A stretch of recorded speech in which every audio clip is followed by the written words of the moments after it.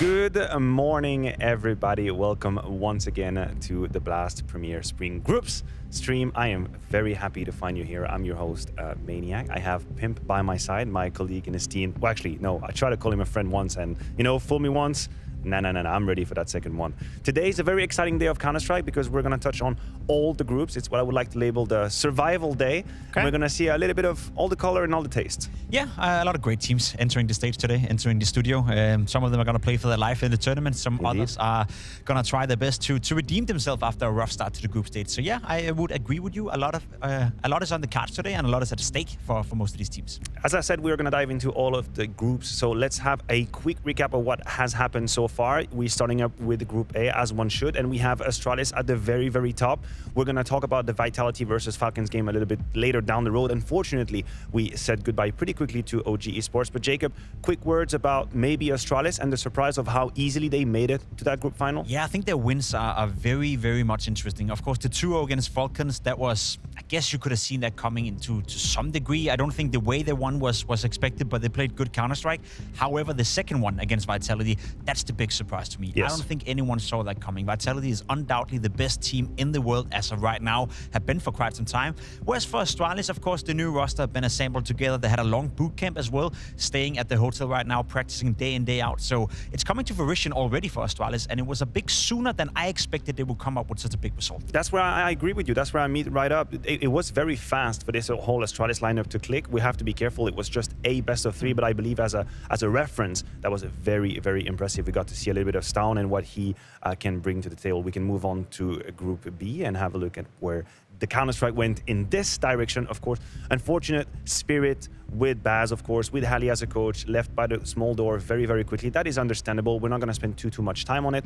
But maybe we can talk about FaZe and the fact that even though we would have expected them to be in the group final as the second best team of 2023 relatively clearly, actually no, they're healed for survival against GamerLegion today. Yeah, it was a big surprise they lost to GamerLegion in that first game. I don't think anyone saw that coming. GamerLegion came into this tournament having lost 6 games in a row at the end of 23, so for them to beat FaZe 2-0 in that opening game was a massive surprise that neither did we nor FaZe or GamerLegion for that matter see coming. However, I do think FaZe bounced back yesterday. They played much better Counter-Strike, and I expect them to do well today as well. So I'm not too worried, but it's been a shaky start for FaZe. And it was the Frozen show. That's why we witnessed against Spirit. And even though I am aware of the circumstances around that game, I still think it's important for him to very quickly have a few of these series where he just flies high. Was it a 2.02 more than 2 over the series? Yeah. Back to back over 2. Doesn't matter who you play against. When you put up a 2-0 rating, that's massive. Man, I wish I knew how it feels. Anywho, moving on to Group C overview. Indeed, we've had in this time around Complexity,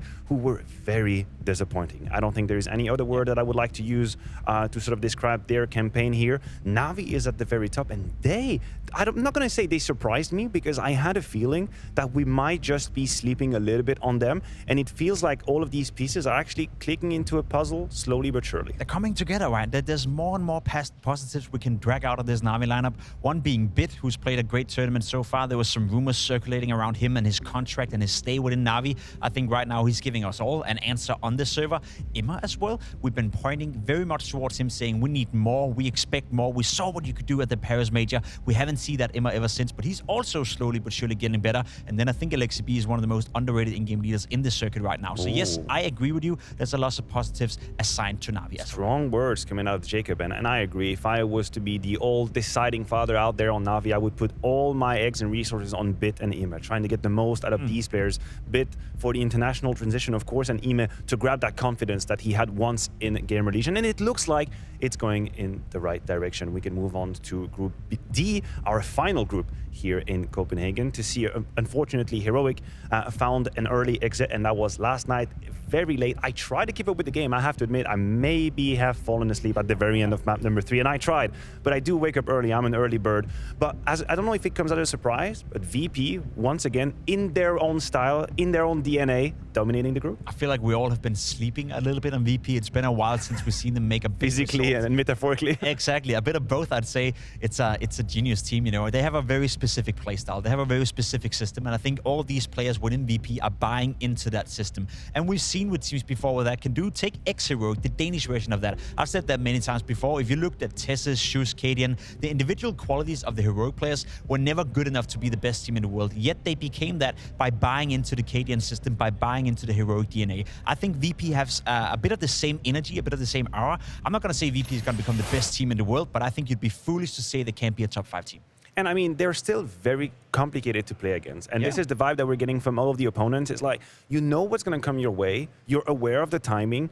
But not only do I think they switch things up a little bit more than maybe we give them props to, but also it's just hard to play against. I think it's mentally taxing. Like, I don't know if I'm trying to think about your timeline and when you stop. You probably don't have a whole lot of experience against that, but you know how it is to play against these slow teams. Like, how do you mentally keep up and you don't get frustrated a little bit throughout the game? We had an even worse version. Can you remember, Flipside back in the days? Yes, I do remember Flipside. That was the exact Flipside with Blade. Same thing where they would always run down the clock and then they do an execute with 20 seconds left in the round. You knew exactly what was coming every single time you played them, but you couldn't do anything about it because it was just perfection. It was perfection in terms of execute. So yes, I do know exactly what it's like to play against the VP. Flipside back in the days, they were even worse than VP, and it is super, super frustrating. Flipside with Electronic as well, and that is a throwback. And they were giving us many plays, which says plays, says the traded play of the day. We have to keep an eye on the results from yesterday. And Jacob, who ended up third place? Well, third place is going to be a little bit of an AWP action coming right here. Shus with the AWP. We don't see that often, but that's beautiful. In a 1v3 section, he's hitting some nasty shots and doing the dirty stuff to Big at a very important moment in the game. The hell was that? Shus with an AWP. Now, I was really asleep at that time. Second,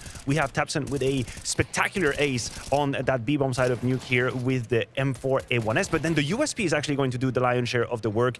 Not a whole lot of bullets left, but when it's only headshots, that doesn't matter. Ace for at.CET.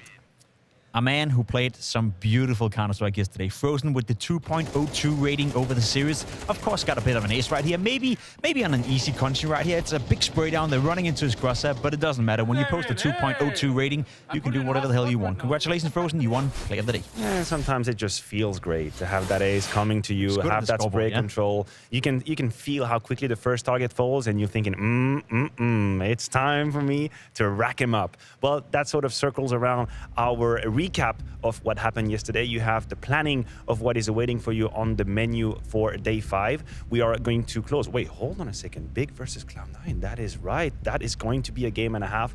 FaZe versus GamerLegion preceding that, of course. G2 versus NIP. But our first game, Jacob, is Falcons versus Vitality. And there are about 370 million interesting storylines we can go about in this game. There's going to be nerve into it. There's going to be ego into it. And I believe probably a high level of CS. I would agree with that. Ex-teammates, ex-coaches, ex-relationships. There's so many different storylines you can go with. Fact of the matter is we're going to look at two teams with an awful lot of quality. Of course, we know what Vitality is all about. The best team in the world. They ended the season last year dominating CS2, playing some absolutely beautiful Counter-Strike. Saivu coming in with a bit of attitude, showing again why he's the best player in the world. And then Falcons, this new lineup where we don't really know where to put him. One thing we do know is, though, that Messi, Apex, and the boys from Vitality, they want to put a statement right here. You should never have left us, Magic. You should have stayed in Vitality, because that's a place where you win stuff. I agree with you. And I want to keep us on track with the Vitality topic for half a second, because we know how dominating they have been at the end of last year. In fact, nobody will argue that 2023 wasn't their year. It was definitely Vitality's year. But now I find myself in a similar position as I was with FaZe in 22, which is I'm looking at performance management and when to peak. And one of the only worry that I had as an unbiased, super biased Vitality aficionado is that they peaked so quickly, so high at the end of last year. I thought at some point, you got to come back on the ground. At some point, you're going to have that cold shower. And maybe that's just what happened against Astralis, rather. I think that's a fair point to make. It's also coming out of the break where you can allow yourself to be a little bit rusty. I agree with you. They did peak quickly in CS2, but then they had a long break. We had the winter break where they didn't play Counter-Strike. So maybe they're coming out, being a little bit more cautious about their playtime. Maybe they're having power practice leading into this tournament, but they're slowly but surely building up throughout the group stage at Katowice. And then, of course, the major is the big peak for Vitality. So I agree with you. It's about managing your load, so to speak, but I think they're doing just fine for it. And I think we're also trying as a spectator to know where is the consistency, where is the middle, the average level of this Vitality lineup, right? Because the peak's been so crazy, and I think Messi as an individual sort of encompasses this idea. First of all, you have the Copenhagen event, where he's literally in the backpack. Like, he's going to school on Zaiwu's backpack, he's in there having a good old time, individually struggling. But then you see him in Abu Dhabi, and then his level is like ×2, like immediate progression, immediate improvement, huge impact. And now his debut here once again in Copenhagen, maybe it's just the air quality. No, don't quote me on that one. But he again fell back to what was more of the average. So I would like to know your temperature check very quickly on Messi, and where do you think he feels in that whole, because I'm still struggling to really pinpoint his level right now. I think we saw the best of Messi at the World Finals. I think that's when he came to fruition. Oh, definitely. That's the peak of Messi. I don't think that's where we can expect him to be at all times.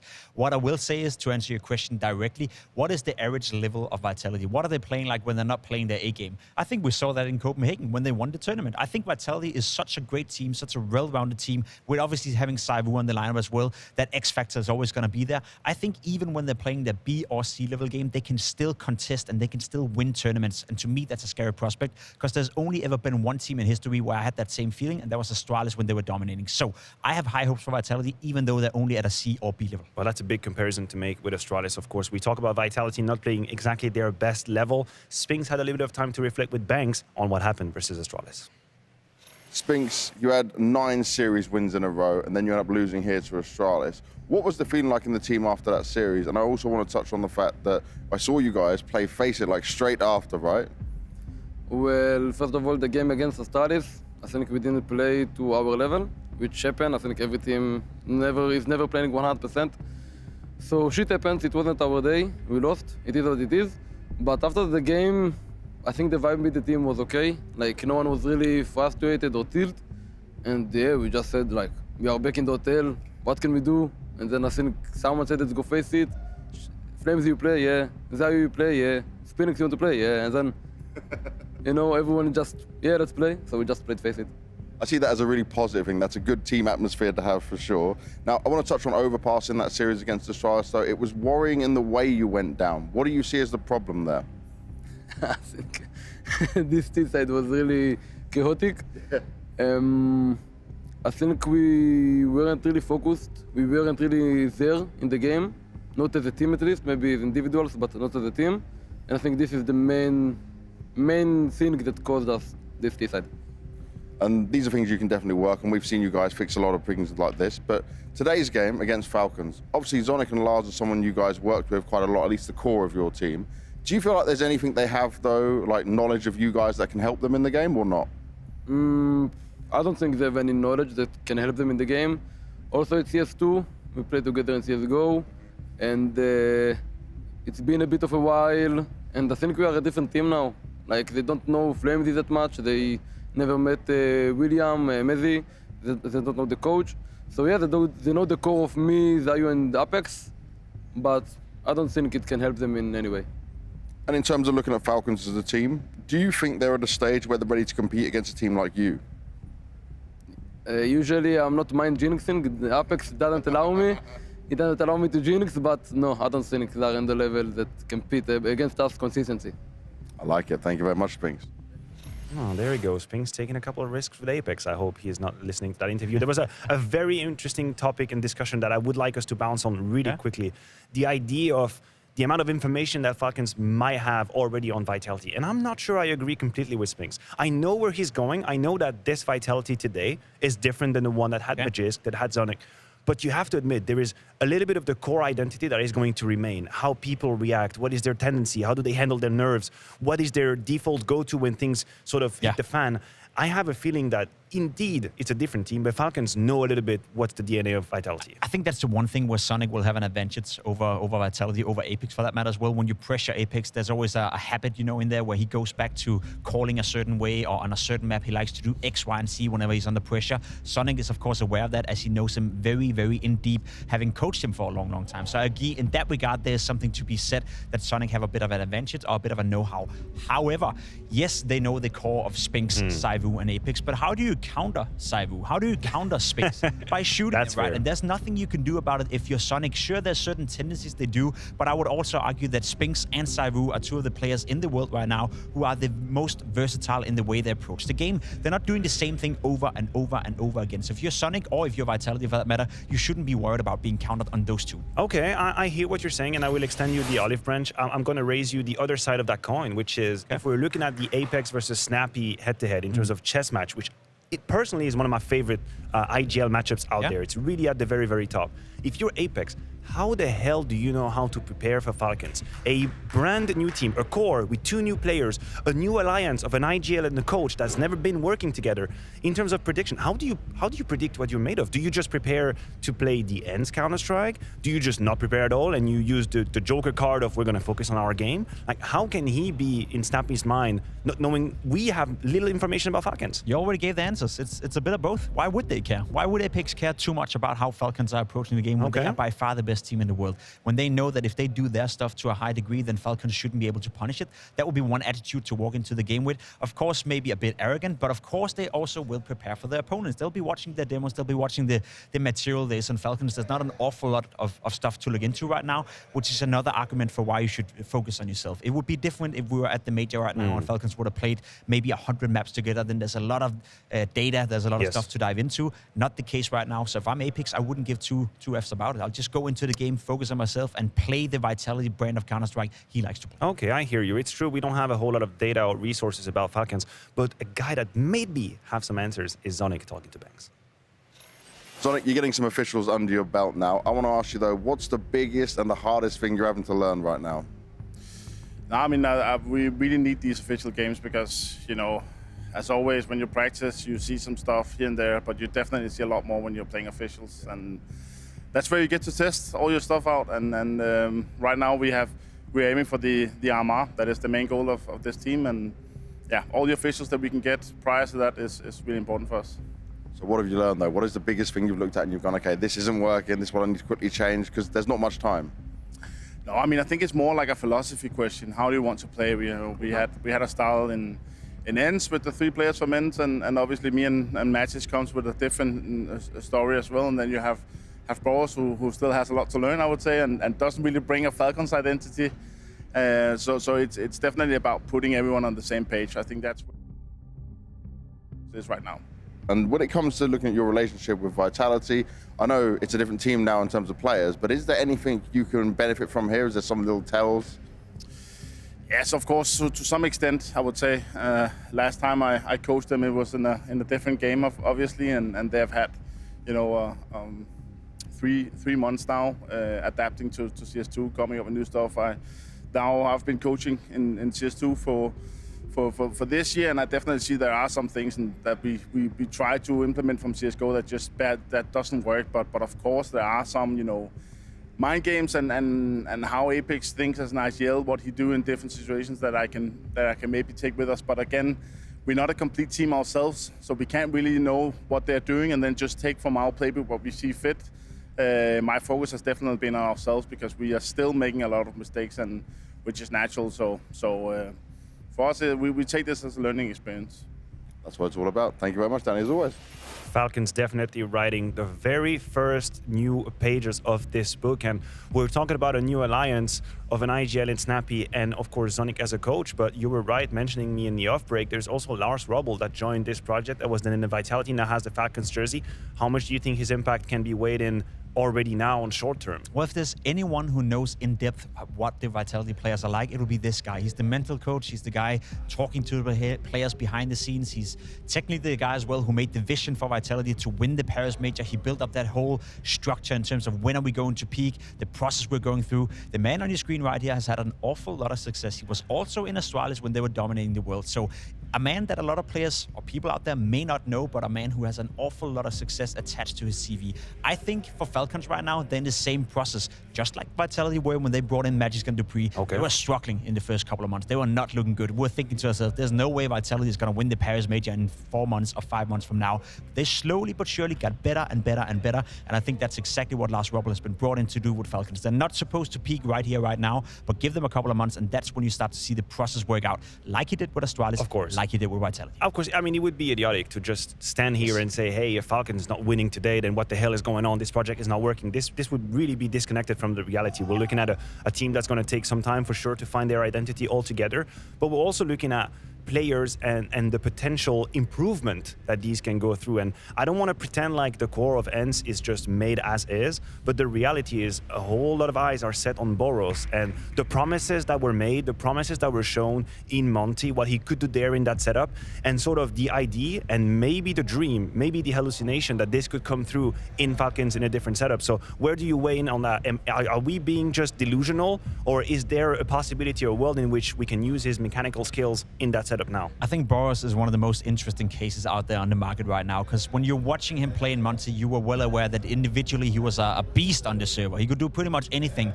but he was also very flawed in the way that he was approaching the game. Okay. I've seen many games, I've seen a couple of demos as well of Boros where he's single-handedly throwing games for no reason whatsoever. He is the prodigy of a FaZe player with a godlike aim, but no understanding of how to play within a team environment.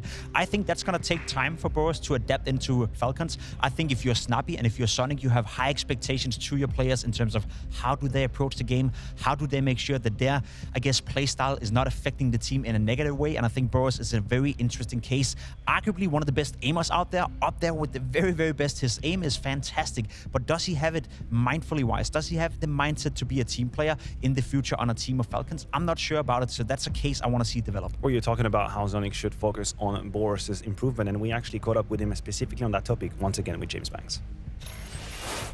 Looking at Boros, though, I would say between the first game, he looked lost, didn't look with too much confidence in him. Then in the OG game, yes, it's a weaker team, right? But he had full confidence. Was there something you said to him and changed with him to say, I need you to play like this between the games?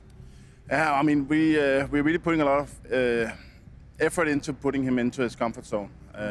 We saw him at the RMR for Paris last year. He was just going crazy, even against some of the really good teams. And I think that is one of his strengths. Obviously, when it comes to utility and communication, he has a lot to learn. But I don't think we can ever get, a player who is perfect with utility. He just needs to know the basics and have a baseline where he doesn't hinder his teammates, but he can help them in some way. But for me, he needs to know that we will not hit him with a stick if he overpeaks or whatever, because that is his strength. It is to try and open up the map, trying to get a first kill, and then sometimes, yes, he overpeaks, but we will take that as it comes. Right now, it's just about him feeling comfortable. Ooh, I'm liking what I'm hearing here. This whole process, the philosophy, the idea of helping a player make the most of what he obviously already has, which is mechanically, I mean, we don't get to open doors here. Like, we know he is mechanically gifted. We've already had multiple occasions, multiple data and tape on that to prove it.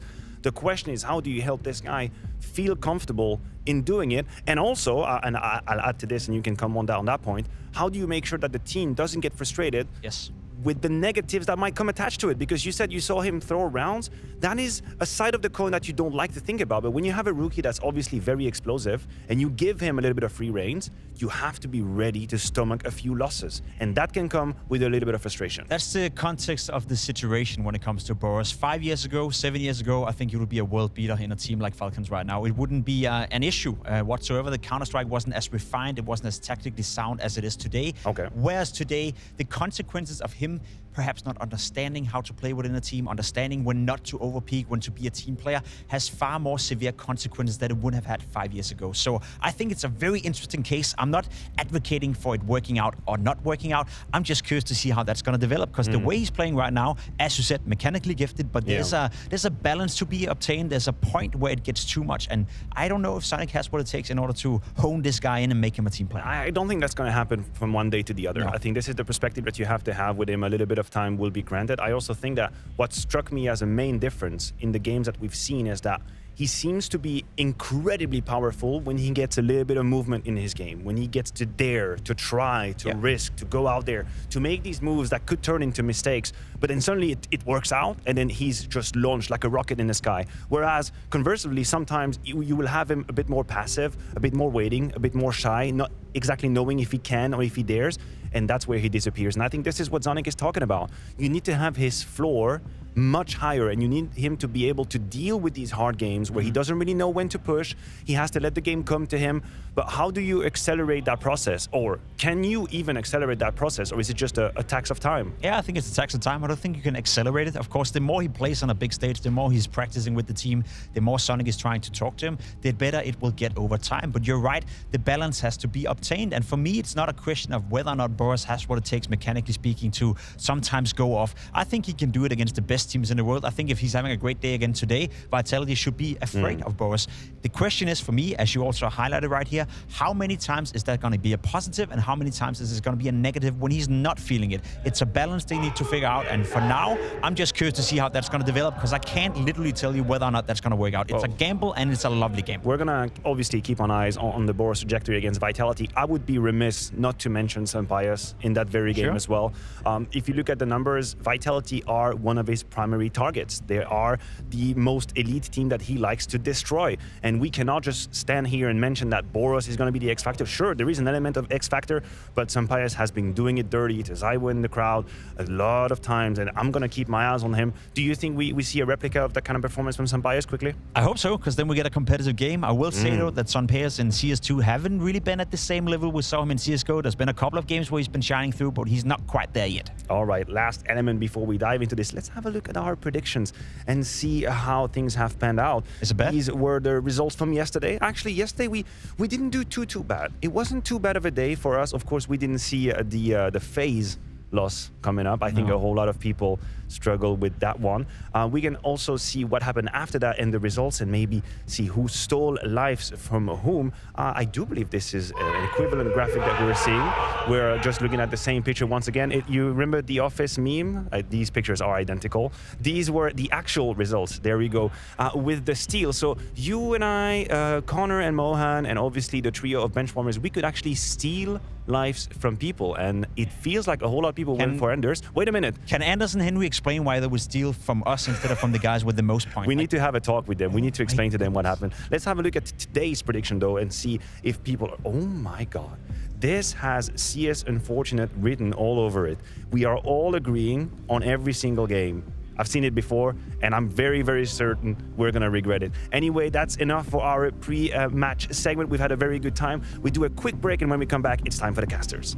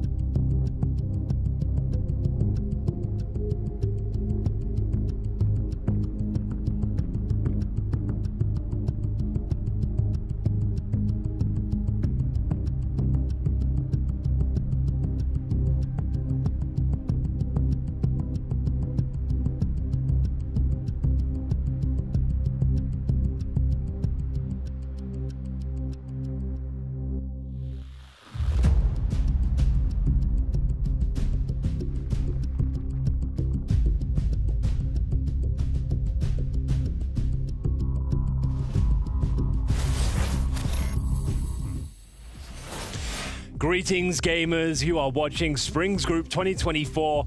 Oh my god, the action continues here today. We've got one of the most highly anticipated matchups of the tournament so far. Falcons taking on Vitality. You can see our partners, GGBet, have got the world's #1 team, understandably, as the heavy favorites here, Anders. But so many narratives, so many threads to pull on. Magisk and Zona going up against their former teammates.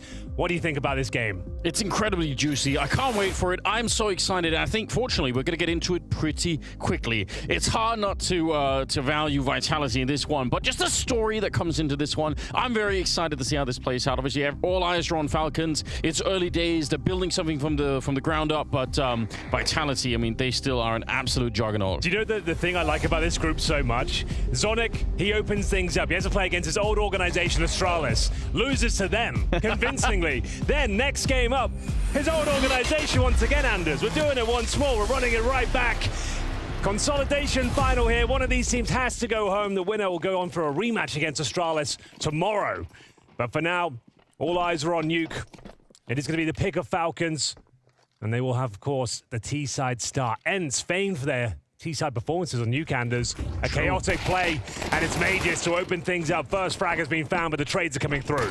Yeah, Spinks with the immediate return. Saiwu now activated with the dualies.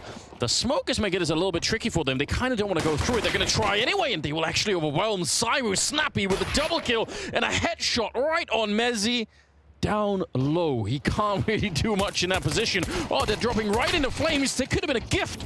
If he landed those headshots, it would have been sick, but it looks like Falcons have found a way to a bomb plan and probably the round. Well, there we have it. Mezzi, P2000, 25 HP, 3 kills to find, and a bomb to defuse. That's not a bad start. Excellent shot, but overall, it is going to be quite the convincing pistol here for the Falcons as they take flights here on Nuke. Upper plate, a bit of aggression there from the CTs. Trades came through and they swarm the bomb site, and it's Snappy doing the majority of the heavy lifting here. Finding excellent frags. This one on towards Zaiwu, especially hit the Julies behind that smoke. He was primed to get a couple of frags. Madden's loving up as we get into what should be a force buy. Like, if this tournament is anything to go by, almost every team is opting a force buy in the second round of the CT side. Yeah, they love it, don't they? We've got 3 MP9s put into play, so this will be quite a dangerous round. The Deagle bullets just flying around the ears of Boris out there, but none of them connecting, so he's still making some good headway. He's checking the smokes, making sure that nobody's hiding out there. Kind of on a bit of a solo mission. Snappy, I think, is starting to join him up on top of Mini. Plenty of time still in the round here, and actually they're gonna go take a look at it. Boris not at all afraid to take a peek into the bomb site. He's gonna get the kill, and they will swipe away Spinks as well, who's on top of the hut, so they're gonna be fine in this round. Oh, it's a difficult round to win as well. This is pretty comprehensive thus far. Boros traded out by Mezzi, but once again in a 3 versus 1, this time armed with the MP9.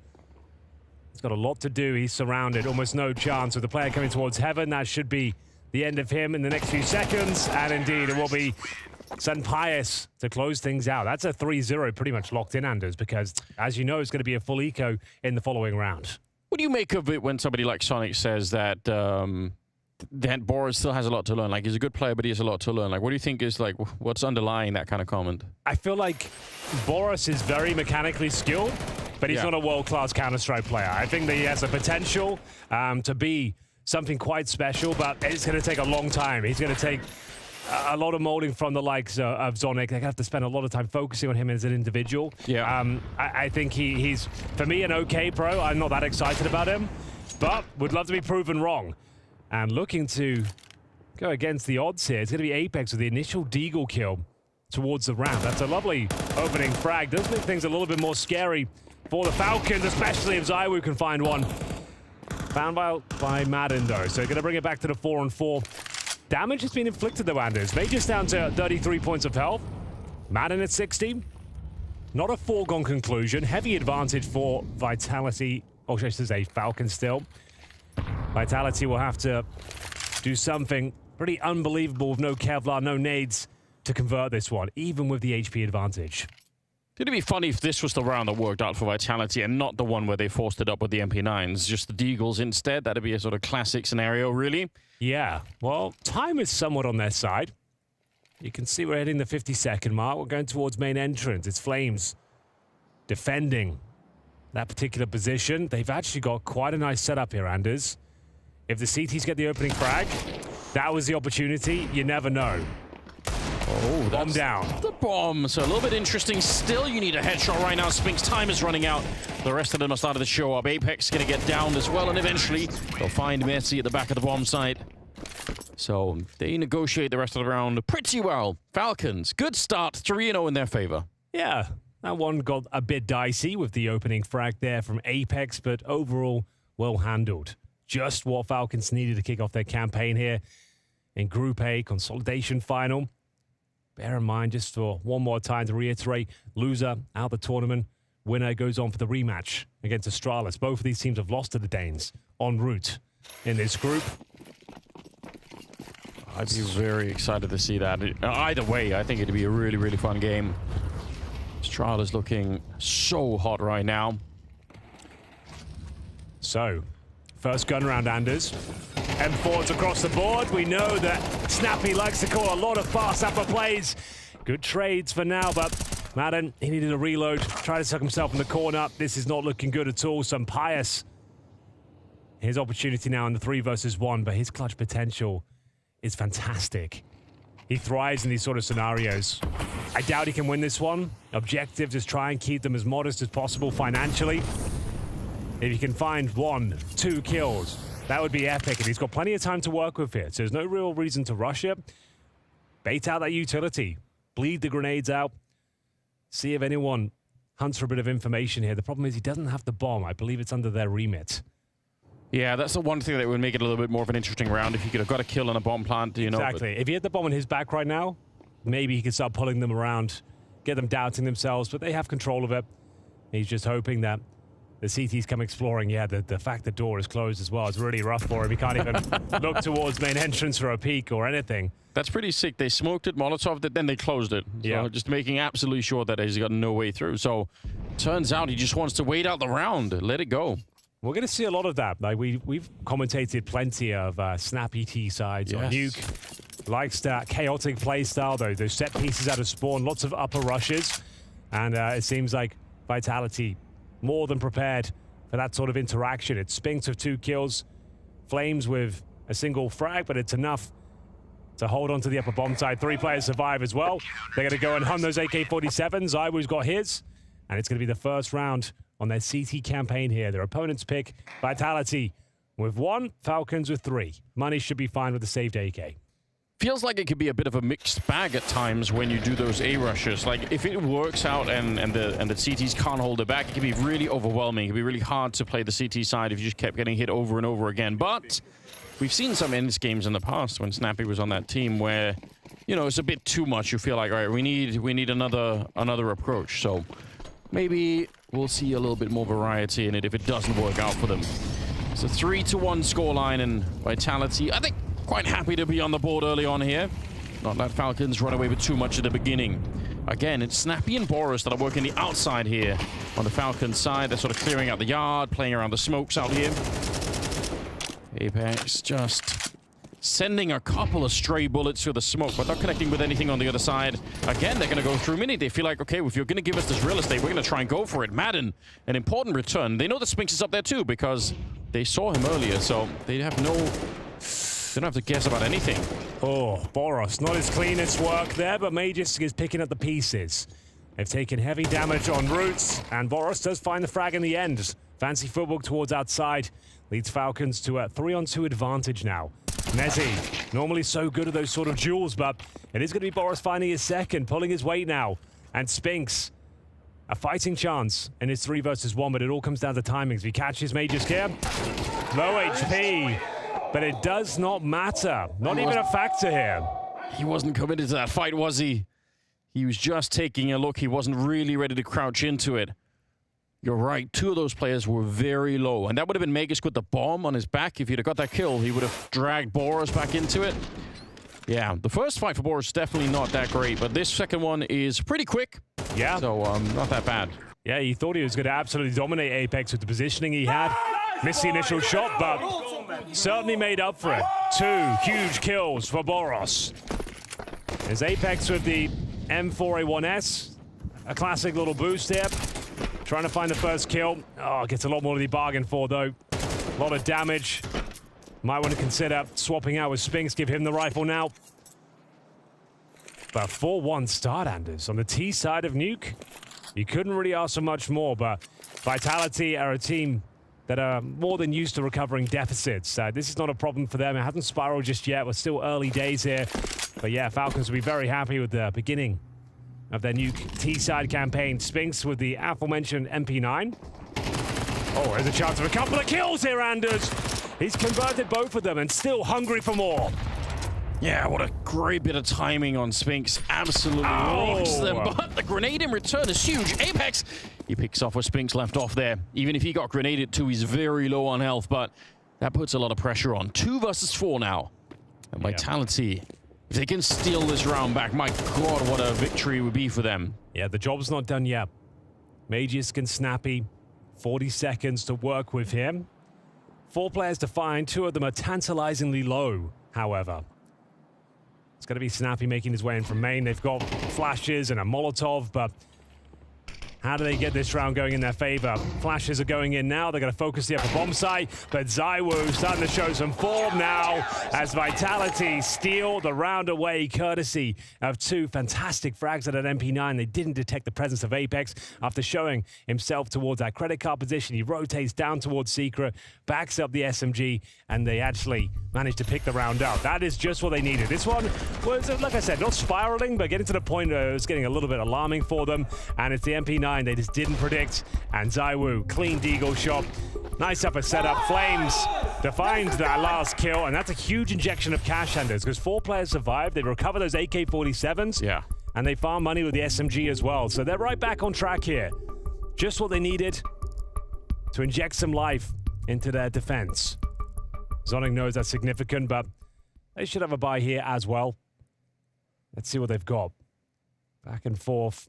I kind of like the fact that Vitality take a timeout here, even if they're the ones winning the round, but still just a feeling of saying, you know, let everyone on the same page. This is a really huge inflection point in the game. Don't let anything go to waste. We just had a huge victory. Just, you know, tie it all up like that so that you're not allowing a chance for Falcons to bounce back right away. Falcons, they got the AWP on Sunpires. Everyone loves that. But the rest of them, it's a bit scuffed when it comes to the weapons, and the grenades are almost entirely lacking. So it's going to be a very hard round to win here on the T side. Now bear in mind, Mezzi throughout his career known as an upper player. Now towards ramp, replacing Magisk on this squad. Yeah. And now we'll see whether he can actually stand tall and deliver. I'd say one of the hardest positions to play on Nuke is this ramp position here. One of the most thankless for sure. Good opening frag from Mezzi. Picking with conviction here. Nothing but headshots. That's how you get it done. 5 versus 2. Clean as you like from Mezzi. Maybe a little bit ambitious there from Apex. I would say an unnecessary peak, but shouldn't have a factor in the round. The Brit has delivered on all fronts here. That's fantastic. A statement round, Anders. They won't be going back there in a hurry. That was just so unbelievably clean, wasn't it? Well played. 45 seconds here. They're hearing the footsteps there. Definitely know that they're still around the lobby area. I think if you're on the Falcons side, you're hoping that there's going to be another peak like Apex gave them. When there isn't, probably save the weapons. They don't have really any cash, so even the round loss bonus is not going to help them out that much. So that's what they're going to be doing, is walking away from the round here. Mezzi winning it single-handedly. That is pretty sick. Yeah, I think they're trying to target young Wilbur, hoping that they could overwhelm him. His lack of experience in that position, but my God, he positioned himself perfectly. Yeah. Lovely first interaction. Timing was stellar on the second, super crispy on the third. They won't be going back to ramp anytime soon, let me tell ya. Mezzi carries Vitality in this particular round. He's got to smoke down as well. He's just given himself so many advantageous duels. Yeah. The extra half second that he waits, because I think on the T side, they think he's fallen back. Like, that's the normal protocol. You get a kill, you just escape the ramp. Absolutely. So they're like, all right, cool. He waits just long enough for them to buy the idea, and then he comes swinging again. That's lovely. Well done, Mezzi. Yeah, Snappy's showing some frustration. Yeah. Well, they did save the AWP of Sunpires, who normally devours the Vitality squad. He always posts such good numbers against them.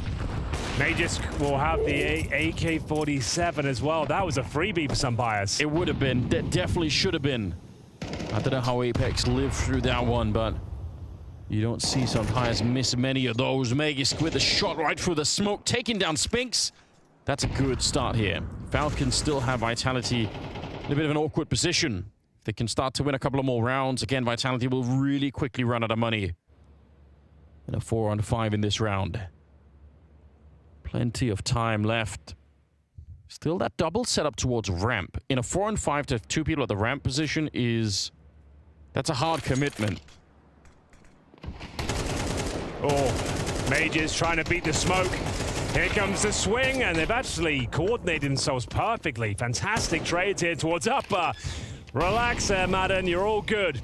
Orb should connect no problem on towards Zywoo, throwing Mezzi into what looks like an unwinnable scenario, and that seems to be true. It's going to be Falcons bouncing back after a complicated few rounds. They will take the scoreline 5-3, managing to maintain their advantage here as well. Some bias after a missed shot towards outside. It's a really important one in towards that heaven position. Nice timing, good coordination. The mid-round calls, so Snappy is known for. You can see Mages takes the aggro. Sure, he goes down, but they weren't anticipating this sort of swing straight after. 3 players make themselves known. CT's caught out of position. Nice work, Emil. He got that opening frag. Yeah, he did. Got the advantage. This is a real tug of war at the start of it. I love it. This is the kind of back and forth that I was hoping for. You can tell, I think, on all sides that this game really means a lot to them. Sonic is super fired up in the background. Normally, he, sometimes he's a bit quiet. He's just kind of watching, Used to winning a lot, I guess. So, doesn't have to be nearly as emotive. But, yeah, I'm loving it. Yeah, there's a lot going on here. A lot of interesting narratives, notably Zonic and Mages, former Vitality players, of course, and the coach, and won the major with that organization. Now, with a new project that needs time to build, but my God, would they ever love to knock Vitality out of the tournament. Have another chance at Astralis in the group final tomorrow. And so far, so good. Everyone's contributing. St. Pius is 6-1. And for now, the outside wall of smokes, an old classic, Anders, with 4 players down towards lower. To be honest, every team in the tournament's got to be hoping that Falcons win this one, just to get rid of Vitality and Zywoo. Like, they'd be doing everyone else a huge favor too, right? Yeah, Zywoo yet to have one of those moments where he steals the show. Oh, that's coming. It's a question of time. Mezzi down here. Under pressure. When they blow open that door, he's in trouble. Orb is trained right at him, but my God! Mezzi! Clean as you like. Big kills coming through. I can't believe he lived even through the door opening. I thought he was going to get killed right away. Madden and Magus left. It was St. Pius that had the door open for him. Yeah. I think he scopes towards the ramp entrance rather than the ramp itself. And Mezzi, yeah, he can't believe his luck. Another double kill found as Flames will convert the low HP Mages. Madden, a chance to win this one, though. He has got some time, some space. Molotov off towards single door. He'll have to go for a safe plant here and anything but. Oh, no, he can't see him. Oh, wow. The bomb will still get planted regardless, but huge grenade should secure the round unless he starts hitting some absolute bangers. Oh, he's got no idea. Yeah, Flames right on top of him. Yeah, that could have been a bit awkward. I think Apex just barely could see him, maybe. Either way, it's going to be the round for the Vitality squad here. Falcons, they'll have to do with doing some damage and getting the bomb planted. It's not that bad. But, yeah, this game is relentless at the beginning of it here. Mezzi, some huge rounds out of him individually. Yeah, he's looking so sharp. Great rotations, good comms. Those Spinks going down the vents, spotting them, crossing down towards the double doors. Set up Mezzi, got all the intel he needed. He smokes the double doors, isolates the fights. He was more focusing on the windows, to be honest with you. Then he sees the single door fly open, gets himself a double kill. Zywoo rotates him with the AWP. I was about to say, the money's going to be a bit of a question mark here. They've saved guns in previous rounds, but haven't built up a huge streak of lost bonus. That's more like it, though. Going towards that ramp, this time with the entry, and we'll see whether Flames can do anything about it. Unable to spot the initial players that have already broken through. A massive grenade is delivered. He's done serious damage here, Anders. looking to find them through the smoke. Apex finds them the man advantage, 3 versus 2. Oh, Falcons are going to be gutted at this round. They had the entry towards the ramp that they wanted. They had everything going for them. You're absolutely right. Flame showing up. He only got the 1 kill, but the grenade, it slowed him down. Nobody could really push behind that one. And now they're in a lot of trouble. Yeah, but it's not impossible to convert this one. First objective, try and get that bomb down towards lower, get a smoke off towards the window and decon. Maybe a nice Astralis plan here. Gonna have to take a risk and just hope you can cover the double doors. So plan goes down. No CT presence to swing out and deny it. Gonna coordinate themselves as a trio. Use their HP advantage and isolate these fights. Both players on the bomb site floor here. Oh, Snappy can so easily be grenaded in this corner. It's like one thing that lands and he's in trouble. Wallbang not quite connecting on Madden, so he's fine for the minute, sticking around. It's a really strong position. Snappy, no grenade needed. Apex the one to take him down for a double kill so far in the round. And now it's Madden versus 3. Apex just barreling onto the bomb site. Will clean it all up, and the defuse is going to be coming through. They'll tie up the game at 5-5. Yeah, nice, calm and disciplined retake there. No one swinging out by themselves, not trying to deny that plan. Let them get it down. Make sure you guarantee the retake here. You don't want to be sweating bullets in that sort of scenario. They wait till everyone's ready to pincer from the ramp. The double doors, decon, find the first kill, isolate that last fight. And sure, they managed to break through ramp this time, but Flames arriving at the scene of the crime handers with that HE grenade that did about 80 damage. Apex spraying one through the smoke and managing to retake the bomb site effortlessly. But with that plant, there still is some cash available, but almost no grenades to speak of. Sampayas gets absolutely nuked at the start. Sphinx will take him down. Apex with the initial damage as well. Madden surely not long for this world. He will take one down with him at the very least, but it looks like this round might be done already. Sampayas ran straight into that HE, didn't he? That was really funny, but obviously not if you're on the receiving end. Snappy out here and just out-duel at the range. The M4A1, so hard to play against because it could just move a little bit more. See Apex stutter stepping into that fight. Megas Galone, he goes down.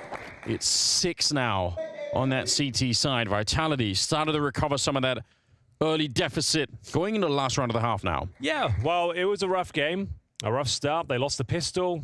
Then the second round force fight didn't go in their favor. Then the full eco. So they started with a 0-3 scoreline, won the first gun round, then the reset came through as well. So in terms of the comeback and the context of how this game began, they've looked very good. Always fun to stay on the Apex cam, and it is the final round of this first half. And you can see the resources are broken. There's been a lot of force buying here. As we say, snappy T sides on. Nuke always are chaotic. They're fast-paced. A lot of calls out of spawn. This one is no different. All 5 players towards outside. He's in the same wall of smoke. What's the objective here? They've been trying to utilize the secret steps as much as possible. Zywer with a slight gap in the smoke. Oh, Lord, he'll get a couple. Looking for the third. Doesn't quite connect. Yeah, but he wants to keep going. Apex trying to be activated. Even if he doesn't get the third shot there, it's slowed down. They're all completely dispersed out of the yard. Nobody really knows how to cross anymore. Snappy on the one side, Sampayas on the other side, and Vitality looking to pick up that 7th round. Looking very good for them at the moment, too. Apex had a really fantastic first half. 9 kills on him. Spinks on 10, top fragging at the moment. But again, for the captain of the Vitality team, that's a lot of output. No bomb on Sampayas, so he can't even force the issue. Otherwise, he actually could get the bomb planted, and maybe Snappy's position could be converted into a bit of a lurk. But that's not going to be possible because Snappy's the one with the bomb. 35 seconds left here. 4 versus 2. Almost nothing I can see that suggests the Falcons can win this one. That's not a bad start. Problem is, though, you're going to be traded out. Sampayas left with almost nothing to do here. 15 seconds. Desert Eagle in hand. Ladies and gentlemen, I think we know which way this one's going. After a very difficult start, it was the Falcons that were soaring as they went 4-1, but unable to hold on to their lead. Vitality bounced back and posted a 7-5 scoreline on their CT half.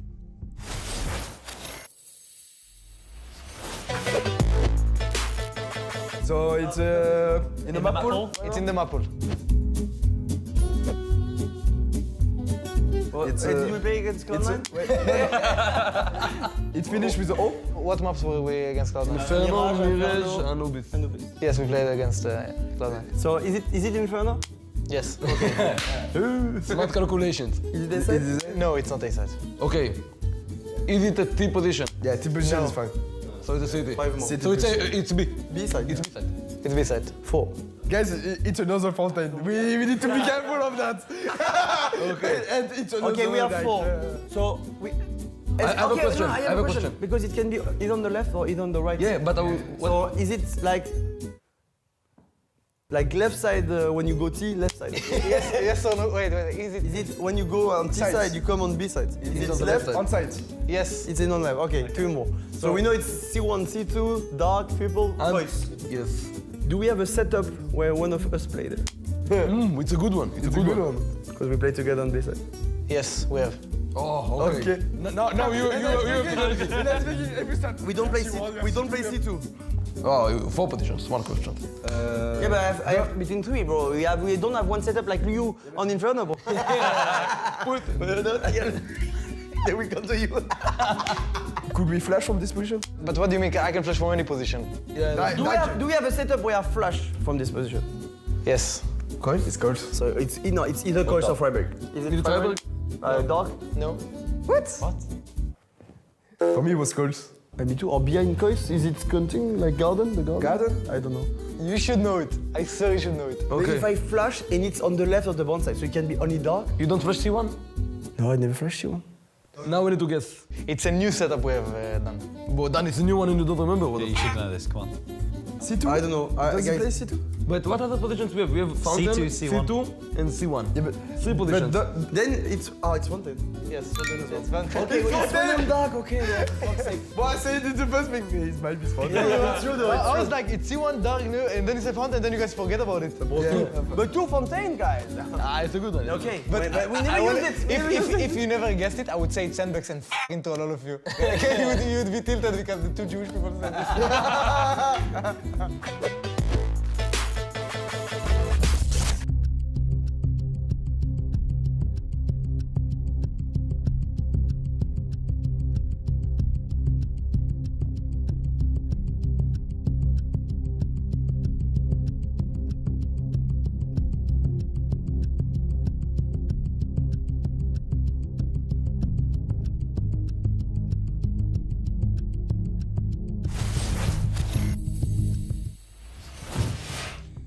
Welcome back, gamers. I hope you're sitting comfortably and enjoying the show so far. An absolute grudge match is on your screens as we enter the second half of the first map here between Falcons and Vitality. It was the plucky underdogs that managed to have a flying start here. If you'll pardon the pun, Anders, the Falcons went 4-1, but then Vitality, they came to life, started to look stronger than ever, and they take the lead 7-5 as they switch over to their offensive campaign. We've got 2 flashes and a Molotov. For Apex here, they love a P250 on this squad, but not one to be seen this round.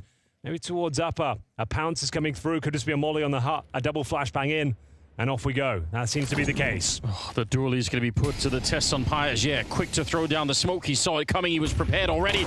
And now let's see if he can do it with the pistols as well. But no, Flames takes him down. Megisk in the corner. Great couple of headshots. But it might not be enough. They're still on the bomb site here. 3 versus 3.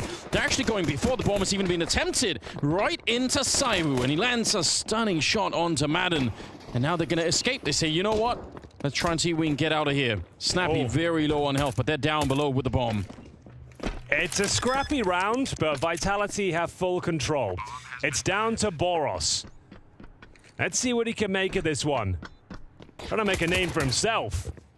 If he can somehow win this round for Falcons, it would be absolutely sensational. They've got no kip, no utility. The first kill goes in his favor, and now Snappy thrown into the 1 versus 1. Doesn't have the HP to work with, and it will be the second half pistol on the T side going in favor of Vitality. Nice work there. We saw how the strategy built up. 1 Molotov toward the top of the hut, a couple of flashes in, and you can see, sure, he had the smoke to deal with it, but it does suggest his only one position the CT can be residing. If he wants to have vision, he has to sit on that side of the smoke or sit within it and try and play with camouflage, but doesn't really work out. He goes down early. A couple of nice kills from Mages, but ultimately a very convincing pistol from Vitality. Even though it was a 1v1, Snappy had zero chance of winning that one. We do have a force buy, as per tradition here at Spring Groups 2024. MP9s, a scout for Sunpius. He is absolutely deadly with this particular weapon. If he can land a couple of tags, he'll set up the SMGs nicely. Apex needs to be careful to check his corners here. One more player lying in wait. That's Snappy. Can he get out of it? Apparently he can. Lovely movement. Yeah, but the frags continue, and in favor of Vitality as well. They managed to find Madden, and there's Sunpius, like you said. Deadly with the scout. He's going to find Saiwu, and Boros. There's a bit of a distance here. It's the Mac 10 on the other side, though, so he will be able to claim the kill anyway. Very low behind that fight, but still, it's a 2 versus 2, and the bomb is quite far away. Yeah, this is the second round force buy. A 2-on-2. Sunpius active, knowing that his teammate's low. He needs to do the heavy lifting here. Hits the scout shot twice. Mezzi, known for his clutch potential, but Boros, he gets the backstab in. This very active CT side, and the 2-on-2 yields them the second round victory. Just what they needed. This has all the makings, Henry, of a really sick game. There's nobody that's underperforming. If you look at the scoreboard, every single player has shown up to the game. The score itself is pretty close, and it's the first map of the best of 3. I hope it keeps up like this, because it could be a really, really close finish for either one of these teams. Well, the war of attrition is underway. Vitality have no choice but to force buy back themselves by virtue of being at the bottom of the barrel in terms of loss bonus. You only get $1,400. If you took the full eco, you still couldn't buy going forward. They'll deploy everything they've got here. Wall of smoke, swords outside. Snappy's unsure as to how many players have crossed, but it's going to be a lower split here. Boros has actually been pretty impressive so far. He's been winning some key inbounds and having impact, and can be tested once again. Needs to find at least one, and as you mentioned, normally that's the play. You get your first kill, you drop down, you play for safety here, but he wants a little bit more of the action. I think because Sunpius showed up, he was encouraged to come back. I think if Sunpius isn't at this corner, I think Boros will probably just go away completely, but he came back for more. 13 kills on Boros. Yeah, he started the warm-up. Bit of a shaky start for him, but definitely you can see the mechanics are starting to get put into play here. Not for Saiwu, he's struggling to get that kill. They will get the reload in.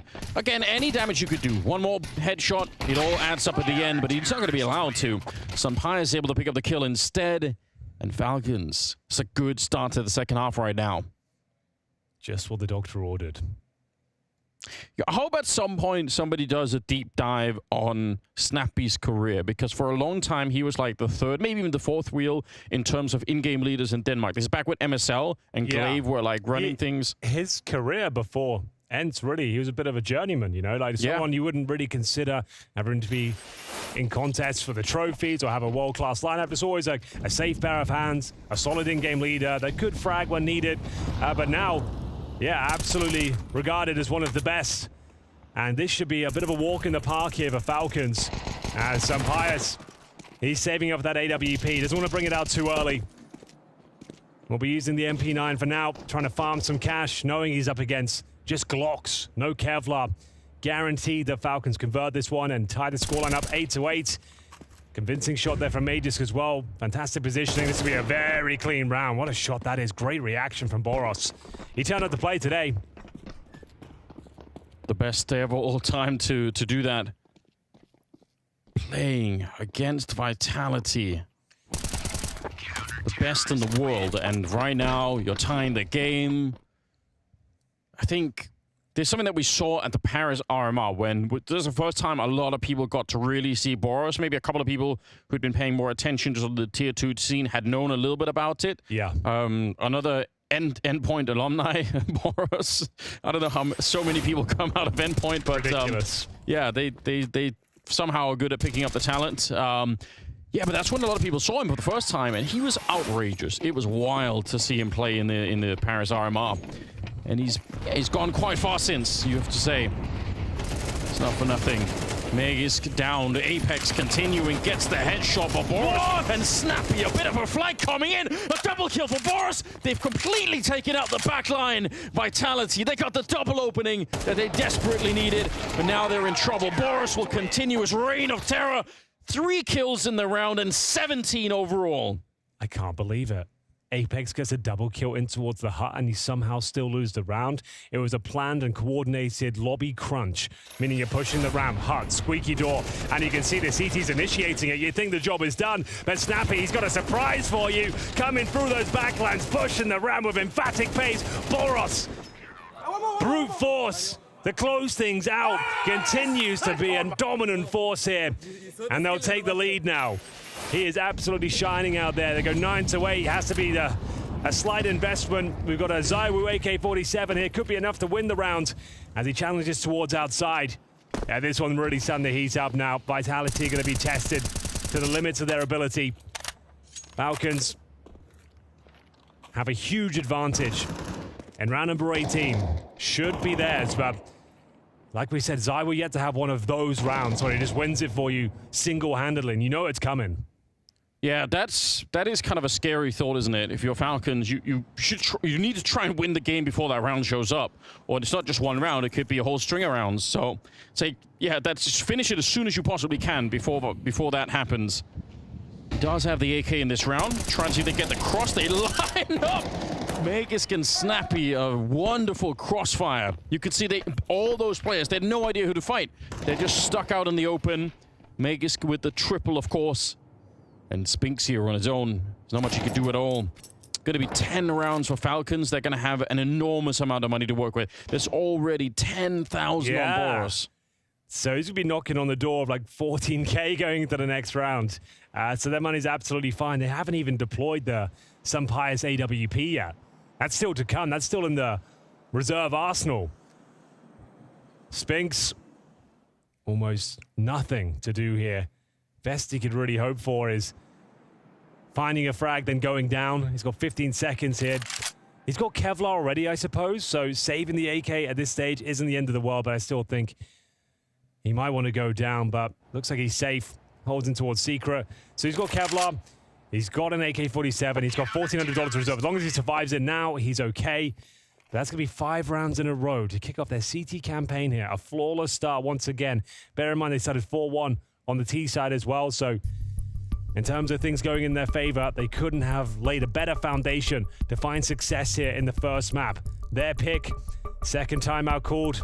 Xtaz being brought in to work out how they can start winning some of these T-side advantages.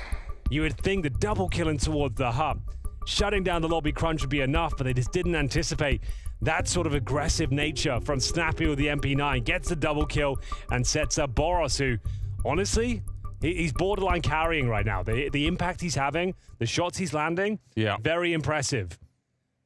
And it's particularly insane if you think about who else is on the server, right? Just in general, this is such a star-ridden game that to stand out like Boros is at the moment is very, very hard to do. It's not just Cyber on the other side. Like, I mean, Flames and Spinks, we know how hard they can hit, so trying to outfrag some of these players definitely very, very tricky. It's a 2-round gap at the moment, but Falcons have done great work at the start of the second half. They got all the money in the world. Madden's taking a bit of damage. I think Sampai's heard the footsteps. Apex is searching for him as well, but Sampai's, look at how deep he is. He might win the round based off this. Yeah, Sai was never going to expect it. He's dead. And Apex down towards Secret. Yeah, that's the one thing they got going for them. They have no idea that Apex is there. Sampai one step ahead, though. He predicts it.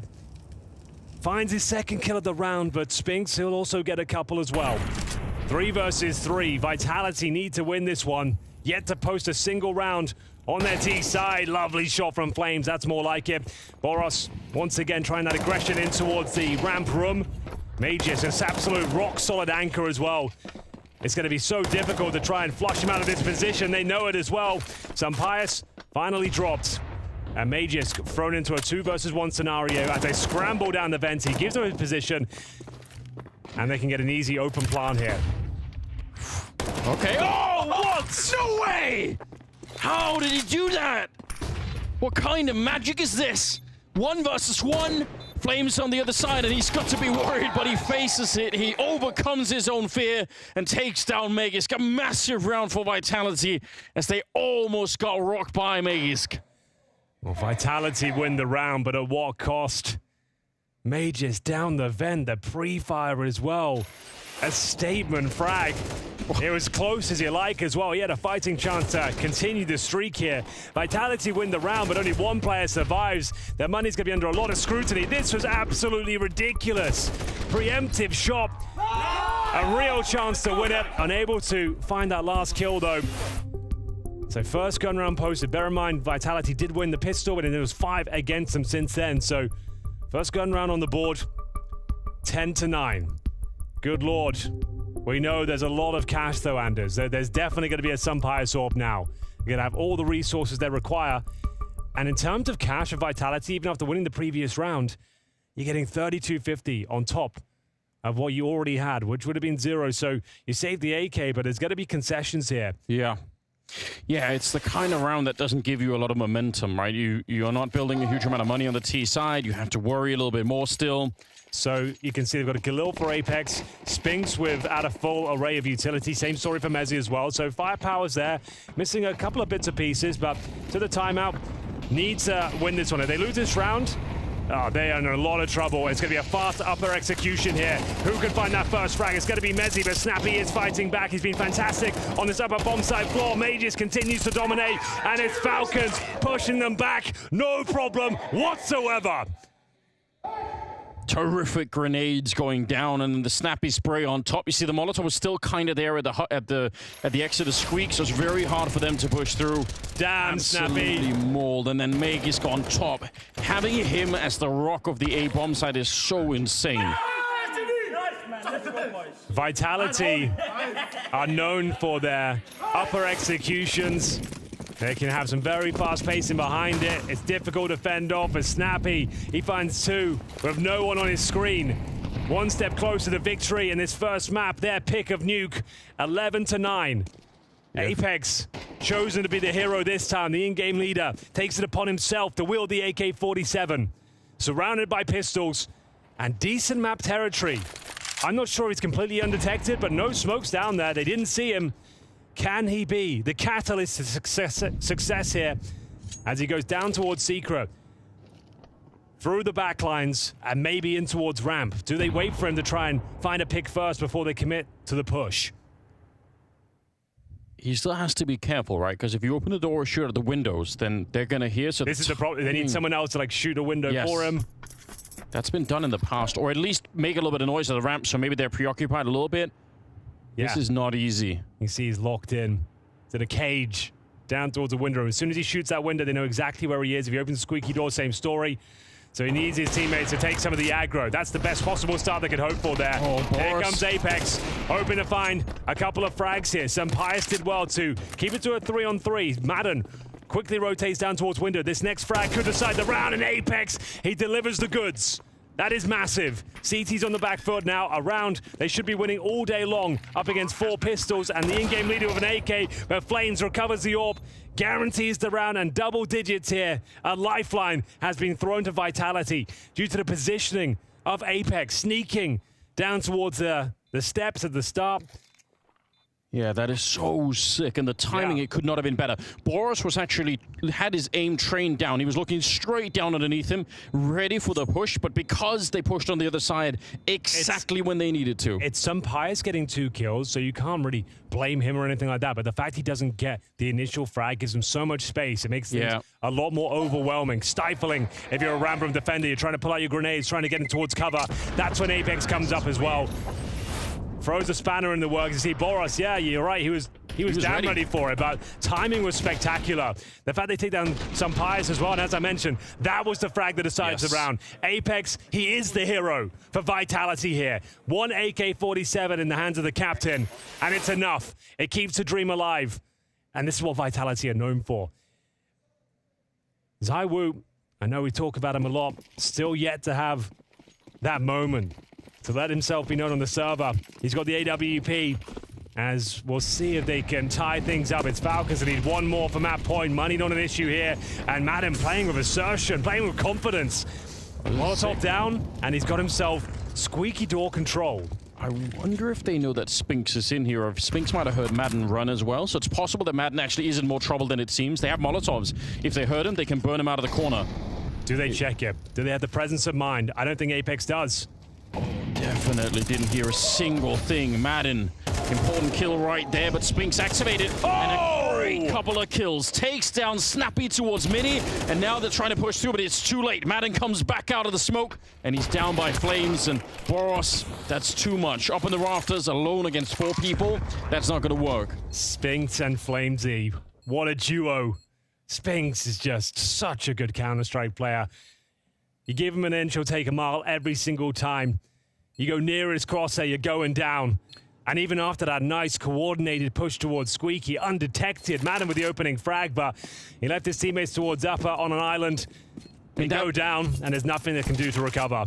That really was the battle of the unknowns, right? They didn't know that Madden was pushed forward, but then again, the CT side had no idea that Spinks was that forward in HUD, so... And Spinks just making so much more of it. Here they come. Some bias. You're in trouble here, my friend. Maybe able to get a couple of kills. Dancing around the smoke. Does he survive? It's going to be very close. They get him. That is actually quite significant. Finally, the money's been broken on the CT side. The mountain of cash is diminishing. And the fact he doesn't save the AWP could be the unraveling of the Falcons here. Madden, great opening frag, but Spinks, world-class performance here towards the upper bomb site, working in tandem with brother in arms, Flames, who does a great job, low HP to find Boris as well. The last line of defense, and the fact they take the AWP away as well. That is a backbreaker. That's why we're calling the tactical timeout, Anders. The money is going to be low here. I think... Going forward, they might even struggle to get a full buy. Do you want to take a partial here? I reckon they will. Do you want to take an eco and just bolster the defense and make sure you have everything you need? There's so many different decisions to be made. They've been very good at operating with the SMGs, especially providing the aggression. They're not scared of Vitality, that's for sure. What an intense way to start the day. It's the first best of 3 of the day, and it comes down. It's so close, 11-11. Oh, they're going for it. Yeah, I understand why. They don't want to be playing for overtime. They want to see if they felt like they had them. They had them in a headlock here. Vitality were about to lose this opening map, no question. But they fought their way back, and like you pointed out, it was Apex, it was the hero AK, it was the flank down lower, and now suddenly they are in a really strong position. If they can make it through this round, they probably win the map, and Falcons will take a huge defeat after being very, very close to winning the map instead. See if they can continue. Quietly as well, Magus gets up to 20. He's actually overtaken Boros. If you weren't paying close attention, you might have missed that. But yeah, he's been a bit of a rock at the A bomb site. This time with the Deagle. This round might decide the map. At least for Vitality. If they can pick this one up with all 5 players going down for Falcons, there'll be no resources. They'll have map point and recovering. A very sticky situation. Lost both pistols. Down 4-1 in the first half. Down 5-1 in the second half. Information garnered as well. They know there's a player close range in towards the upper bomb site. Starting to apply that pressure now. Fantastic grenades are landing. They're hitting the mark. And we are going to see Mages with the first. That'll be traded up for sure. Can they get the second? Spinks certainly seems to think so. Upper bomb site is theirs, but some Pyres to fly in the ointment. Has to rotate through, but what a great smoke. The awareness is unbelievable, but they're not out of the woods just yet. Low HP on these last remaining players. They're going to try and sneak a player down towards the vent, but the plant towards upper is coming through. Ooh, if they stay alive, Apex, this flank could be really, really interesting. He's going to be coming out through Mini all of a sudden. Saiwu. Perfect. There's the shot. That's all they needed. That slows everything down, and yeah, with no kit, you could see, I think they're going to be able to catch this kill as well. Apex. So smart. Yeah. If they'd gone for the defuse here, Apex still would have been in a really strong position. It'd be very hard to read that he was gone down that way. Snappy trying to save at the one side, Sunpice on the other side. Vitality at map point. This is what I'm saying. Like, if all 5 players go down, in my opinion, it's GG. That's why Apex is initiating this hunt. He probably goes down first. We're going to trade him out almost certainly. He goes down, trade comes in, and that's big. You can see, we saw a snapshot of the money before we get into the next round at around $2,500. Oh, that dear. saved M4, could have been absolutely everything. The wind has been taken out of the wings here of the Falcons. They gone flashed out. The grenades were just stifling. They managed to get a couple of trades. Once a bomb was planted, there was almost no chance. Apex knows that's significant. Just to recontextualize this, Sonic, having already lost to Astralis, now looking to see if he can take down his old team that he built from the ground up with Apex. So there's so much history just in this one game, and it's a best of 3. What an absolute delight. Tactical timeout called from Vitality. They know it's now or never. They do not want to play overtime. Yeah, looking for the coup de grace, that knockout punch. This is the round to do it. They've got everything working in their favor. Resources are incredibly low. On the CT side here, we're talking SMGs, Deagles, Scouts. A saved M4, sure. Maybe 2 if he can drop one. But it all comes down to this. Do we go to overtime?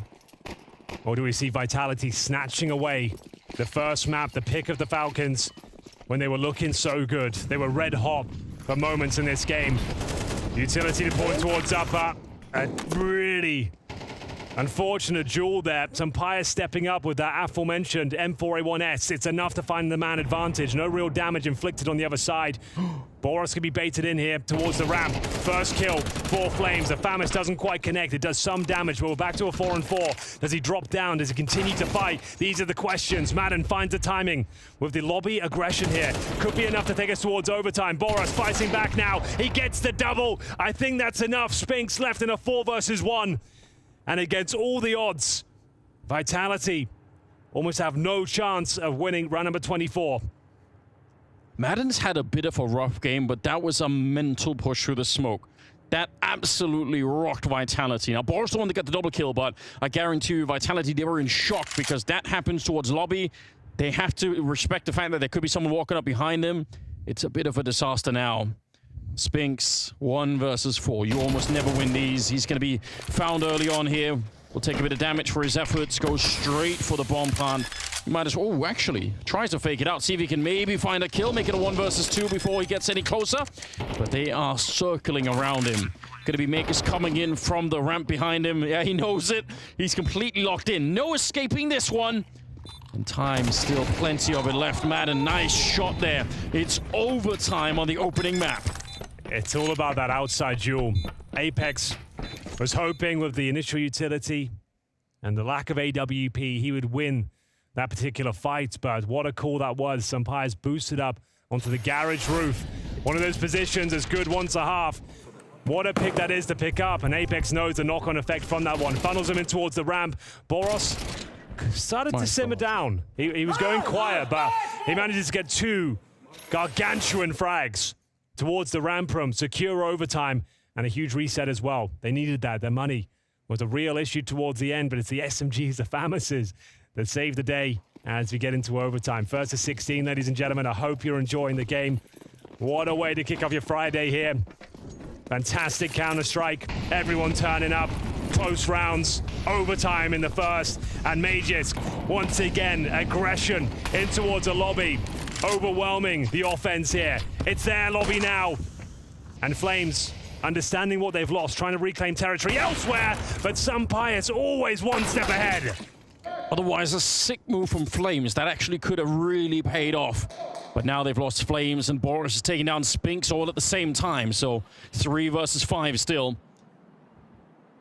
You need a mistake here. You need Falcons to be a little bit aggressive somewhere. Apex out fighting. He was swinging for the fences on that one, and it was too much. Snappy will take him down. Apex trying to make a lot happen by himself these last few rounds. Hasn't worked out. Zywoo, Mezzi, almost 0 chance of winning this one. 2-on-5. No map control. No damage inflicted to the CTs. But a nice headshot. Step in the right direction. If Zywoo can find some pious, maybe there's a chance. And there's the kill. The nightmare scenario now for Falcons. Lose a 2-on-5 in the opening round of overtime. Oh, that would hurt. That would sting, to say the very least. Still absolutely fine. Like, it's going to take a lot more than this to win this round, but they've got utility. They've got a smoke for Squeaky Door. I mean, there's been a couple of slip-ups. I think you're right. They still should be fine. 15 seconds on the clock. Grenade. Not going to kill anyone either. Perfect grenade, though. Yeah, Boris taking a lot of damage. 10 seconds left. Oh, no! We were waiting. We've been waiting all game for that one Zywoo round to see if he can do it now. Oh my God! He's taken down Boros. And Snappy, what have you got now?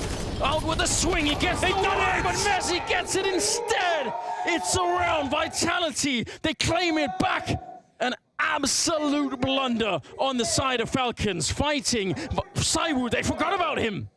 Counter-Strike perfection personified in that particular round. A 2 versus 5. We even built it up. There should be no way they even get a look into it. But if they took that kill on Sunpires, if ZywOo could have one of those rounds we've been waiting for, Anders, there's a chance they can win it. What a time to arrive.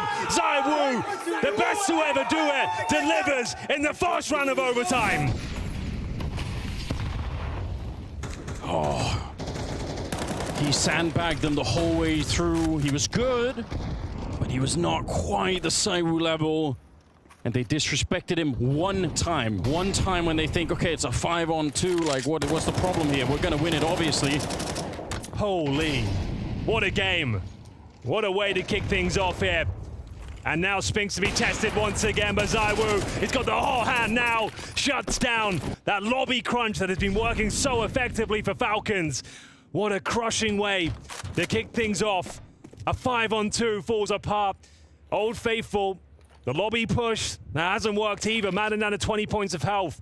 Cowering on top of the hut roof right now. Magisk sent down towards lower. They have nothing in terms of intel. Someone has to step up here.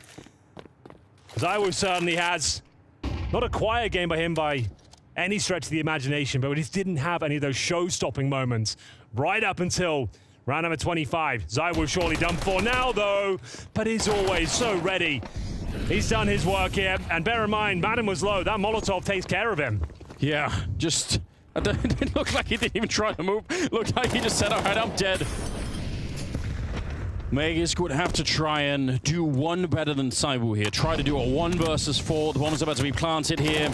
We'll spawn out a player in yard. That's Apex, who's already a bit low on health, so he may be able to catch him. Okay, turns it into a 1 versus 2, but the truth is, all the work is still ahead of him. He's definitely not anywhere near the finishing line here. Smokes are going up left and right. They have a couple of flashes on the other side. Gonna try and blow open his own smoke and look for the kill. My God, he gets Spinks, but Flames in the corner. Damn! And he puts an end to the attempt. Sick round otherwise from Magisk, but it's Vitality back in the lead here. Some glimmers of magic there from Magisk. He had everything to work with there. Brought it down to the 1 versus 1, but there's too many corners to check.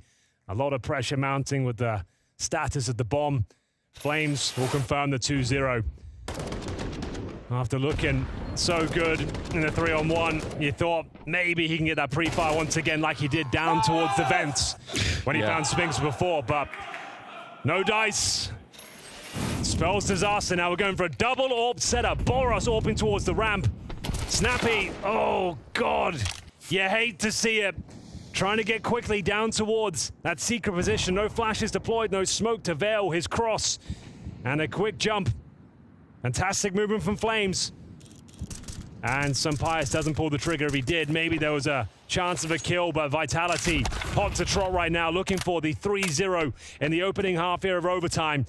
It will be managed to pull one back. What a game he's had so far. 26 kills.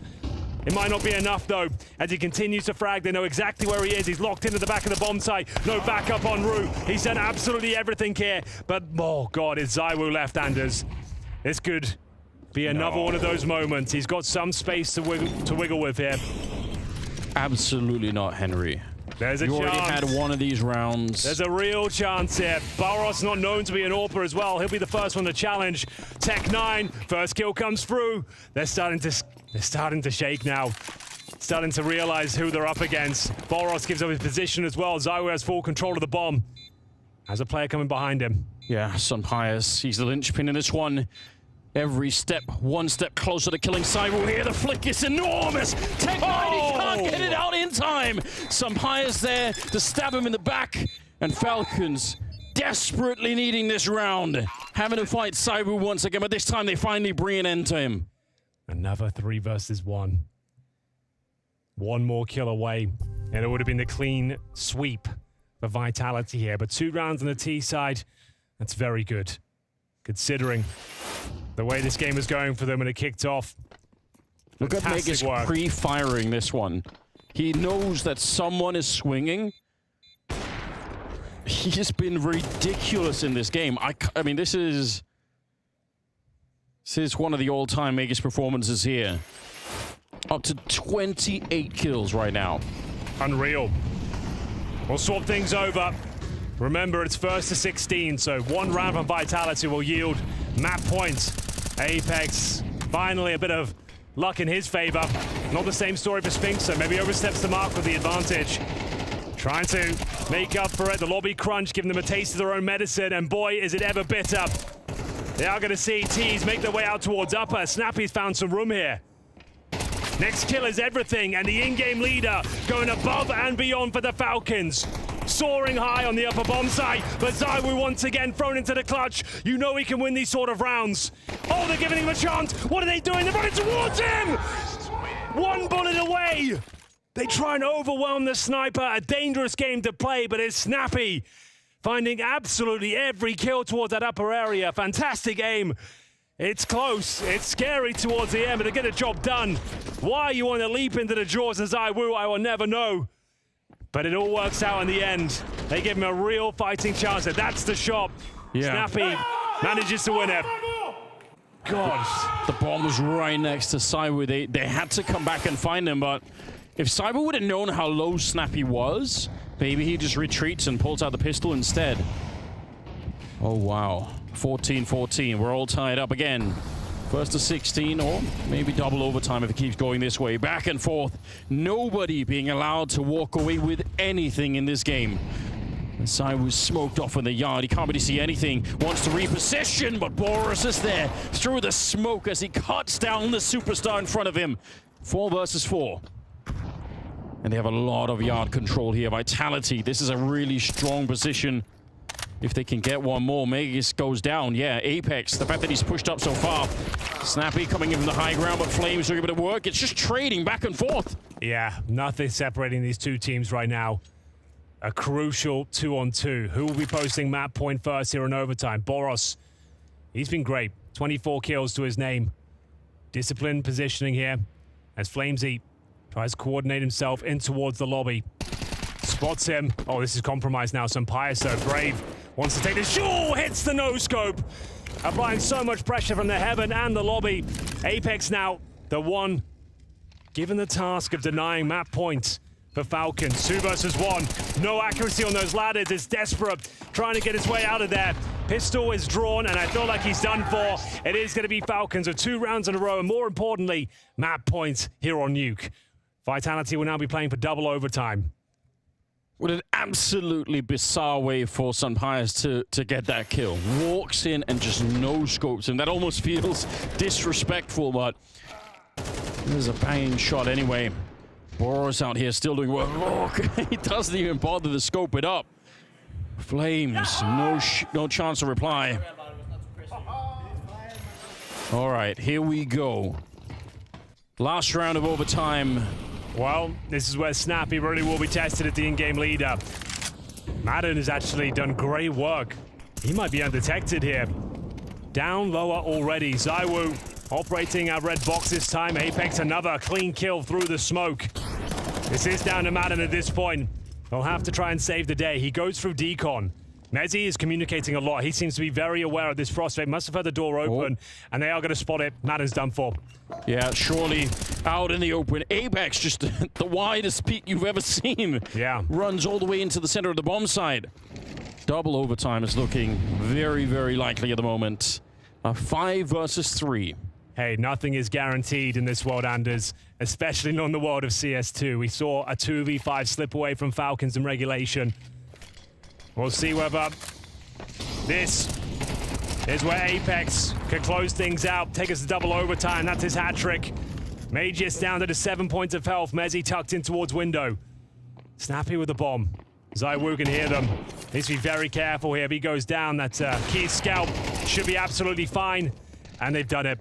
Double overtime. Pretty much a guarantee at this stage. The bomb goes down in vain. Snappy, it would be unthinkable to imagine a world where he can take down these players surrounding him, and indeed Vitality. They managed to get through it. Double overtime confirmed. This time they start on the CT side. Great performance from Falcons though. keeping their head above water here after suffering a 2-1 deficit on their CT campaign. They answer back, they reset things, and we do it once again. The tug of war continues. No one's getting away here. Apex keeps finding this frag through the smoke. This could be incredibly frustrating for Falcons. He had a great round here. So active, very confident, very aggressive, but finds his hat trick, takes himself up to 20 frags. Utility damage for Apex. His is always so high. He normally gets thrown extra grenades, to be fair, but always posting those sort of numbers. Great graphic to check in on. And outside smokes, initial utility is being deployed. He's not going to get another one, is he? No damage inflicted this time. Boris has had enough. Playing on the front foot. Wants to try and crack things open himself. Nade towards the back of credit card.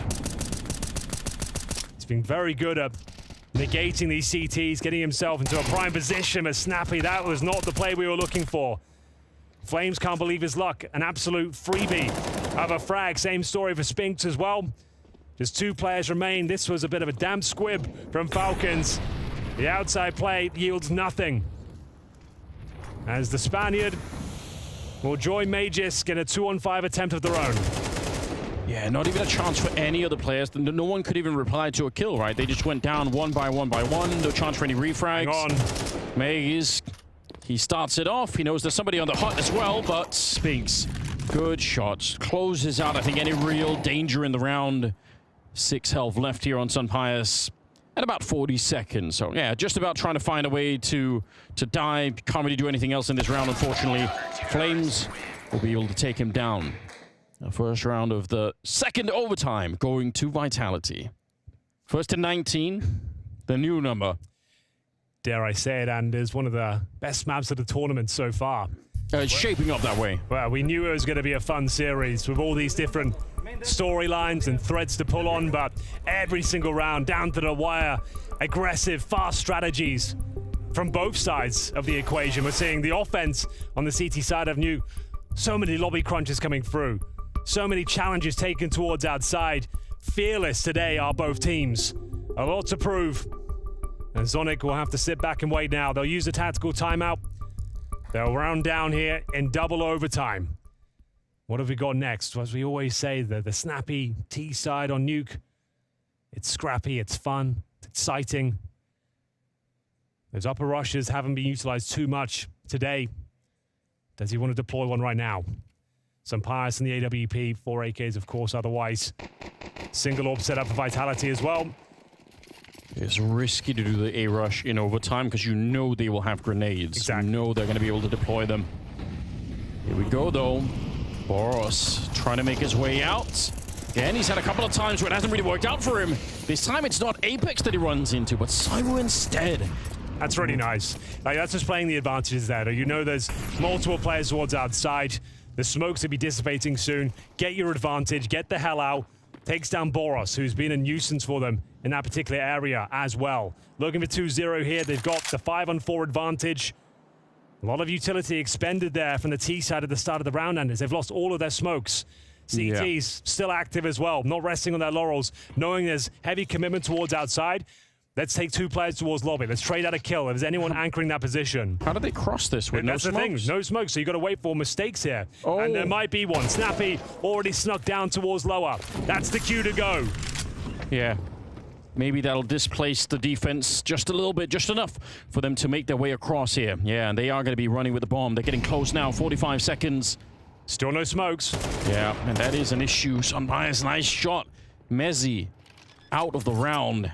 And they've managed to dodge that AWP aside so far, even without the smokes. He hasn't been able to land a shot yet, except for the beginning of it. But now that the bomb is planted here, definitely don't want to be facing him either. Madden takes down Flames on the other side, but yeah, stay away from Cyber. He's picked up the rifle instead. He's back on for another one. He does not want to give them this round. Falcons, great job getting the bomb down, but this is not done yet. They have the fuse kits, looking for an opening here. Mega's going to close the door once again. Spinks out of the round, and Cyber shot in the back. He nearly did it one more time. So close.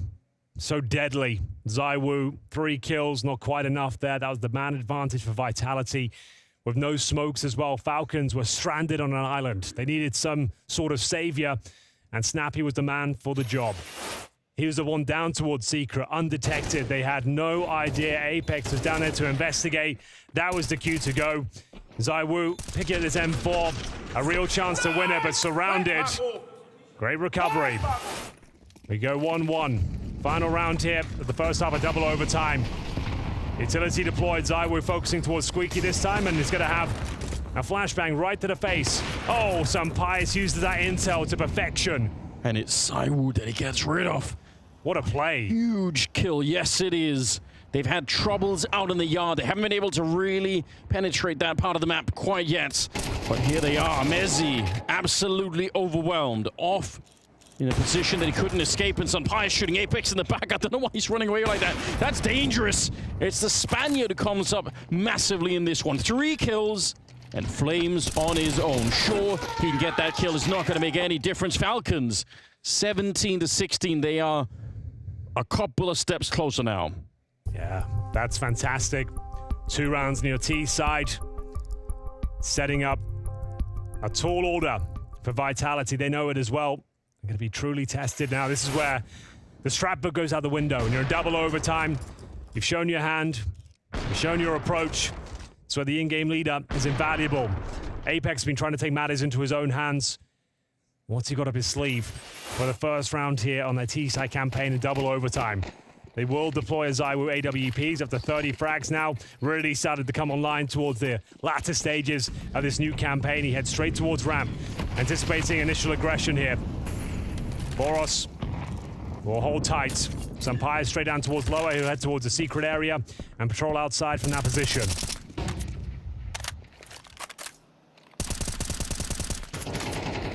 Again, they love that angle on both sides. They want to try and see if they get the early kill through the smoke, but nobody's able to connect this time. Wall going down. Double smoke to try and see if they could get the cross. Apex making the journey. It looks like he's going to be fine. Some of these connections are nearly happening outside, but not quite. Good awareness from Apex here. Understanding the tendencies of Sunpius. He has to dodge that flash, gets him off the initial angle. Should be trade potential here. Sunpius certainly capable of hitting that second shot, but great protocols.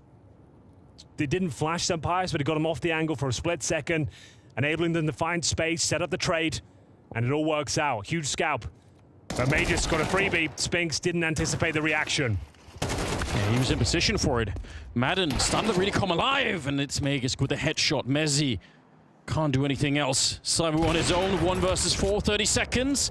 Again, if they don't fight him, it should be nearly impossible for him to even get close up bomb site here. 20 seconds. Oh, and running right in. Tech9 out. Can't get the job done. This time they get rid of him. This time they close it out. 2 opportunities to close out Nuke as well.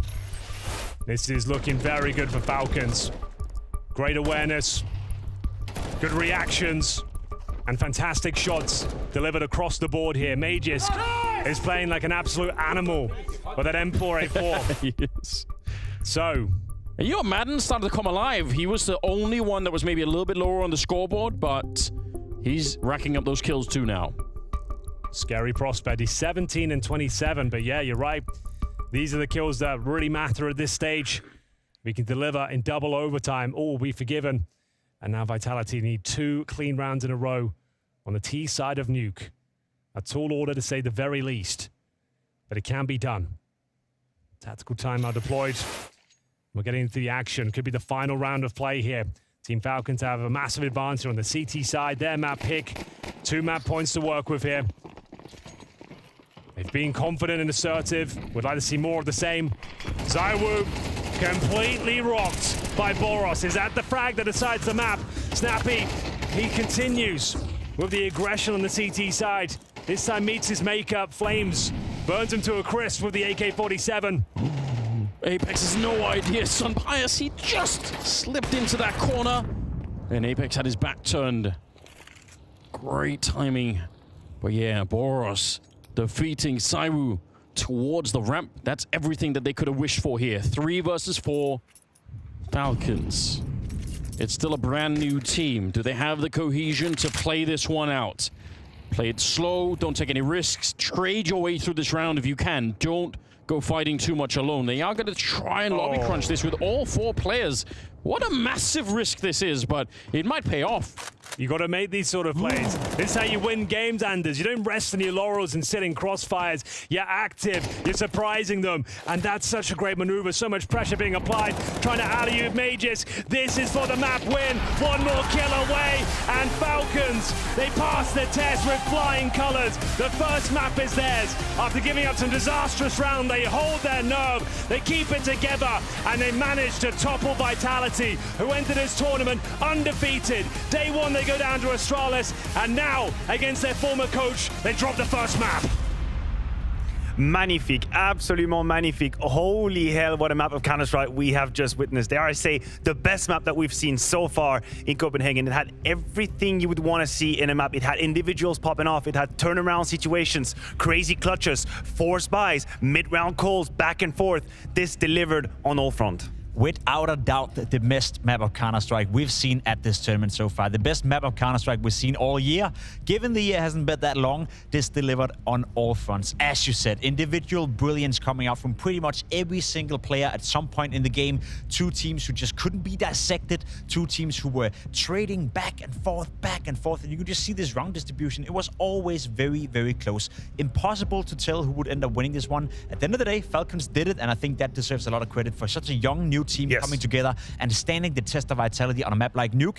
Very well done. I'm glad that you mentioned Falcons, and we're going to attack the positives first, because once you get to overtime, once Vitality have figured it out, once they've made the adjustments needed, you would think that this is where the water runs low for Falcons. Like, there isn't that BC plan that we usually talk about, but this is actually also where we get not only to see the quality of Snappy's calls, because we're going to have to talk about some of the calls that he made, very signature style, but this is where we saw some of the individuals from Falcons delivering even more than we thought. If you ever had any doubt on Magisk's individual level, this map is going to put them all to bed. His ability to handle his nerves in very stressful situations, being surrounded by opponents, and still get ahead with a 2 to 3 kills per situation. He ends up with 33 or 34 kills. This was a masterpiece from Magisk against his former teammates. Not only the amount of kills, but the impact of those kills. A lot of the rounds, it's 2, 3, even 4 kills in a single round, where you can attest that round to his name. He is the reason they're ending up winning it. Magic's had a fantastic showing right here, and if anything, Vitality are probably looking at this one thinking, God damn, how do we let this man go? He is so goddamn good at Counter-Strike. For him to play this well already now in Falcons, that's a massive step in the right direction. We spoke about it coming into the game. We don't expect them to be at their peak right now. They still need a couple of months to gel together, but fact of the matter is that if you already by now can activate Magic's the way you've done in this game, that's a massive step in the right direction for Falcons, and a massive step in another great career path for Magic. He's been great for almost 8 years in a row now. He continues. Come alive one more time here in Falcons. He absolutely continues. We talked about how once your back is against the wall, you're going to revert to what you know and love, and I think that's what Snappy did here. Sure. I think this was a prime ends Snappy type performance when it comes to the calls. Any moment where you could feel like the game was on a knife edge, you have that inner push. You talked about the door push time and time again from the CT side. There's the lobby crunch. When it's a key moment in the game, you have a couple of MP9s to work with, bam, straight in your face. There's the chaos on the T side. You could change your nicknames, and I would see and Snappy play now. Of course, this is a new team, that's a new identity, but what made him so great at the time, he could use it again. Listen, I want to be honest here for a second, because we spoke about the matchup coming into the game. Apex versus Snappy, the 2 in-game leaders going head-to-head in this game. And of course, we had a game back and forth. You go into double overtime. It becomes rough for the in-game leader to make the right calls at the right times. However, 2 things I want to point out. Snappy kept calling on the CT side for Falcons to go in the door and take lobby control, something Vitality or Apex never countered at any point in the game. To me, that's a massive mistake, because it gave them so much control. Second of all, if you paid attention in overtime, I think Apex last 6 deaths in this game, all of them got shot in the back of his head. Yes. He had no awareness of where the opponents were at. He took massive risk. He was constantly being caught off guard. We didn't see that with Snappy. So if you take that head-to-head duel between Snappy and Apex, there's no doubt that Snappy won that head-to-head right here. He was on top of it. He had a clear vision for what he wanted to do, and he was never shot in the back the way Apex was 6 rounds in a row. Fair enough. First set goes towards Snappy. We just witnessed the last round of regulation, sending ourselves to overtime, and we had a little bit of a Boros multi-kill in this round, and I feel like it tells the story with the good and the bad that we've seen from Boros, which is, first of all, in terms of individual skill, no question, he can back it up. He had a couple of moments, he had a couple of absolute showstopper, which, by the way, the last round of this entire game is him destroying ZywOo in about 3 seconds, so there you have it. Very prone to aggression, very prone to fights. For the good and the bad, sometimes giving away his position, and this is sort of the line that we were talking about that Boros is going to have to learn how to walk through, is when do I go for it? When do I read it in and play a little bit more safe? I feel like he did a good map, but we saw both sides of the coin. Yeah, and that's honestly what I want to see. I want to see a bit of both from Boros. You can't strip away his identity, and that's something we address coming into the game as well. Sonic said it, right? It's a balance. It's about figuring out how do we enable this player to do his absolute best. What we saw from Boros in Monty was unhinged. He was all over that. It was almost like you got a brain attack at some point, you know, where you just lost your mind whenever you're watching him play. I feel like there's a bit more balance to what he's doing right now. Of course, a couple of situations where you think to yourself, God damn it, dude, what are you doing? Why did you re-peak right here? But there was also a couple of occasions where he won them the round. So the balance we spoke about, I think that was obtained by Boros in this game. Right, now if we move over to Vitality, of course they're going to be frustrated. This still was Falcons map pick. We have to keep that in mind. A little word on ZywOo really quickly. And maybe I might be a bit more tempered than you expect. What he did towards the end of this game was nothing short of spectacular. And it is a very short reminder of who is the goddamn best player in the world right now. Nobody ever comes close to him right now. He took a little bit of time to warm up. Yeah. I'll still put it out there. Had he started to play the way he did after he had this clutch, immediately in the game or earlier in the game, we would already be done. In fact, we would probably have been lunch right now. He took a little bit of time to warm up. He needed a few rounds to get in there. In fact, I think Spinks allowed Vitality to keep up with Falcons with a couple of these multi-kills. But when ZywOo activates the ZywOo mode, I mean, you're basically just watching a Michael Bay movie, just explosions everywhere and just like 4D cinema type stuff. It's a beautiful. It's just this round as well. Like every time you see him in a unwinnable clutch where you feel like he should be dead now, he comes so close to making it happen. But that's also another side of the coin that I want to point towards Falcons. ZywOo did come alive in overtime. He did have massive rounds, massive clutches. Yet Falcons were still able to overcome that, stay in the game, and end up winning it, right? We've seen so many teams crumble when ZywOo gets into that clutch mode, where he gets into that guard mode, where teams just can't handle him. Boros doesn't give a damn. He rushes into ramp, removes it from the round, and there we go. ZywOo's out of this. I mean, it's such a beautiful thing to watch Snappy's relief when they put down ZywOo in a 1v4. Yeah. Like 1v3, and then they get him, and you get this camera shot, this snapshot of Snappy being like, oh, thank God. Okay, he's dead. We won this round. That's the effect he puts on. Now, we also have to look at what was a little bit less joyful on the side of Vitality, and Messi really disappeared in this game. And there is a reason why I'm so disappointed. It's because I thought earlier in the game, he had a few moments where he himself allowed Vitality to stay in. He had two showstopper of situations, ramp and the lower B side, multi-kills early in the game, which is supposed to fuel you with that confidence, like the momentum is going in your face. You got the multi-kill and all, and then he probably stayed at 12 kills for about 7 hours, and then he ended up, I don't know, 13, 14.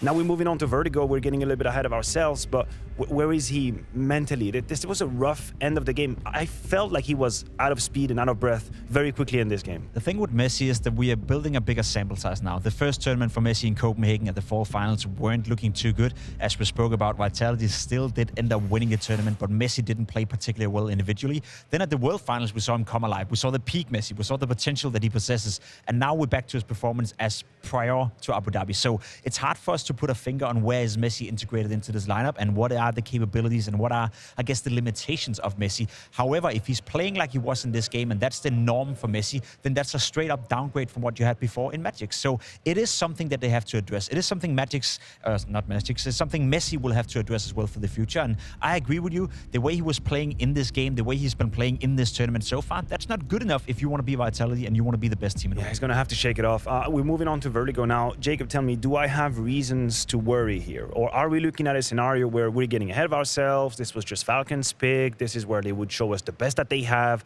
And now Vitality is supposed to circle us them. I have a feeling that with the quality that's within the Falcons roster and Snappy's ability to momentum-based call, I don't think Vitality is safe. I don't think we're looking at a guaranteed map 3. I still think they have to do a part of the contract to get to that point. I think that's a fair sentiment. You know, I think it's a fair statement to say it's not guaranteed that we go to the third map, but let's not beat around the bush either. There's no doubt that Vitality are heavy favorites coming into Vertigo.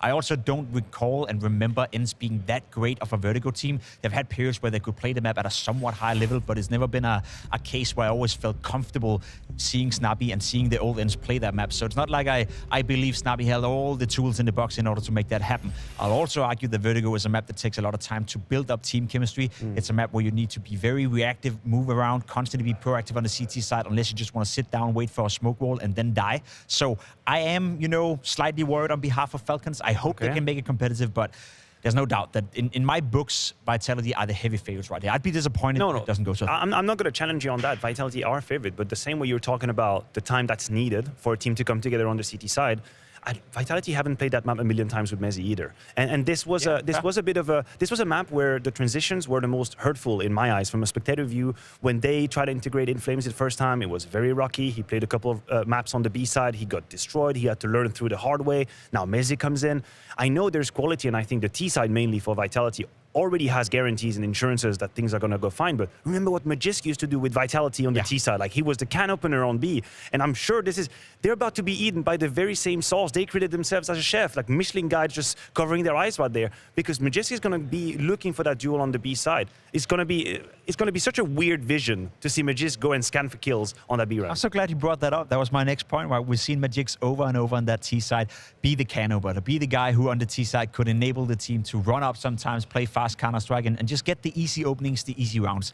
They're going to face that now, but they know exactly what he's doing, right? They've been seeing him doing it over and over again. So if I'm Saivu, I'll establish myself in that B bomb side the first couple of rounds with the AWP, shut down Magisk, and you're already halfway there. Man, I'd love to be Saivu. Anyway, moving on, no transition. We have set the stage for map number 2. We're going to take a quick break, and when we come back, we dive into Vertigo for what is an already beautiful series of Counter-Strike.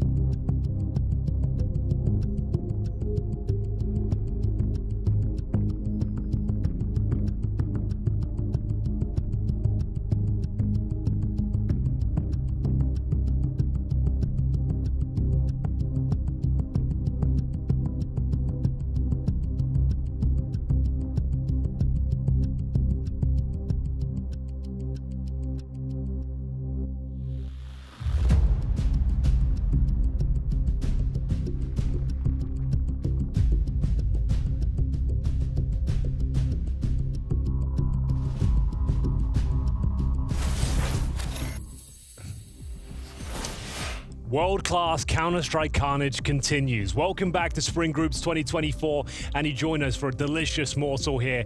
Vitality taking on Team Falcons. One of the best maps of the tournament has already been concluded on Nuke. A double overtime affair, narrowly going in favor of the high-flying Falcons. Can they keep it up, though? Can they possibly find a 2-0 to knock out Vitality on their map pick of Vertigo, Anders? I'm not so sure. I don't think it's going to be easy. The odds over at GGBet suggest maybe not. Vitality still favored in this one, in spite of the early outing on Nuke. I'm very excited. This has been one hell of a series so far. Let's hope it continues in the same fashion as we head into the second map here. Sonic taking on his old organization. Yeah, so is Magisk as well, and he just got 35 kills. Mezzi was non-existent. He had a couple of high-impact moments early on, but then he just couldn't frag. He couldn't get going. He went noticeably quiet. So, ladies and gentlemen, welcome. The action continues. If Falcons can find this map, they knock Vitality out of the tournament, who entered Spring Groups as an undefeated roster. They need to pick up the pieces now. They lost both pistols on Nuke. Can they find their form here on the T side of Vertigo? Like we said, their map pick, and it's going to be a set piece over towards B, Anders. We've got all 5 players here. A smoke, Molotov, HE, Flashbang, all on the back of in-game leader. And they're playing B as a retake. Falcons, they don't even have the kit or the smoke or anything. What a tremendous risk. Do they have some sort of protocol that we're not aware of? No kit, at least. Yeah, that's normally if you do this, you'd have the smoke kit combination. That's how you want to win the round. We've brought it up over and over again. But this instead will just be the raw mechanical retake. They're going through, trying to see if they can make it in. Oh no! My God, it's working beautifully! They've absolutely wrecked them! Well, you asked if there's any protocols, Anders. Apparently, yeah, it's brute force. Violence, Henry. Absolute carnage. Oh, that was magnificent. Falcons strike before the bomb can even be planted, and it's the dual elites and Mages continuing to dominate his former teammates here. No bomb plant, no kills, nothing found. Vitality's woes continue here. Falcons can't believe it. They had an open B bomb site and they denied the plant and have a pretty clean finish as well. Full eco for Vitality. Open runway for the Falcons to take to the skies. That's actually so sickening. Sure, they were in the middle, so they were able to rotate really quickly. But still, normally, that would leave you at a pretty sizable disadvantage. And they got nothing for it. I'm really shocked. Man, oh man. One of my favorite maps to cast in CS2. So far, this series has delivered on every possible front. Snappy has been playing heads-up Counter-Strike with confidence and assertion throughout. It continues to be good luck for him, but goes down in the end. Didn't have the time to fall back, but he has confirmed that Glock, no armor. It's just the SMG that goes down. So 1.5 kills. That's okay. It's not ideal, but absolutely fine. There should be no danger of giving this round over. If they get the bomb plant over, that still is significant, though. And, you know, there was a world in which he just died straight up. He could have got shot on the side of the head, so I'm sure Apex is probably a little bit tilted from not quite getting that kill. But you're right, bomb plant would be quite something. The flash timing for Snappy there, absolutely great. Meg is the one to get the kill. Okay, Saiwu doing a little bit more damage here. Still got the Deagle in the back line, but some hires to the crossfire. This is an expensive round now, and it's not done yet. 20 seconds. See if he can land another Deagle headshot to make it really, really interesting. He's trying there, but he can't quite find it. Madden able to take him down. My God. Sai was really reminding of us of who he is in this tournament. He is him. And no one else can be. It's like Highlander, there could be only one. Well then, it was an expensive round, as you mentioned. 3 kills with just a Deagle and Glocks. They will be buying up for sure in this third round. AKs, presumably across the board. Apex of no utility. So in terms of firepower, they have the advantage. Snappy's got a USP, Anders. There's the MP9. Okay, he's still in spawn. Just they are about to enter the bomb site. But yeah, he gets an MP9. It's all good. But this is a monumental round. If they get the 3-0 start again, good lord. God help Vitality as Madden gets a double kill cleanly through the smoke. What a way to kick things off. Round 3 is an absolute disaster for Vitality. They get no map territory, no frags, and they find themselves in yet another 5-on-2. It's guaranteed to give Apex that Listerine face, isn't it? Oh, yeah. Like a feeling of like, just Nasty. Two people shot through the smoke. Madden just playing battleships blind. You can't see anything on the other side, but he's just absolutely able to find them. They're playing so confident as well. Very assertive at the start. Every round, every maneuver, they have something up their sleeve. And Madden was quiet at points of Nuke. He couldn't really get going until like overtime. He really came to life at that point, but currently sits at 5-1 and might have single-handedly taken this first gun round. He sits behind sandbags right now. The Teaser just have to overlook him. They check it. Oh, okay. Don't want to take him down just yet. There's a chance they win this if they go a bit further. It's going to be down to Spinks to patrol that sandbag position while Flames is allowed to cook. Oh, but he missed a shot. It's a nice idea for Flames. You could see, for them to win the round, it has to be a really quick double and a bomb plant. That's also why, because they had Molotovs, they could have burned out the sandbags. They didn't throw those for the element of surprise. And it's a good idea, but unfortunately, a little bit too quick coming out there, so Flames not able to get the shot. But yeah, this is sick. So they pop the smoke. Madden calls for the flash. Huge double kill. The 5-on-2 had something going for it once they spotted Madden behind the sandbags, but yeah, frustration's starting to set in now. Madden probably can't believe his luck. 2 brilliant frags there, and no bomb planted thus far. Has to be, I guess you call this one more of an eco than a partial buy. Then sure, they've got 2 sets of Kevlar and some Deagles, but 3 naked players and a 4-0 is on the agenda for Team Falcons, looking to eliminate Vitality from the tournament. The undisputed #1 team in the world right now, playing against their former coach, their former anchor, and he is going above and beyond to show this was the right move for him. 35 kills in the first map, while his replacement, Mezzi, was absent. Yeah, absolutely brilliant tournament from him so far, and he just keeps on continues. going. 2 of them down. He does finally get dropped by Spinks, and a little bit of a labored spray there from Boris. That's not what we want to see. His teammates will more than make up for it, and they're going to be safe in this one. Hold on. This guy, Anders, this guy is known to be dastardly with the Desert Eagle, but he is simmered down eventually. But there was always a moment. If he gets that second kill, you never know.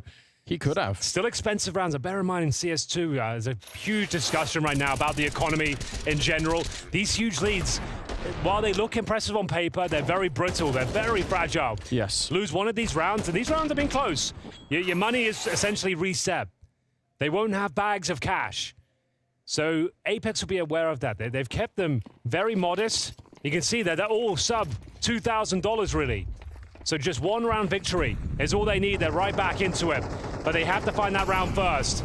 Incendiary deployed. Mezzi, as we mentioned, quiet performance so far. Here comes more and more utility. He's going to be challenged eventually.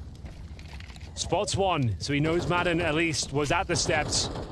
I think he spotted both of them. I think he has an idea. There's a double setup, and that should give some openings in the middle. So yeah, they're reacting to that, knowing it's more of a B lean this time. You can see there's double grenades available though. Falcons is looking to deny the plan. First grenade is successful.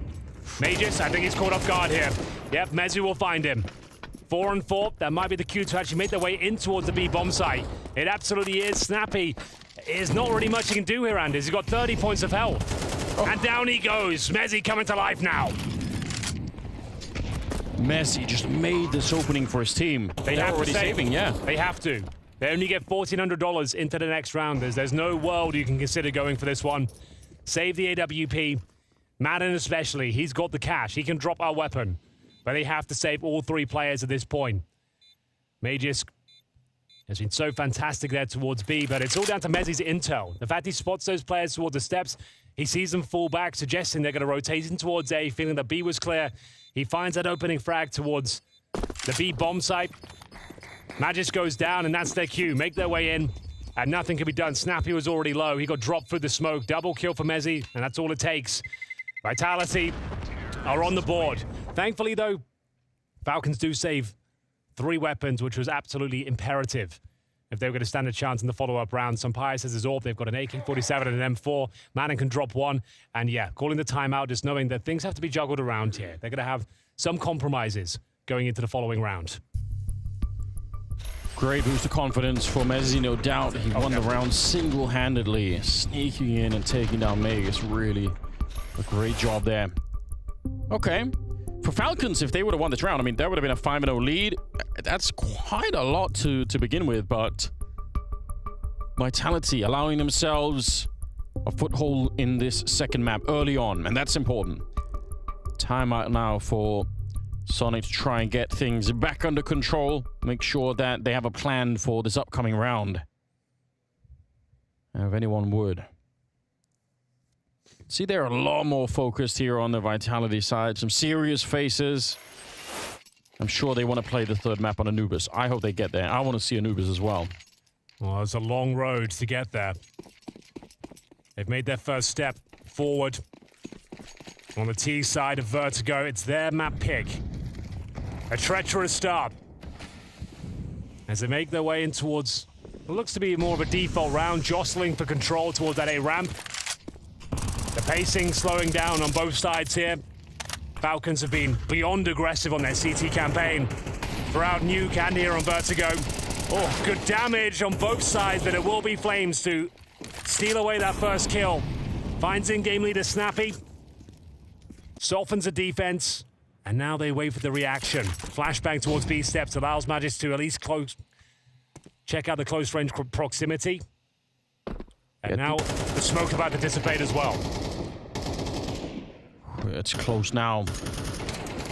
Not many grenades left on the CT side to slow this down. They're chipping away a little bit of damage every once in a while, but Madden, he's up by the metal beam in the corner. Good swing, great timing. And he takes both of them down. What a great reaction as well. Using that information, no one else is at the bomb site. Magis will drop the smoke. He's going to get completely flashed off, though. It catches Mezzi at the same time. Key Jewel. Mezzi coming out on top once again. It cracks the B bomb site wide open. 3 versus 3. Bomb not planted just yet. Sampayas has vision on the cross. If he can take down the planter, that would be massive, but he has been negated by the smoke. What is Mezzi up to? He challenges him. And now a chance for the double. Spinks has to find the kill. Maintains control of the situation, but still so much to do here. Saiwu towards the steps and Spinks moving forward. They can't really help each other out at the moment, but we'll see. Saiwu, does he have any idea? Boris has crept in behind. Spinks definitely knows. He calls it out for Saiwu, and the headshot lands, no problem. Madden now, alone 1 versus 2. He does get a bit of a jump on him. He could have had the kill then, but somehow Spinks coming out on top. A very, very important round for Vitality. Yeah, that is everything. They had to win that one. It completely shuts down the finances now of the CT side. Opening kills once again. We saw Vitality take the lead, but it was that double kill from Madden at this stage. Once again, swinging out with perfect timing, gets a double kill, funnels them in towards the B bomb site, but it was Mezzi cracking things open, getting the job done. Sampayas, he got that crucial kill on Mezzi at the back pillar. I thought he had that one on Spinks as well. You'd think that would be enough, but no. Apparently not. Spinks gets the drop on him. He's playing very well. 4-2, and it's a full eco. Yeah, Vitality have really gained the foothold that they needed now. Match is back on, just like on Nuke. More of that, please. Nobody's really running away with it. Some early nades here to clear out the front of the bomb site. It's all very, very standard stuff if you're on the T side. I think it looks like they're gravitating towards the B bomb site, trying to see if they can stack it for any kind of an effect. Boris with another classic move. You move in there after the Molotov has disappeared.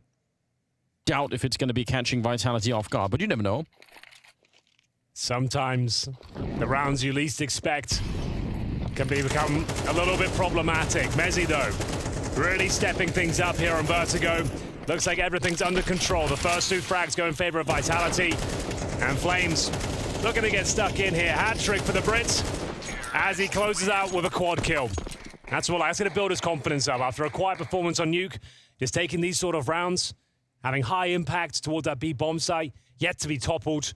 This is looking much better for Vitality now after going down 4-0. They answer back with 3 of their own, alleviating a lot of pressure en route. Maybe a chance for a tactical timeout here. CT side will still have compromised resources.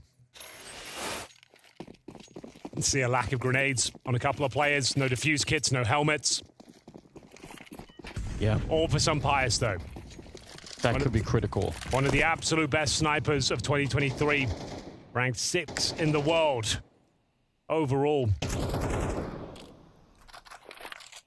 Yeah, he's not to be underestimated. And Saiwu doesn't have the orb on the other side yet, right? They're on the T side, so he's favoring the AK for the speed. On Vertigo, he honestly doesn't use it too often, especially on the CT side. He actually opts for more of a rifle setup, and he's a world-class rifler as well. But that's neither here nor there at this stage. We'll see if some Pius can put his to good effect. First frag should have been his. There's the aforementioned Saiwu, giving him a taste of lead. Continues to frag out here. Takes a lot of damage, and this frag is everything. Spinks is just so in the zone right now. Yes, he is. Snappy gets down. Spinks, even if he was a little bit tagged up, he's still going to get the kill. Great protocol on the A ramp for Vitality. Once one of them fights, they're just all three peeking at the same time. Even if it's an even trade, nobody's really going down alone. Like, the trade potential there for Vitality was huge. Wow. The money was tight before.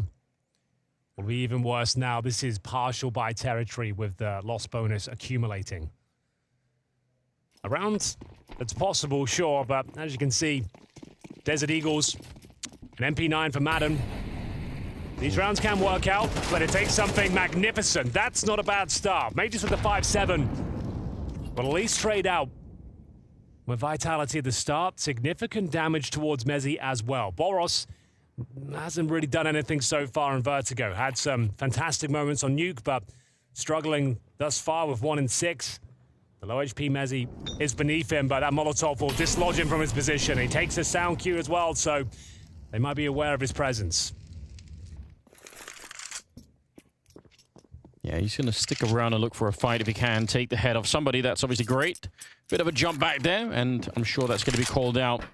Madden realizing they're getting a bit close, but he actually wants to stick around with the MP9. That's an interesting choice. Ends up not working out in his favor. Apex able to get the kill. Snappy with one in return. Good headshot. Some Pius is still back there. Oh, and he's picked up the AK, fighting for it. Oh my God. Losing it very quickly. They lined up for him. There was a world where he gets a double kill with that AK-47. Boros unable to deliver as Vitality start to run away with this T side. Looking very impressive after going down 0-4. Bear in mind it's their map pick. We mentioned it. The CT economy in CS2, extremely fragile. Even when you're up 4-0, 5-0, all it takes is that one round. Yeah. Everything comes crashing down, and that's ringing true once again. As Vitality looking very comfortable, confirming the round once more, and taking the lead. 5-4 as we enter round number 10. Money stabilizing for the CTs.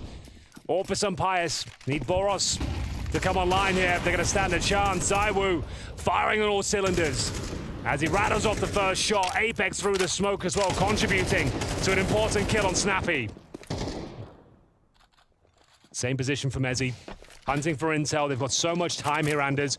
No one needs to push. No one needs to be taking territory. CTs are going to react. You've got a good 20 seconds before you really need to do much. What a rough start to a round. After a couple of rounds where you've had no real economy to really fight back with, you have to, like, hope to get some deagle shots. Now, finally, you get the investment, and it's almost out of your hands before you can even do anything. Vitality, understandably slowing this down. Yeah, makes a lot of sense. Still plenty of time. At this time, you could even justify Falcons stacking a bomb site, right? Trying to save the guns or just go for it. Or, hopefully they show up and you just win. First signs of life here from Boros. Saiwu, though. Oh my God, the timing eludes him. He is lucky to be alive at this stage. Madden takes less damage than you might think. Clipped through the wall there.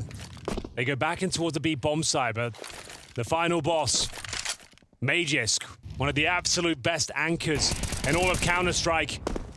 Oh. They're ducking and weaving around the map right now. Madden finds another fortunate timing. 20 seconds, they have to go in towards B. Can Magisk shut them down? Can he find at least one? Delay them as long as possible. Yeah, he has to. There's not that much time left either. We're down to 12 seconds. A flash for them to try and cross. He's looking for the headshot. Oh, it's the Molotov of Saihu burning up Messi alive. Boris has shown up, and now Flames out of time. He cannot win the round.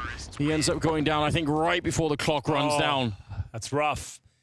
Must have taken some damage on. I think they Molotov the back pillar. Yeah. He might have just backpedaled right into it. And when he felt the bullets coming through, probably took like 10 damage, and it took him down there. But Madis did enough. Damage inflicted. It was Madden that... Oh, that was the moment, yeah. ZywOo. It's not his fault. It's no one's fault, really. Just a slight mistake. It happens in the heat of the moment. It's unfortunate to say the very least, but it does happen. Madden did an enormous amount of work in that round. Not just getting the kill, but getting the information, because they were faking a run back to B. They actually ran, they sort of ran back after they'd engaged Madden the first time. Then they walked their way back onto the A ramp, and they wanted to go for the A bomb site. But in a repeat, got a kill, and that meant they had no choice. They're like, all right, we have to go B now. He's double checked us. We're out of it. And then obviously Magus just staying alive and being there to catch them as they come in. That's a massive round. Started off so well for Vitality. 2 kills. There's a 3-on-5 that Falcons managed to recover. And it's thanks to Boris as well. He was like, what, 1-7 before that round began? Yeah. Alone on the A bomb site, he hits a brutal headshot, funnels him in towards that B bomb site. So yeah, great performance all round. We tie things up 5-5. Nothing separating these two teams across 2 maps so far. We had double overtime on Nuke. Mezzi going for the boost here. Oh, he doesn't quite nail it though. Didn't expect to see Majors so close. He was trying to take down a player at default. How did he get dinked? I don't know. Magus was walking and shooting, and he still dinked him. Apex is gone now. I really want to see the replay of that dink. I just have no idea how he hit it. He got so surprised as well. ZywOo, whether he knows it or not, is a lot of trouble. What? What? No! Oh my God! There's absolutely no way! How is he doing He it? turned for the flash. He spun back around and caught him midair. What an absolutely disgusting kill. Is it enough, though? Mezzi, very low. A minute on the clock. Madden has been rock solid at the A bomb site. And that's where I got to finish up as well. He has seemed good for a double kill each and every round. In terms of utility, plenty of it. 3 Molotovs, double smokes, should be around where they walk away with it. Especially with ZywOo, just 1 step ahead. A time traveler at this stage knows exactly what's coming around every single corner. That should be enough here. I actually feel a bit sick from watching that. It was so good. I feel a bit lightheaded, you know, like what is happening? How did he do that? The setup is so insane for Falcons, right? He's almost checkmated. They throw the flashbang, he turns. If he turns, the MP9 runs him down. Like, you're just dead. You're automatically dead, but just doesn't apply to him, I guess. And he hits the follow-up shot as well. And the first one is beyond impressive. But the fact he's like out-dueling Sun Pius a second later. It's just beyond grotesque, it really is. Magus Gambora's left just saving the rifles. Look at this. Come on. Come on, man. I'm speechless. I'm absolutely speechless. What a freak. What an absolute freak. All right, then. Well, there's no choice but to save the weapons here. I don't think Majors holds onto this AK, however. Spinks will find him, and Boros as well. That is huge. If they save those 2 rifles, the next round, certainly still a question mark, but the fact they removed everyone there, there's no saved AK. There's no saved M4. I don't care, boys. We keep fighting. No matter what sick rounds we have lost, just keep going. Keep being corrected. Yeah. That's all you can say, Majors, really. Yeah. Keep fighting. Doesn't matter if we've lost some round, like, just, you know, power through. Hey, you're against ZywOo. Like, he knows more than anyone that he's going to have those sort of rounds, right? Yeah. Of course it's going to happen. We mentioned it coming into this one. 2 or 3 rounds per map, you're guaranteed to win because of ZywOo. That's the power he beholds. But to be honest, they won their own 3-on-5. It's not like they haven't been able to dish it back out again. Final round of the half here, round number 12. And they're not that well equipped on the CT side. Doesn't mean they can't win the round, obviously. But ZywOo, he was good on Nuke. He was amazing at the end of Nuke. And now it's just carried on over in this map. It's disgusting and beautiful at the same time. Spinks has shown solid form throughout this series. MVP candidate for his high-impact AK-47 kills. One of the best riflers on the planet right now. As we go for a final B execution here.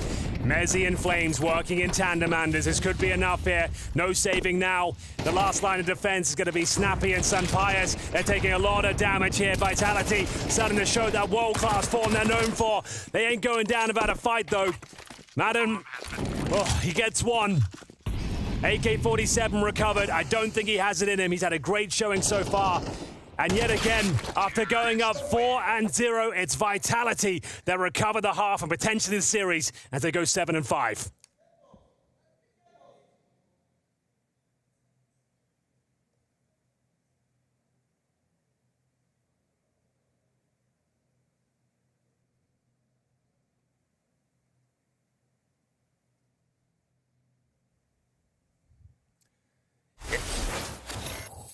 Advantage or disadvantage the fact that now it's a new game, that you get to, with a brand new roster, have to figure out a new game? Or would you rather it be CSGO with all the other lineups being the way they were and understanding the game very well and having more time and chemistry together? Would you rather play CSGO or would you rather play CS2 with a new lineup? I think for the long term, it's an advantage. But for the short term, it's for sure a disadvantage. I would say that a team that comes in with a full base that can work out the meta and add new stuff constantly will have an advantage over a team that is brought together where a lot of the base needs to get down before you can actually develop and be ahead of the meta. So I would say in 6 months, it's an advantage, but for now it's not. Obviously, people will say that, yeah, we are 3 guys from in, so you should have a base, but it's not really the same because we obviously have to move some positions around now. Also, when we split up in ends, kinda, it was actually towards the tail end of CSGO, and we went to a few CS2 tournaments, but that was pretty much without prac because of the circumstances back then. What's your experience now coaching in a game that, well, I have to be honest, when I watch people play CS2, they're still playing CSGO in a lot of ways. Some of the changes are very sort of small. So from your perspective as a coach, how much in-game time are you spending just to feel how the game is versus how much time are you watching how people are playing the game today? I think I'm watching a lot, but I think that, and me and Marco also talked about it, that you kind of get, you're still living that world where you are looking a lot about, okay, this would work in CSGO, but you actually don't know if it's going to work in CS2. And I think the theorycraft thing is going to be more important. But right now, as Marco said, we're building a house while living in it at the same time. And I think a lot of the teams has had a head start.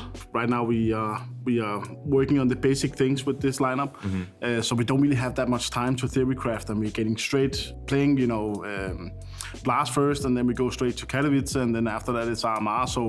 So for me, my focus has been on just to get us as ready as possible on 6 maps, and not really looking into, okay, let's theorycraft. And I think that goes for a lot of teams, but I think we will see it, and most likely, especially for some of these tier 2 teams who don't travel that much, that they will come up with some new stuff. And then I've always had it like that. You can use a lot of time on theorycrafting, but looking at other teams who did the prep for you, so you can steal that. That is also, stealing strats from teams. That is definitely also a solution. But my focus point right now is just to get these 5 players together and make us as strong as possible.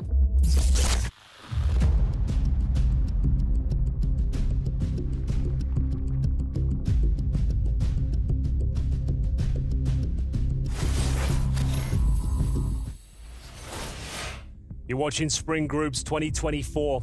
This series is shaping up to be one of the best matches of the year thus far. Absolutely epic performance from ZywOo once again. Instrumental in their T-side campaign, posting 14 frags, some unbelievable shots. And after going down 0-4, it's Vitality back on their feet once again, looking to take us to Anubis. Falcons, when missing towards the end of that first half, Anders, they need to bounce back, and they've won every pistol so far. Can they do it again? That would set them up nicely, wouldn't it? If they can win the pistol round here, start to get themselves rolling a little bit in the second half. Again, they're in enemy territory here on Vertigo. It's picked by Vitality, and we're starting to get a sense of maybe why that is. Dualies set up here on the CT side. A couple of them, in fact. Not a defuse kit in sight, so if the bomb goes down, it becomes a really interesting round.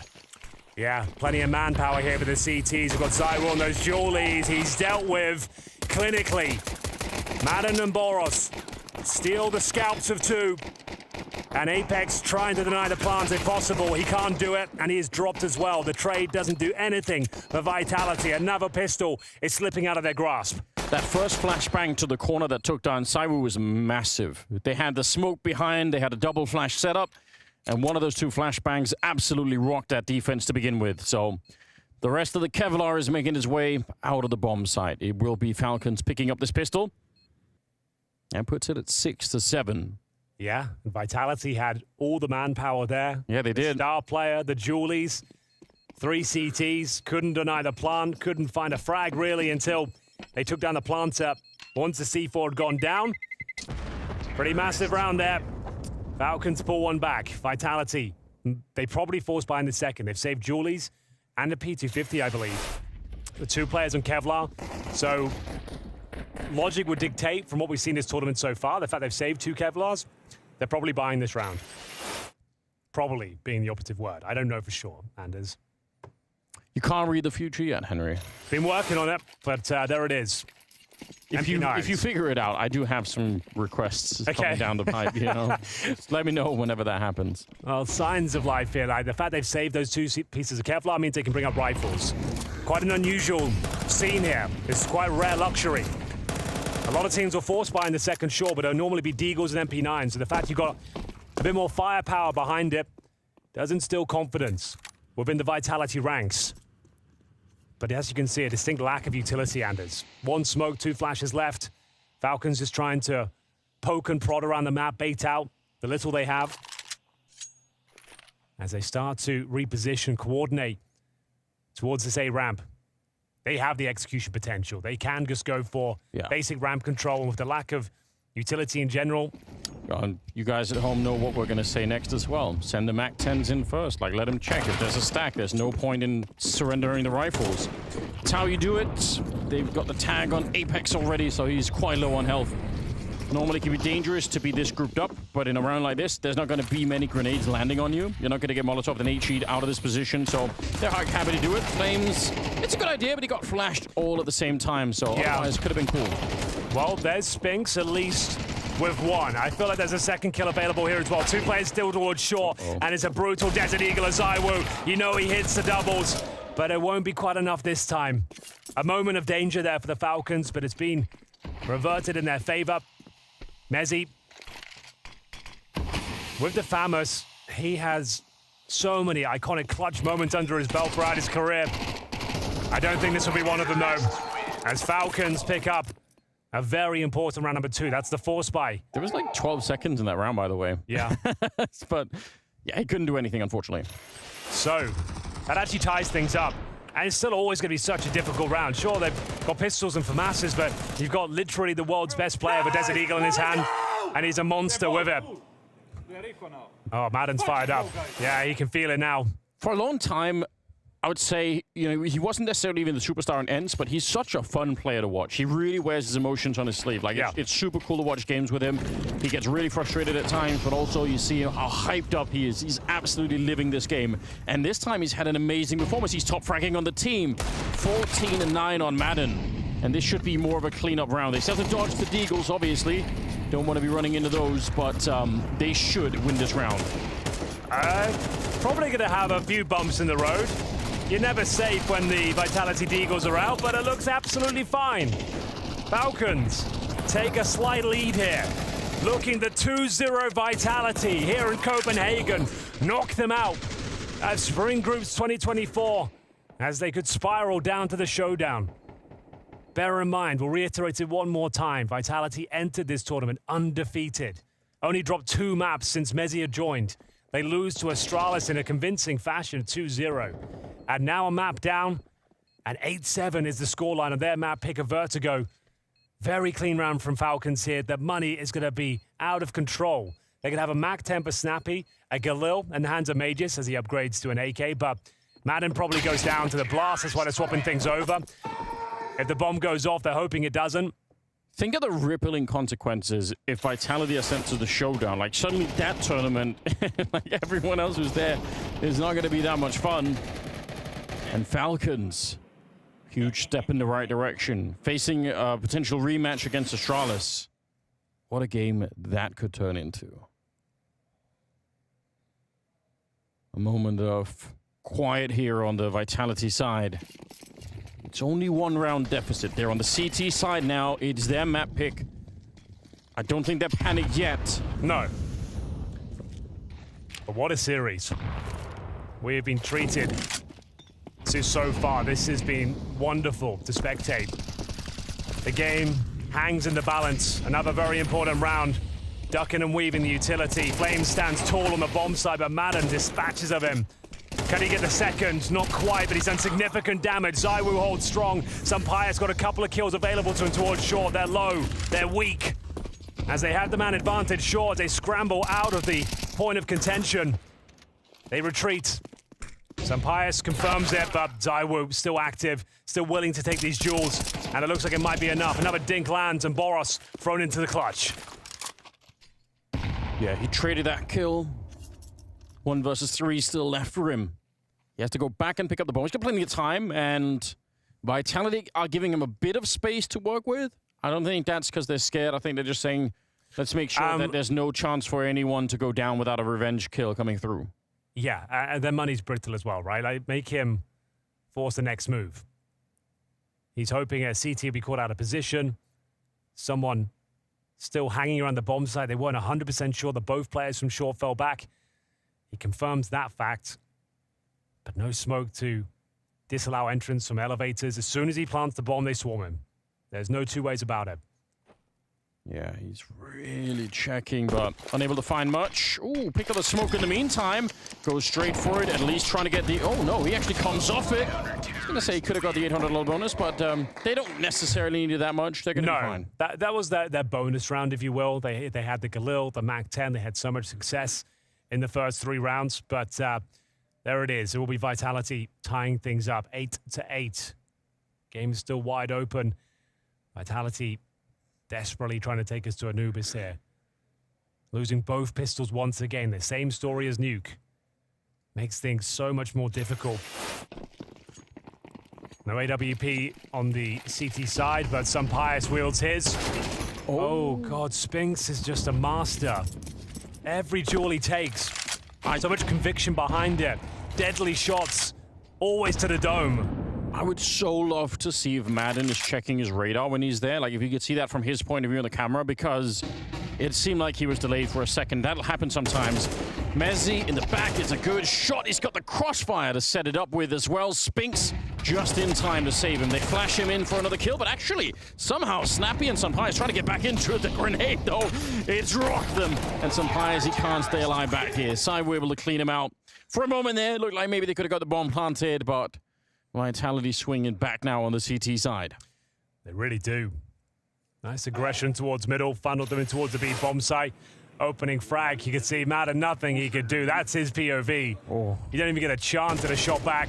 My God, good Mezzi, catch. solid as well. And nothing can be done. That's going to be the eco now for Falcons. That's problematic. That's 2 in a row. They'll take some investment.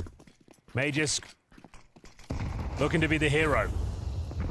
Around number 18 here. He's got some good territory so far. If he wins this opening duel, they can collapse on the bomb side, Anders. He knows a player's behind the default area. Significant damage inflicted. Mezzi just wants to try and get 1 kill now. Flashed off, and there's a team kill from Boros. It is. Oh, no. Sampaio is trying to bring it back. Maybe they have the real estate to get the bomb planted, but they're fighting out in front. That bomb is going to be real hard to put down now. The spray from the AK is actually pretty good. Sampaio is trying to land a bit of a burst. Madden put under a lot of pressure and eventually going to be found by ZywOo. It's too much to handle in the end. The retakes here before the bomb is even down. Looking real good for Vitality. They're close now. They're close to that 3rd map. Just to know, Boros was blind when he got the team kill. It happens. Yeah, you could see. Oh, maybe he wasn't. It was actually Sampaio. We'll have to see it from his POV. Looks to be unfortunate. Had a lineup. Not the end of the world. Unlikely they're going to win that round. 10-8, though. Touching distance of Anubis. A compromised buy, to say the very least, on the T side. Barely any utility. Galil is in the hands of Snappy as well. Operating at the 1 minute 40 mark with 3 smokes and a couple of flashes. Molotov in reserve as well, but that's about it. ZywOo, so efficient and moving around this map, staying nimble, staying agile, avoiding those flashbangs, but he can't avoid the headshots. Magisk and Boros working in tandem. That's more like it, as they manage to win the round with one single maneuver. Sure, ZywOo dodged the flash, but couldn't reposition in time, couldn't find his footing. And that's a much needed round for Falcons there. It's going to boost their confidence. Apex could do nothing but fall back and hold on to their rifles. 2 AKs in reserve, and Madden looking to hunt them down. A lot of force and follow through on that attack to the bomb site. They've tried it a couple of times. They must have sensed some sort of weakness. Maybe it's because they've recognized that Vitality are playing further back on the site, so they actually get the stairs kind of for free. They say, all right, if they're going to give us the stairwell, let's go. Let's set up the flash and let's just go hard at them. It works out. They're going to get the round. Falcons, one step closer to closing the gap. This series deserves a third map. It really does. Oh, for sure. It looks likely that we get there, but next round has a lot of weight behind it. That's Falcons with the pocket stratting towards B. Tier 1 minute 30. They had to just make their way through. They enter this round with very little in terms of utility, right? And they had to just go with something simple, something fast, a pounce approach. And they catch ZywOo off guard. He wasn't anticipating that much manpower behind the flashbang. Orb now for some Pius. Manny's still strong on the CTs after saving multiple weapons. Mezzi with the opening frag. This time will take down Magisk. It's been an interesting duel to develop on that side of the map. Yeah, I thought Magisk would have been favored in that. It looked like he had the better angle, but sharp eyes on Mezzi.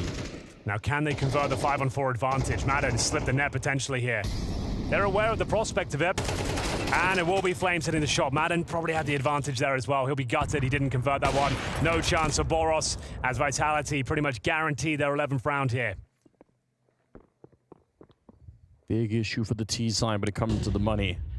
Oh, yeah. Anything that they could get their hands on right now would be huge. They can't really save either. There's so much time on the clock. Yeah. They'd be hunted down.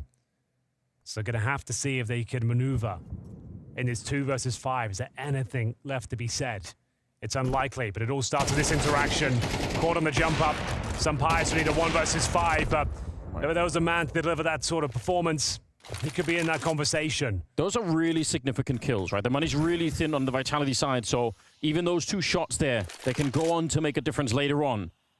Landing a third would be absolutely insane. You see how he's setting himself up. He's looking for the one mistake here on the Vitality side. But they're respecting him now.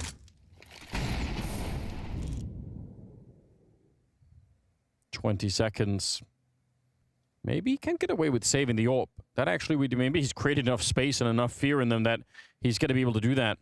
There is a flank coming from Spinks. 10 seconds. If he dies after the clock has run out, that's a lot more serious. Look at Spinks. He's thinking about it. Pius got the right idea. Very, very important shot. Well played. Honestly, that's a very expensive. Like, they were going to win that round either way, Vitality, but they lost 3 people, and that can hurt them not that long from now. I think what's even more significant is that we know the money's going to be low now for Falcons, but they've got a Sun Pius AWP. Yeah. Even surrounded by Glocks, that's enough to win a round. We've all seen it so many times. Relax, Madden. We're not throwing the monitor off the table just yet. That's at least wait till we lose first. What was the plan there? Grab the monitor, yeet it over the stage. So, of course... Hasn't been done before, you know. It hasn't. Tactical timeout. Zonic can feel this one slipping away. They save the all-important AWP in the hands of Sun Pius. Now, do they force buy around this? That's the real question. I would say yes. Go for the Hail Mary. Do what you can. These pocket strats on the low finances have been working for them. He's more than capable of finding a couple of kills, but Vitality posting a rock-solid defense here. And indeed, the buy comes in, courtesy of the AWP. It's a Mac Temper Snappy, opting for more utility. 3 AKs otherwise, actually pretty nice overall. Can they stabilize here? Course correct. Get back on track to win this one 2-0 and eliminate Vitality from Spring Groups 2024. But it's kind of now or never, isn't it? You don't have any more cash left. Yeah, it is the round that they need to do it in. They run right into Cywit's Madden, who's been top fragging on the team. That's the monitor gone now. Yeah. Somebody bolted down real quick for any kind of an incident in the studio. 4 on 5 here, Henry. Yeah. Plenty of time left. All they can really do is send some Pius in to try and go for the pick, but ZywOo hasn't been moved. He's going to hit another, I was about to say. Boros with a show-stopping shot. Snappy makes it work with the MAC-10. All of a sudden, there's signs of life here. Fake plan to try and bait out potential utility on the other side. Molotov thrown on the bomb site. Oh no, it's getting all sorts of complicated out there. Falcons had such a lead, such an advantage, but it all falls apart. They can't quite stick the landing. No bomb goes down. And the player that had to be the hero of the round, Pius, desperately hunts for another kill if possible. Flashbang sent in. They have no real further utility as the flank is initiated by Mezzi. I think map point is going to be obtained, and it's all down to this push. They have no idea he's coming. Pius actually does get a kill on the other side. Somehow keeps the round at least doable. There's only 20 seconds. He's sandwiched in here, and Mezzi, I think, smartly making himself very hard to find. Pius running for him. He can't get the no-scope off. Huge flank coming out from the British player, and it will be Vitality now on map point. They're so close to doing this. Anubis looming right around the corner. Oh, it looked like it was enough. The scrappy entrance towards the bomb side. ZywOo gets nothing. Snappy gets the second kill, but it was strange. Smoke here. Yeah, they threw a strange Molotov on top of the bomb site. And then they just couldn't coordinate themselves to get that C4 planted. It all collapses. I think they choked that one a little bit there. It was very scrappy on the finish. They now need 3 clean rounds in a row on this T-side campaign just to take us to overtime. We've seen it once before, and I don't think we'll see it here on Vertigo. First player goes down. It's a compromised buy, to say the very least here. Tech9's Deagles, a MAC-10 and a Galil. Flames aggressive, knowing he's got such a firepower advantage, and it's ZywOo looking to punish, send them packing, take us to Anubis. It looks like it's more than enough at this stage. As once again, we have another 3 versus 1 for the star player of Falcons. It's been another fantastic map in this series so far. Nuke was one of the best maps of 2024. This one's still exciting, but a convincing victory for Vitality in the end. One more kill will do it, and we're heading to Anubis. Showing us why they picked the map, showing their understanding. They're going for a double backstab here. How do you read that? Even if you catch one of them, there will be a second surprise you're almost certainly not going to be ready for. Pius, he fakes it once, just to see if anyone's going to come powering through. 40 seconds still. This time, he commits to it. He has to just go straight for it. But that double flank is still coming for him. I doubt if he's going to be able to see both of them coming. Oh, actually, he's set up quite nicely. There's the first one. Spinks, a little bit careless. Smoke goes up, but he has a gap on the other side. Oh, if he can live through this round, it would be absolutely insane. Bomb being tapped on the other side, but they're not fully defusing just yet. He's got the Tech9 out. It's the right idea. 2 seconds left on the defuse. He's not sure. He's not firing through, and that's how they get there. 3rd map secured, Henry. We are going to go to Anubis. We certainly are. Vitality down but not out after losing both pistols once again. It's that man on your screen right there, Spinks. It carries them through. Another epic performance here. ZywOo not missing many shots either. 24 and 11. We're going to Anubis, baby. Whenever you stick a microphone in Snappy's face, he'll always tell you about ZywOo and how great of a player he is and how much impact he's got of a game.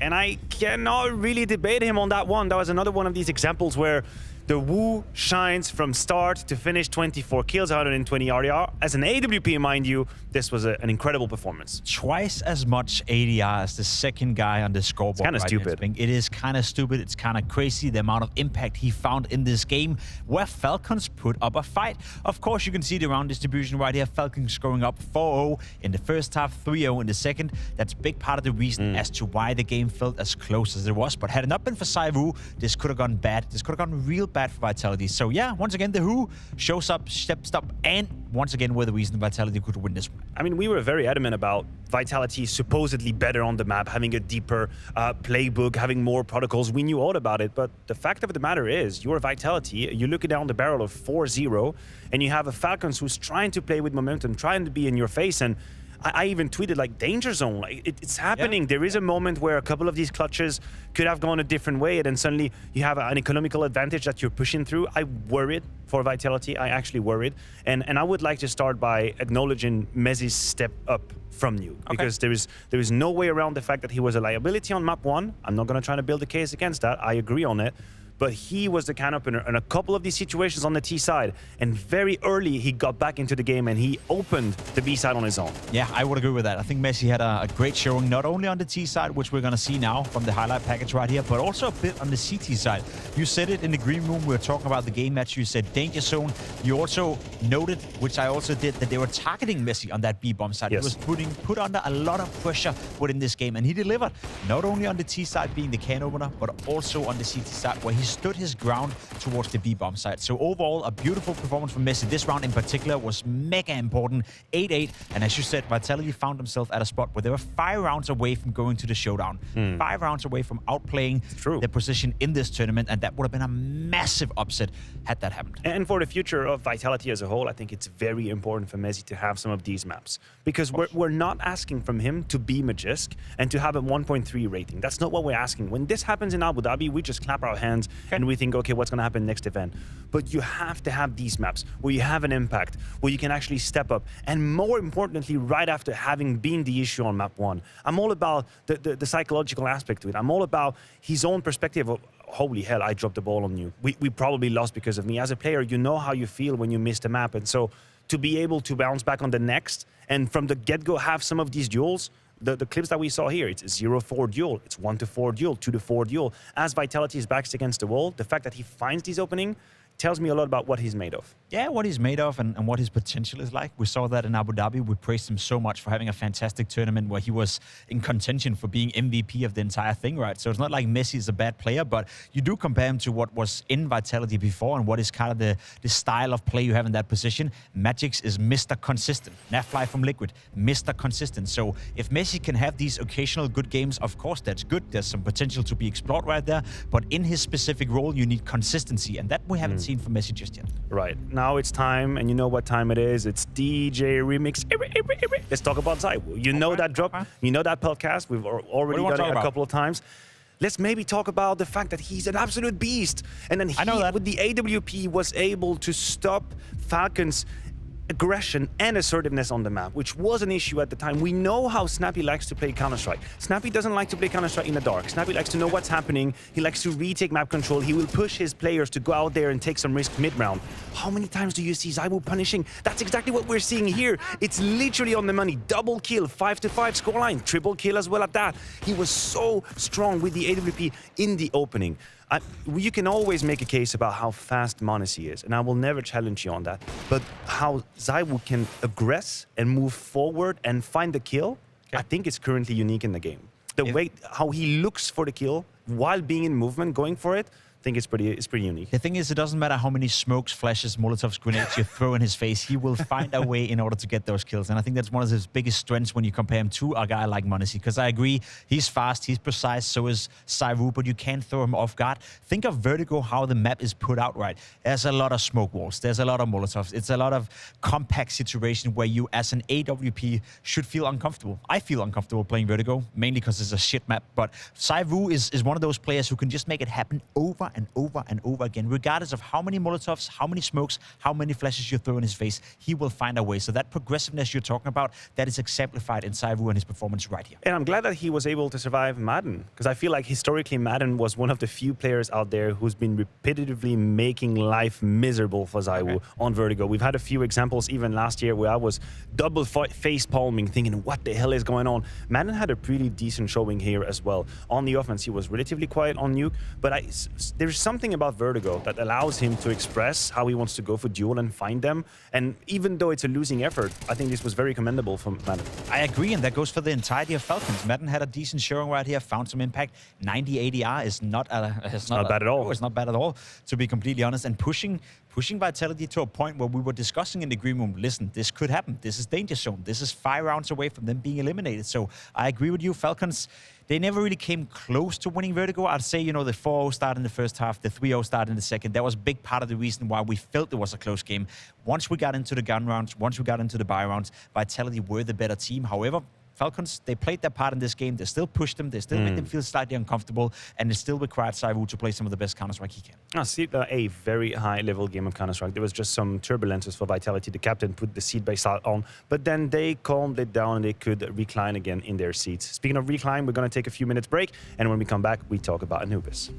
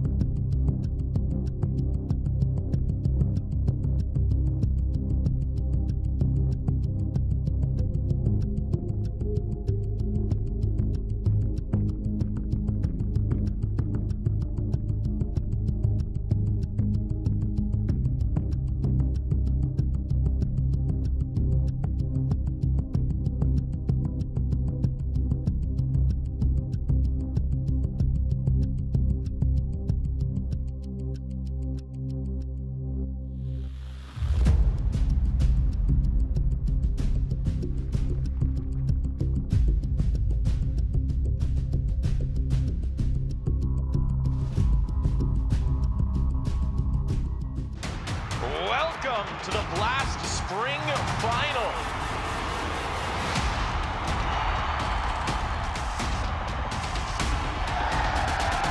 Hell yeah. I'm ready. I'm excited. The stage is set. Who's going to win that trophy?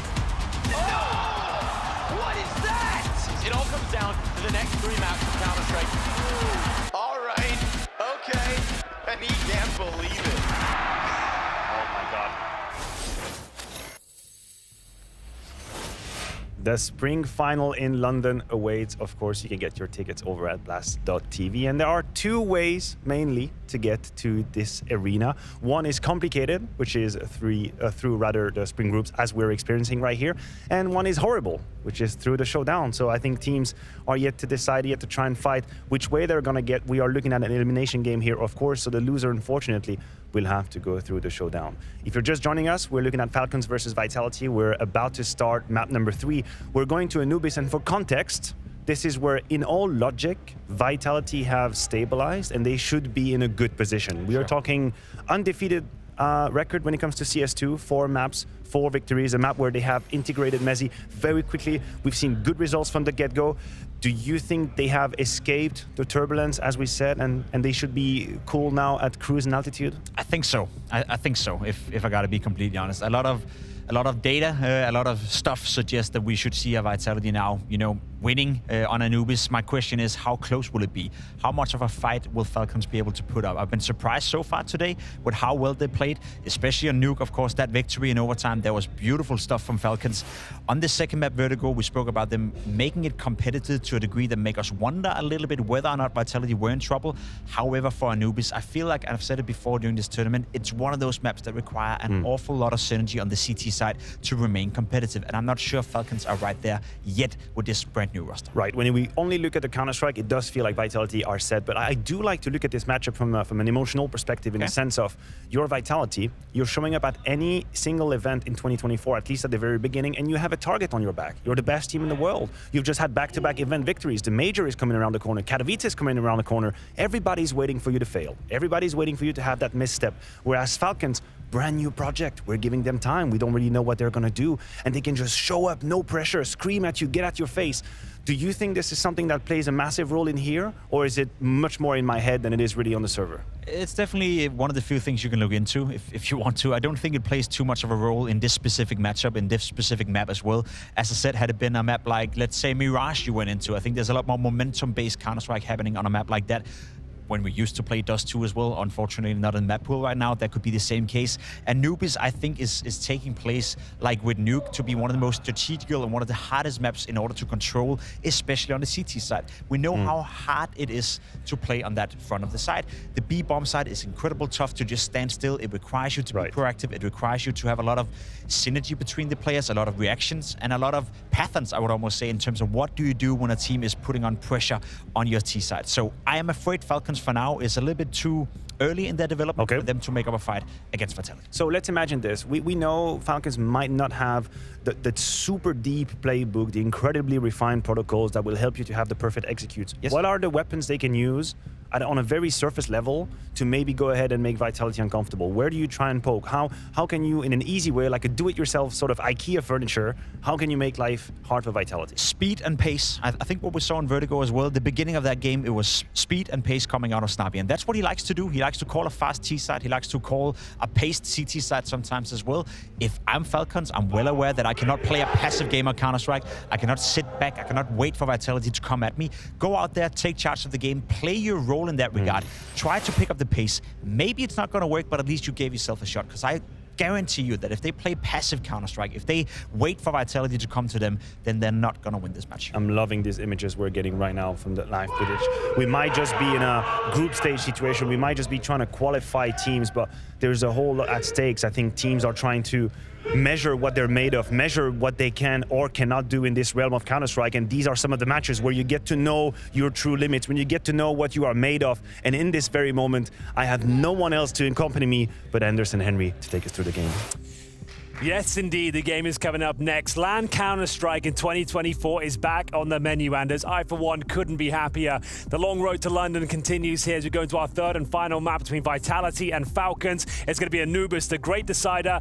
I'm not sure, though. I feel like Falcons might not have enough left in the tank, Anders, because, sure, they're getting some impressive rounds. They took the first round, but bear in mind, they've won every single pistol of this series so far. Give one of those up, and I think it's a comprehensive victory for Vitality. It's not going to be easy. The odds over on GG bets, it's going to be, again, still pretty close, but Vitality are the favorites. There's no question about it. Third map as well. And remember, Falcons, they're the ones that have to rebuild, I think, a lot more of their map pool, right? Like, it's a huge change, huge brand new team. I think it's very, very hard to play a best of 3 this early on in the year and against the best team in the world. Like, what a task to be up against. It's absolutely true. No love lost between these two teams. The coach of Falcons used to be behind Vitality, led them to a major victory back in Paris. Magis, the rock-solid anchor, now plays for the other team. And he's put on a hell of a show. He'll have to go one step further to try and take them down on one of their very best maps. Ladies and gentlemen, Vitality take on Falcons. One of these two teams has to go home. Winner will go forward to play Astralis in a rematch tomorrow. I can't wait for that. I think that's going to be really, really exciting. But we are off to the races here. A flashbang to try and see if they can maybe get the kill on Sunpias, but actually they're going to get slowed down themselves. And here we go. The crunch is on for the B bomb side. Megas and Sunpias. They open up. Falcons again on for a beautiful start to the game here. Pistol round looking locked in at the moment. Saibu and Flames 2 versus 5. And they're not even getting close to it. Megas with a triple kill. Falcons, how have they done it again? I'm not sure. But this is clean as you like. A simple approach. 5 players all entering through the same choke point, decimating everyone in front of them. Clean plants. And it's another great start here. Vitality don't have the luxury of the save Julies. 2 pieces of Kevlar. Flames might be able to survive the round. If he does, it means he gets a cheaper helmet. Maybe a chance at the FAMAS, but no kills found at all. Oh, he took some damage from the blast, so that won't be possible now. He will have the Kevlar, but won't have the option to upgrade. And here it is, Falcons. Off to a flying start, if you'll pardon the pun. All began towards dark. Everyone collapsing in towards this B bomb site. Magis continues the unbelievable form he's shown throughout the series so far. 30+ kills on the first map as Falcons put their best foot forward. Full eco for Vitality. They're allowing this one to get going for Falcons. They should have a relatively easy round. Maybe 1 or 2 kills falls awry. But generally speaking, I don't expect much here from the CT defense. Mezzi doing a lot of damage here. A couple of headshots, but Boris makes up for it. Damn. Head on a swivel, gets himself a couple of kills. Yeah, didn't think he was going to get that second one. But it's a classic way to take a bomb setting around like this. You jump in the MAC-10, like it just displaces everyone's crosshairs on the other side. It's very hard to deal with. And even if the MAC-10 didn't completely wipe out the bomb side, it's still just an awkward fight for everyone that's left here. Simon and Spinks. Okay. Sunpia's taking an extra second. Yeah, that's all right. Got the job done in the end. Looks like they'll only be dropping a single kill here. Mezzi managing to get 1 at least. Stink to second. Madden's on the hum, but he's got the MAC-10. He's low HP, though. Needs to be extra cautious here. I assume he can outlive the blast in that position. And yes, indeed. Absolutely fine.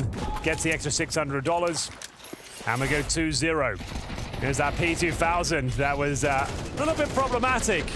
All those dings coming through. Boris. Nice reaction, though. Gets the double kill. Zaiwu can't find the kill in team spawn. Spinks took him down, and we go into a very important first gun round here.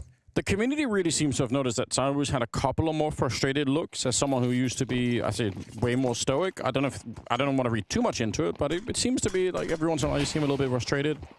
I mean, he had a USP and T spawn there. Yeah, not really much he could do, yeah. But we'll keep track of it. Third round. All M4 and all M4A1s. A little bit cheaper trying to go for it here. Good shot down from Mezzi. My God, 3 kills. They walk right in front of him and he is ready. Spinks on the other side. It's a flawless round, Henry. They've cleaned it up. Yeah, it's a snappy classic there. You've seen it on maps like Inferno, maps like Nuke. He loves to have these fast pounce strategies when he's got the MAC-10s in hand. Not much utility deployed, trying to catch the CTs on the back foot, which they did. But Mezzi was there, rock solid. Similar sort of sequence you saw in the ramp room on the CT side. He managed to get 3 kills there, but then he went a little bit quiet. We'll see if he can keep that up. But that was a bit of a bonus round. We are going to see Falcons with weaponry once again. AKs in the hands of 3, a Tech-9 for Madden, and Snappy on the last rifle, which is a good little. They're going to boost up in middle to kick things off here. Smoke won't dissuade them from entering middle. Once again, trying to use pace to try and crack things open. One spotted towards middle, and there's double rifles waiting on the other side. You've got to be careful here, Apex. There's a chance you're going to get peeked, but they will take down Boros. And now they can maybe escape it. Oh, Apex sticking around for the double, my God. Beautiful double of headshots there. And now Madden, Megis can't even do much here. Samu's hunting him down. What a decisive round. This is ridiculous. He didn't want to give them a chance to reset and get comfortable and start exploring their options. Lock it down before they can retreat. 5 versus 1, Apex, beautiful. Double kill towards the hut. And you can see that's Falcons, again, operating on very little in terms of utility. Trying to rely on one of these pocket calls at the start of the round and send everyone in towards middle. Try and break through, catch them off guard, but more than ready for it. 2 rifles defensively playing by a Temple and Camera Room, working in tandem, and no kills given over. ZywOo with 2, Apex joins him in that regard. And Magus, all he can really do is try and make this round expensive. He's got no bomb. So does he just save, or does he try and force the issue and try and get a couple of kills there? I say it's likely to be a former, but that's if no one comes hunting for him. So yeah, just going to be holding up, seeing if anyone wants to explore the options outside B. Yeah, fair play. I don't know what else he's really meant to do in this position. They're kind of checking the middle, but they're quite far away. Might have been a chance there for Magus to find a kill, but he's going to stick around. So the AK will stay alive. Vitality. Really quick comeback. Absolutely locked out here towards middle. Apex, beautiful double spray. Madden couldn't retreat either. Needs to hold it together. Can be known to tilt. But very convincing. That's back-to-back flawless rounds for the CT side. Again, we've said it a number of times, but the economy in MR12 here on the CT side, you've got to be so careful. Yo, they forced sport? They did. They absolutely did. You're right. 2 Deagles, Tech9 Scout. I guess because Magic's got no extra money, they're trying to just balance the books here. Yeah, they don't want to go forward where one player is all the time without a rifle. They've got 1 smoke and a flash. Like, there's not enough to work with here. Like, I don't even know how they set themselves up for any picks or any map control. How do they flush out A main? How do they push the CTs back? How do they take control of Darkroom? These are the questions. Yeah, I hope the answers. I hope they do, because I couldn't tell you. It's one of the most technical maps we have in the pool. Yeah, so many positions you need to burn out just to kind of get close to attacking a bomb site. All right, then. It's down to Magisk, really. There's your answer. That's someone who has to brute force his way in towards Darkroom, set up the split, try and take enough aggro and hopefully a couple of kills, while the pistols are ready and waiting. Now, B main, initial utility to find some space. Snappy to be on the end of the fishing rod here. The cannon fodder as Magisk will try and crack things open. Messi, it's another good defense. There it is. Headshots, Magus, you said it had to. Oh! Another one. It's taken down, Messi. ZywOo and Flames starting to get there, sneaking closer to the bomb site, but somehow Falcons have done what looked like it was going to be impossible. They get the bomb planted. They've got a man advantage here. They don't know that ZywOo's here. They're going to find out in a nasty way. He takes down Madden early on. And Magus now on to try and see if he can get the ace here to close out this round, but they're already on the defuse. He has to wide swing, and it has to be right now. Oh, he stops it! Oh, he's nearly at the round. It's so close. Couldn't be closer there. We said Magisk had to step up, Anders. He gets 4 kills. There was a possibility of the ace. He keeps them very modest on the CT side. The money has been deeply wounded. But it's Messi standing to another double kill delivered here. Magisk gets 4 in total. Denies a ZywOo defuse with half a second to spare. He had 3 bullets for that kill on Messi. He didn't reload Magisk. He just went for it. 3 bullets, and that's what it took. Do they force again off the back of that?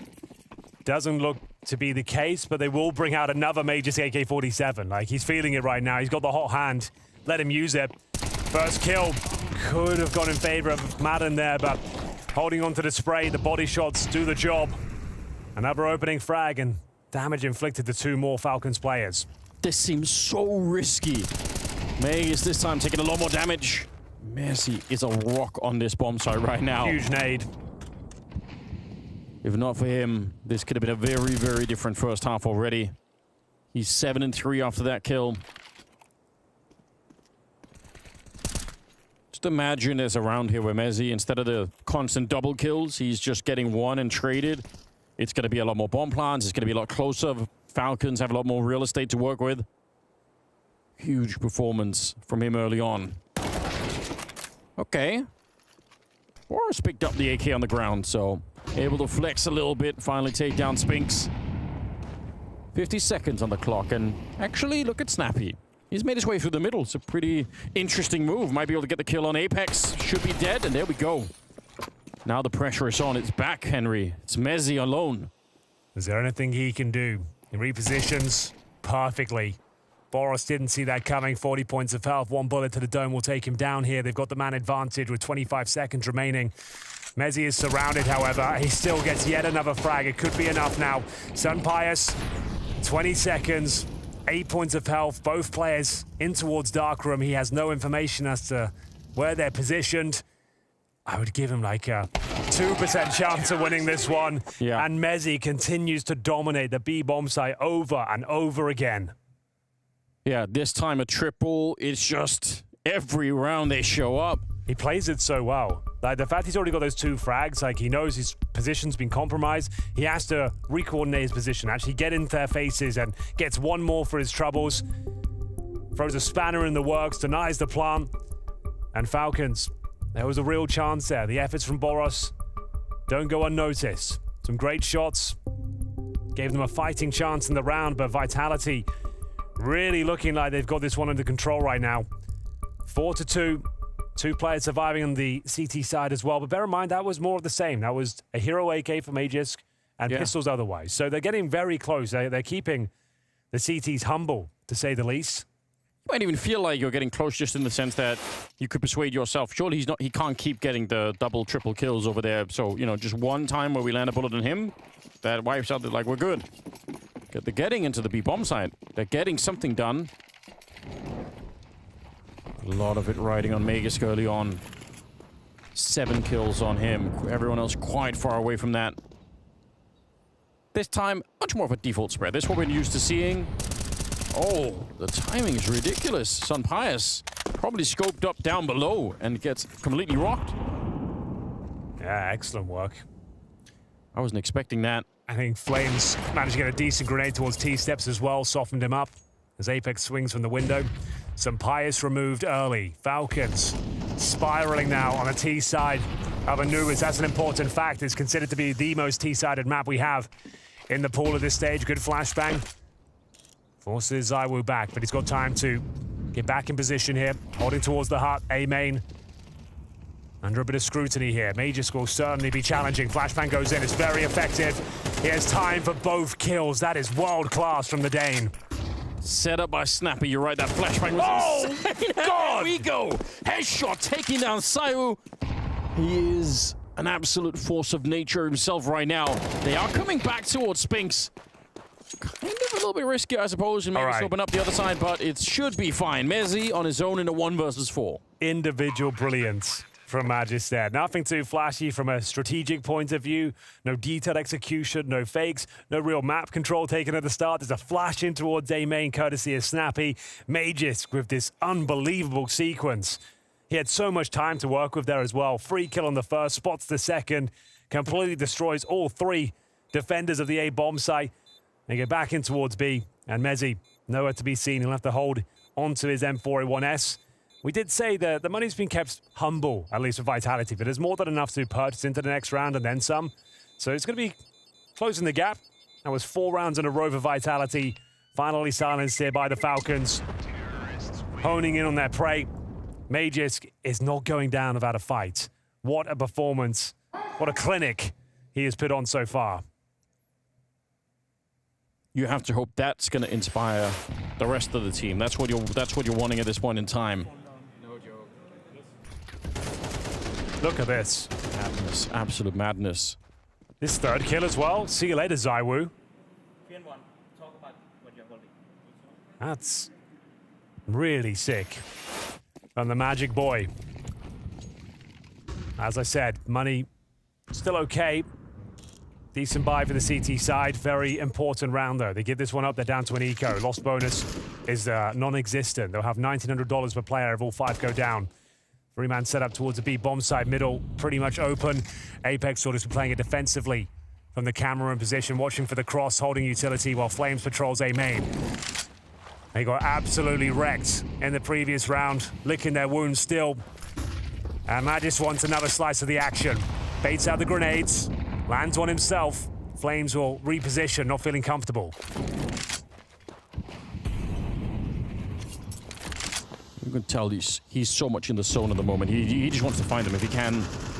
Set up a flash and go for it. Crossing right past the minute mark in the round. And a couple of people on the CT side looking to maybe get a bit aggressive here. Apex, I mean, they got the kill on Sumpires last time. This time they walk right into Madden. Denied any attempt there. 40 seconds on the clock, and the bomb's still outside of the bomb side over at the A side, so could be another attempt at it here.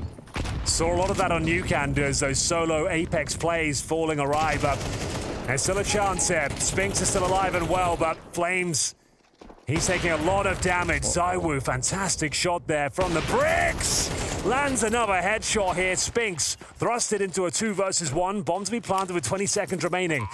He's got an HE, no kit, but bucket loads of skill. Not going to matter this one. Sumpires will lock him down. And as I said, that's a very important round in terms of the finances here. Falcons find their footing on the T side of Anubis. Another situation where Apex trying to hunt for information, pushing alone, no flash, no backup from his teammates. Thought he spotted a gap and found out by Madden, weakened the A defense. ZywOo at the scene of the crime, yeah, that second kill, you think he might have a fighting chance, but Sumpires closes things out.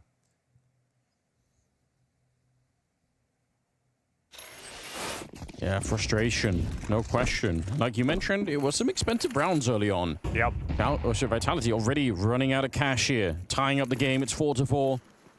Sure, they're on the CT side, so it's still a good look for Vitality, don't get me wrong, but Vitality at one point must have been eyeing the chance to just completely crush them. Like, it was looking really good. Meg is the only one really answering back. Now they have a bit more of a foothold. Snappy going to be setting up some deep grenades. Oh, actually, they're going to run right into him. So just a Mac 10. What? Flames! There's no assist. Consecutive USB headshots. How is it done? No one assisted there. That's 2 clean kills against helmets with the USP. We've got to see that from his POV. What the hell? Still a slight advantage for Vitality, but slight. Even in the 5-on-3, they've got B-bomb side control. Nullify the man advantage, but still, this round is up for debate.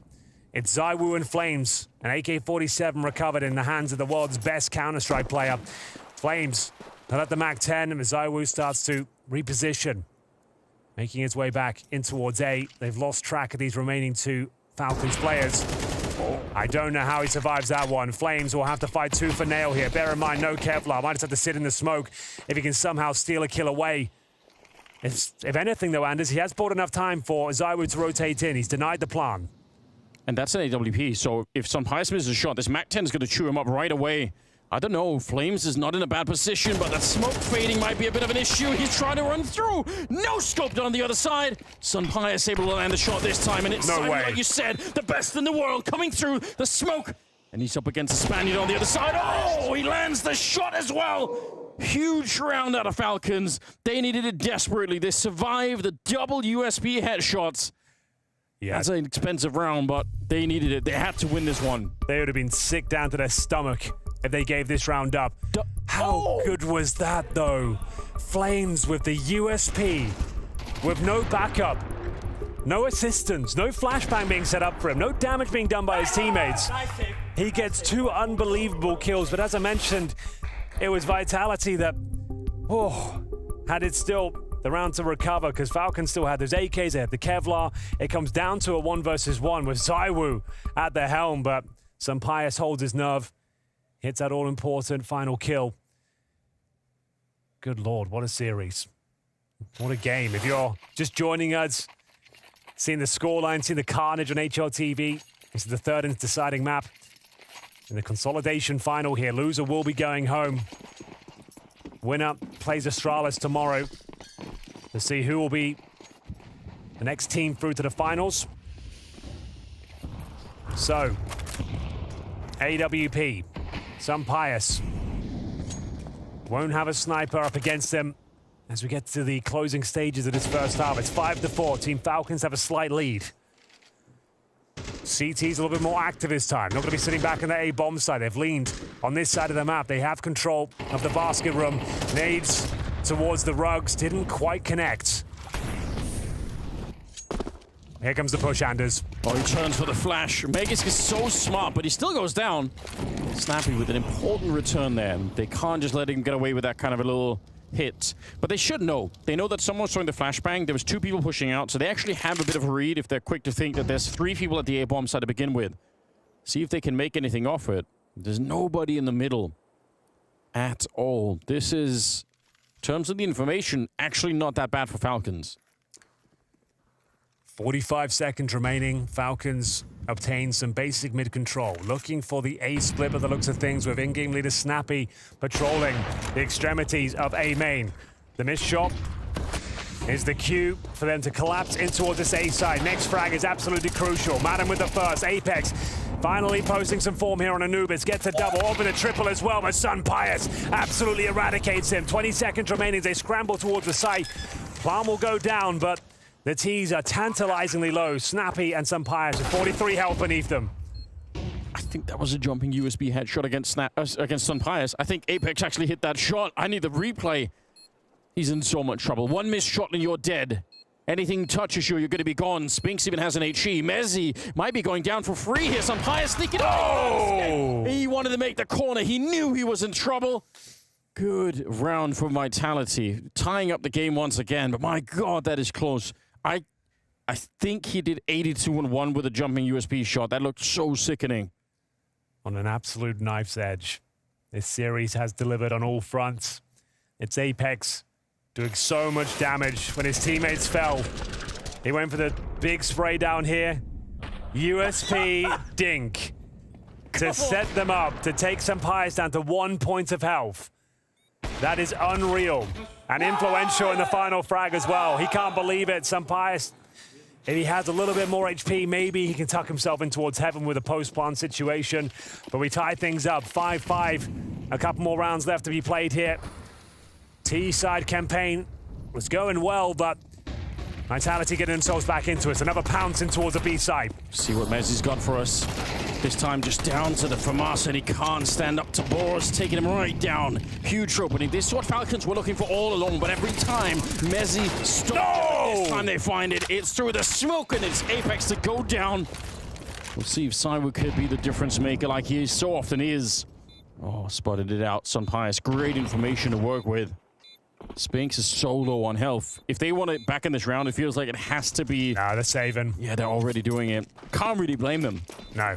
Well, it's the final round coming up next. They want to have some resources. Look at the residual cash, Anders. Oh, you're right. They'll be getting not a whole lot. They're probably at a second stage loss bonus.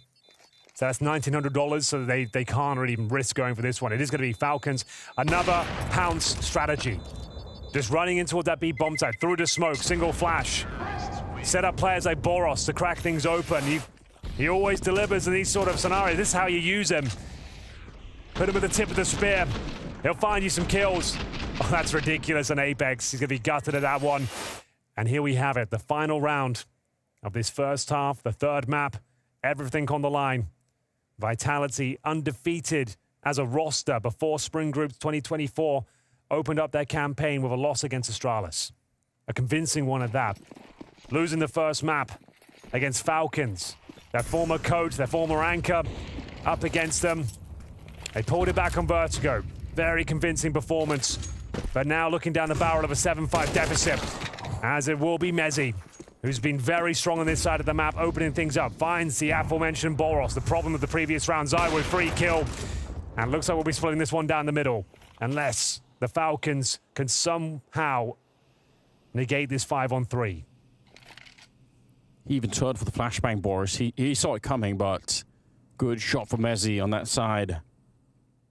It should not be at all easy to get back into this round here. Spinks, a little bit of a spray. Oh, yeah, he's absolutely locked it down. Snappy on his own. He's not aware of the second player, and it's tied 6-6 at the end of the half. Unbelievable scenes here. It's anyone's game. It's wide open, but one of these two teams has to go home.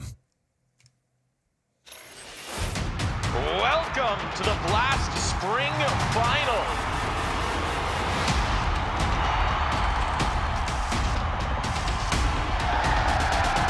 Hell yeah. I'm ready. I'm excited. The stage is set.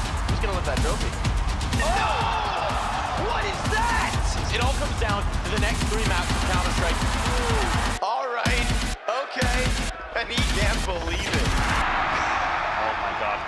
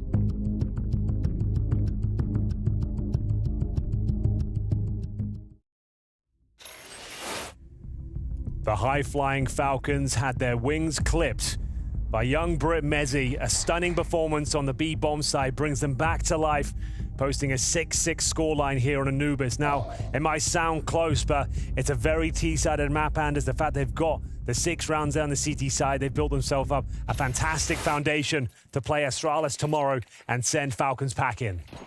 Yeah, there's no way around it. Remember, they still can't win any of the pistol rounds, Vitality. If they win this one, surely they've set themselves up very, very nicely. 6 rounds. It is, yeah, you can't really underestimate them at the moment here. Vitality now on the T side, looking to do something. Bit of a jump out, just to dodge the early shot spot. Boros is, oh, they actually just go straight down. Snappy now put under some pressure, and he's good and taken right out.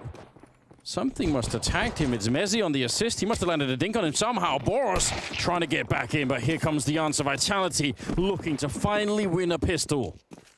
Yeah, looking very good. Calling on the fly. Went for the B split initially. Found so much success on the rotations. They go back in towards A. Running through the main entrance. Taking down everyone en route. They've got a 4-on-1. You're right, this one is locked in. Madden can do nothing about it. It's got no Kevlar. Just a flash, so no real reason to save. Got to see if he can find any exits here, just to give him some sort of fighting chance in the follow-up round. If they do decide to force buy in the second, even a kill would help out. That's $300 garnered, and maybe will lead them to having a little bit more in the next round, but it's all for naught. Zaiwu will confirm the final kill. A very convincing pistol finally lands in favor of Vitality. 7-6. It's really about time that they started to pick one up. Nice approach as well, getting all that aggro towards middle, dropping down. Yeah, because if you're Snappy playing in dark there, even that, you're hearing the calls from your teammates, right? Your teammates are busy shouting, they're middle, and 1 second later, oh, actually, they're all coming towards me. They have decided to force buy. No MP9s, no FAMASs. pistols across the board here, focusing on that utility. The Deagle shot does connect somehow. Boros will do some damage towards ZywOo. Knocks him down to 65. Now they need to desperately hold on to their utility as long as possible. They have 3 smokes remaining. Just want to try and grind the clock down, but Vitality are making their next move. Dissecting prime real estate. Darkroom is theirs. You know what happens next. Flashes to come over. Molotovs deployed as the MAC-10s get so close. You might even want to give this round up now unless Sampaius somehow gets a headshot. Madden will join him as well. How has this happened? This round is falling apart. He's managed to recover a Galil. He's completely blind and will be taken care of by Spinks. Yeah, but they're still not really fighting for the bomb site. There we go. They almost walk into that shot. Spinks doing excellent work. Sampaius and still got Megas with the Deagle. Hasn't really had a chance to fire it yet, but he can't do it. Spinks absolutely on cleanup duty, opening the bomb site and shutting it all the way down. Really well handled. It's going to lead them to yet another round here. The force buy doesn't do much at all. They got the first 2 frags though, Anders. That was technically a 5-on-3. Yeah. But still, it was just the MAC-10s they took down there. Recovering the Galil, but so well handled. The flash towards Madden nullified his efforts. Nothing he could do towards Dark. Let's fucking go, guys. I think he's screaming in Danish. Maybe I'll make it out. You think he's screaming in Danish? I think I think sure? Apex just shouted "shut up" in Danish. I guess, yeah. I guess he does maybe have that on his side. I'm gonna ask him about that. I'll find him. I'll confirm it. If he did, that's so incredibly based. I hope I'm not just hearing things. You might be, but if that is the case, let us know. If you heard it as well, tweet Anders. For now, though, a gimme round. Nothing to report, I'm afraid. But at least that. I love Apex so much. He's such a funny character. Oh, he really is. Iconic. Yeah, it truly is. There's more of a cleanup round. 3 versus 5, and they're not going to have any trouble here. Bomb is already planted. Question of looking for some MAC-10 extras. 3 kills so far. Yeah, send in another one. Let someone else have the money. Flames making a little bit of cash for himself on top. Good little trade. Excellent round. They're way ahead now. Apex is gobbling them up with the MAC-10, farming that money. Nice call as well. Thinking on their feet. This Apex is low, but they wanted to farm more cash for the MAC-10. Throw it over the Flames. Yeah, sick. He's on 5 points of health. Couldn't be a better response, yeah. He's full of frags. So we got confirmation. He is shouting "Holding Keft," which is "shut up" in Danish. I love it. That's amazing. Oh, that is actually just so funny. I'm gonna find a way to replay that. Sampaius clips Apex. His turn to shut up, isn't it? Snappy gets the kill onto ZywOo. I think it's 9-6, but honestly, Falcons, if they want a chance at getting back into Anubis, it's right now. They don't have any money in the bank whatsoever. It's a 5-on-3. This is one of the best chances they're going to get to re-establish some control here in the second one. And yeah, right by the beans. It's Mezzy to go down. What a comprehensive victory this is for Falcons. Not much to report, I'm afraid. Default round found a couple of picks to kick things off. Sampaius confirms the round with the kill at A main. And almost nothing to do now. You got Flames low. Spinks will join him. They have no territory on the map. They're just hoping CTs come hunting at this stage. This will be the first round on the board on the CT campaign for Falcons. Bear in mind it was a 6-6 start, so they're currently down 0-3. Will be swiftly converted to 3-1. Just the round they needed as well. You can see they're fully invested here. But after those kills, they will get 3250 on top of pretty much 0 right now. So this is a very welcome, clean round for the Falcons. And what a delight to see Sampaius hit some of those shots, right? We've explained how good he is. If you're brand new to the game, maybe you don't know, but he's better than even what he's shown here today. There's more Sampaius on top of this. No reason why he can't make it work right here. That could push them over the edge, right? If they got Magus playing this well and Sampaius, catches up, what a duo. I feel like everyone on the servers turned out. Like, no one's had a bad game. Yeah. No one's had a bad series. There's been individual highlights in buckets and spades throughout the entirety of this epic series. I hope you're enjoying the show. I certainly am. A lot on the line here. It's only the first best of 3 of the day. Yeah. Let's check in with that. Q2 NIP of the second one. Yeah. And then we got GamerLegion FaZe. Yeah. Cloud9 Big. The GamerLegion FaZe rematch as well. That's true. If you're not aware, GamerLegion 2-0'd FaZe on the first day of the tournament. Now, they've looked much better since, FaZe that is. But what a tantalizing rematch that is. Hell Snacks yes. in game leader. Looking to take down Carrigan and co. Yeah. Yeah, sign me up. Oh, we've got a packed day of Counter-Strike for you here at Blast. A 2-round lead. Great news for Falcons, not just winning the round, but keeping the rifles afloat. It is all about the money at the end of the day. Yeah. Some grenades flashing out. Megisk looking for it, but the flashbang did nothing at all. I don't even think Messi turned for it. That's I'm curious about that. I'd love to see where that flashbang lands. So a response here from the CT is going to try and be combative. Outside of the B bomb site, double kill potential here, but Flames will shut it down. Zywell using this intel to his advantage, but ends up leading to his death. 3-on-3, Sampayas. You bigged him up so much in the previous round, Anders. This is his time to shine. They have no further utility to dislodge him from this position. Flashbang will be it. It does actually catch him, fair enough. And now that's a plant. Flames, though, can't quite find the kill. He's 5 HP, has to just play for his life. Yeah, but it's kind of sick, though. He's created a lot of doubt in them. They have to go quick before Flames starts again. No! See, there we go. A double kill he finds, and they're so low. And a straight defuse, mad, and he knows he has to go for it. But Mezzi's on top of it. A quad kill for the British player. Brilliant work. I can't believe he fought his way back out. Flames couldn't help him. He was so far away. It had to be Mezzi. He's been playing so well. He went a little bit absent on the first map on Nuke, but was in full control. And Vertigo. There's that little corner that he's tucked into is enough. So he dodges the flashbang completely, then goes on to dominate this round. A really important one. And somehow, that one flashbang they had left, that was literally it. I mentioned it, there's no way they can dislodge some pies. They had one flash. It was the perfect thing for the job. It takes him off the angle for a split second. They find their way in, and Madden knows that's significant. Yeah. Huge recovery for Vitality. Mezzi leading the charge. 4 huge kills. He's currently sat at 17 and 10 on top of the server and then some. Closest to him is Zywoo, of course, with 14 and 10 as well. But it is going to be 10-7 scoreline.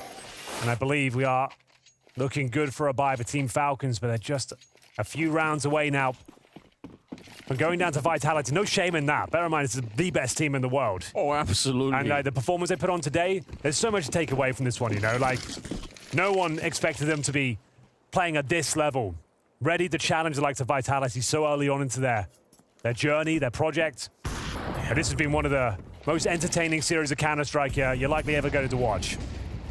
It takes time to build a team, it really does, but with Sonic at the helm, they've really managed to put this together quite quickly. Save. Yeah, Madden already down. There's no one else nearby. Meg is kind of sticking around, but it's not worth it. You're absolutely right. Instant save call. And actually, Apex is out hunting now. This could be very painful. They must save these rifles. Snappy, luckily holding on to his here, but it will be 11-7. It's been a lot of that today. Apex alone, taken down in one-on-one duels, but it's fine. The round's already guaranteed. Brilliant stuff there. It's Mezzi. He is like the best player on the T side of Anubis, in my opinion, my humble opinion. Mezzi, T side of Anubis. Yeah. The fact that when he works A main and T side of Anubis, he is just a god. I used to think D-How was the king of this position, but Mezzi's impressed me so much more. Every time you send him in first, every time he's patrolling towards A main in the default, he'll find you a kill. He'll find you that entry. And he does it once again. 1 kill required to win an entire round. And that's all Mezzi's there for. I don't know when the last time somebody ran these stats, but I remember at one point, many, many years ago, somebody ran the stats of the correlation between opening kills and 1 rounds, and it's a massive correlation, obviously. So curious to see if we can get like the 2024 version of those stats. T-side just cracks it open. Timeout being called now. Sonic getting a chance to talk to the troops, get them rallied behind this. It's slipping. I think they can feel it too. Slipping out of their hands. The money's questionable. Yeah, but they did save 4 players, right? So at least there's that. But yes, you're dead on. just a couple of rounds now from tournament elimination. They also lost to Astralis en route to this lower bracket final. ZywOo looks confident, looks comfortable, seems ready to close this one out. He's got the AWP now. As mentioned, Falcons with enough resources with the saved weaponry. Got an AK for Snappy and the Sunpius AWP. Can they hold it together? It's a very T-sided map. The odds are stacked against them. Okay. Kind of a close shot, to be honest. But no luck for ZywOo at the early stages.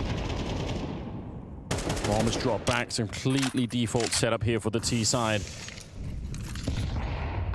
Spinks, I think, holding a little bit outside of the B bomb side. Just keeping an eye on things, making sure no CTs are sneaking out.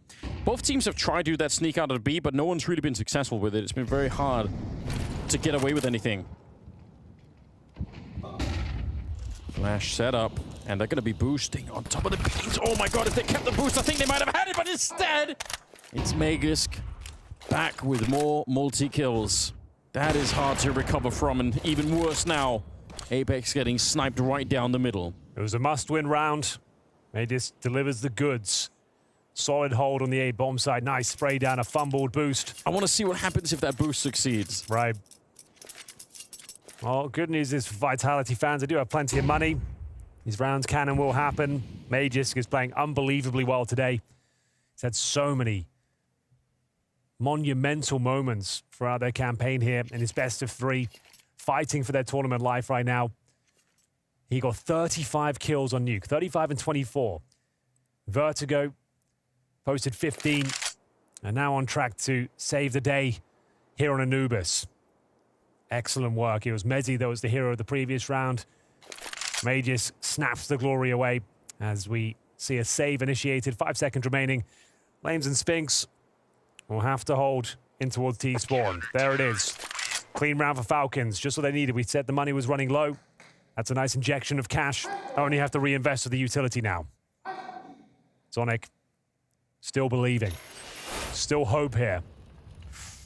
Yeah, so just fumbled that boost, and it cost them the round. It did. They know it. It happens. Yeah, don't lose. Not the end of the world. No, it isn't. They still have the lead. They managed to save a couple of wet rifles. They can buy for the rest. You got to be careful though. Again, like I said, Magisk and Sunpius, that little combination. Who knows? It's not that big of a gap at the moment. Not really getting connection with the grenade, so ZywOo quite happy to stand in the corner, getting Molotoving out the dark room right away. And ooh, that's actually so much damage. Snappy getting tagged by Mezzi, and he ends up going down. Sunpius holding onto the bomb site as best as he can right now. He smoked it off at once, but right to the smoke. I think Apex might have seen him. That should be enough. The bomb is going to get planted here. And Falcons, my god, yeah, they're getting wiped out on this one. Oh, that's disappointing. After such a glorious round in the previous, it's Vitality with a comprehensive victory to find series points, elimination point of your team Falcons. It will now have to be the perfect game. 4 rounds in a row on the CT side of Anubis. A tall order to say the very least standards. I don't think they have it in them. It feels like they're relying too much on the individuals right now to have show-stopping moments, to save the day. Magisk is being hunted as well. He probably gets the first. Whether he holds him to the second, apparently it's no problem. Absolutely sick read, isn't it? I will say this, though, to give some credit over to Vitality as well. One of the things they're doing really well at the start of these rounds, they're not allowing for anyone on Falcons to move forward. Like, they're holding in the middle, they're holding outside of B. You saw a couple of times they try to push out of the A-bomb side, but there's no real chance for the CTs Damn, here. that's so sick. Yeah, wow. Double Molotov, one that lands in towards Darkroom and outside it as well. So if you're half HP, you get burned. After Blamer, fair enough. Fair enough. Like, at least he's honest. You gotta commend that.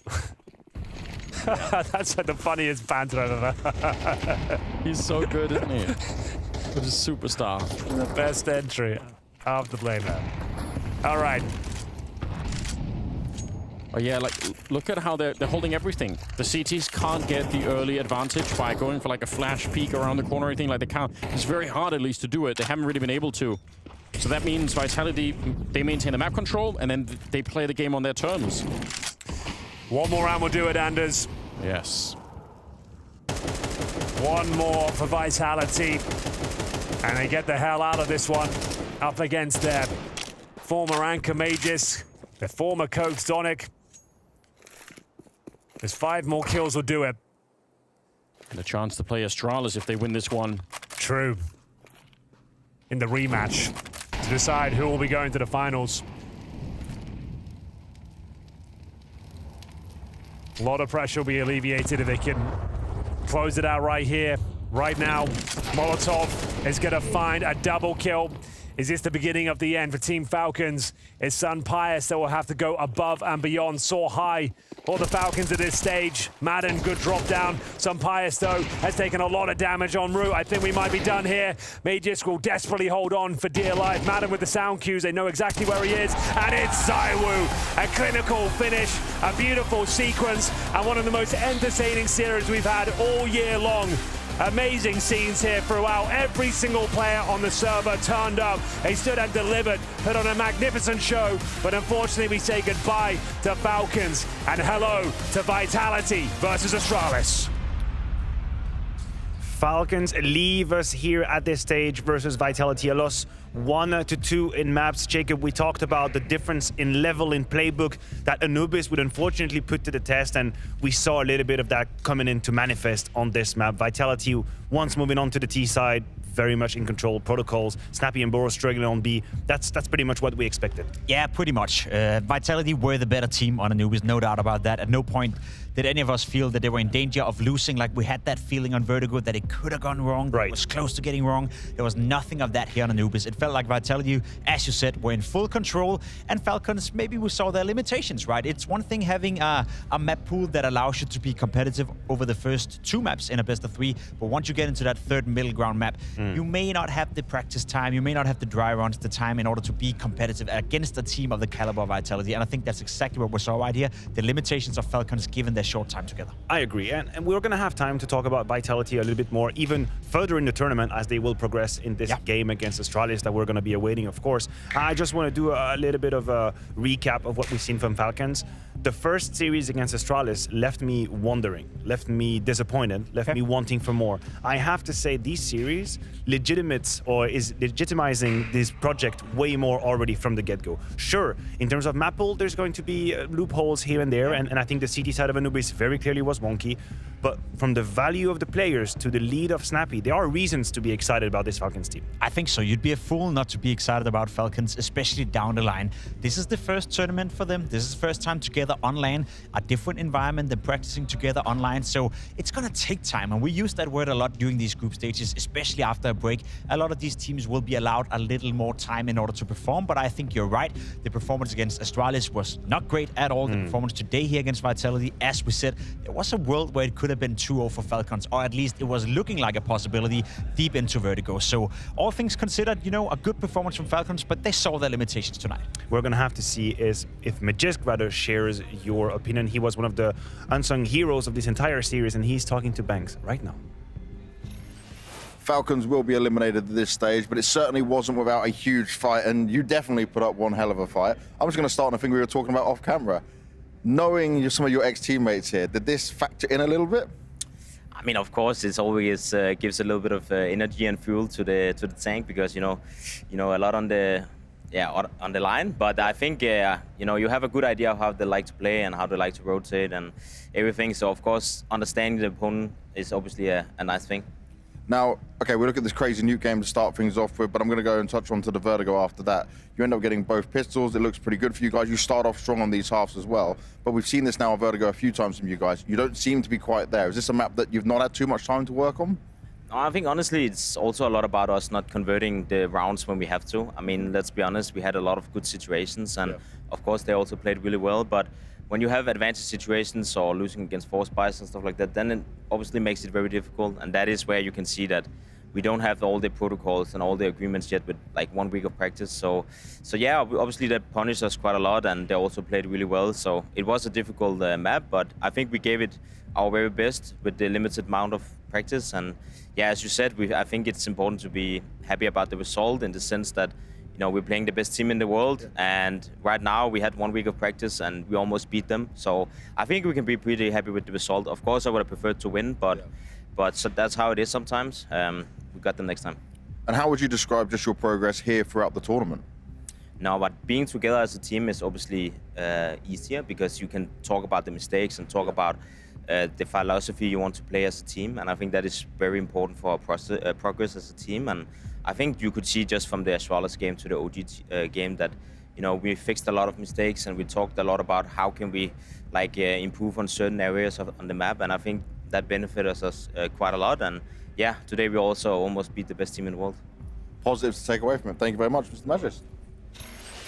Of course, there will be positives for Falcons in this Copenhagen campaign. He talks about the progress, the improvement from match to match to match, and I think this is where my next question is coming, Jacob. The rendezvous, the Katowice, the majors of the world, are they coming too quick? Or do we believe that they might have the rhythm of improvement that's good enough to have a map pool to go for the biggest teams out there? Now they're coming too quick, you know. There's no way they can be fully ready for Katowice, first and foremost. There's no way they can be fully ready for the major either. However, they can be at a level where they can cause troubles for a lot of good teams. I think Falcons is going to be one of those cases that you want to look out for. I think they are in danger of kicking some of the bigger teams and making life very rough for them. But in terms of winning the major or going deep into a playoff, that's going to be too soon. I look towards the summer break. That's where I want to make conclusions when it comes to the Falcons. But for now, it's a decent start to begin with. It's a very decent start. I agree with you. Unfortunately, this is where the road stops here at the Blast Premier Spring Groups. They're going to find their way to the showdown, and that leaves us with a group final of Astralis versus Vitality, the rematch of the upper bracket final, and there's going to be a whole lot to prove for Vitality as well. Astralis standing strong. They put them in their places on map number 3, and we're going to have to see, I believe, on Saturday how this goes on. But the show is far from being over here. This was only the first series of the day. We're going to take a quick break, and when we come back, we dive into G2 versus NIP.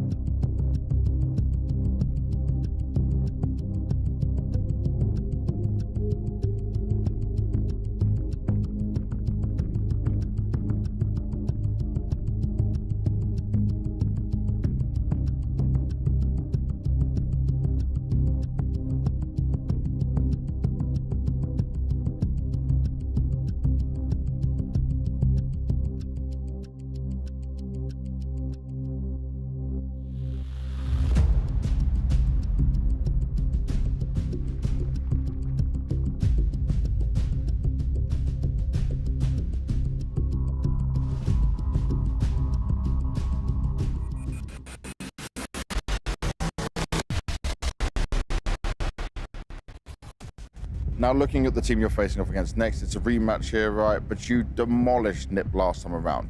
Do you think they're in a position where they can match you? I'm not really sure. I think we had all the momentum coming into the first game. I think we had Ilya was playing really good, and it obviously helps the team. One thing we're definitely not gonna do is underestimate them. So yeah, we're gonna take the game as serious as we can and try to win out. And let's talk about you for a second. You coming into G2, right? We were thinking, okay, Nex is not IGLing. What are we going to get from him? What's the output we're going to get from him? How are you feeling right now? Where would you rate your position you're at? I'm not that great, to be honest. I think what I'm doing good is I have all the fundamentals down. I don't think I'm making a lot of mistakes, but my individual level is not where I would like it to be, and it's showing on the server, and that's and that's the part of the game where I really have to step up. What do you think that's down to, though? What do you think the reason is? I think I just haven't really played individually for myself, haven't grinded the game in a certain way for a couple of years, and I think it takes some time to get back into that individual comfort zone. Well, let's hope that comes back soon, mate. Thank you very much. G2 versus NIP, a rematch that we have already observed here at the Blast Spring Premiere groups. And the same maps again, Jacob, a little bit of Vertigo and Anubis once again being allowed by NIP. Now, I just want to forecast a little bit for the viewers that are just joining us. In their first encounter, G2 made light work of NIP. This was one of the most one-sided, not exactly entertaining series we've seen. m0NESY took over, he did them extremely dirty, and then on the second map of Ancient, you could see that NIP were lacking the reps. I am struggling to find reasons to expect something very different this time around. Me too, to be completely honest. One of the silver linings is that NIP in their second game looked much, much better. They came out, they played good Counter-Strike, played proper Counter-Strike. So if they can, I guess, get that level and get that going against today versus G2, there's a chance that we get a more competitive game. But you're right, G2 are looking like the favorite again. As you said, m0NESY had a fantastic showing, absolutely destroying NIP from the get-go in that game. Even Nico, man on your screen here, had a couple of nice moments where he was almost clutching it out and found impact. So yeah, a lot of the stuff right now points in the direction of a one-sided match towards G2, but I will say NIP looked much, much better on day 2.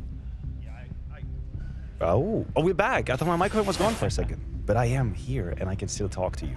You talk about G2. If we just refer to the match versus NIP, we won't have much to talk about. So I want to point towards a couple of issues that maybe G2 had against Na'Vi.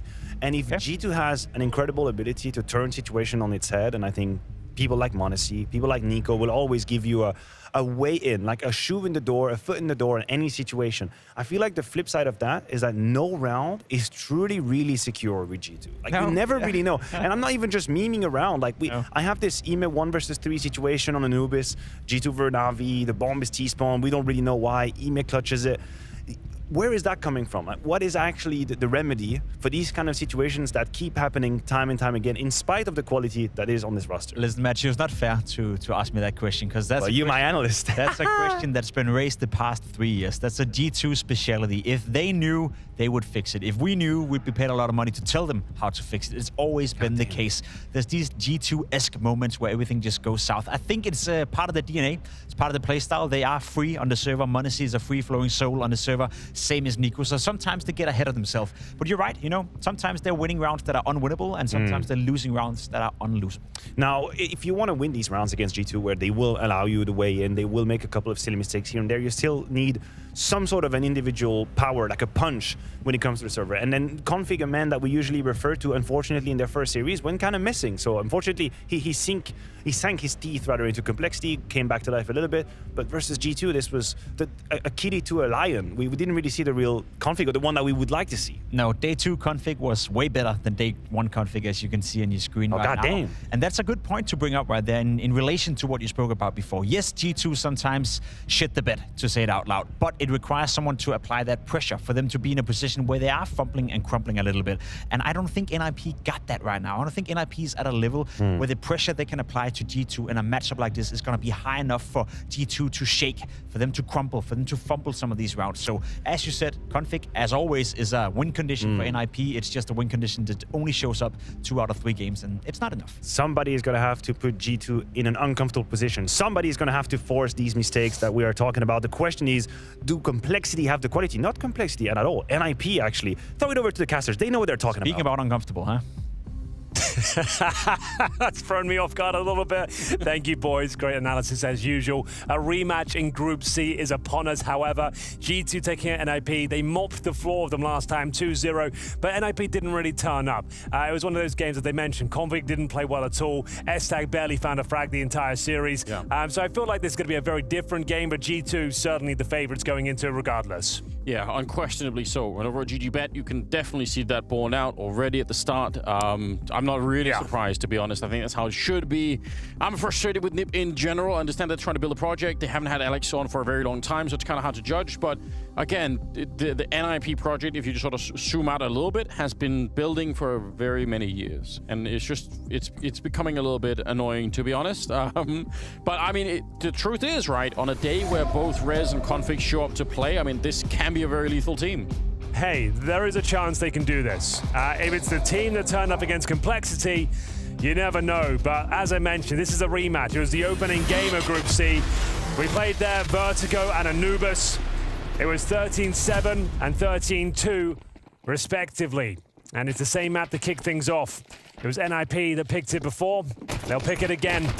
And this time got the opening frag. Not a bad start. Nico rocked to kick things off. Wasn't ready. He ran to the corner, but wasn't expecting Perez to be up that far. And you can tell he never really recovered. He was like, oh, hold on. I'm just kind of getting my boots on here. What's going on? Monacy to defend with the dual elites. He's played absolutely fantastically at Spring Groups. Had some marvelous moments. Triple flank coming in. If Monacy can just stay alive. Yeah, there we go. Hoaxy on the snipe. The bomb has made its way past, so they can't get the bomb planted, but they're getting rocked. My God! Monacy and Hoaxy combining for an absolutely solid shutdown. The bomb made it. They could have maybe ran for it, but they didn't. I don't think they've ever realized how many people are coming for the flank. It's 3 people coming back on that way. It's so demoralizing when you get such a clean opening frag like that, and you don't even get the bomb planted. You don't get a follow-up frag. You had all the map control, everyone in position, and Monacy just single-handedly destroys you. You're right, that flank came in just as they deploy the flash in towards the bomb site. No plant coming through. Has to be the full eco here. G2 put their best foot forward once again. I think it's pretty much Glocks across the board. Rez hasn't even got a pistol. There we go. He's got a Glock now. As S-Tag with the only investment of the P250. They'll go towards middle. But Hoaxy playing it defensively. Just going to hold utility in hand. It's going to be the smoke, I believe. Just hoping to fend them off. Doesn't feel like he's got time to deploy it. Just yields and allows him to have mid. Nice nade. Oh, and then some. Oh my God. Oh, yes. That's actually quite rare. Like, it's kind of rare to hit 4 people anyway with a nade, but that did some damage. Don't think it's... I mean, for NIP, they probably know the round is kind of lost anyway. They're waiting, giving them a chance, throw more grenades. We talk about it all the time, but doesn't look like there's going to be too much movement on the G2 side. They're happy to wait it out. It's all right, it's baiting out grenades. Yeah. I'm sure you've all heard me talk about this many, many times, but every dollar counts. If you can bait out utility, it does have a small knock-on effect. So does this. Hunter looking to mow them down. S-Tag with the team kill. Now, thankfully in CS2, like, you know, like in 1.6 and Source, you got punished like $1,000 if your team killed. In CS2 and Go, it's just 300. So yeah, I think at the start of Go it was more than that, wasn't it? Even I think it was like 1,500 at the start of CS:GO. You think of a knife kill, maybe? I don't know. Maybe. I thought in CS:GO it's always been less. Maybe you're right.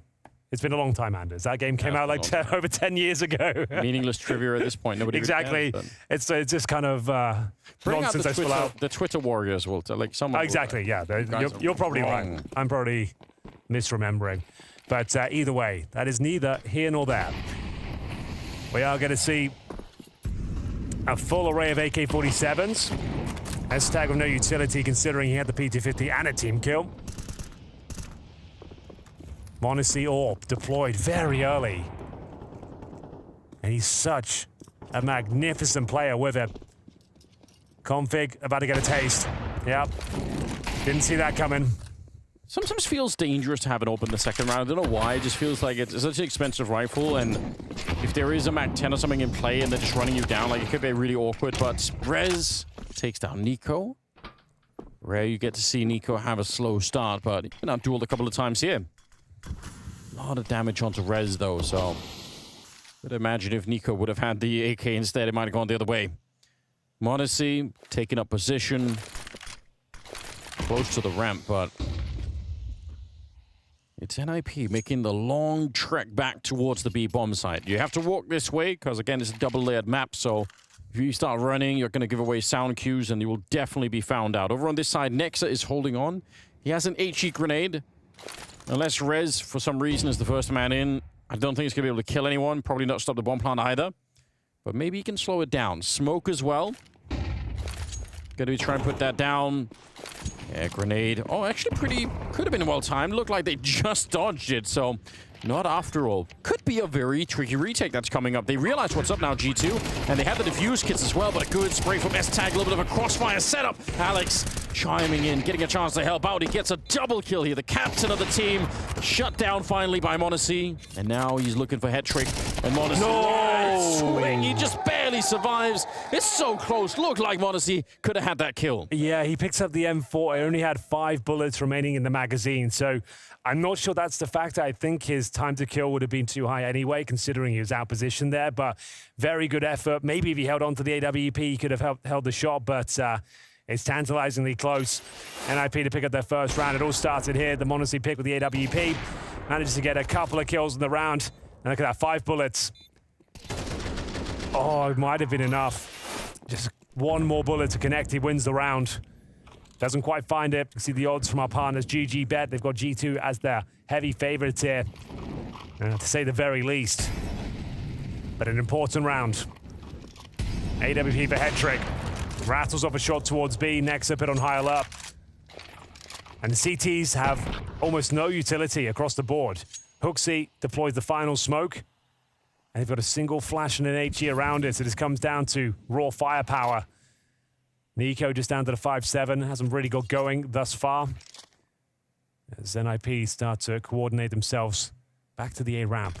The aforementioned Nico holds towards scaffolding for now, just hoping to catch a timing. Someone looking the wrong direction. Is he going to swing any further than the defensive angle he's currently holding? Rez comes to explore said scaffolding position. This is the moment. Nico can sense danger. It's Rez again coming out on top. That's the 3rd time he's beaten Nico so far. It's a little bit of a personal battle developing between the two of them. It's a 5-7 though, and in that position it could definitely work. Config, good spray. The best taught about it. He is a huge key, a huge tool here for NIP to try and upset. Ooh. All right then, Alex. Caramba. I like that one. I believe Hunter didn't have a helmet there, so it's absolutely wrecked by the Galil. So that's the round. We are going to see Nexa and m0NESY hold on to the AK-47 and M4. It was m0NESY who started the FAMAS. He managed to detect config towards middle, but it looked like the A-bomb site was irreparable. Nothing they can do but hold on. NIP have realized they've won this round now. Pick up and scavenge Hunter's M4. We're going to tie things up 2-2. Now bear in mind, on their first outing, 13-7 in favor of G2 on Vertigo. It was the CT side for NIP that really plagued them. They managed to post 5 on their T campaign, but remember, they had that 5-1 start, if you remember, Anders. Like, it was on the first day, but they were up 5-1, and then they just gave up every single round after that in that first half. And you thought, okay, well, 1B, 1 also spice. they have enough to work with, but then the second half, they got blown out of the water. Let's see if they can stabilize today. They can't afford to let G2 have a huge lead and start demolishing them across the board. In terms of firepower, G2 have them pinned for sure, but they've done a very good job of nullifying Nico's efforts, for example. He's had almost 0 impact. And as you mentioned, getting taken down by Rez time and time again. All 3 of his kills have been on Nico. Keep that up. Don't give him a chance to get up, because he's one of these players, just like Cyber with that. Once he's in the server and starts to get warmed up, the whole game bends around him, and you're in trouble. And they have more than one of those players, right? They got m0NESY as well. Speaking of which, he walks right into Config, holding the generator. That's an important kill, but they'll be able to at least get the AK back on their side. One of the 2 rifles they currently have for the CTs. This is looking like an interesting start for NIP. I'm kind of happy to see them do a little bit well here early on. Oh, yeah. I don't think they're going to win this series, but if they can make it competitive, have them on the ropes, take a map maybe. Yeah, like I said, I find the whole NIP experience to be quite frustrating in general. Nice shot, Rez. There we go, hat trick as well. I think it's frustrating partially because if you just look at the names in the lineup, you can see how this can work. Like, if the consistency between Rez and Config was really there, I think this is suddenly a very different team, and they could be more than just like winning a map here and there. Like, it could be more than that. But they definitely have some power in the lineup to try and play more impressive Counter-Strike, but every once in a while it just goes away, and you can't afford that. Like, there are other teams out there that don't have that same problem. NIP take the lead. Yeah. Convincing round. Money accumulating. 4 players survive. Still with Galils and a couple of players here suffering from success. And we'll have head trick going down. That's unfortunate. What happened there? He took 100 damage, so was he right next to the bomb? I don't know. what just went down? I have no idea what he's doing. Well, Config's enjoying himself. That's never good news if you're on the opposition. That's the thing. Like, if he's in the zone and he's feeling it, and he has a couple of highlights early on, he's a momentum-based player. Yeah, it's a good pistol round. If they have a couple of clutches that he's part of, he starts to build in confidence. He starts to get let off the leash. He starts finding unbelievable headshots and confidence. But early days here. Whenever you get any kind of DJ Khaled reference, I'm always thinking about that Overwatch performance. That was iconic as well. That was one of the best moments in gaming, I would say. Truly was. Overwatch is responsible for a few of those. Yeah, you're not wrong. Oh. Okay, he was just over there. Like, what did happen? That's weird. It must have been low HP, I don't know. Oh my god, that's good shit. Why did he jump? It must have been low HP, I don't know. That's weird. Like, yeah. I think he did like 65 damage in that corner, maybe 60. Anyway, doesn't really matter. Let's get into it. I would like to see Nico activated. The game is more fun when Nico is playing well. Definitely one of my favorite players of all time to watch. Along with probably half the Counter-Strike community. At least half, yeah. Yeah. Probably got some haters out there as well. We all do. Yeah.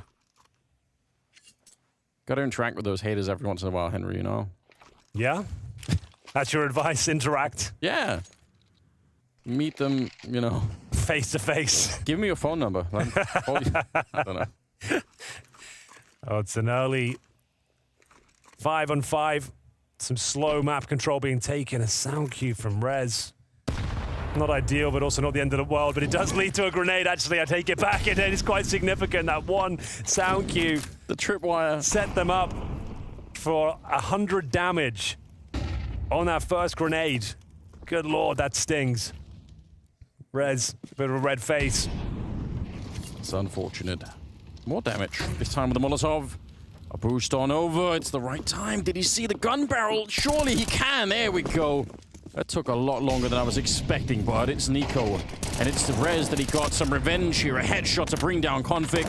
And this defense looking quite good at the moment. Hunter goes down in return, but I still think they have this one on lockdown. A 2 versus 4. S-Tag hoping to open it back up. It's very, very stretched at the moment. 10 seconds on the clock. They do not get the plant down. Lovely protocol in place. More grenade damage, Anders, this time denying the all-important plant. That's like 250 grenade damage in the round already. Yep. Output from G2. Okay, they won't find S-Tag, but as you saw there was no time to do anything more with the round. So he'll survive with his Galil, and Nico starting to show some form now. Nice little boost to find the opening frag.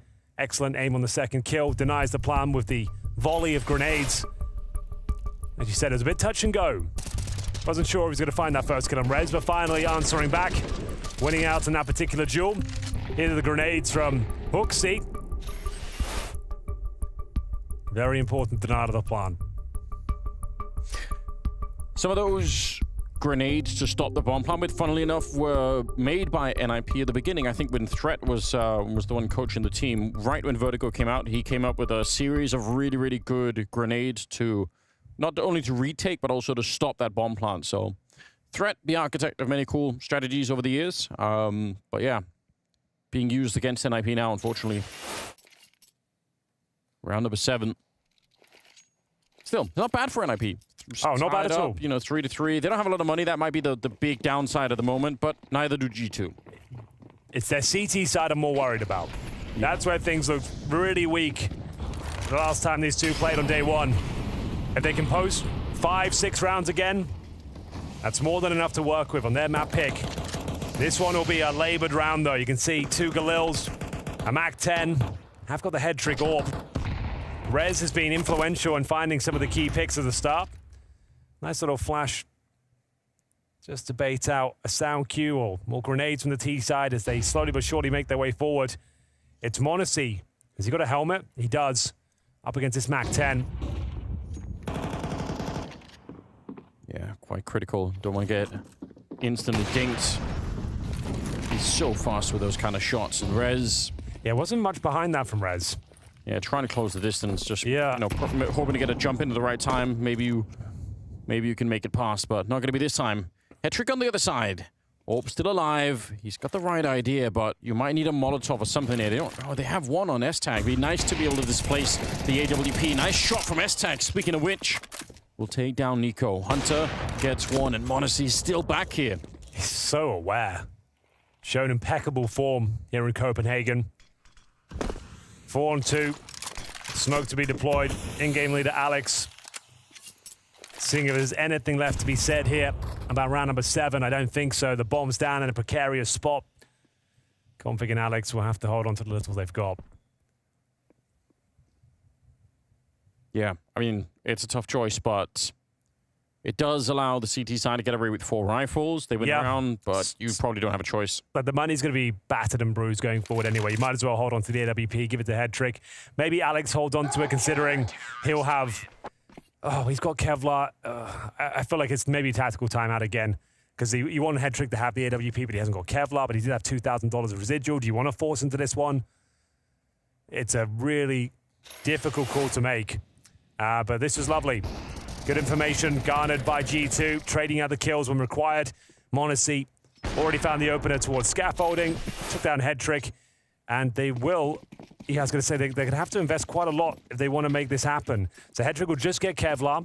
They'll keep the money at just under $1,000 per player. So more than a partial buy, but less than a full investment for sure.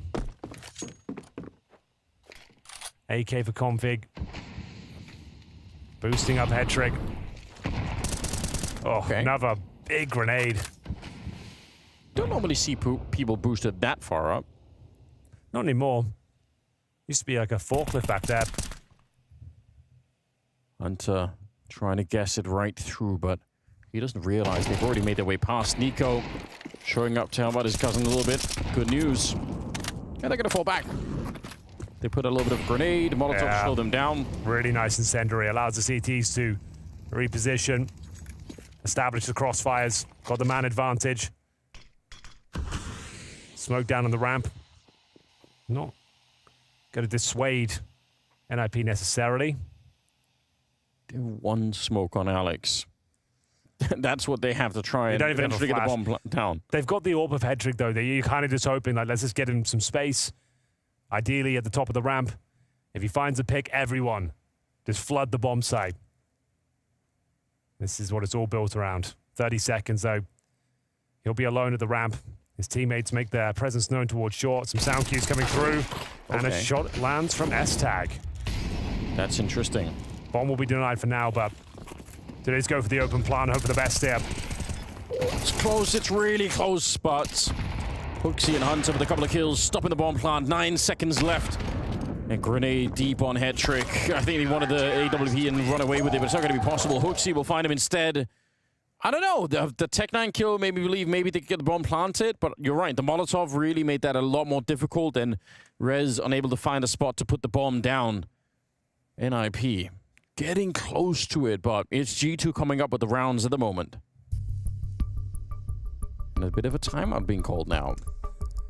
Well, bear in mind, like we said, it was one of those weird rounds. Like, if you invest around this AWP, you want it in the hands of Hedrick. Then he has to buy Kevlar. I think his money's sub 1,000. And everyone else just kind of joined in. He didn't have those Glocks there, so everyone else got some Tech 9s and some Kevlar. So everyone goes down to about $1,000. So now you're partial by territory once again. There was no bomb planted in the previous. That was at the bottom of the barrel. They needed to have a bomb plant out of that one. I'm not sure exactly what they've got now, but I'm assuming it's around $3,000. So, again, that's Tech 9 Kevlar and basic utility. There it is, yeah. So 2 Tech 9s, 3, a Deagle and a P250, and not everyone even investing in the Kevlar itself. So that's going to be S-Tag config and Hedrick with a bit of protection. They've got 2 HEs. They probably need the sandbags. Yeah. Hopefully find a kill there. That's pretty much all I can see from this one. That's the only position you can really nade efficiently from the ramp. Flashbang, I think, stopped that from being a full commit for Nico. We'll see if the double HE here. You've called it already, Henry. There we go. There's one. And a follow-up. I can't believe he lives. Oh, it's so close. And he could do something here back at the M4A1. Well, they're going to assume it's clear now. Yeah. That's the thing. You would think those kind of grenades, if a player's there, it almost certainly kills. We saw the first one did 51 damage. The second suggests it should get a kill, but it doesn't. So they're going to overlook this. Nice grenades being used again on both sides of the equation. Strong utility. Nico can't justify a swing. Of course, being down to 5 points of health, just playing patiently. They've got the man advantage. No one has to do anything, really. Nico holding his nerve. Very impressive discipline. Doesn't want to be the one giving up the rifle and maybe leading them to a bomb plant. Just run that clock down, force their hand. It's such a bitter feeling if he sneaks out and gets a couple of kills here. This whole time he's been here. They double naded it. They think it's clear. Now it's looking right over. Rez with a shot. Here we go. Well played. On no health at all. A double kill to almost certainly secure the round here. Nice shot from Rez. I don't know. Making a bit of work. Bomb is being planted, but Nico, he gets it right on top, and the bomb not planted next to with the HE, but Nico would have got it either way. Rez 1 versus 2. 10 seconds on the clock here. It's about the Deagle headshot, surely. 8 seconds now. I don't think he can plant the bomb any longer. They're going to be on top of him. There's no reason for them not to peek. One of them do it. If he stops, he loses the round, and otherwise they get the kill. That's close. Really sick from Nico, though. Not the most, like, exciting, sensational play, but just great discipline. Good understanding of the scenario. Knowing if he goes down, if he goes for an ego play there, they might lose the round. He bides his time, secures it with a nice double kill, stays alive as long as possible. He even denies the bomb plant as well. I didn't think he stood a chance there. The reason I stopped you and he said it should be done, he was so low, right? They could turn around and take him, plant the bomb, but he denied the plant as well. Really great play from Nico there. Can't stress that enough. That's what they needed. That round definitely had a few question marks around it. Back up the ramp we go. God, Alex, that was brave. Running the gauntlet through fire and brimstone. He takes a lot of damage en route. Huge advantage for G2. As we get into the closing stages of this first half, it's currently 6-3 on their CT campaign. 3 rounds in a row found for an IP, but now conceded 4 on the trot. Double set up towards middle. Feeling like they've done so much good work at that A bomb site, it might be enough to dissuade NIP from heading to that side of the map. Modesty, he's towards B. The bomb site that hasn't seen much action whatsoever. Nexus had a very quiet time over there. Yeah, the trusting Modesty holding on his own. What an adjustment, right? He's always so good at this. He reads the rounds and what his opposition are thinking every single time. How he hits that shot, I will never know. He's just knocking them all down right now. Every single shot connects. Modesty with yet another world-class sequence here at Spring Groups 2024. Finally silenced by the AK-47 of Alex. Takes a lot of damage at the start of the round. He's the walking wounded here. Rez will join him and have to do the majority of the heavy lifting. 30 seconds remain. They've got no footing on the bomb site whatsoever. A smoke and an HE remain. Strong positioning from the CTs should be an easy finish. Yeah, Alex taking down Rez over here. No time to win the round, unfortunately. 10 seconds. Even if he gets a headshot or 2 here, it's just so far away. He's going to try and go for it. We'll get a little bit of a kill there, but it doesn't matter. G2 on top now. and NIP feeling the pressure. m0NESY, there's such effortless shots. I just can't explain how he does it. He makes it look so easy. Dodges the flashbang, ready for more. A flawless counter-strike there. 3 in a row. Yeah. He's a little sicko, isn't he? Yes, he is. It's so early in his career as well. Yeah. Like, I got to interview m0NESY and Taz in one of the Coffee of Henry things, and I was like, this has got to be the largest age disparity in any Counter-Strike interview ever. Like, you know, Taz is like 37, m0NESY like 19. And like, that's just an interesting note there. But we are going to see Rez fighting back. He's actually had a pretty decent showing on this T side. Starting to slow down now, but this one is loud and proud. Still have to make your way past m0NESY, and as we just discussed, not necessarily that easy. They're trying to make a couple of trick jumps around her until they can offset that crosshair. They're getting very close now. A good flashbang might do it. They do flash him, in fact, and they're getting close, but he'll take at least one of them with him. Rez down, S-Tag, good follow-up on the double, and it's Nico. Another player that can absolutely clutch around like this one if you give him an opportunity. Oh, but Config in the middle, able to find him. Yeah, you'll 88-1, but he lives. You'll often find Config there on Vertigo, lurking around middle, looking to backstab. We saw it plenty of times in their first outing as well. This time it pays dividends, and so does Rez. That was a compromised setup. They had a mixture of pistols and an AK-47, and it was just about enough here. S-Tag recovering the M4, gets himself a double. As I said, Config lurking towards middle, confirms the round. Nico can do nothing about it. Good work. Needed that. Final round, Anders, of this first half. NIP, if they can get 5, they will equal their total in the first outing. That's exactly what they got before, but it's not a great start. Can they take down Nico and find the trade? He's hoping they will give up on the hunt and he can relinquish control of the A ramp eventually, but it's Hooksy elsewhere, trying to force the issue, found through the smoke by S-Tag. Oh, and he suspects a second as well. He'd be right in thinking so. Final round, 4-4, pressure being applied, either side of the map. That is really close. S-Tag nearly getting another kill. What an opening it would have been. Nico, like you said, lucky to live in that corner. It looked like he was going to get sprayed down too. m0NESY still with the AWP. S-Tag's not a player to overload this sort of position. You have to go for an actual clear. Can't be lazy on it. And Nexa beats him to the punch. Yeah, he's the one to take the initiative. And we know that makes a big difference in CS2. 2 people down already on NIP. 45 seconds. That's a huge kill. Yeah. Nexa, because then they've lost complete B control. They kind of have to go A. They don't know if Nexa's going to be backstabbing them. They don't know if he's tucked himself in an advantageous spot. They have to go A. And guess who's waiting for them? Yeah. It's m0NESY. Oh, get out of the way. Get out of the way, Nico.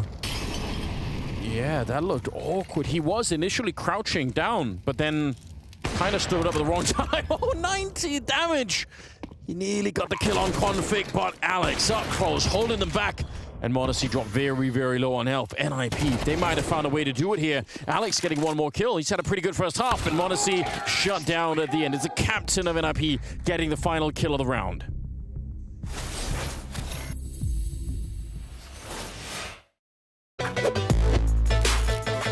Okay. Go. Try to shoot. It's crazy what Say I have. Again. Is it in Blast map pool? No. Has it ever been like in the active competitive map pool? Yes. It could be Cobble, it could be Train, it could be Dust 2, it could be Cash, it could be... What are the green maps? Cash is green and Cobblestone is green. So we just Is it a green map? Cash and Cobblestone are green. So that's one. Okay. You have 7 questions left, guys. Thank you. Is it Cobble? Yes. What I have, you're not even in your head, you know? You cannot believe that it's what's written. Bro, it's this in sniper position. Yeah, that's what I'm thinking as well. Same. It's chicken coop. Is it question? Is it question? Yes, it's question. No. Okay, it was not that. That's unlucky. That was a guess in the dark. Chicken coop, yeah. It's like, okay, so is it A or B? we should just ask, like, when you go from C-spawn, do you go towards B? Do it better from CT, maybe. It's better. Okay, when you go from... It's a good, yeah. When you go from CT, are you going towards B? B is on the right, yeah? To the right side. Yeah. Yeah? Yeah. But you know, just you need obvious things. It's really obvious, but why am I helping, man? What is it on the right side of drop? Yeah. Did he mention that? Knows? Yes or no? No, that's a question. That's a question. Really? Did he mention? Yes. How do we narrow this down? Okay, you know the statue on side? Yeah. Is it to the right of that? You cannot ask this. You can? You can say yes or no? No, of course not. If you stay behind it, at.CET, yeah? Yeah. Like when you look Is from it to store. is it to the right? And you hold long. Yeah, it's to the right, yeah. So it's either plateau or chicken coop, then we just have to 50-50 now. Like, is that what you answered? That if you're looking from stone to side, then it's on the right? No, like what Nexus said, I answered. Yeah, that's okay, so this is chicken or chicken. So it's chicken coop then. 10 questions left, guys, and you won.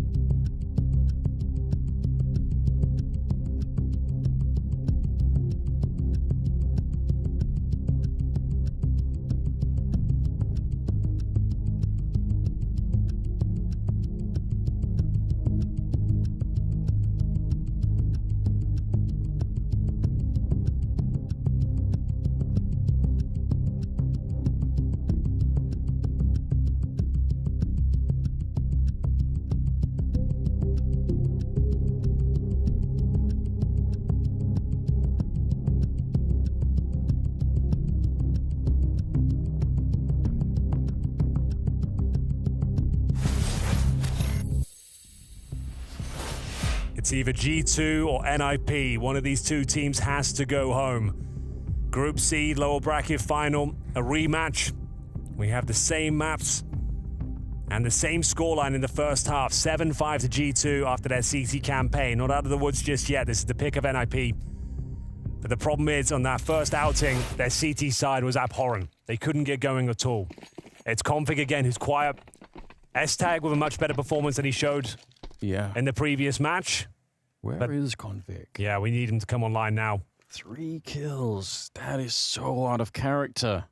So, if they win this pistol, G2 will be in great stead to steal the map away, but it all hangs in the balance. You can see we've got Alex baiting in head trick with the Julies. Behind the mid-box, S-Tag towards construction as well. This is an anti-strat. They know what they're up against here. It still could be very tricky if the first kill goes in favor of the T side. Who knows? Bit of a trade there. S-Tag finds another one, and Alex, smooth shot. Nico's out of it. S-Tag back in action. And Config even gets a chance to have a little bit of a say. You're right, that absolutely knew what was coming. Yeah, they've watched the demos, it seems. Not sure if that's a common strat deployed by G2, but they were more than ready for it. Player construction and box, and Alex to bait them all in to perfection. He doesn't get a frag, but he certainly sets them up.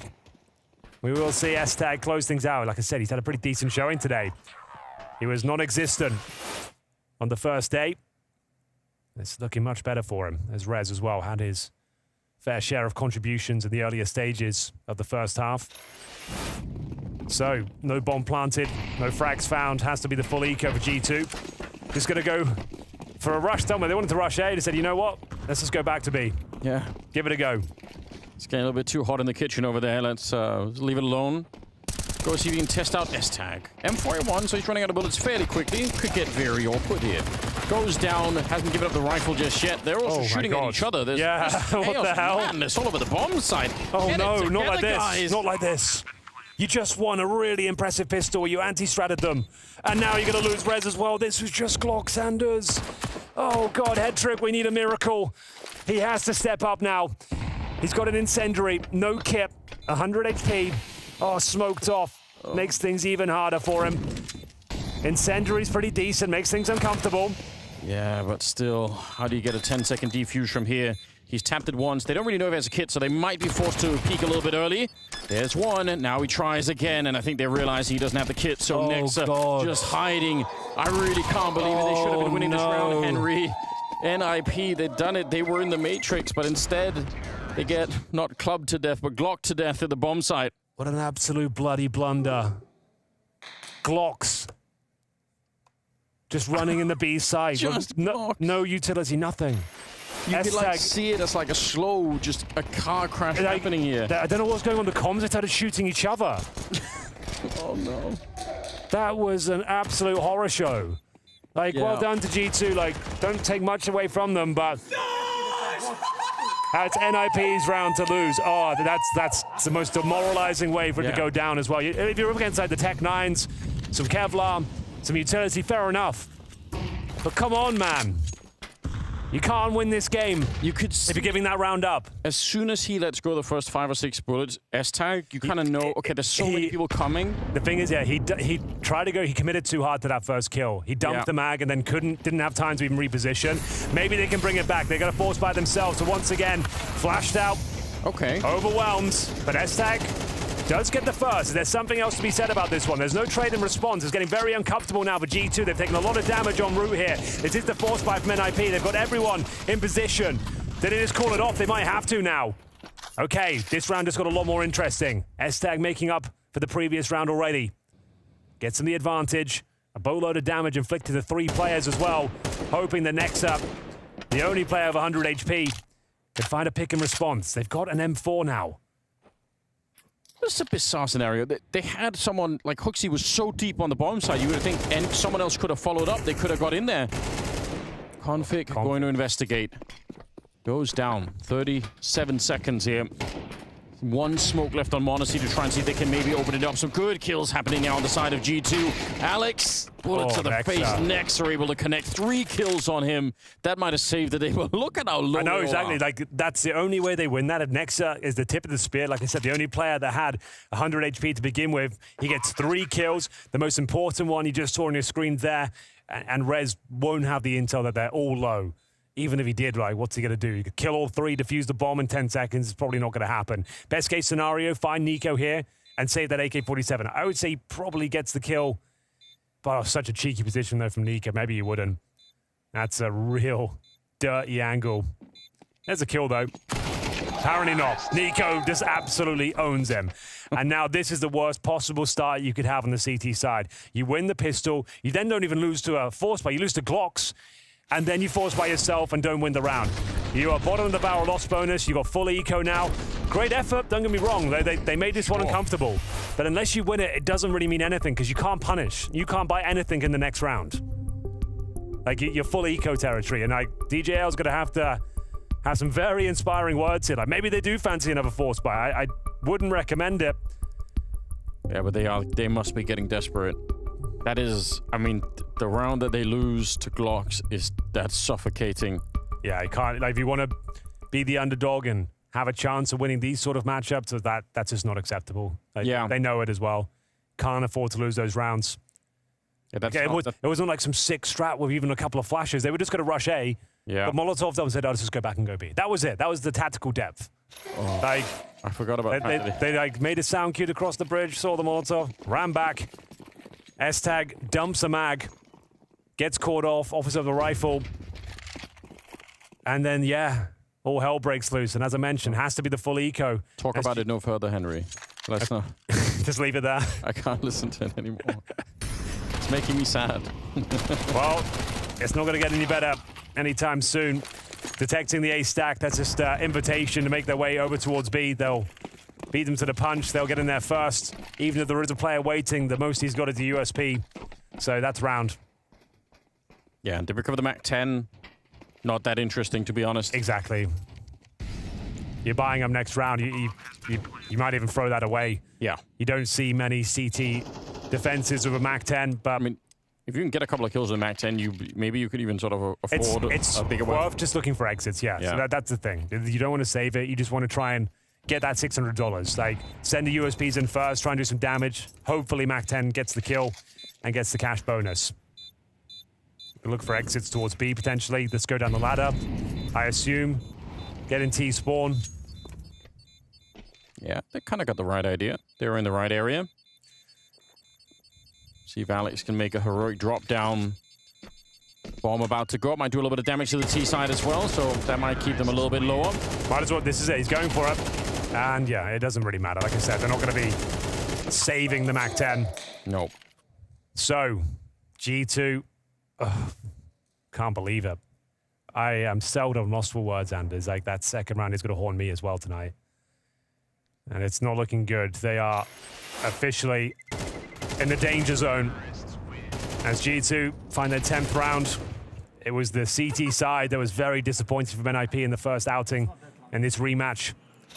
Nico smiling. He's currently top of the scoreboard, and he had a slow start. A very slow start, But he's up there on 14 kills, 12 deaths. Monacy beneath him on 13. Like, that's the two names you want at the top. So far, so good. This gun round might decide it all. Oh, good damage. Yeah, Monacy, but they know where S-Tag is. There's one grenade, more, a short to follow. Molotov on the one side here. They're trying to see if they can force him into the line of sight of the AWP, but actually good understanding for S-Tag. Oh, no, it doesn't even matter. So good. Shot through the grating there. Yeah. They knew he was isolated in the fight. Oh, Nico just got such a read on this. So what are you going to do? Die. Yeah, like, you have to react to it. Like, you've lost control of B potentially. Like, someone has to initiate a flank, find info, what's going on. Like, if he can see it, A-Ram's clear, let's rotate over towards B. But Nico just waiting for him. Snares him at the bottom of A-Ramp. 50 seconds remain, 5 versus 3. Utility still remains for an execution. They can smoke both sides of the bomb site. Molotov boost. And there's not even anyone here. The round's already over. They don't even know it. It's what you call a little gamble stack. You know the round's done, but hey, if they make a huge mistake and come here, we'll be willing to fight. Not going to see that situation realized, but... You know, if you're watching like a live stage show or something and a performer falls on stage and everyone's like, oh, you feel bad. Well, like when Shara fell through the stage. Do you remember that? That's what it's like watching NIP in that round with the Glocks. Like, I know I'm bringing it up again. I said we shouldn't talk about it, but it's just...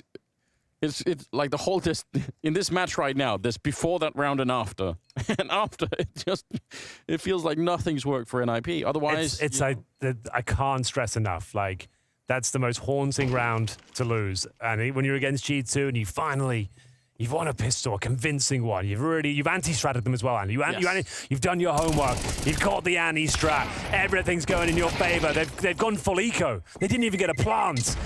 And you lose to the bloody Glocks. Lost absolutely everyone on the save as well. Oh, no. Ilya, can we start how we ended last time? So you just walk in B and you kill him with up, okay? Yeah, let's go. Say less, says Monacy. That's straightforward. I'm fucked. I'm fucked. Yep. Yes, you are. You've been naded, Molotov, wallbanged.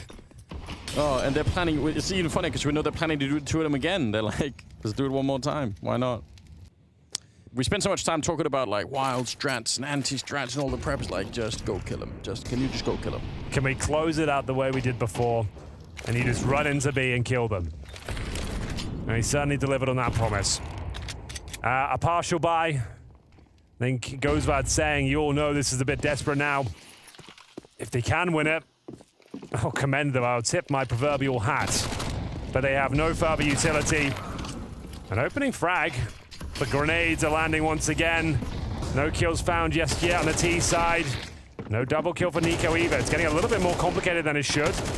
Can they do something with this one? The problem is there's been so much damage inflicted. You can see head trick, Convict so low. It's not slowing down S-Tag though. Oh, that might be it though. Good effort, but that's going to be map point. 6 of them to work with here on the G2 side. The absolute favorites coming into this one. And unfortunately, it's not looking good for an IP. 3 or maybe 4 CZ75s in the round. That's not happened for a very long time.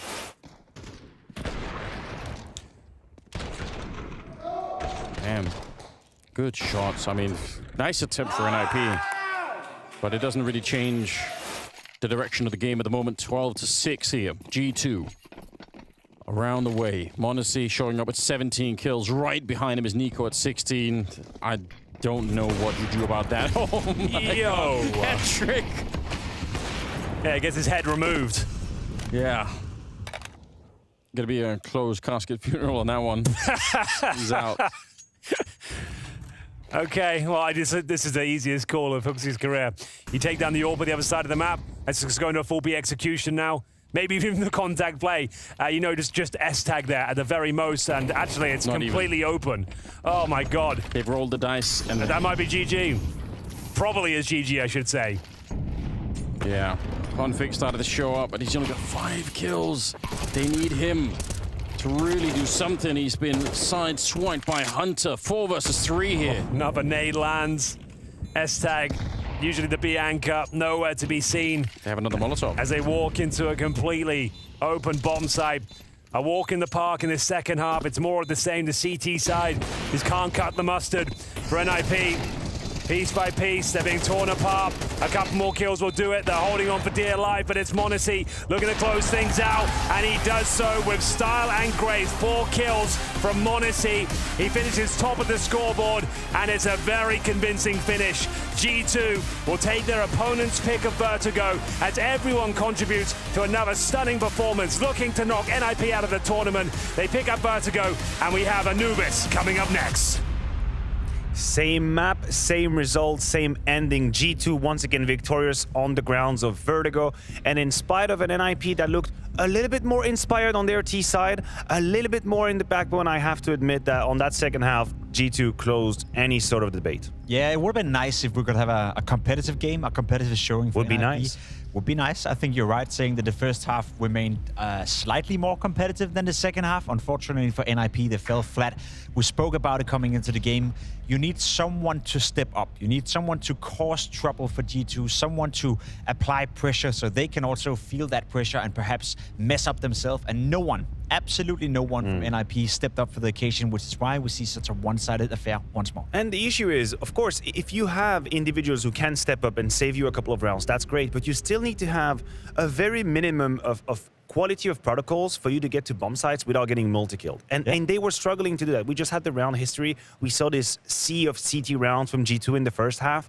And of course, there are players capable of multi-kills on the G2 ranks, but it's also because they're not put in uncomfortable positions. You're talking about m0NESY just clipping shot after shot after shot of AWP. You're talking about Nico sneaking in sandbag, and no one is really taking care of him, so he gets that multi-kill.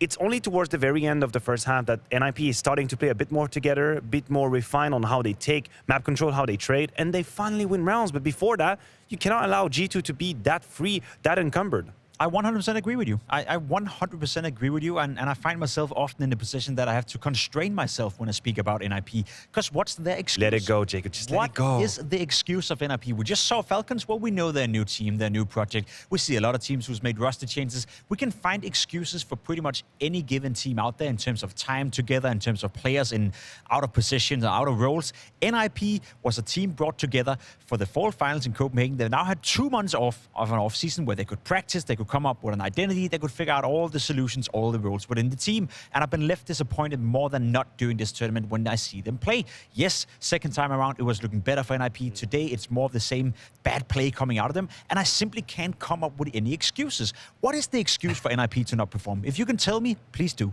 Well, listen, I'm kind of the host right now, so I'll let you to come up with the analysis. I mean, we're going to dive into the second half, because if we can find some positives, some silver linings for NIP, D's abruptly stopped in the second half. They have a good pistol round, but then what does happen? An immediate reset with a very easy, fast B. It's basically just people running at you, and you can see that there is no way for the defense to help each other out. The trades go into G2's favor. Even though there is a low HP onto Hunter, they take the space away from NIP. And this is really heartbreaking in terms of momentum. It's really heartbreaking because NIP had just won a very one-sided pistol round with great call, great ID from them, the dual Berettas coming into, and then this round comes up, you literally rush B. It's a face-it rush B with good pathways and 1 or 2 good flashes, and you're gonna destroy an M4. Like this is pretty much, when I see this round, like I know the game is over, as weird as it sounds. I want to see it again. I want to see it one more time. Do we have to?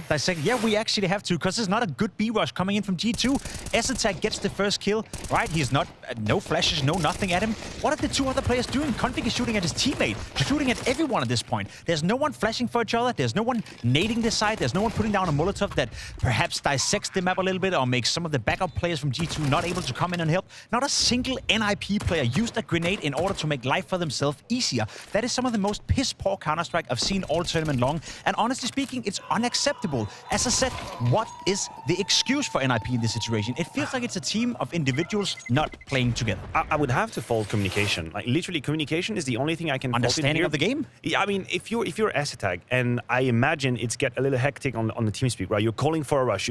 The only thing I can imagine is that there would be too much confusion for the two players backing up to realize I have to take your left-hand side cover, because the only reason they lose is because this player is allowed to go to our server and gets the blindsided kill onto at.CET. That's the only reason they lose, and they should be able to trade him. So is that a chaotic situation? Is that what we're looking at? Yes and no. I think it's just... Oh, no, I know. Thanks. Yes and no. It's the symptomatic style of NIP. It's the reaction coming in. We know Config is a player that is... He's trusting more in his aim and his utility, right? Let's be completely honest. And Res, he trusts more in his aim than his utility. So who's supposed to be the player coming in to help So who's flashing? With a Molotov, throwing a flash, helping not only yourself, but your teammate, right? I don't feel... I don't even know. It's not that I don't feel sorry for at.CET, but he's well aware that the teammates around him are not going to help him, right? It's just one of those situations where I feel the players that you put together in that area of the map, all they look for is fighting and dueling. And as long as no one is willing to put down a flash, put down a Molotov, or put down a nade, rounds like that is going to happen occasionally, and that's just not good. Well, Jacob, you're angry about the lack of utility. Yes. Let's have an idea of what G2 did with their own utility. Because I found a round 17, which I thought was pretty interesting in terms of building around and just like a chess game, just piece by piece taking apart NIP. We're going to see here at.CET being zoned out, nade onto him. m0NESY gets him from the left side. And once they find the kill, they revert back and Nico just punishes head trick. And it's 10-6 scoreline. It's a big round buy from NIP. And this looks so easy. This looks like the easiest round ever, but it's not that easy. It's just well constructed, good utility zonage, and then good map coverage from G2. Yeah, you can't take anything away from G2. I think they played a good T side here in Vertigo. I think they played a great map overall as well. Again, I guess it's just my mindset right now that is very, very negative. But you see one player at.CET again isolated. No help, no nothing, no flash to get him away from that position. Sometimes you see a player get isolated and then you have a mate coming in with a flash. You can get away, or a Molotov for that matter. That's not happening. Then Hetrick is pushing down by himself. There's not a teammate within 10 meters of him. There's no potential for any refrag whatsoever. Again, you're looking at a disjointed team just playing one by one by one by one. So of course it's easy for G2. Well, I think you just proved me. You know, I need a break. He needs a break. NIP needs a break. Everybody does. We'll be back in a few minutes, and then we're going to dive back into map number 2.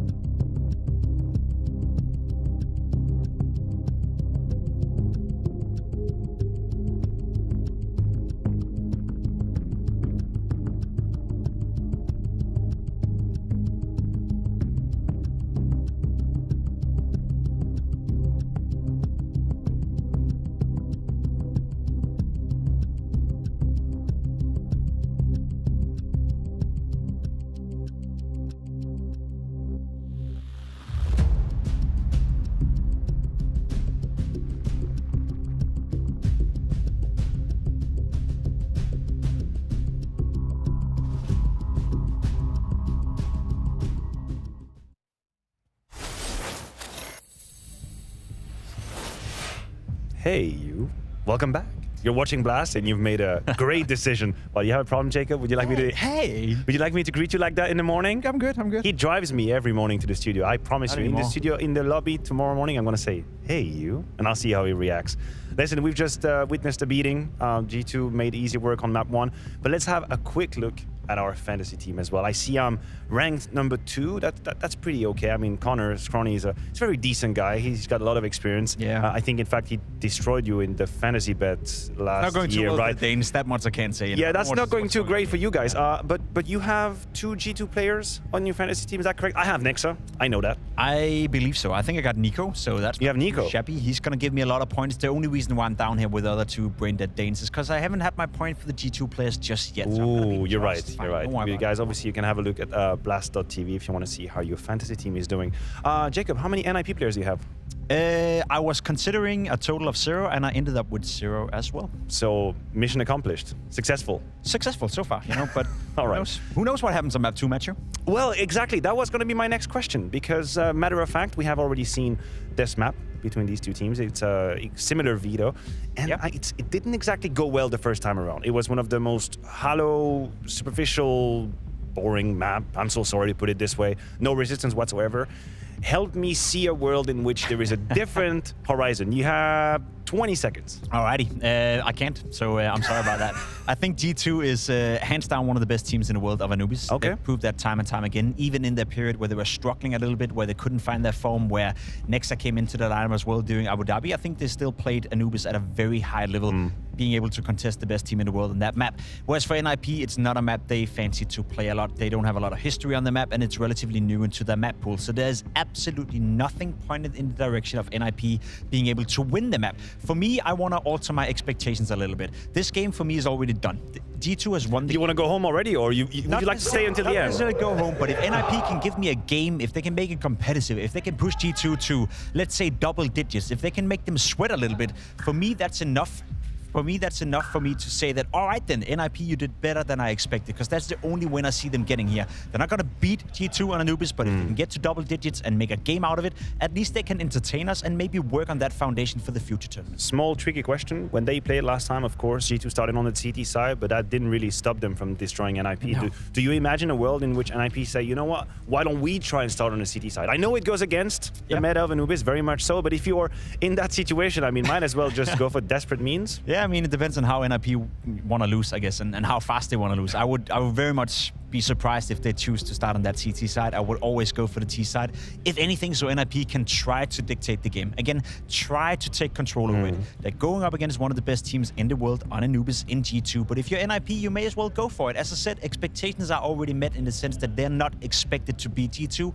They lost their own map pick as well. So it can't even get any worse from this point onwards for NIP. So go in there, start on the T side, try to dictate the game, and maybe see if you can apply pressure to G2. Maybe there's a surprise in the making, but there's nothing that suggests that as of so far. Well, listen, whenever we establish such a grim context, sometimes we end up with eggs on our face and we get surprised, and who knows, maybe that's what's going to happen at the end of this map. But I'm going to be real, my dear casters, it looks a little bit grim for NIP. It doesn't look that great. Yeah, I tend to agree, Matthew. We're going to Anubis again. This was the second map in the first outing as well. There was only 2 rounds in total picked up by NIP. They got 2 on the T side, Anders. That's all they'll be starting again, presumably, because this is G2's pick. They get to opt where they'd like to start. Most teams like to start on the terrorist forces. But yeah, it's not looking good at all. I share the sentiment of Pimp, though. If they can at least make this entertaining, at least show us they've got something left in the tank, that would be great. I don't want them to just roll over and die here in this second map. Well, the odds certainly have not improved over at GGBet. It's looking even more terrible than it was to begin with. Almost a -1 here. Yeah, I don't know what to say. This has been super disappointing in terms of what NIP could provide here. I know they just brought in Alex, brand new in-game leader. There could be a lot of adjustments, but yeah, some of the individuals, some of the stars here, like the inconsistency, it is a problem, and especially when you're up against Nico and Monacy, who are just playing so well. Second map is coming up here, and with everything on the line, NIP need to try and rediscover themselves right now in front of your very eyes. It's not an easy task. All right then, ladies and gentlemen, tournament life on the line. NIP need to bounce back. It was Convey that posted 6 kills in total. Bottom of the barrel for NIP. He should be the star player of this squad. at.CET showed some form. Rez, We know he can be good with his P250. He's had moments. Well, this won't be one of them, I'm afraid. Config, though, stepping up. Ilya, he's got that unsilenced USP, his calling card. It's not the prettiest kill, but he gets it done. Yeah, and I think Alex was with a grenade in hand, trying to do something else, maybe flashing a teammate over at the B-bomb side. I don't know, but either way, that's all in the past now. S-Tag and Hetrick hoping for some long-range battles here that they can win. S-Tag kind of realizing, yeah, he's in a little bit of trouble here. Don't want to get double P to that range with the USP, so has to respect it. Maybe they can run for the A-bomb side, try and get a bomb planted, but it's not going to be easy. I was going to say, this duel, I didn't like that. No real reason for it. Contain them, run the clock down. Like, they were going to lose it eventually, and now this round is back on. 3 versus 2. Hetrick and S-Tag trying to work out the next maneuver. What's the chicken sliding around for? I don't know. Was it in the water? They swim if they touch the water. No, it was literally just gliding on the ground. I've never seen that. It's just a beta of a game, unfortunately, so you have to deal with these sort of things. That's so bitter, Henry.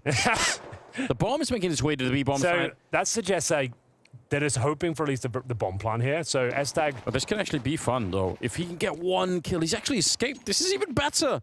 He's not even there. Bomb's going to be planted. 2 versus 3. Let's go. All right, they've got a good chance here. They've done very well to set this one up. There's no kit available. Both players down towards the dark side. Hetrick, S-Tag, both with 100 HP. Retake will actually be quite challenging here. They've got so much ground to cover, so many nooks and crannies to discover. And here we go. Oh, well, that might do it. Yeah, Yep. it might. Nexa. Smooth headshots. The 3rd kill for him at the end. I'm still really impressed. I mean, that's a nice way to handle the 2-on-3. That was probably the best chance they were ever going to have an IP. So, not bad. It does let them have Galils, or maybe AKs in this second round. I was about to say, Rez, he's normally good with his PT-50. I couldn't even finish the sentence before Nico dealt with him. And a bit of a freebie here as Alex was caught with trousers around his ankles. Hetrick, nice kill, but Nexa even nicer. Bomb planted, not the end of the world. Oh, not sure what that was about. I don't know either. But we are going to have a Monacy AWP. Hello? Yeah, again. In the second round. They're really going for it. There's absolutely no utility to speak of. They still don't have a defuse kit in this round, so they're really quite sure that there's not going to be any kind of a bomb plant here. NIP bringing the bomb towards the A side of the map. Normally when this AWP gets brought down in the second round, it normally spells disaster, honestly, but... That's how I feel. It is on Monacy. Who can disagree? Not just the chicken, but Nexa gone as well. Forced down by the Molotov right into Nico, and actually he's so good. That's amazing. A little bit of a headshot there. Config gets overwhelmed, but Rez is there for the follow-up kill, and Hooksy now alone. Okay, well done, NIP. I've actually got this one in their favor. The bomb's not planted straight away, but they're going to go back towards B, potentially? They've bought him a lot of time to reposition here. Hooksy might be out of luck, though. They've made the right call, anticipating his flank. That's an awkward middle of the round here. If they would have gone back in, Hooksy might have had a really good crack at it, but he's going to find an empty bomb site on A. NIP is slowly but surely making their way over. They're going to be able to get the bomb plant. He still has the element of surprise. That's the one thing that can maybe turn it into a quick 1 versus 1 if he's really lucky with it. They've checked absolutely everywhere for him, but finally, bomb gets planted. Hooksy not that far away. He's got some great grenades. If he gets the first one here, it gets interesting because he can burn out Alex in the corner. Stead uses it there, flash out as well, but now they're both ready for him. I don't think he's going to be able to isolate a fight any longer. Probably have to fight almost both at the same time. A little bit of an aid, a little bit of a jump out, and Rez will take him out. Triple for Rez as well. This goes to show you the power of the plant and the Pistolanders. Had they not gone that in the 3-on-2 deficit, they would not have the option to bring out those Galils and have success in this second round. Pressure now on G2. They will have to force buy back themselves. That's a disappointing one to give away, but well done. Capitalized. You see, the AWP was non-existent there. Didn't even have any sort of knock-on effect. Wasn't recovered by NIP. But as mentioned, that force bite, Deagle's pretty much across the board. A 5-7 for Nexa and Hunter. They managed to win with Glocks before. Can they do with Desert Eagles? Yeah, I was going to say, whatever you do for NIP, don't lose this round. Yeah, you can't. You just... If they lose this, it's GG. They're out of the tournament. they won't be coming back. It's just so devastating. But we'll see if they can find a way to glide through this one. Testing the smoke in the middle, not really afraid at all. I guess I do kind of like that. I like that they're still trying to play without too much fear here, because if you're not doubting yourself that much, it's going to be a really hard game to win. Nico back here. No one's checking for it at the moment. If he stands up, he might just get a nice clean headshot. There's one looking for a second.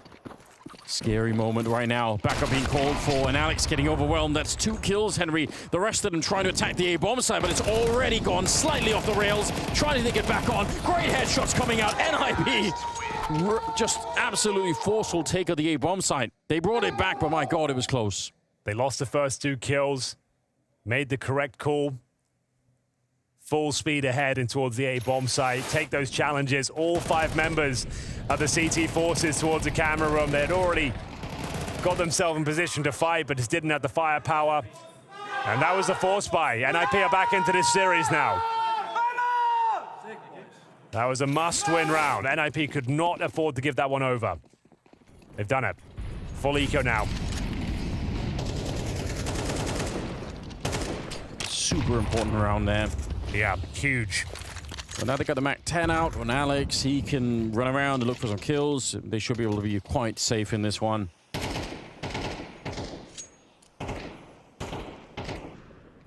NIP taking it slowly. No one can blame them. There's a bit of a stack going on in the middle. MAC-10. That's kind of what it's made for, though. Yeah. Find some space. Trade a kill. Don't lose a rifle. And you've ascertained the information that they've got at least 2 players in towards mid. Good swing, though. Perfect player to find as well. Europa will get another $600. It's still fun. We're not worried yet. No. Rez out hunting. Does actually get synced. My God. That could have actually been a kill for Hooksy there. All right. If Rez goes down with nothing, there's a chance, a very slim chance G2 can win this. I'm not worried at all, though. There's no way Hetrick dies here. No, there's a powerful position to be in when they don't have anything to flash you out. Spray is just absolutely fine. Good 3 kills for him. They make it through the round. Slight bump in the road along the way, but we'll take it. NIP still continuing to build a bit of a lead here. Now, bear in mind, we did keep mentioning in the first map, this is a rematch. Yes. And Anubis was played in the first outing. It was a comprehensive victory for G2. They actually ended up winning the game 13-2, with NIP only getting 2 rounds on their T side. They've already bested that number. So already improvements and plenty of time to go. They've actually got a fighting chance here. Haven't been any disasters just yet.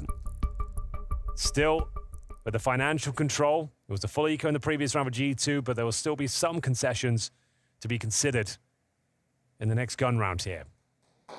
NIP back on their feet, picked themselves up, dusted themselves down.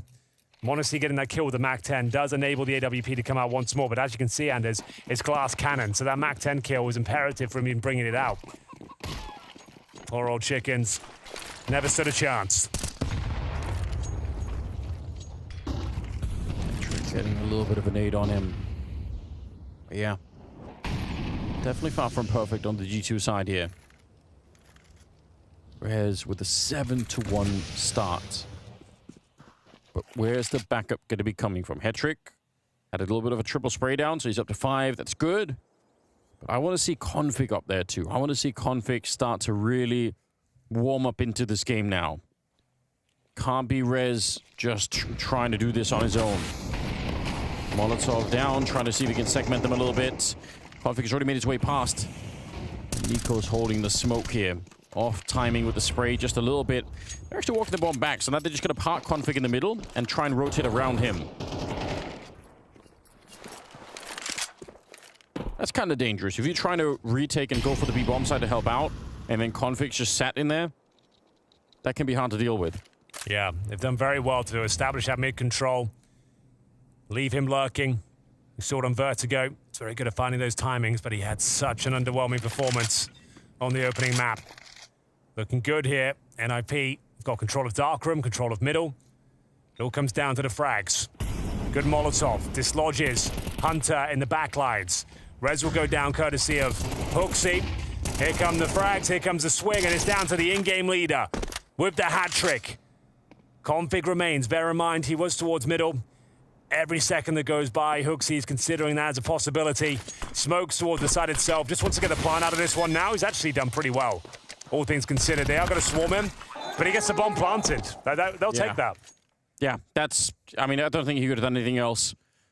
You could understand the logic of that round, but it's maybe a tiny bit over-engineered in the sense that for Config's position to mean anything, they must get in and get the bomb planted. Yeah, and the way to do that... In hindsight, he should have been activated a bit quicker, right? Probably, yes. If he comes in at this moment when everyone's fighting, he's got a real chance. He's trying to catch rotations, try and find them, but I think, like I said, he got the bomb planted. If anything, at least it's not a completely null and void round. Hooksy, well played as well. Shout out to him. Where Hunter and Nico dropped, he managed to get 3 kills. So plenty of cash here. That bomb plant helped out tremendously. Even with the plant, they've got a Galil for Alex. Focusing on utility here. And it might be a bit more of an alien at the start. We're going to see Hetrick smoked off. Trying to get himself to safety. Quite a nice nade there. Puts him in one-tap territory for the M4s. And going through the motions. A main normally the main protocol on this T side. 2 players there as well. They're just going for a sort of contact play. Well, guess who's waiting for you? That's not the man you want to see on the other side. No, absolutely not. Pushed forward behind the pillar is Alex. Yeah, he's done well to actually reposition here. Now, you'll be aware of this being a possibility. And he's only got the Galil. Oh, God. Could he see him? I guess not behind the smoke. Yeah, I think the smoke's just covering, but it looks so thin, doesn't it? Bombers right behind Alex here on Hetrick. A little bit of a spray, but with the Galil, it's not enough for a kill, unfortunately. 55 seconds. Config still working the other side of the map, so they have a way out NIP. It's not all on this A bomb side. If they can create another opening, they can pull the plug on this and just go for it. Rez in the middle. You can see how they're poking for another chance through. If Rez gets one, if Config gets one, they can make a different choice.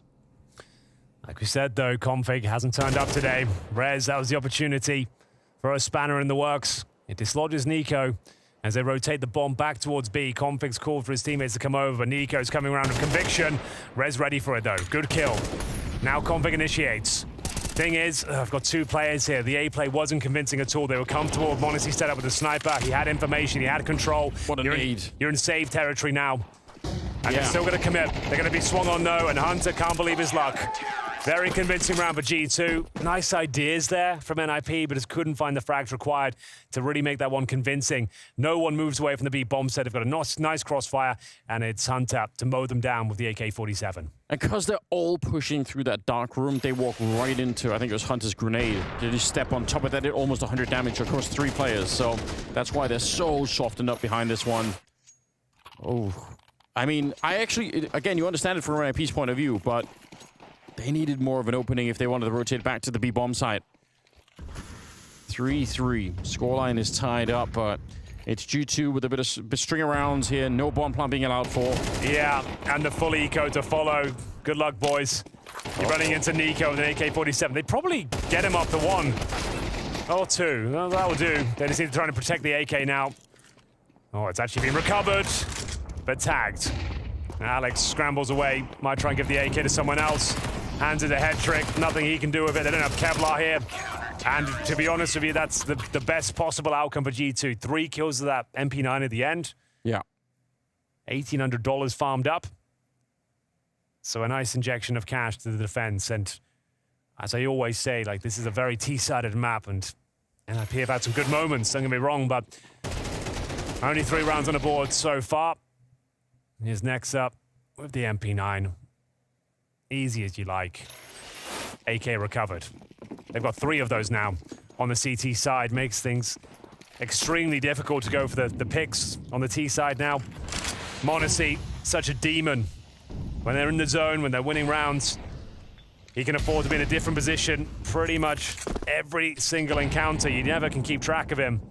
Hunter with a like gap in the smoke. A chance with a frag, but can't quite connect the shots. Yeah, you like to see the attempt, though. It's an interesting way to approach that one.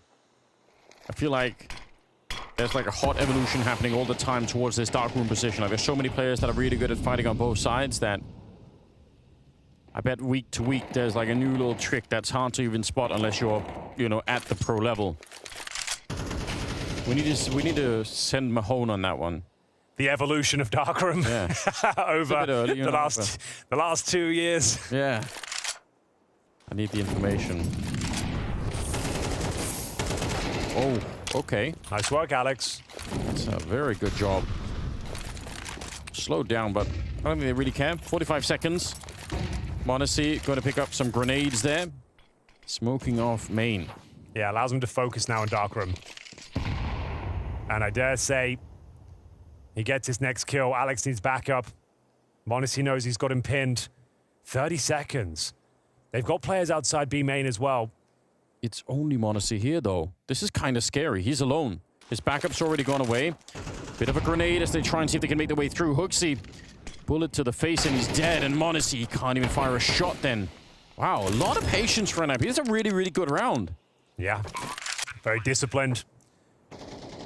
Waiting for their moment to strike. They keep all 5 players alive. They had control of the darkroom the entire time. B main was under their remit, waiting for that smoke to dissipate, then collapsing in together. The most important shot on them all was from Headtrick, taking down m0NESY, who had that AWP, which he will pick up himself here. So there we are, we're right back on track. Will we have 2 weapons saved here? Looks to be the case as NIP will exit towards T-spawn. G2 let another one go. That's going to be 4-4, courtesy of Alex opening pick towards the darkroom. Found Hunter. Yeah. Difficult duel. He had to run through the flames as well. He got the opening kill. Found in that territory. Stayed alive in the corner. Baited out all the utility from m0NESY. Waited till the smoke had dissipated so he couldn't be in that strong position. Then they go through knowing he had to fall back to the obelisk. So tactical timeout. Might be called by Taz this time. New coach. First tournament where he's behind the boys. He was president at World Finals, but wasn't actually there with the headset on. And you could tell from G2's point of view in that last round, they really thought it was going to be a bit of a fake towards B and then go back to 8. That's why they rotated, 3 players towards the A bomb side, leaving m0NESY on his own. So, yeah, not quite the correct read on the round in that situation. But still, it's a T-sided map. So watching NIP tie up the game here at 4-4, it's good, but we can't get too carried away. We have to remember that G2 still probably are in a decent position. They need to be winning this half for us to start the conversation. Yeah. That they are going to take this map. Like, that is a very tall order. There's still plenty of money on the CT side. Bear in mind that the third map is Mirage. Before it was Nuke, I believe, but it was a 2-0 affair, so we never got there. Aggression now. Nexus had enough. Taking early B control. They've had enough being tentative. Throwing the kitchen sink towards T-spawn. That was one of the plays we saw last time, wasn't it? HooXi pushing out of the B-bomb side all the time. That's right. Flanking them just left and right. It was really sick, but haven't really seen that dynamic quite yet. They missed the Molotov. Yeah, they did. Otherwise, it would have burned out the back of the cake here. And Nexus stays alive. Oh, they needed that Molotov. It's betrayed S-Tag. He's dead now. HooXi taking a fair bit of damage, but still, Rez is the next to go down. And Nexa, you don't even have to fight for this too much. You can just kind of stick around. 5 versus 3. Nico will want to fight. And looks like they might have secured it. The bomb is really far away for whatever reason. Oh, bit of a fumbled spray from HooXi and a fumbled Molotov as well. Not the one he's looking for, but still a bit of wiggle room here for Config. Bravely challenging the AWP, applying enough pressure to allow access. I don't think they know Hunter's there at all. Config not even checking so it. He's just going to sit there. Yeah, forever and ever. When they finally show up, oh, the AWP may be just in time for it. He still gets the shot. And Hunter with the swing, he can't land it. 1 versus 1! And it's Nexa who comes out on top at range. That looked like Hunter nearly sold his team. That's scary. Wow. Great reaction, though. The fact he finds the AWP towards B main, at least sets up Nexa with the advantage. The bomb wasn't planted yet. Config was out of position and goes down. That was the moment he actually found some access there. If Hooksy gets that kill, it's already round over. It's very close. Config, that's his best sequence so far in this series, and it doesn't equate to a round victory. Yeah. Which is sad to say, because he only posted 6 kills in that first map. I can't believe that. Yeah, like he's normally an absolute showstopper. But very quiet in this particular outing. If you are just joining us, this is an elimination game in Group C. And a rematch as well. This was the opening game of the group. 2-0, comprehensive victory for G2. And this map was played as well. It was 13-2 in their favor to close out the series. Not going to be able to replicate that scoreline.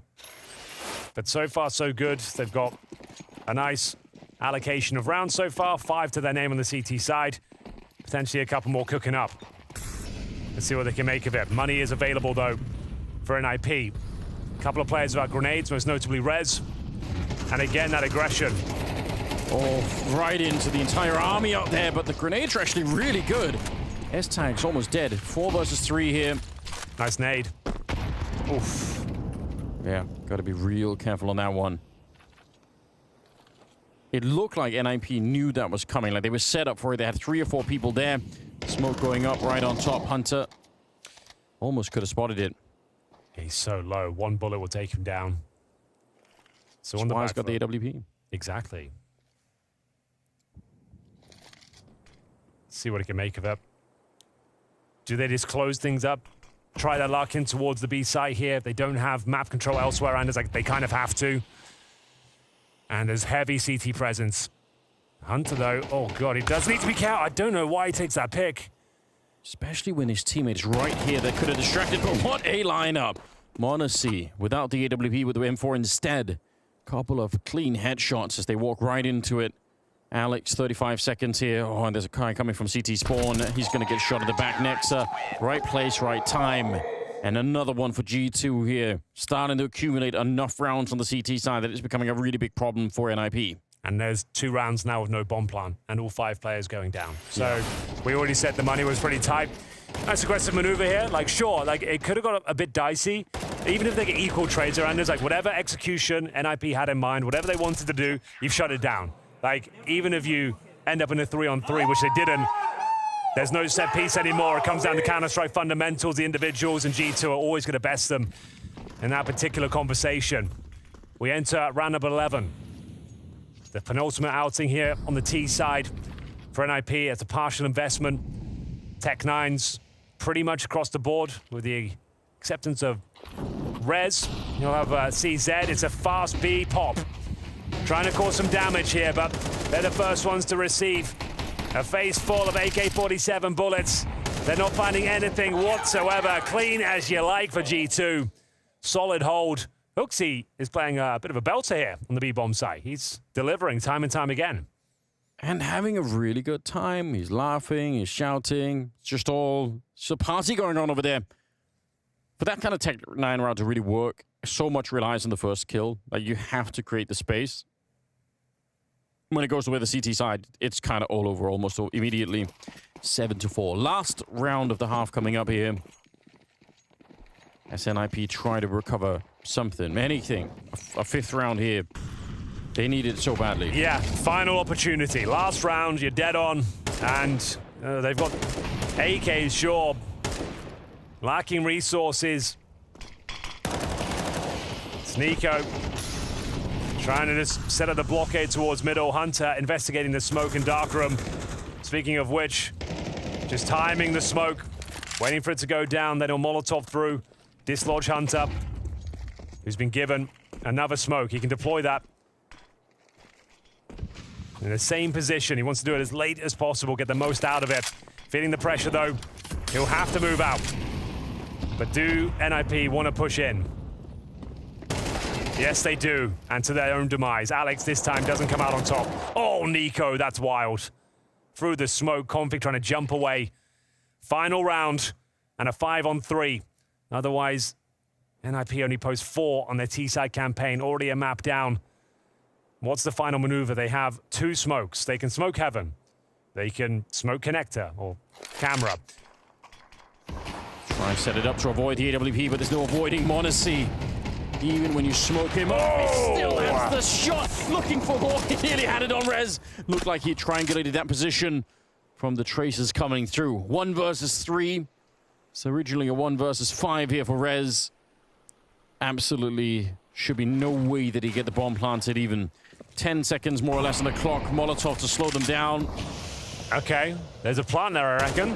9 seconds, 8 seconds. He can't fake it. He has to go for it. They're going to be all around him. Yeah, no chance here. 8-4 at the end, Henry. That's a lot on the side of G2.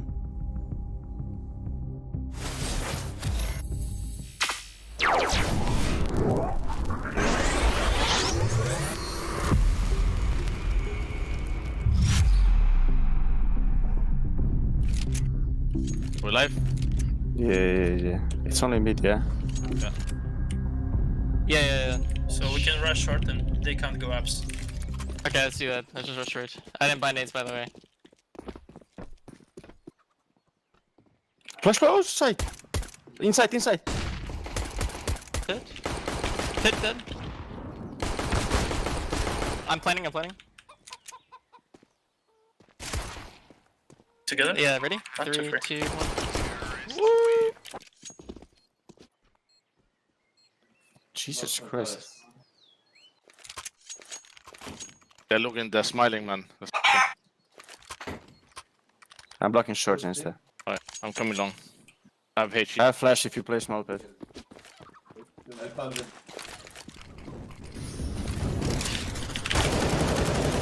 Long once. Ching. One low. Both long.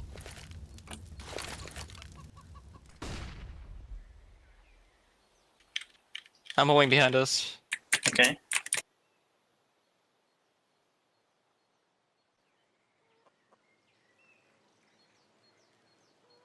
I can smoke default after and we can like go to side.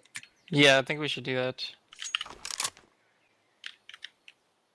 I think he's in holes or... Yeah, I don't think he's side. I smoke default and flashing side once. I'm going first.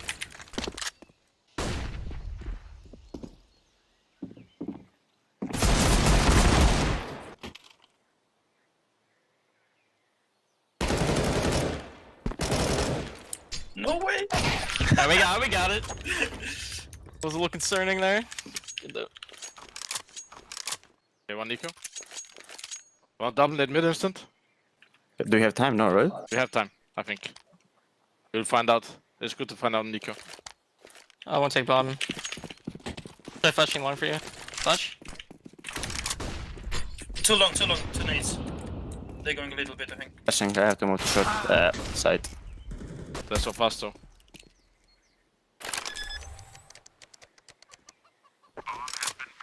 Long. Nice. Let's go. 8 damage, okay.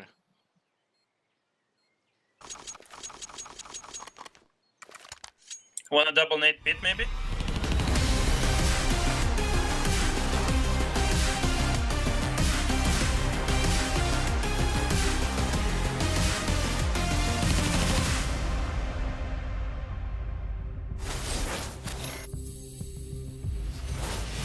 Welcome back to Blast Spring Groups 2024. You join us for the second map between G2 and NIP, the latter of which are looking down the barrel of tournament elimination after posting only 4 rounds on their T-side campaign. They doubled their outing in the previous matchup. They only got 2 rounds last time, but it ended up as a 13-2 end for them. I feel like it's going to be more the same. They lose this pistol, it's categorically over. G2 considered to be one of the best Anubis teams on the planet. So NIP, yeah, they've got their work cut out for them. It all starts here, the long road back into the tournament, trying to take us to Mirage. That's where Config will really come to life, his signature map. Yeah, might be denied it at this stage. Oh, wow, that's a nice shot. Yeah, taking out Nico to begin with. I don't disagree, though. Lose this one, and there's probably not much to fight for. Down the middle, flashed in. Sees a couple of people, actually, so good information. Knows that there are 2 people towards the center of the map. This is, I don't know, at one point it really looked like NIP were on a little bit of a roll in that first half. It looked like they were accumulating a little bit of momentum. And then it just gets taken away. Config back here. See if he can fish another kill. Hunter might be getting a freebie here. Config tucks himself in. As long as he gets one before he goes down, his job is done. But this wasn't necessary, was it? He found the man advantage. He wanted to go a step further. A telegraphed push. And now we're back to the 4-4. Completely nullifies his efforts. That great shot he gets on Nico. Yeah. Is a distant memory now. The 4-4 certainly favors the T side. There's not a defuse kit either on the NIP squad. So they have to be a bit careful. Rez, I kind of like it. Sees that at least there are a couple of people there. S-Tag also confirming. Yeah, they're still down there.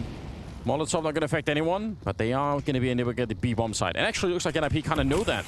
They've got a good read. They've got 3 people already here. They've got the dualies set up as well. Alex, headshot. Hooksy gets 1 in return, and Monacy now alone against the last 2 players with 10 seconds on the clock. And Alex, the captain's performance there. 3 kills for him to secure the bomb side and the round. Well, there we have it. The must-win pistol lands in their favor, denying the plant as well. Nico, nothing to do with the round. Picked off at the start. Beautiful shot from Config. Took a bit of a risk with the push. They hunted him down, but Alex, as you mentioned, great performance here, the USP. 3 kills in total. Denies the plant, more importantly. Yeah, indeed. So, it's Glocks again, Anders. And I would say this one is a done deal. It should be now, as Rez, he finds an early hat trick. Done. All right, not losing the Glocks this time. Oh, God, it gets a little bit close on the second interaction, but there we go. That's fine. That's absolutely fine. We'll allow for it. NIP, like, how many rounds in a row would they need to win to start to feel some level of comfort, right? I mean, the pistol is fine. It's something, but this is the round. If they can win this one, it's 8-7, you know? Like, they'll take a timeout.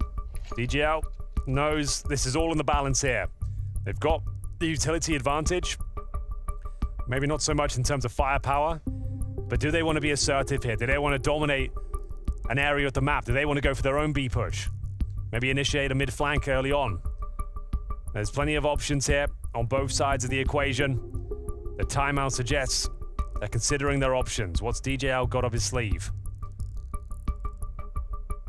It goes without saying, NIP need to win every single round, especially this one. But they've done well to win the pistol. Second round follow-up, pushing back the eco, no problem. AKs are out in full force. ADR and utility damage. Hunter with 200. Pretty good. But yeah, you're right. This is a really critical round, apart from the pistol in the second half here. This one could set up an IP for a potential comeback. 8-6 is the current scoreline. Classic grenade thrown from inside of the A-bomb side. Doesn't really do that much damage, but people throw it all the time.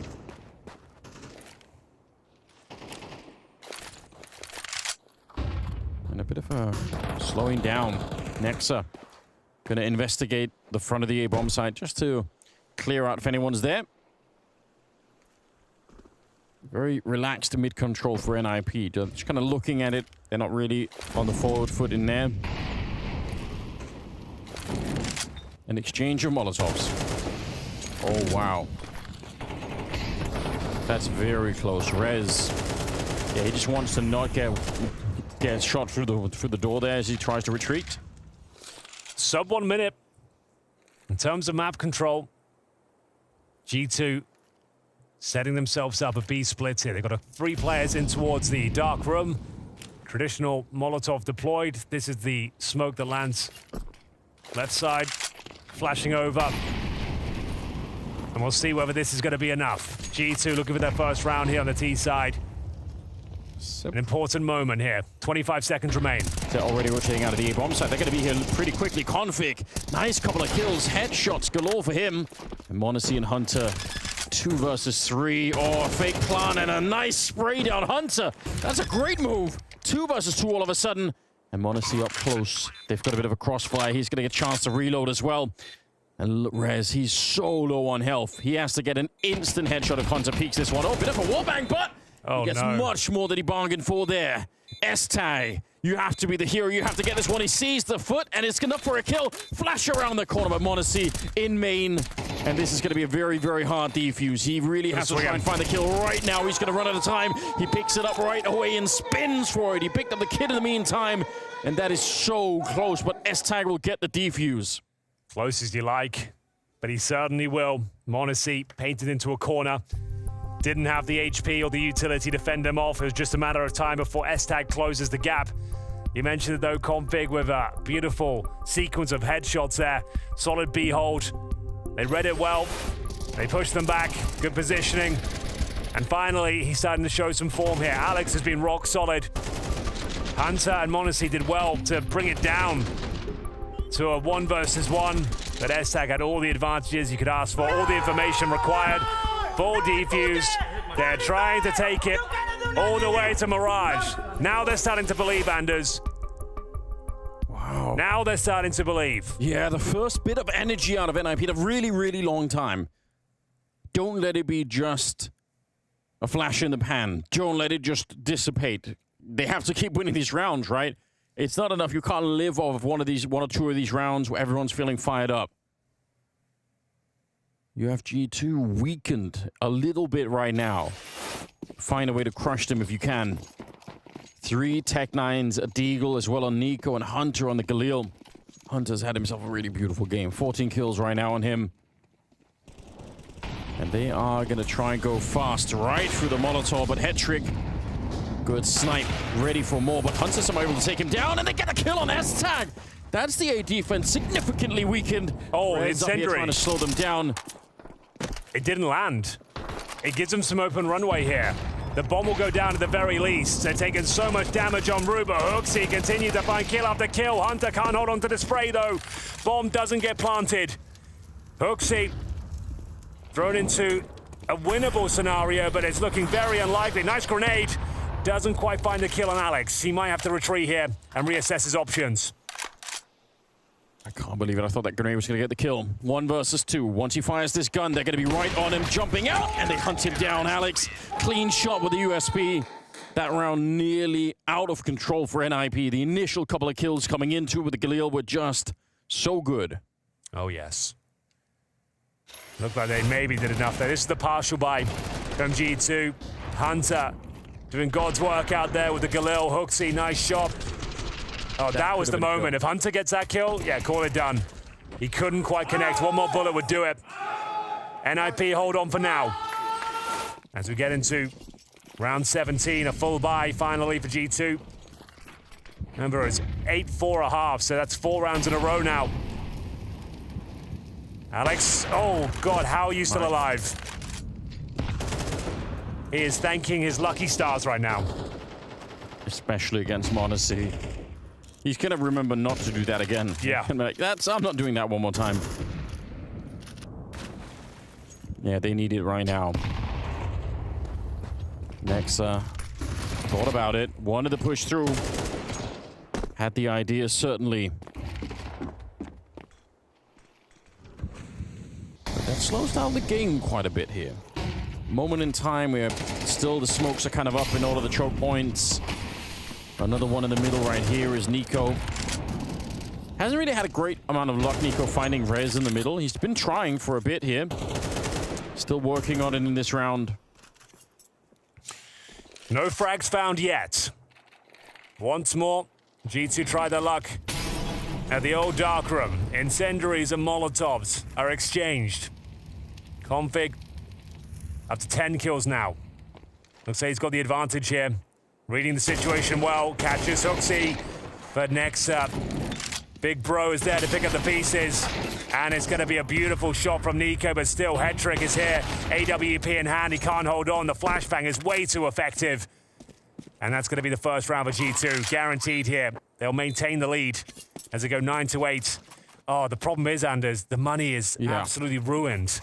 This is what we keep talking about in CS2. I think there's a Reddit post right now on front page. It's like saying, when is the economy going to be adjusted? It's a really good point because you can have these great starts. You're up 4-0, but because they've been closely contested rounds, you're going to get $1,400 into the next one. The first round you lose, you're completely reset. Yeah, and that's what they're experiencing right now. Yeah, so it's a rough one. The fact they saved 2 weapons is great, but Yeah, it's going to be a very, very difficult round to follow things up. If they don't win it, it might be enough for G2 just to cruise into a victory here.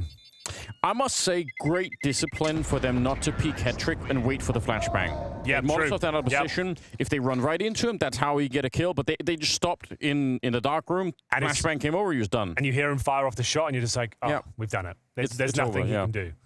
And they were right in thinking so. Might be worth the tactical timeout here. Yes, I agree. You've got 2 weapons saved, $1,400 elsewhere. So I don't know. I don't even know what the correct call is. I would say force into it. I would say go for it. Yeah, ride whatever wave of momentum you've been building. You've been playing a great CT side here. It's a tough call. It really is. They were always going to be the underdog in this game. Didn't really get things rolling on Vertigo ever. On this one, there's been some more convincing rounds. There's been a little bit of energy accumulating on the NIP side. It's not a lot, but something. It's something. And they do force buy. Like I said, it's pick your poison at this stage. I think this is the correct option. You've got some firepower there. There's enough to bring in the FAMASs, but if they lose this, it's $1,900, 10-8 deficit, sets up a guaranteed 11th round. You get the picture. It won't be good at all if they give this one up. Oh no. How does he know? How is he so aware? I think he knows because he's m0NESY. That's how it works. Head trick. Oh, it's gone quick. Double kill with the CSAT. That's rare nowadays. He does get the job done. 2 versus 3. Is there a chance for anyone to make it through? That smoke goes up and it's, yeah, Rez, he knows. It's such a long time he has to wait. They re-smoke it again, so definitely nothing he could have done. Great effort from Config, but ultimately more of the same here. Save 2 weapons, have $1,900 next round. It's going to be 10-8. Things starting to spiral now. They have to hold on to these 2 rifles. Thankfully, G2 and their resources can't really justify a hunt right now. So it should be these 2 weapons saved. No problem whatsoever. Double digits over G2. Yeah, bomb going to be going up in 3 rounds now, G2 from winning the series. For the context of Group C, bear in mind the winner of this one, which is looking like to be G2, will play against Na'Vi. And they lost to them 2-1 in a very exciting upper bracket final. Yeah. So that'll be another fantastic rematch. That'll be going down tomorrow, if it comes through. Config, actually, like the fact he gets those 2 kills, it keeps them modest. It denies the hunt. Yeah. They can't throw a load of resources around getting those last 2 players. There's no further timeouts. Bear that in mind. They've used them all already. And it has to be the eco. Rez and Esatag would have to do the unthinkable to stand a chance here against a fully equipped, fired up G2. Looking to cruise their way into the group final. Nice dink from Rez. But ultimately a better shot from m0NESY. Yeah, he's so fast with those flicks. Very hard to deal with. And they can't really recover that M4. Like, they had everyone else stacked. Yeah. In B. And G2, I mean, they can wait it out. They've got plenty of time. The one thing that can screw up this round for them is if they walk into a stack, right? So just play it a little bit slow. If you can gather any more information at the stage, it'll help. This could get a bit wacky. If they catch a player with grenades in their hands, like just then, they've recovered the M4 at the very least. Oh. Yeah, this is weird now. Yeah, I told you. They kind of fumbled that one. Here comes Wacky, yeah. Nico gonna be able to get that kill for free. S-Tag trying to see if he can push his luck a little bit. 45 seconds. Config still somehow without a weapon, just the USP. Yeah, and there's no Kevlar on these 2 surviving players. Yeah. Did they hear him? I don't know if they heard him running. It looks like Nexus kind of looking for it, and they are on the other side too, so wouldn't be surprised if he's going to get checked right away, leaving it 1 versus 3. Oh, it's just around the corner, but the bomb is in middle, and looks like they're going to be headed toward. Oh, hold on. That would have been fun. It's getting weird.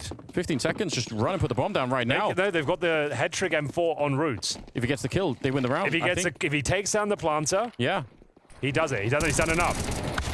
No! It was so One more close. bullet would have done it. They would have won the round. It was so Instead, close. It's a 1 versus 3. He had the right idea, the right position. It just slips out of their hands barely. Config now He can win fighting. it.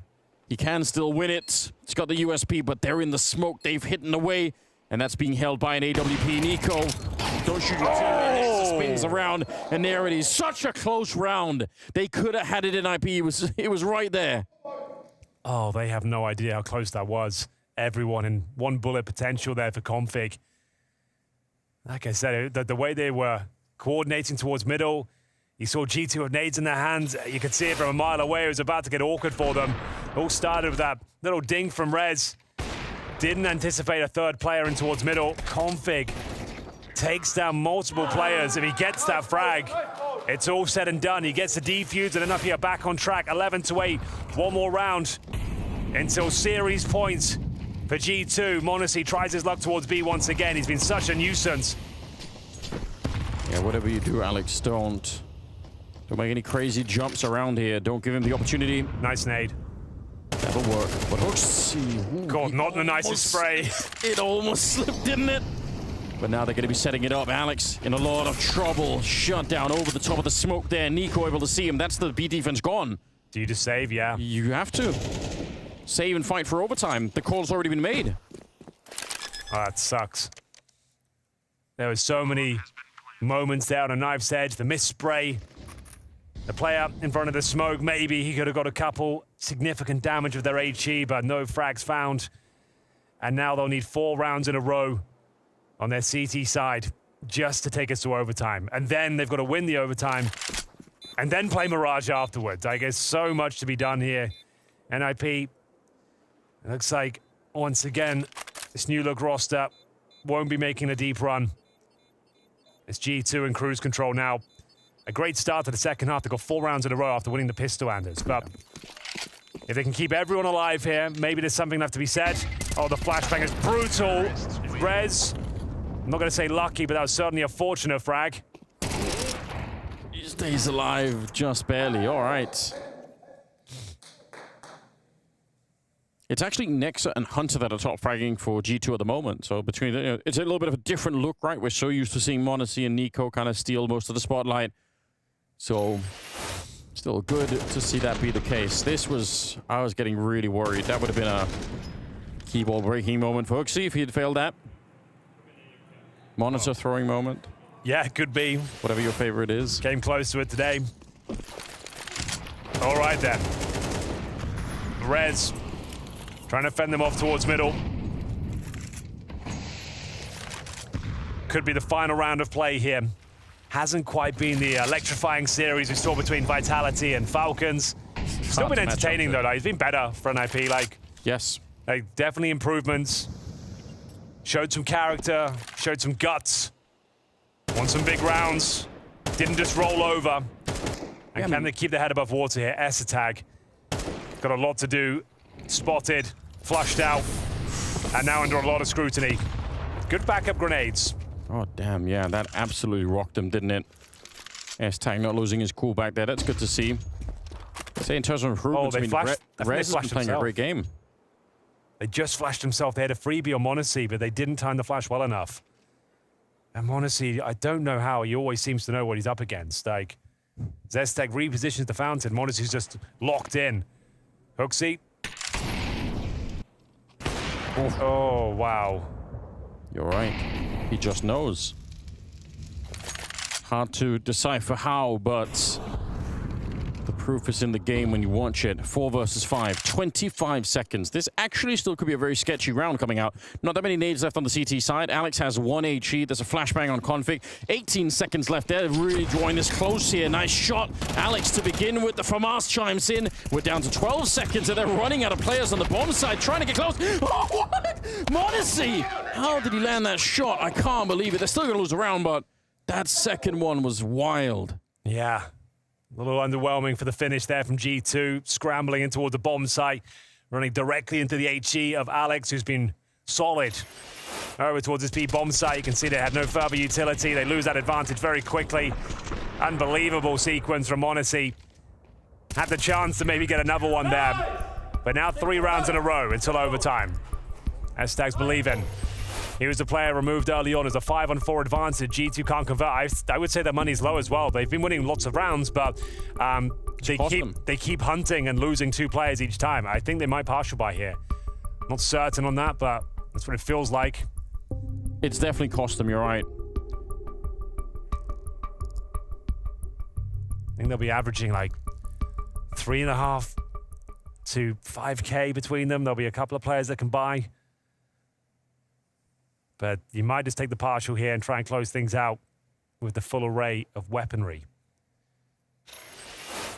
Okay. So they've gone for it. It's better than I thought. Next has got the Galil. AWP for Monacy. Got grenades too. And they finished it right here, right now. You can see Monacy had to sacrifice his helmet, which is kind of a big deal against these M4s. Bit of spray. A little bit of a nade connecting on Nico. And actually, I think some Molotov damage there that burns him up. This is awkward. But that's going to be mid granted towards G2. They know it as well. With that Molotov being extinguished, they know they've got mid under their remit. And there has to be a response here. NIP, good reactionary play.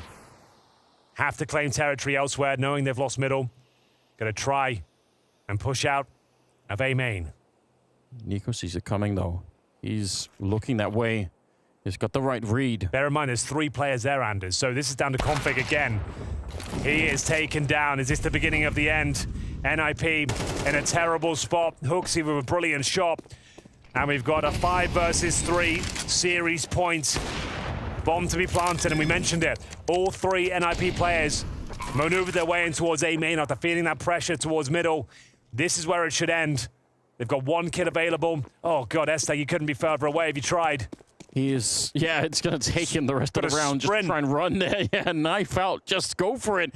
You can't really afford to walk at this stage. This round is almost impossible to recover, I have to say. 5 versus 3. Monacy, good position. Takes down Rez. It's all done for here. S.T.A.G showing up to the party once everyone else has basically fallen asleep at the bomb site. 1 versus 5. A missed shot, but it does not matter. Even the spray down, not going to make any difference. It's G2 once again taking down NIP. Excellent performance. G2 stunned them once again. Same maps, same outcome. It has to be said, it's a better showing for NIP. Signs of improvement. We had moments from Config. S.T.A.G had a much better game, but ultimately it is going to be 2-0 for G2. Logic followed in the G2 victorious 2-0 against NIP, and if I appreciate the casters' effort to grasp at straws and find silver linings, sure, it is true that NIP did put up a better fight on that map of Anubis. I will counter-argue that most of it comes down to Force by War being won, pistol round being converted. When it came down to the nitty-gritty, to the Counter-Strike, G2 was still a league ahead. Yeah, I would agree with that sentiment. There was no doubt that G2 were the better team today. Again, just like last time they faced each other. I will say, though, that I understand where the silver linings are coming from. I do think NIP remained slightly more competitive here on the second map. They were able to push G2 into a position where, at a time, it was 8-8. We're thinking to ourselves, maybe there's a chance of a big surprise. But, as you said, once the game stabilized, once we got into the buy rounds, G2 were the better team. Unfortunately, the road ends here for NIP. We're going to have a quick look at our bracket here in Group C. That is going to be a 3rd place and also a berth for the showdown for NIP. Of course, we're going to wish them luck down there. We know how hard this can be. And that sets us up for a group final of a Na'Vi G2. That's going to be a rematch. I'm looking forward to that one. I'm not going to lie. Knowing how this was the first time around, Jacob, I'm ready for it. Yeah, me too. I think that's going to be a banging matchup, just like the rest of the matchups we have for today, Matthew. Indeed, indeed. And you talk about the rest of the day, and this shall appear. We have 2 more games of Counter-Strike coming your way. Big versus Cloud9 is going to be the last game, but first we have a little bit of FaZe versus GamerLegion, and we are going to welcome Tech Girl and Bubsky after this break. Bob?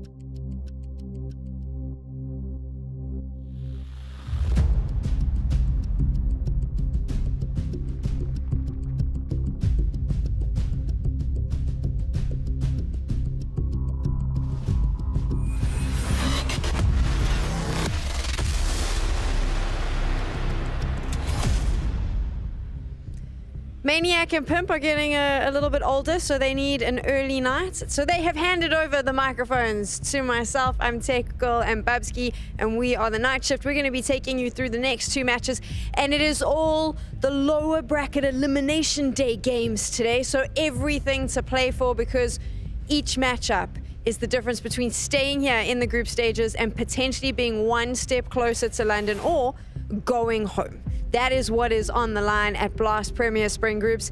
And it's always fun on Elimination Day, obviously, if you're a big fan of Counter-Strike, because the stakes just seem so much higher.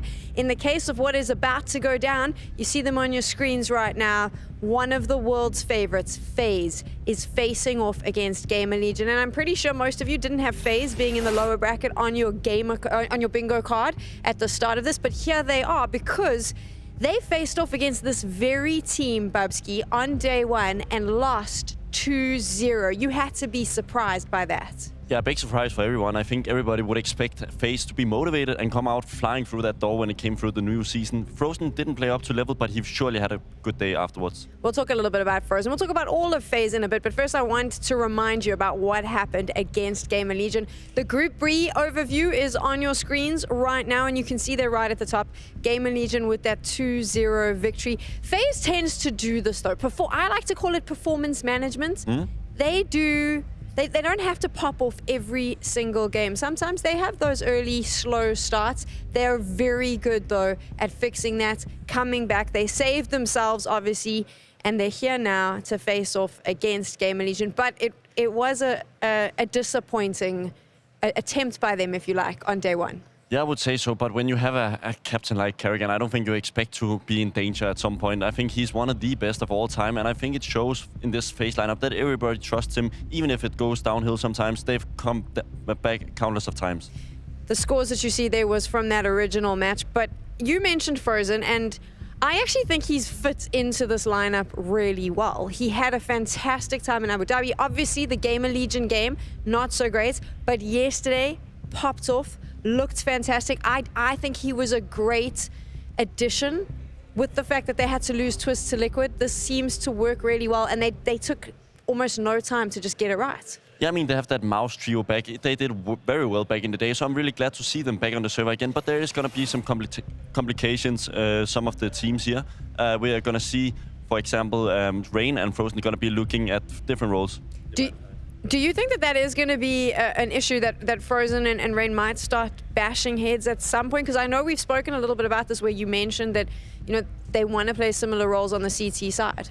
Yeah, I think we're going to look into Frozen and Rain for that matter, because they play very much the same roles. It's kind of unique that they are playing some anchor roles. For example, on Mirage, we're going to see Rain going on today's side or Frozen. I'm not too sure yet. But before, we always saw those on Mouse, respectively, and FaZe played that role. So someone is going to have to change, and I think it's going to be Frozen for most of the part.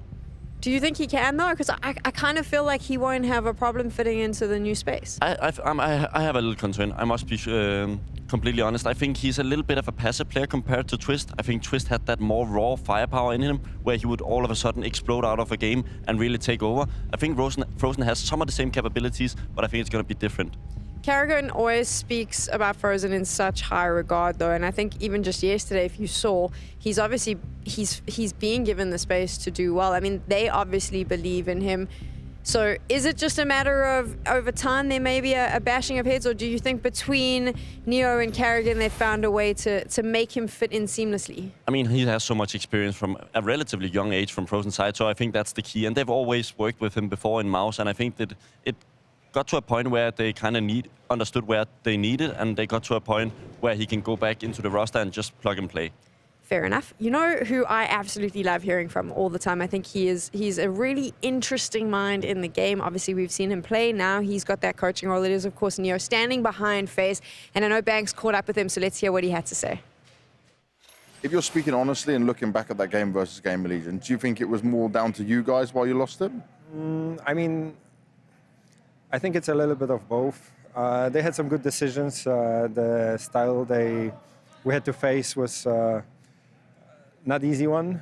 They kind of reminded the VP style of play, so we didn't adapt to that, and yeah, we'll try a different plan today.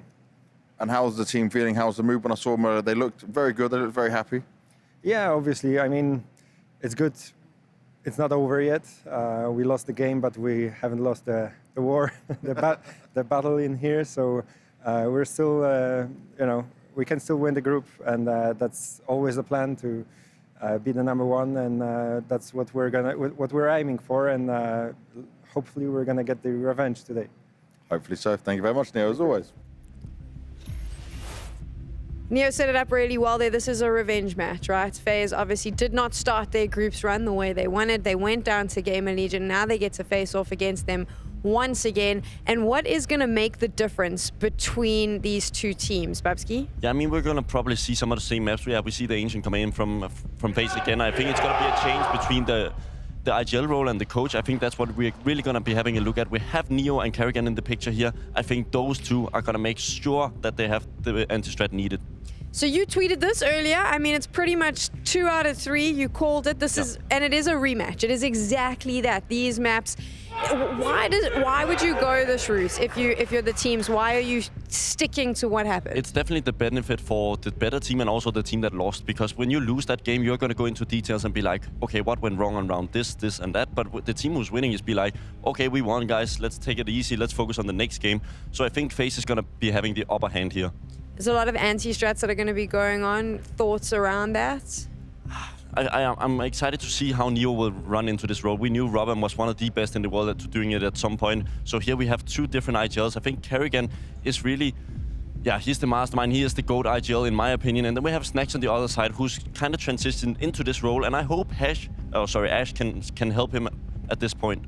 Does the experience of Neo and Karrigan play in their favor here? They've been in this position so many times before. I think that they are pretty good at analyzing their gameplay really quickly. Obviously, they would have known how they lost against GamerLegion, what went wrong, change it up faster. Do you think that that gives them the upper hand on GamerLegion? Not to diminish Snacks or Ash at all, but just to say there is a lot more experience on the FaZe side. Yeah, there's no way Karrigan is going to allow a team like GamerLegion to beat him twice in a row on the same maps. He's surely going to look through all those small details, and especially on the mid of Ancient, I'm going to be looking at how are they going to take it, because we're going to see Frozen in this position. He played it in Mouse, and he's also going to do it in FaZe. I hope we're not going to see too many gambles from FaZe on the CT side, because they did have a point where Robs would come to the middle area quite a lot and leave that A side open.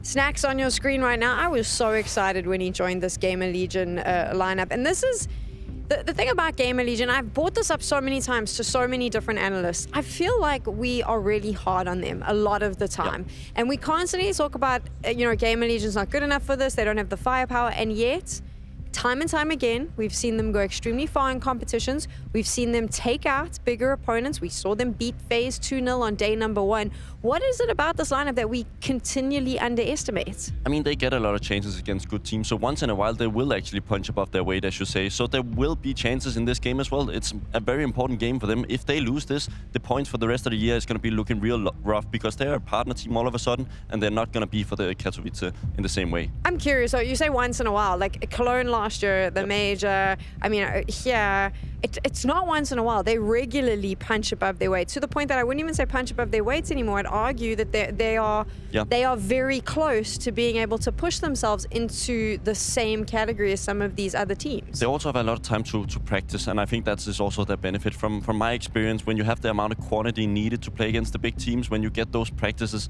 against tier 1 teams, when you're on boot camps and so on, it's really going to help on stage games like this. The problem here is, like you mentioned, Karrigan's not going to lose again on those maps that he's just lost on, right? So GamerLegion, what will they have to... They're going to have to change something up, because they can't play the way they played on day 1. If GamerLegion was smart, they've been home and doing their homework and really come up with a lot of new stuff, because they knew they're potentially going to face FaZe again, and it would be the same maps. I'm going to be excited to see if they have that dynamic in them, because I'm a little bit hesitant that they have the level needed. When you say that they don't have the level, that you're hesitant that they have the level needed, what do you think it is that they lack? Yeah, just the amount of time, because as we spoke, they need the time to practice to make these upsets, because they have a long period where they can go up to an event. They have maybe a month. They don't have a packed schedule as FaZe in the same regard, so they can actually go home, focus on stuff, creating new things, and then they go into the server, and then FaZe is going to be caught off guard because they're going to come with so much different stuff. Were you surprised when they brought Snacks into the lineup? I spoke about it earlier, and we didn't really get a chance to touch on it. I mean, what did you think of that change? Yeah, I've never seen him as that type of player, and he's also been the lurking player in his entire career, so it's kind of a unique transition because it's often those who did map control who's going to transition into such role. But I think for now it's worked, and it hasn't really been bad at any point, so it's going to be interesting to see where it will go. Across that GamerLegion lineup, though, I mean, what do you think? I think Volt has the potential to really pop off in matches like this. He is the IM replacement. You have to remember that, and it's not the easiest task to replace a guy. He carried them through the major. We're going to be looking at that event as one of the best single player events of all time. Okay, so really quickly, Babski, what are your predictions for this? Oh, I still have the 2-0 for FaZe. I think they simply are a way better team on all aspects. There you go. You heard it from the man himself. And this is it. It is the revenge match. FaZe up against GamerLegion. Let's get into game. Thank God that clown Bubsky is done talking. Yeah, what a joke that guy is, huh? Let the real men talk now. Production told us that they found wireless headsets. I was excited to come to work, and this is what we found. I think it's someone's birthday in Denmark. This is probably what this means, right? I can only hope. You ready to play some Counter-Strike? Let's go. I'm gonna take it so seriously. I'm taking you really seriously. GG bet odds are favoring FaZe coming into this one. Heavy FaZe. This just looks unreal, dude. Okay. Look at you. FaZe are the favorites. We've had favorites all day long. Very clearly 4 favorites across the 4 matches of the day. I can't look at you. GamerLegion came out swinging. FaZe, they start slow. We always give them that excuse. And it feels like because they do still make these deep runs, we'll continue to give them this excuse. But now we're gearing up. This isn't day 1 FaZe. This isn't first official of 2024 FaZe. This is a FaZe that's going to run this lower bracket back and lock in a chance versus Team Liquid. That's what they think. GamerLegion here, like they were in Paris, to cause some unexpected upsets. Some say Paris was a long time ago. Some say time is only a mindset. It's definitely a unit of measurement. Some say. I mean, James would say the unit is up for debate. To James, it is just a means of production. James Marks. Producing clutch after clutch. And misery for his opponents. We can't go one day without talking about James. He's just on my mind. Nice. Yeah. It's nice to have him. Nice to have him around at a blast groups. Usually I get to talk about James once a year. Not anymore. 2024. VP. James. Partners. Blast partners. One last time. 1 more years of partners. Did you see what SDY said? What did he say? The most miserable way to play CS. It's the way that they play. No way. Yeah, I mean, he said playing against it is horrible. Oh, okay. He said he would never play like that himself because it's just miserable. And then everyone got really mad at him. Even though people definitely would agree with him, like, right, obviously. Yeah. Everyone wants they to just hate like, oh, VP. you're just hating, you're just loser. That's why you think that. It's like, okay, all right. James' team is good, but you can't disagree that it's, like, obviously, if you compare it to some of the more fun ways of playing, it's not the most fun way of playing. But it does work. Yeah, that's not the same criticism. If you subscribe to the philosophy, you got to sell your soul to James to be part of his system. It's a very slow pistol at the moment, but Rops has managed to get out through Red Room, so I don't mind FaZe taking their sweet time towards the B site. Thing is, they don't have Cave. Kiosk, nice clean kill. It's a USP headshot to kick off the series. Bomb goes down on the side of the column. Brokey getting squeezed. Forced into the counter-terrorist. 2v2. As Frozen's P250 looks to press, the only thing they've got going for them now is this Rops flanks, and the CTs knew about it. This defuse is a 10-second stick. Rops is closing that distance. 3 left on the defuse, and it's eventual cover from Snacks. GamerLegion take CT pistol. Well, really well done right there from Snacks. Played with him. Rops is trying to scale at the same time as fighting. So GamerLegion will get away with this one. And again, 5-1 odds on this matchup. right now, FaZe's form, I don't think it really calls for 5-1 odds.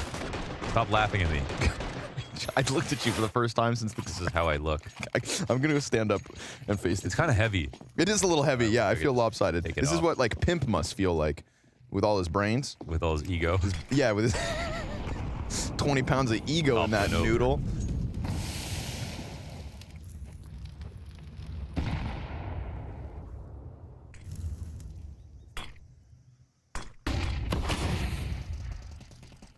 Sorry, you were saying 5-1 odds? Yeah, it's 5-1 odds, but it doesn't feel like FaZe are like insane right now. So what's the odds are pretty steep, right? I think people just love writing off GamerLegion. Yeah, I think I'm one of those people. I'm one of them too. Yeah, I do like I don't really have a problem with their pickups, but I can't argue that they're better than they were at Paris. Not with obviously Shuhei and Imma were the two biggest parts of the team, but they made good moves in terms of like getting Snacks is a really cool pickup. I mean, that's like a cultured pickup. Like, good job. Like someone was supposed to do that. Deserves a raise. Yeah, taking Snacks in.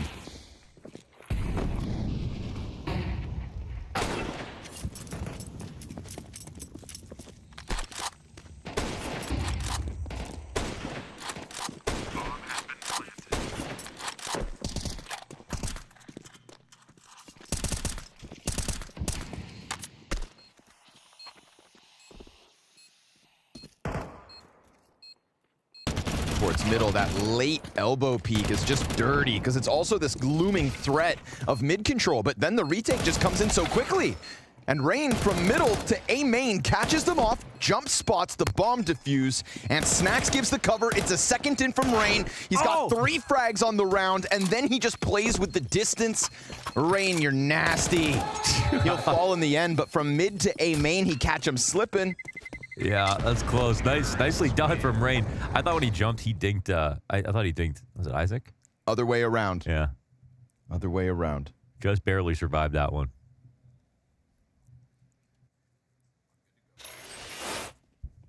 All right, let's run that back. Rain somebody was like impressive, really impressive when CS2 rolled around as someone who was like, I don't want to say for his age, but as one of the older players, it was like, okay, who's going to survive the transition? Probably like the young stars who are like more malleable. But no, Rain definitely did.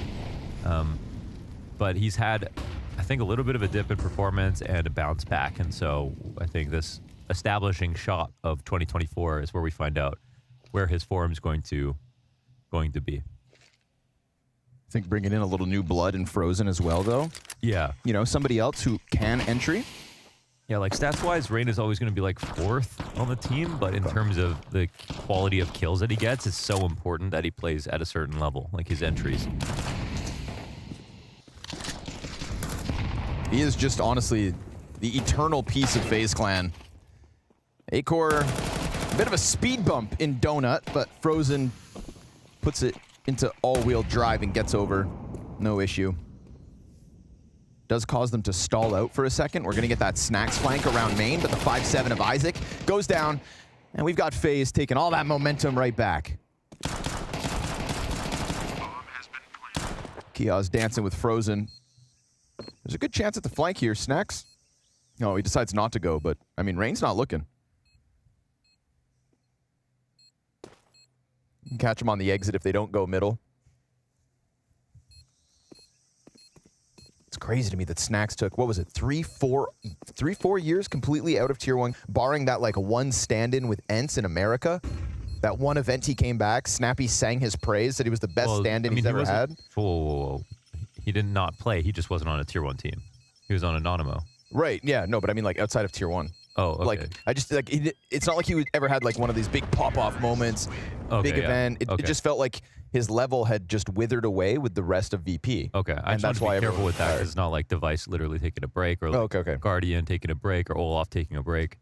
He was playing. Yeah. Just wasn't good enough. Just wasn't good enough. Yeah. And then he got a stand-in with Ents. And he took it to that whole other level. Yeah. Just kind of disappeared again. I mean, we saw at Flashpoint when he played on Anonymous, he was definitely good. we were like, yeah, he's like really impressive still. He is a special player. Maybe the most special player that Poland has ever produced. That's true. Yep. No, you're actually, that's right. Yeah. Put some weight on that name. You have to respect Snacks.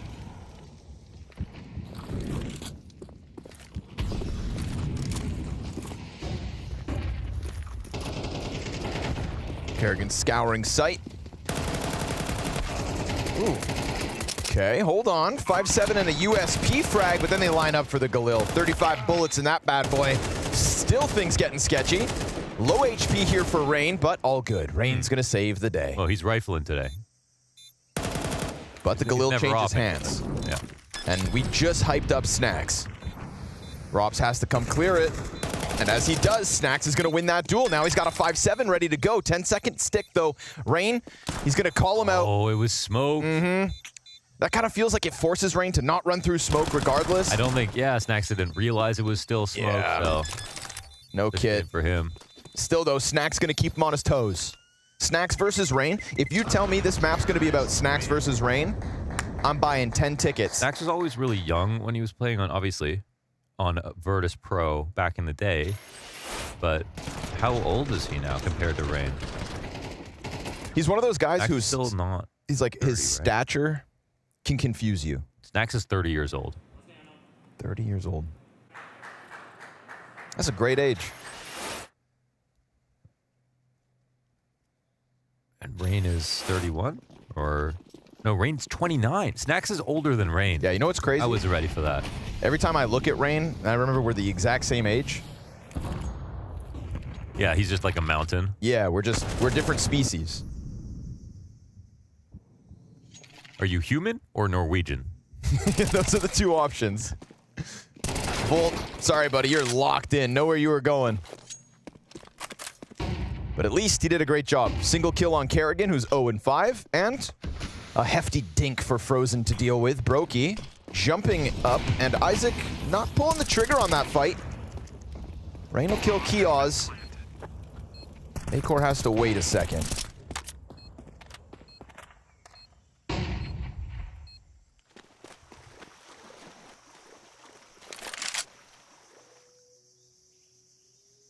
Who on GamerLegion do you think has the most potential? Volt. Who do you think could get sniped for another team one day? I always loved Volt in the Academy League, and I think I was very happy when he got picked up to this team. I was like, that's a good shout out. I think he's very smart. I think he's very selfless, and I think he's pretty versatile. He's not a baiter. He can play fast. He can play by himself. Strikes me more of a soldier, as more of a soldier than a star, but I think he could be a soldier for a top team one day. I like Volt. Okay. What about you? It sounds a little crazy when I say it out loud. I think Snacks is poachable. I think he brings a lot of value to GamerLegion. I think he's been thriving in this in-game leadership with individual impact. Maybe it's that dream we talked about it the other day. The Ents minus Glaive plus Snacks. Yeah. Just to have a full Polish team. Nothing against Glaive. I respect the greats. Lucas with a K? He's Polish. I don't think he can learn languages that quick. Big brain on that guy, but... If you drink enough Zivits, you can. Oh, it's true. Zivits. Zivich. Zivich. Zivich.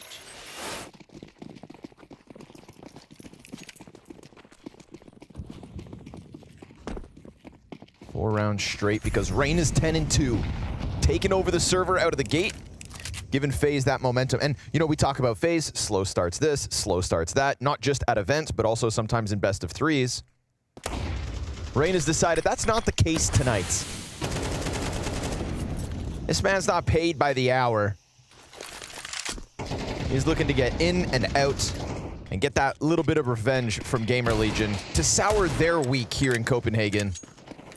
It's like that one job where you can climb to the top of radio towers to change the light bulb so that planes don't hit them. Right. Very esoteric, difficult to do, and hard to fill position. And you get paid a lot for doing it, and you only have to work like a quarter of the year, right? And the reason you get paid a lot is because no one else wants to do it, because you have to shimmy up and radio tower in the windy, cold, and could potentially die.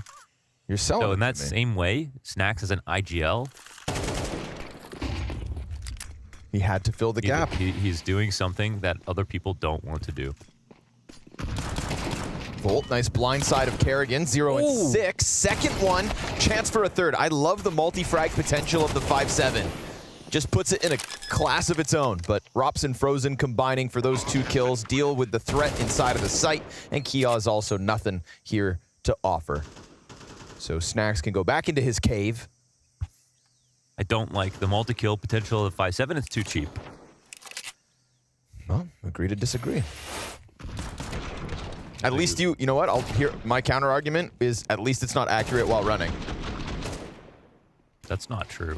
In comparison to like the Tech 9, I'm pretty sure the running inaccuracy, the 5-7 is far worse. But yeah, you're just like comparing garbage to trash right now. Like these 2 guns, both are really strong for their price. Well, yeah, but like both, they both. You should have a $500 option. I don't know. Just the 1 bullet thing. It's still going to be okay. I can. Yeah, all right, that's fair. Like everything else stays the same, but just like no distance where you can kill someone for $500. 1 bullet. That's fair. That is fair. The Deagle should be the only 1 bullet pistol kill in the game. Because like, how hard is it to hit that shot? It's hard. What I love about the 5-7 is that the inaccuracy just skyrockets if you start spamming it too quickly. Like, it really is a tap-fire gun, so if you get into these, like, 90-degree snapshots, like outside donut, quick turn, A main, whoa, you get some nice clips. You don't know the 5-7 spray pattern? Not past bullet number 5. After it's not the dualies, dude. Dualies, I'll go all 30. It gets wild. It gets wild. Oh. Nice push from Isaac down bottom middle, so this is a round where GamerLegion are going to take the fight to FaZe. He just stood in the smoke that got blown up. Yeah. Nowhere to run, nowhere to hide. And Snacks is peeking a lane with a Mag 7. What if there was a player elbow right now? He's dead. But he takes the risk. And luckily Kerrigan's 7 HP, so this Mag 7's got him for sure. Oh, but he takes a little damage. Brokey's softening him up. Oh, get that nade out. It'll be great.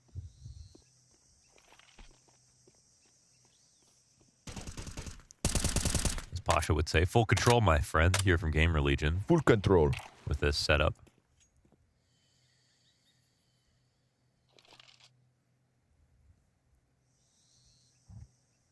Kerrigan on the op, but the timing on the switch. That is just special.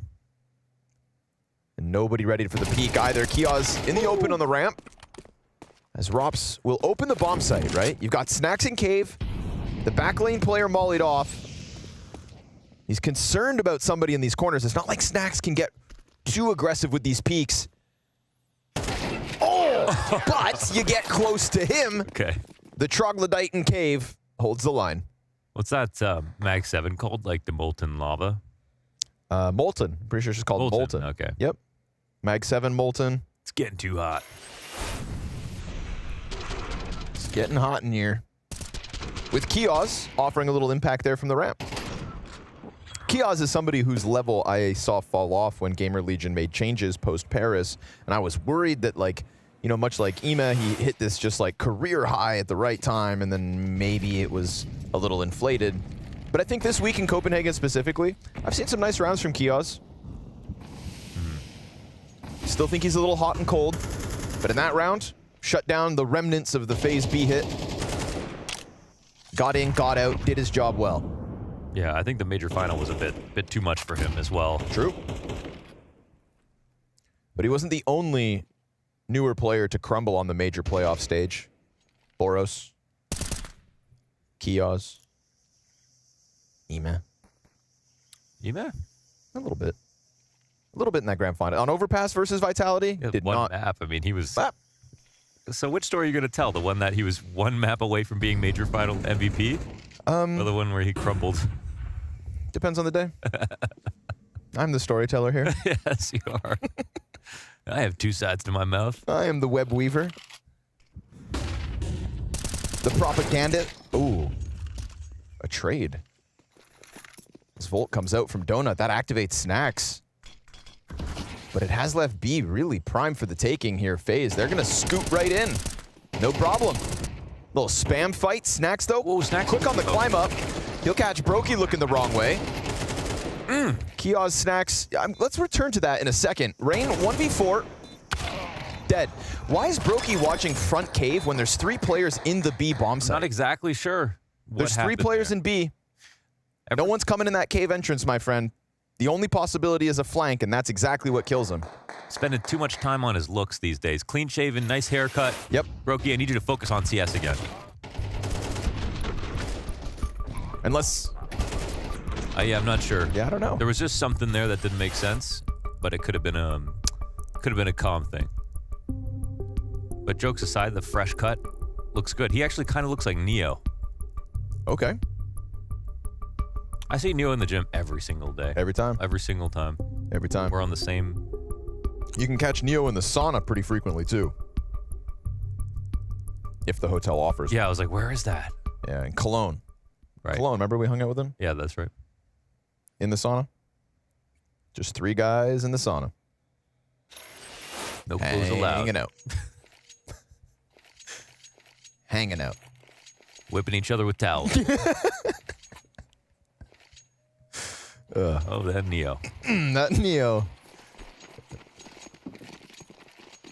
AK for Rops. Little half buy coming out from FaZe. So, okay, cool. A little turbulence here for this T side. It started too well.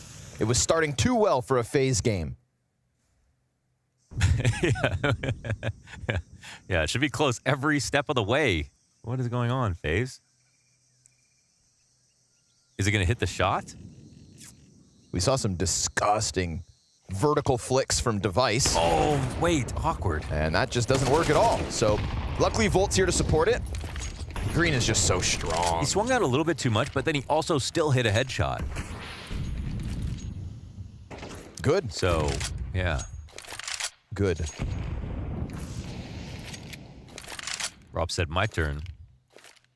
Yeah, it's funny. They like it's like kids playing Ding Dong Dash. They almost like when you run up on a porch, ring the doorbell, and run away. Yeah, yeah. So they were just on the front of the A site, and they booked it. Oh my God, that'd be so interesting to hear what other people call that. Because I've heard it's something else, but I can't remember what it is. Ding Dong Dash. That makes sense. It's very literal. I like that. Yeah. Like if you ask what that is, you're like not allowed to hang out. You can't figure it out. Ding Dong Dash. No opening here for the 1 rifle buy of FaZe. That'd be like a good name for a strat.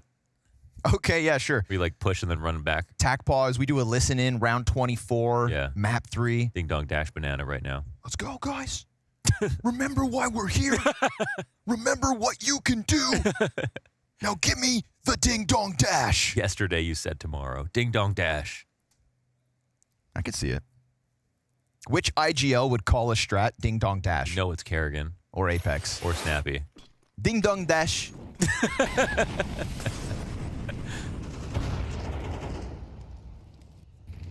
Allez-y-vous, donne-moi donc le Ding Dong Dash. Wow, just like that. It sounds so good. Just like that. Full faith, full faith.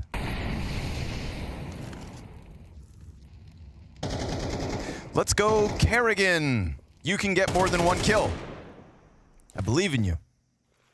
IGLs, we were talking them up as of late, but I feel like a few of them have taken a dent in individual levels, specifically in the last 3 days. Everyone else figured it out, whatever it was. Yeah, right? Peek from Rain. Been saying his name a lot. Nice flash back for the lane, but Isaac's just half a second ahead of that.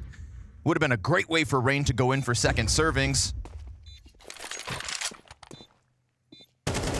But it's Snacks who's looking to feast. Stuck inside of Cave, knows that there's this looming threat on both sides of him, but at least with his smoke down, they weren't able to take it from him. So he's worried about Frozen or anyone else coming in from this angle. This is a very important duel for Frozen to pick up. It allows the player on site to just focus back on lanes. Kerrigan, here we go. Here we go. Better late than never.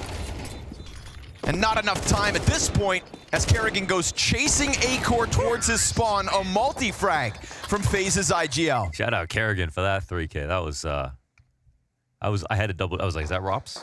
Was that Rain? He's in the game now. That's what you were asking for.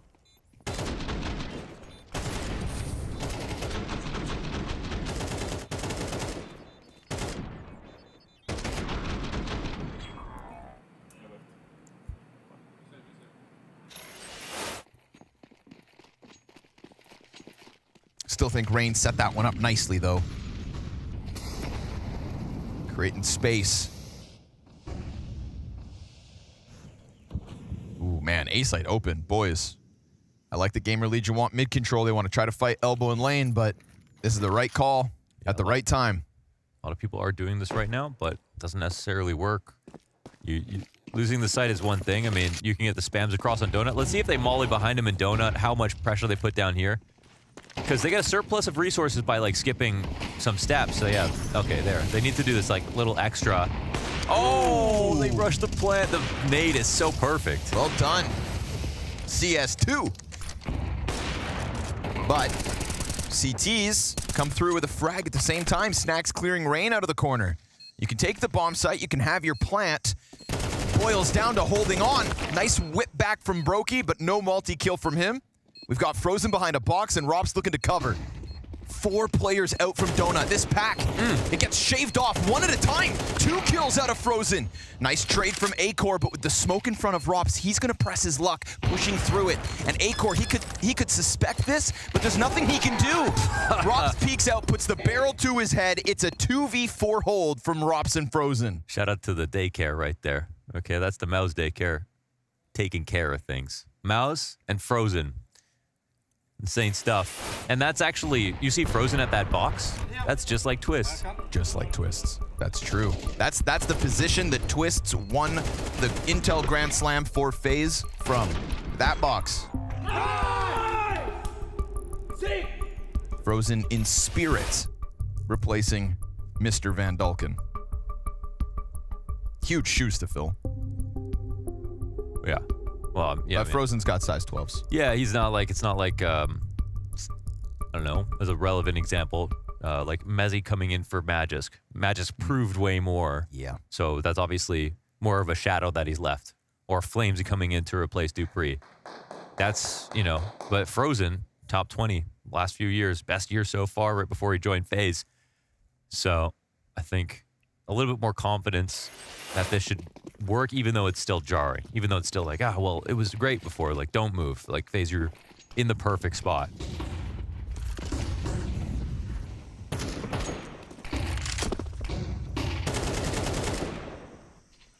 Snacks has got the noob tube, and he's sitting inside the cave. Oh no, Acor just gets hit by a stray through the smoke. Damn, GamerLegion, they were waiting for this buy. Last round of this half. Yeah. Hoping that this would be enough to take a 5th, but FaZe in a post plant, 5v3. It was a strong start. It was a strong finish so far on this T side of Ancient. And again, you know, we came in, what was it, 5-1 odds from GGBet? Questioning why? Are FaZe really that much better?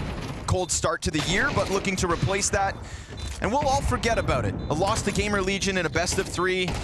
If they can reclaim it tonight, then all shall be good. And all is good after this T-half, 8-4, as said.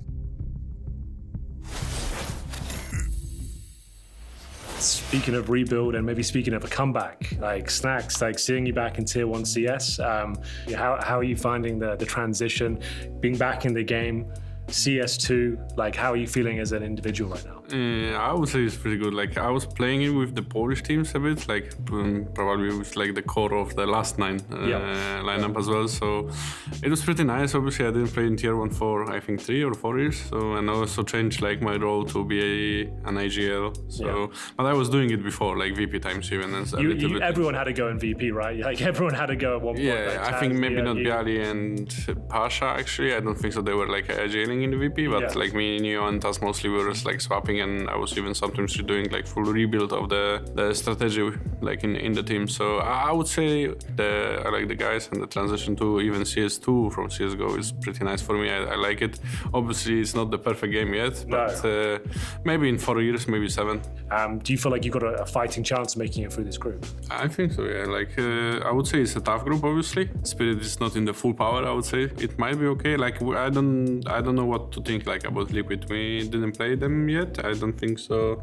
They have any matches online. Obviously, it's something different when you play in NA than in Europe, for example. So it's hard to tell. But I think we have a chance. Like you seem excited, Snacks. You seem like you're ready for this tournament. You actually want to do some work, yeah? Yeah, I actually think like we are pretty solid right now. Obviously, if we can like manage to put the work we did in bootcamp to the server on here on the event, I would say we have pretty good chance to go through groups and do even more damage.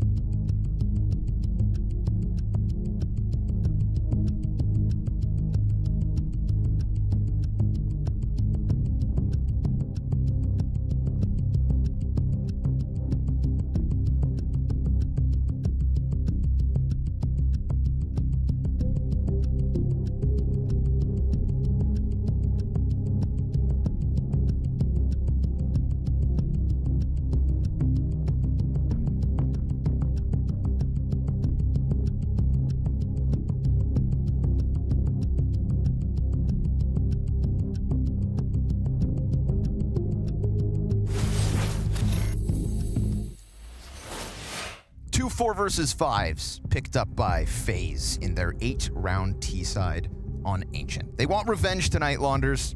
They want to very quickly shake off a BO3 loss to GamerLegion at the start of this year. That's true. I wish I casted that game so I would get some of that sort of emotion, because watching it, I remember, of course, FaZe are going to be full tilt about the fact that they lost a match like that they were supposed to. And you see the odds here, it doesn't even look like they played each other before with these odds, right?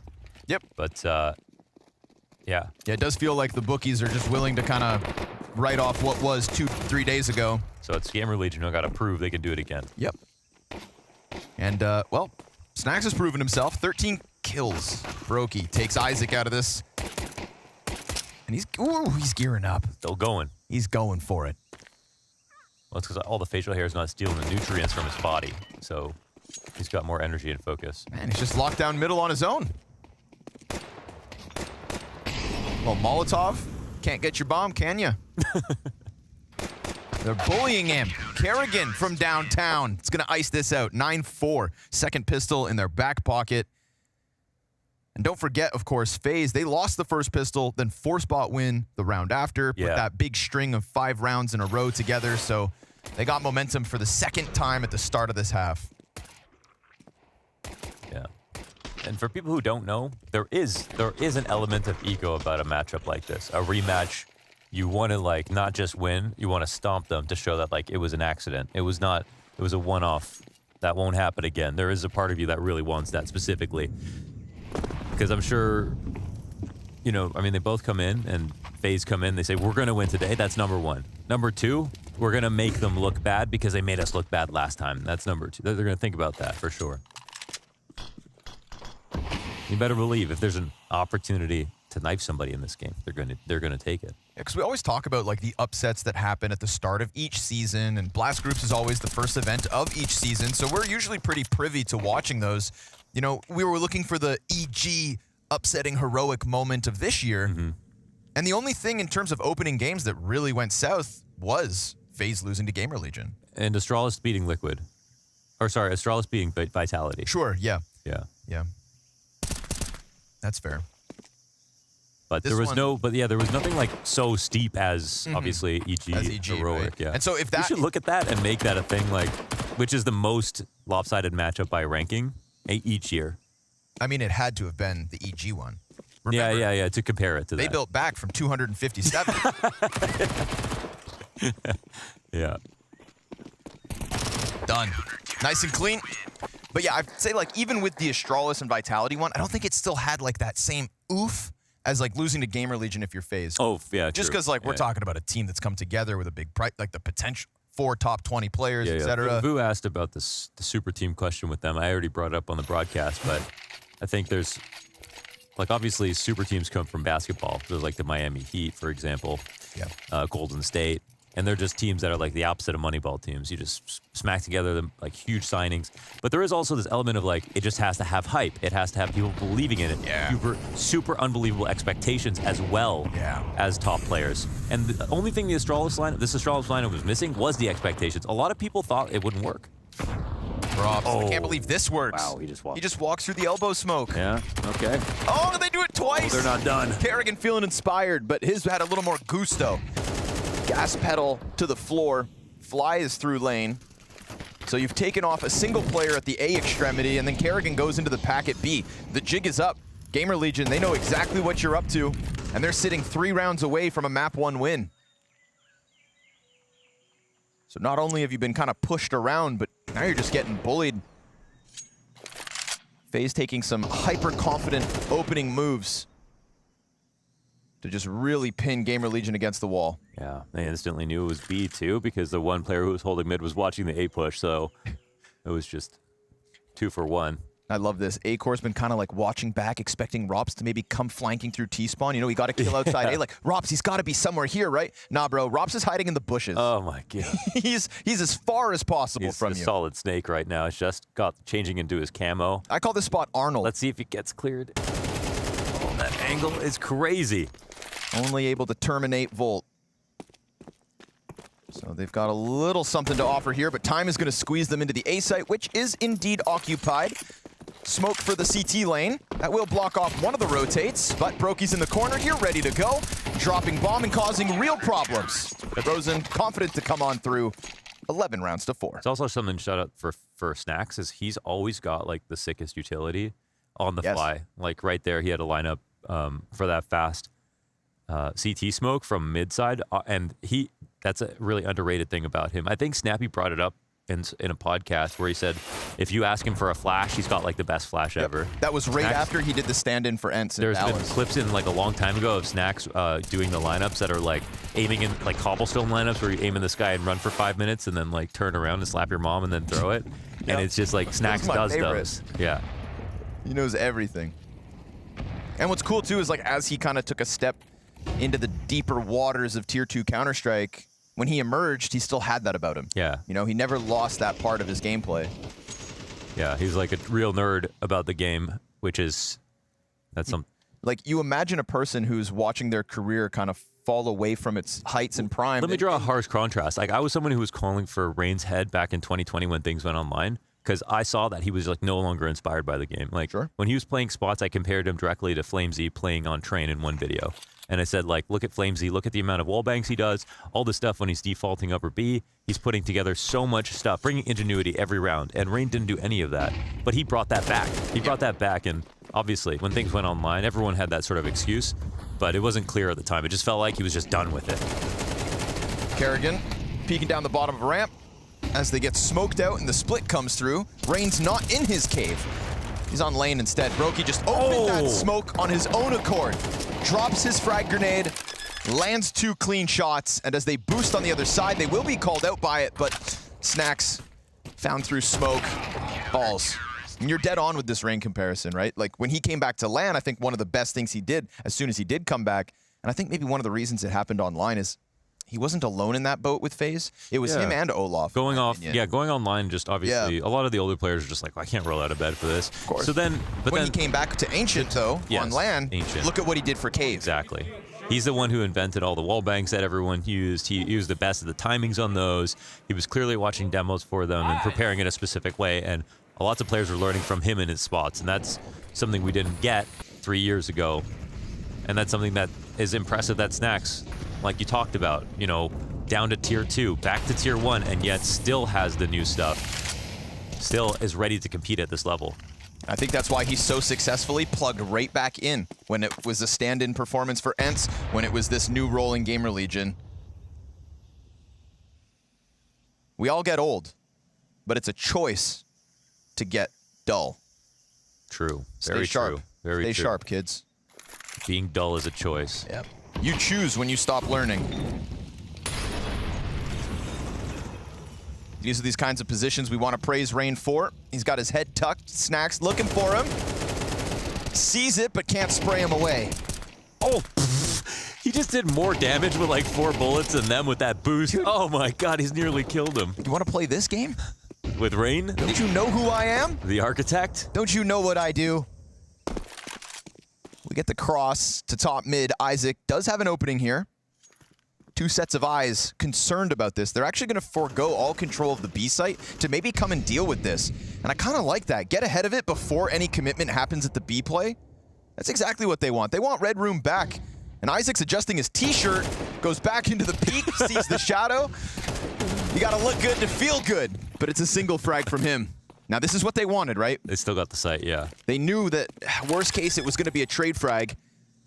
Do they take the gamble on the retake with 2 players at half health? Oh, no, they can't. Come on, it's 12-4. You've got all the money in the world. At least go get the exit. Just too far away. Yeah, they can hold. And one last thing about, I think, Rain and his fall off online. Yeah. I think if you were to ask him, Rain, were you trying? Yeah. He'd just admit. He'd admit he wasn't. Yeah, and be like, online, There was obviously a lot of lack of hope at the time, for in general, for a lot of things. So it's not.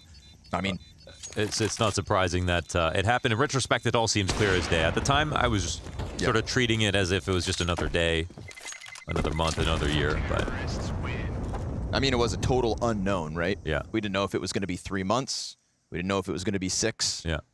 And yeah. Weird time. Yeah, that happened. Glad we're back. Isaac. Obviously, this positioning from him caused real problems for FaZe. Completely evacuate B to try and deal with him. If they don't die clearing him out, maybe we get the retake attempt.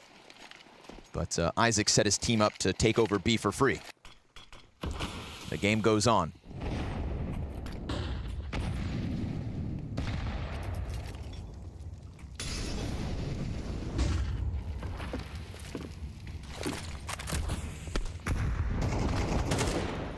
Whoa! Jump up, spam through the wall. Listen, Snacks picked that fight. Yeah. He started it last round. Rain came back in the 18th. They have to deal with this elbow spot if they want to take over B. Like, the way that they're approaching this right now, I mean, obviously, they tried last round. It's harder than it looks. But, yeah, they need to approach from elbow as well. Yeah, but the problem is Brokey's posted on the angle. Yeah, and they also have just sort of left the B split entirely, so they have no pressure on that side of the map. So what happens is they either just they're going to flash high, then they could just walk into an op shot. Oh, they missed their molly? Oof. Frozen blinded still gets away with one. Then they kind of get stalled long enough for the CTs to be comfortable to stay. They were looking like they wanted to run, but with Rain having all this comfort on lane, it's toast. Snacks, one for the road. See that one, like right there. Like Snacks coming out at that point, they needed to disrespect that jump up. Well, they couldn't do it just through elbow. They needed the full split, but just too much to ask. And so GamerLegion fall victim to FaZe at the start of this rematch. And it's not close, it's not tight, it's not a slow start. It didn't have the issues of their opening best of 3 of the year. Snacks is thinking about just stepping in the fire. Could have gone out on his own terms, but they come hunting. FaZe Clan gonna make sure this one stays squeaky clean. No question tonight about FaZe's form in 2024. No slow start, thanks to Rain. Those entries on that B site from the first round hit hard, and GamerLegion bruised. A completely different result to what we saw on day one. FaZe claims their map pick convincingly against GamerLegion, and now they are 1 map away from staying here at groups, whereas GamerLegion is 1 map away from dropping into the showdown. That is what is to play for. FaZe, well, they looked like FaZe, Babsky. They did everything that they needed to do to just get the job done. Yeah, we talked about it before the game that no chance that FaZe is going to allow a 2-0 to happen again. I think we have the result speaking for itself here. There's no doubt that Kerrigan and Neo has used so much time in preparation for this game, and it really showed off. Frozen, for me, he's fit so well into this lineup and so quickly. Yeah, and I was kind of concerned with those two. We see Rain and Frozen on the top of the scoreboard, and I think I was a little bit scared that they potentially going to go over each other in the role aspect, but it looked very well. Highlights now from Frozen here. Definitely on day one, he didn't really appear to do very much. Completely different, impactful now. No, he is a very somewhat of an explosive rifler. He has the aim that he needs to take the duels, especially against a team like GamerLegion. He loves to play these type of opponents. He's been a part of a mouse roster that haven't been on tier 1 the entire time. So he's very much used to playing these lesser teams. So I think it's a very, very nice game for him to get a little bit of confidence in the FaZe roster. And definitely no head bashing with Rain. That's something to note. You had said that you were concerned about that. It feels like they've figured that one out. Yeah, I think Frozen is also ready to adapt to play with Kerrigan again. I think he knew before joining the roster that this is not going to be Mouse. I'm not going to be the superstar of this team. I'm going to be looking at other players and how they do it, and I think Rain is one of them. Rain is one of them. He also had a very impactful moment there on Ancients, and some of his highlights just doing, and this is my thing though, I think it's a performance management thing with FaZe.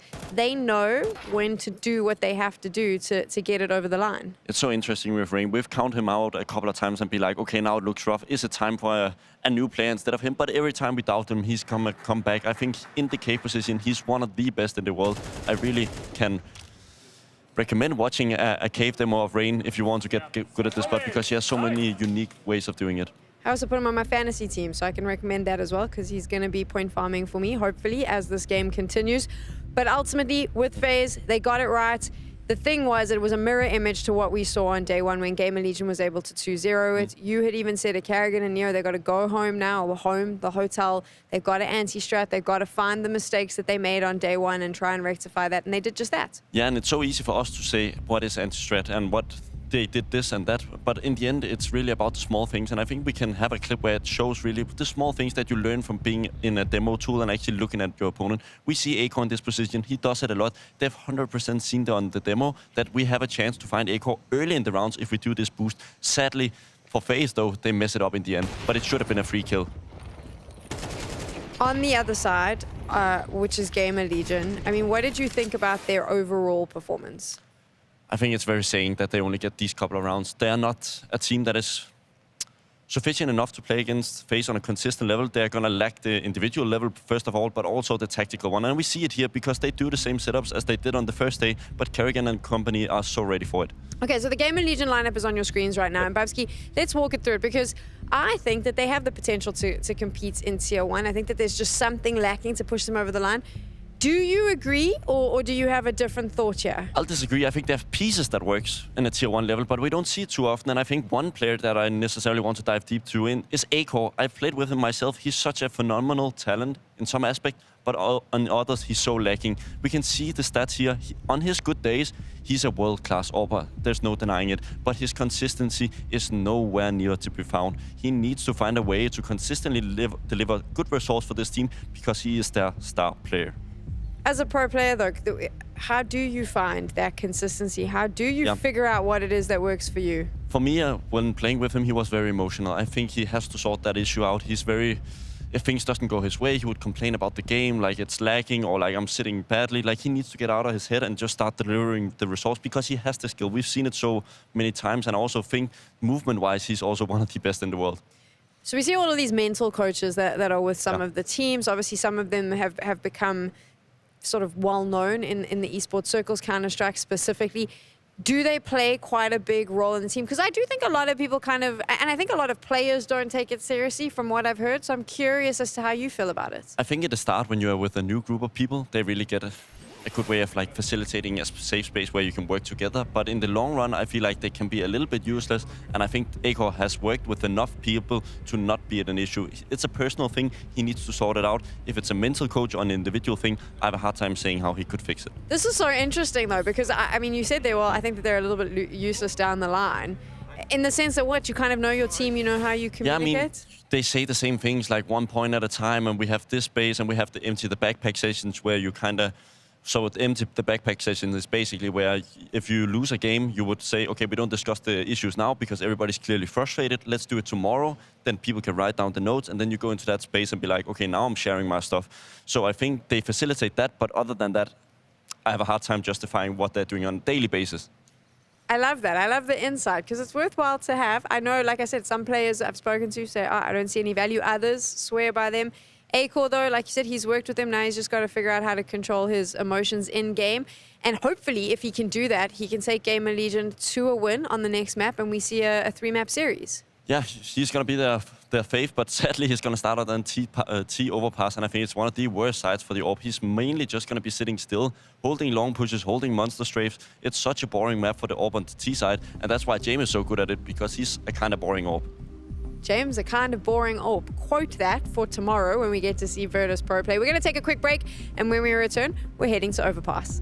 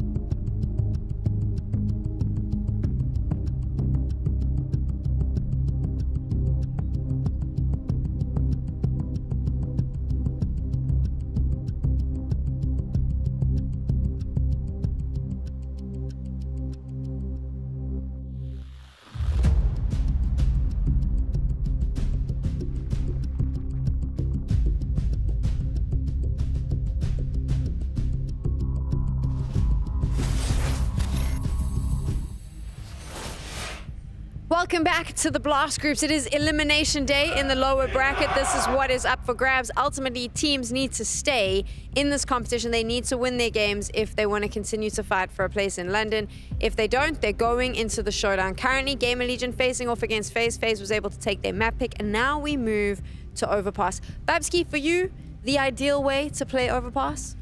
Have the role sorted. That's the number one, and I think both teams have it, but in the different ways. I think FaZe have it in the way of that they actually have the players to do it, but on the GamerLegion one, I think they actually fit like a glove. They're just not as good as FaZe. Do you think that Rain and Frozen are going to continue to possibly bump heads about where they want to be and what roles that they want to fill? Yeah, it's kind of crazy because it's actually one of the two best toilet players. I know it sounds kind of weird to say, but they play the A side towards toilets on CT side, both of them. But I think we're going to see Frozen rotate down to that B side and let Rain stay in his comfort zone because he is, as I said, one of the best.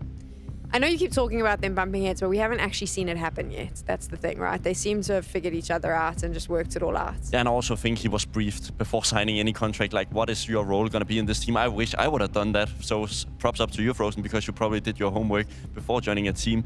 But I think he delivers solely on his aim. I think he is a better player in Rain in that aspect. So I'm going to be interested to see if it's going to be a permanent thing or it's just a start-off phase. How does GamerLegion have to play Overpass, though, if they want to beat FaZe? Yeah, we spoke about the roles, and I think they fit really well on GamerLegion. I just don't think they have the good enough players to deliver against FaZe, but I think Isaac is one I would really like to talk about. He's such a unique player in some way. He doesn't deliver stats that well often, but he will do every single role that is needed to be done in the team without complaining.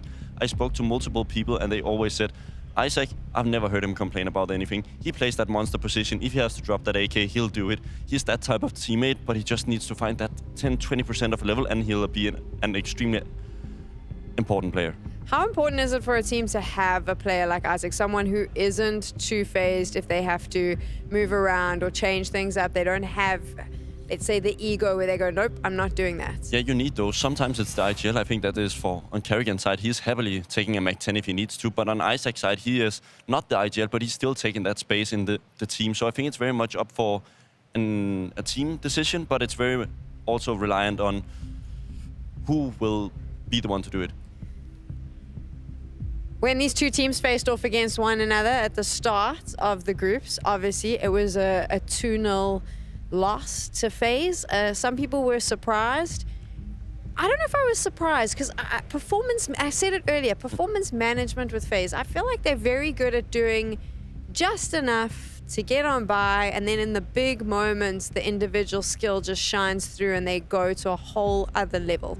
I'm always going to be surprised. If you're going to tell me Robs is going to lose in an opening match to Bolt and Isaac, then I think I'm going to be on the edge of my seat. I think he is a very, very good player, Robs, and I think he solely should also be able to carry those matches. It was extremely close, and he didn't really perform to his usual level.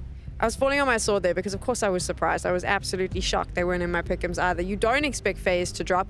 I'm pretty sure they didn't expect that either, so they are probably going to be wanting to make this a clean 2-0. You've now seen both teams play today. I'm presuming you feel the same way I do, which is that this is going to happen. Yeah, I mean, we had that gut feeling before going into the game today that FaZe weren't going to allow this to happen twice. And I really think they showed that on first map, really well prepared. Also individually, we saw them taking a lot of duels with confidence as well. Rain in that cave position, he's just as good on the A side of Overpass. So if he's just going to be able to transfer 50% of them, GamerLegion is going to have an extremely hard time. You mentioned confidence, and we saw FaZe there all looking happy, lots of smiles. Of course, they've just won a map, but they look in good spirits, and I think that they are prepped and ready for this Overpass. GamerLegion bringing this in and picking Overpass, I mean, was that purely just because they know they're strong on that map? Because they must have known that FaZe was going to potentially have their number. Yeah, I mean, this is the benefit of being a top one team, right? You have a way broader map pool, and it really forces GamerLegion teams to pick their best maps, and if it's also a FaZe Goods map, it's going to be really rough. We got two clowns ready to take over, and I can't wait to see if their outfits are still set up. Aww. Clowns. Clown Sam. Getting big for her britches over here, we can play the part, but we don't look it this time. Yeah. No. We're back where we belong. And as our FaZe, let's be honest, right? Little dispatching of GamerLegion in this first map of the best of 3. GG bet odds have FaZe even further as the favorites, and I think understandable. I would anticipate GamerLegion putting up a better fight on Overpass than Ancient, but I still haven't... It won last time. Yeah. But just barely. I think it's just, it's feeling like a 2-0 kind of FaZe. It is, yeah. It's, there's some anger coming into this. Form will play a big factor. GamerLegion, I mean, GamerLegion don't think they're going to win just because they won the last time. But at least they know they have. So, if they were going to go for this in the veto, it makes perfect sense. Yep. It's a map they play a lot. They play good teams on it, and they already have a win versus their opponent. It's not impossible. Just looking improbable. GamerLegion to take the fight to FaZe on Overpass to try and dodge the showdown. Their first season at the Blast groups, and they could be going right to the showdown. That's the classic Blast experience. Everybody's got to get a taste of the showdown. We make it every time. Yeah, every time. I like to think we qualify. Earned it. Year after year. Frozen More than one trying to cross beyond party. A-site looking real prime for the taken. Just Kerrigan over there. Come on, GamerLegion. It's just Kerrigan. It's not like Kerrigan's going to post 4 kills right here, right? Oh. Nope. He'll try, but he gets overrun by Volt. So, I mean, the protocol in place is just fast flank. If you're going to underplay your bomb site... They planted front... Well, where did they plant? Did on they plant truck. Okay. That could be fine then for GamerLegion because they could play for CT for truck. Okay. FaZe had to have known that the retake was likely, but they didn't buy a kit for this circumstance. And now, unfortunately for them, Rain, who had the hottest of starts back on Ancient, is down to 2 HP. Robs dies, Rain falls, and Snacks is going to nail Brokey as he tries to cross over. This is a very clean pistol coming out of GamerLegion. They swarm Kerrigan, plant their A site, and Frozen, it's all for naught. 3 kills looks good, but no kit. GamerLegion pick up the first round of this map as well. Oh, and they'll lose exactly one more player. One surviving on this round, but overall, it's a good pistol because they get Kerrigan with no death. And I think the thing is that the pace is so good here from GamerLegion. Like, what we see is that, why is Kerrigan by himself fighting and then dying? But what we don't see is that FaZe were readying a very fast flank. And so unless GamerLegion did that exact play, which was take A super quickly, the flank would have come in and been very disruptive. And Kerrigan probably would have normally had 10, 15 more seconds on the site. So I actually don't mind the setup from FaZe. I think it was just a very good call from GamerLegion. Rops is 1 M4, the only gun of this round for FaZe, and he opens up against Isaac. We've been having a conversation around SMGs these last couple of days as we've seen the rise of a few off-the-cuff choices. Has been the big talk of the town. I would actually love... CIS region, yeah. Yeah, if somebody gets an interview, I mean, this is kind of a request to James Banks, but if we could figure out why they love the over other weapons, like, I would just love to hear the argument from the player's perspective. We had an in play from GamerLegion back on Ancient as well. Either Isaac or Volt had it once. And I bring this up now because Snacks has been buying this MP5. He uses guns that nobody else uses, though, sometimes. That's cool. But the seems to be a trend. Yes, that's why I'm like particularly interested. Just because I just want to hear the argument for it. I don't want to put in the practice to find out myself. Convince me. Kerrigan eats the flashbang, can spam the 5-7 all day long, but that M4 kill from Rops not looking like it's going to change the outcome of the round as everybody else dies. But if they peek out bathrooms, there would have been a chance. Beautiful little 4-bullet burst out of A-Core to turn FaZe away from the A site. Can we hang on to this rocket pop Galil? Is that what it is? Yeah, it's the rocket pop. Because it's like the pop. Is it like the popsicle? It is like the popsicle. Yeah, red, white, and blue. I personally prefer It's a Kadoozies. That's my favorite popsicle. Banjo-Kazooie? Nope. It's a kazoo. No, don't screw me up. You screw me up. It's a doozy. It's a Kadoozie. Yeah, that's it. What is that? That's a glow stick?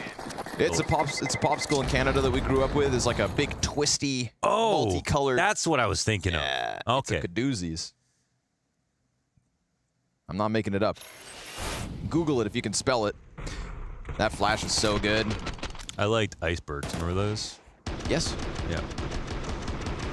Kios. Oof, clean second That was good. frag. Yeah, that was really good. It actually could have gotten weird if he didn't get it. Dude, I swear everybody's getting so much better with the Galil. I mean, maybe the Galil is just better itself. It definitely is really good. But the Galil clips have been, you know, the FAMAS as well to a lighter degree, but the Galil is really up there. Yeah.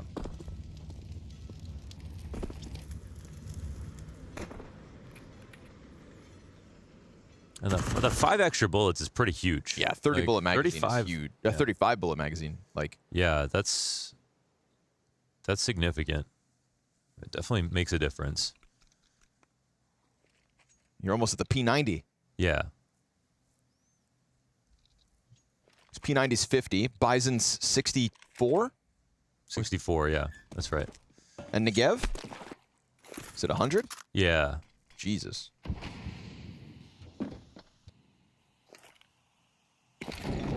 Remember when they changed the Negev to $1,700 and then said they were just going to collect data and see if they had to change it anymore? And that was 5.5 years ago. And now the Negev has just been... They just left it. They just forgot it existed. Like Well, the R8. I think they were like, it is good enough. It is, I think, for 1700. Yeah, but it just feels like someone started playing with it. Like someone showed up at the Valve office one day, was like, I'm gonna fix the Negev. Because in real life, and maybe they fired that guy, and then nobody else knows what happened. Yeah, they don't want to touch it. They don't want to touch it and break something. They're like, no, that's John's project, dude. Yeah. He'll get around to it. Because like, yeah, the Negev costs as much as an MP7, and that wouldn't happen in real life, right? This is a losable round with players on the bomb site like this. Pistols in place, 15 seconds, no option to go B. Oh, true. They're getting the kills as they need to. But for 5 seconds... Yo, shout out to the MP5. For 5 seconds, trouble was in place. To be honest, Snacks had basically no help with that and got all the kills and had the bomb. So if that got dropped, that would have been... Yeah, but it didn't. Didn't. All is good. There's your MP5 argument. Which is why we don't need to panic. MP5 has the same spray pattern as the MP7, if I'm not mistaken. It's all the same stats, essentially. Okay. It's like the two most similar guns in the game are the MP7 and the MP5. Why is the MP7 a little more expensive? They're not. They're both 17. Oh, they are? I thought the MP5 was sure. 1500. Okay. Maybe I'm wrong, actually. I could be wrong. It happens. I don't know. Prices change, but... Yeah, everything's going up. Yeah. Was that 1500 with inflation calculated? Let's go, FaZe. This timing is pretty solid here for GamerLegion, right? Oh. Kerrigan saw him, right? Wait, did he? I don't know if he did. Oof, still takes one down, but Kiaw's double headshot and the B site's gone. I don't think he saw him because he would have surely waited for another flash instead of going for the deep smoke. They could have been running at him. I'm requesting the replay. Yeah. Kerrigan's peek on Monster, if we have it. Because if he didn't see them, it was like a millimeter off. I was talking about this yesterday, but like the way Kerrigan likes to defend B push is literally that play, is to flash and then swing before they go for the resmoke. But usually that full commit swing we saw, he would do that if he saw them. So I'm wondering if maybe he had a nade out or something. I'm not sure. I mean, good on him to take one with him, right? You press into two T's just like that. It's just, I mean, honestly, if we don't get his perspective on the replay, then surely give me Kiaw's, because that second kill had to have been nice. It's not my favorite way that I've seen anyone in the tier 1 hold B, because so much comes down to like how good your timing is, which I feel like no matter how good you are, sometimes it's going to be off a little bit. Because if you're off by, I mean, literally 100, 200 milliseconds, that's a difference of the T's being way wider than you expect, like right in front of your face like this. You know, he's trying to catch them all when they're in the tunnel. And you can see that's less than a second. One guy swings out so far left, he can't get that spray down. So it's a very particular timing. I feel like a lot of pressure to put on yourself to like hit that every time. But FaZe always do that with him. I think it's not like a glaring weakness in their game, but I think it is definitely one of the more exploitable things. I didn't get either of the replays I wanted. Damn. Rain gets back. Ooh, careful now. With the Kiaw's impact in that last round, I'm giving him the benefit of the doubt at the start of this half. See what else he has up his sleeve in terms of entries.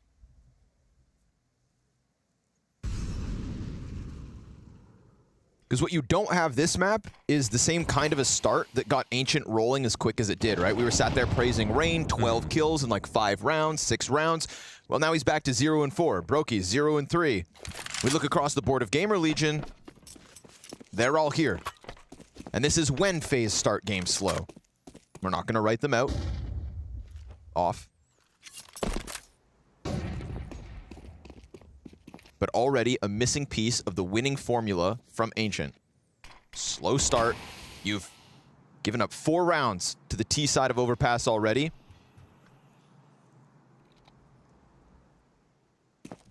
Gotta stop the bleeding. 25 seconds again, though. GamerLegion. It's gonna be the same thing. We're gonna see that play again.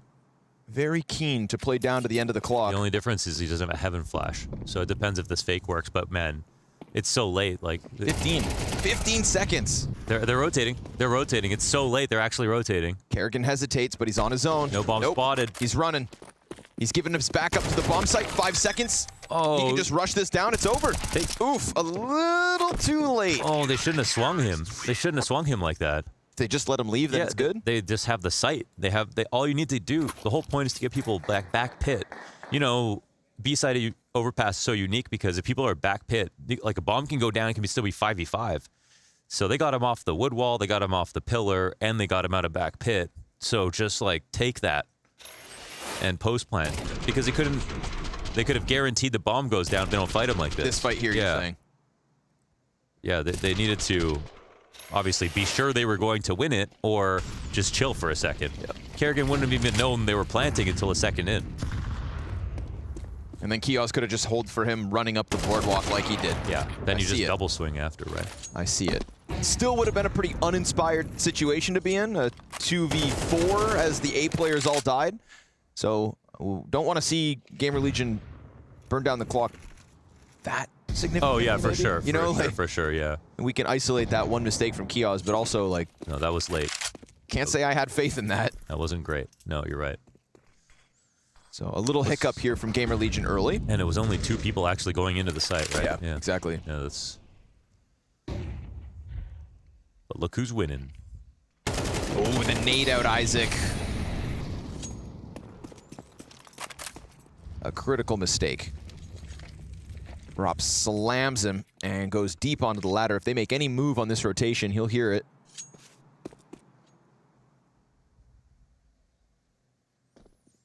Yep, heard that jump. So this should be FaZe very much prepared for the B hit. It's not total certainty, but it's definitely a clue. I know what's coming, yeah. Flashbang for Kerrigan. Yeah, just watch this. He's going to time it again. See if he can nail it. Oh, doesn't. He gets a flash off, but... Bails on the idea and loses his support. No frag out of Rain, no frag out of Kerrigan just yet. But at least he's still standing. Brokey in the heavens, strikes down A-Core, but that's space on the site. Clean second kill out of Brokey. Hey, 1v2. And Robs has the element of surprise. They're looking at short. They're concerned about that. They both turn. This is a winnable spray. Oh, so close. 83 damage on Kios, who gets his 8th kill, his 3rd in the round, and puts GamerLegion right back to winning ways. It was a disgusting try. See, that's why trying to time it is really scary. Right there, you saw Rain was throwing the flash, but Kerrigan could hear more than Rain, so he's like, oh shit, I gotta go, actually. And then he runs back. Rain's throwing this flash right into them, and then they're in no longer a setup that perfectly complements each other. Instead, they're just in a setup where Rain fights and then Kerrigan fights from behind. So, again, it's not a bad thing to do, but you are sort of living by the sword when you try it that way.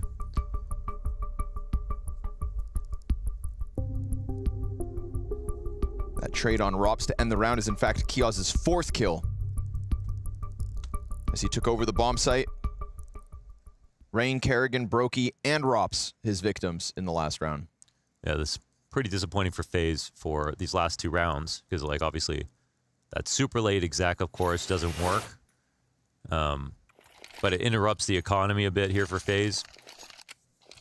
This last rounds, they know what's coming. They still don't win. Those are the worst rounds to lose.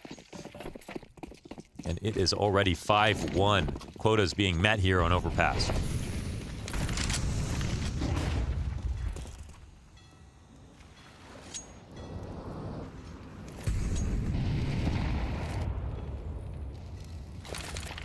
Isaac versus Frozen inside connector. But he smokes off the hold.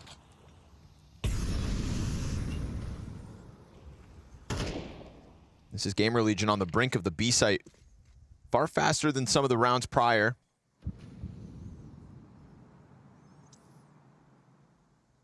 There's this looming threat of A-Core doing something up towards bathrooms with the op, but he's also just playing passive, making sure CTs don't push for info. Keep it really simple once again. Oof, Frozen wins the fight, though. Yeah, they're doing pretty good at winning connector, but that's only really step 1 for them. Oh! Pushes. He pushes out into the lying weight of Snacks. Kerrigan along the wall, loses his head. Kios is sharp. Woo! Another double entry, a 3K at least again. And we saw it coming. Multiple multi-frag entries from Kios on this B site. I mean, flash of what Rain offered back on Ancient early T side, right? It's the hot start from an entry fragger that just leads to this flood of round wins. Because while Kios is 11-4, Rain sits 0-6. Yeah. That was disgusting. It's also a little horrifying.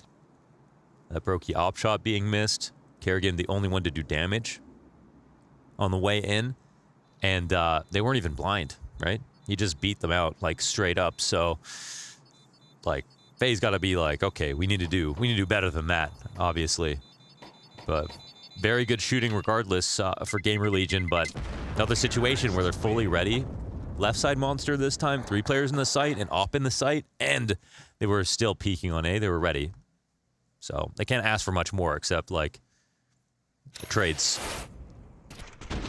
GamerLegion at the start of the year when they opened up versus FaZe with that best-of-3 win. Well, their T side was only 5 rounds on overpass. Kios going 7-7.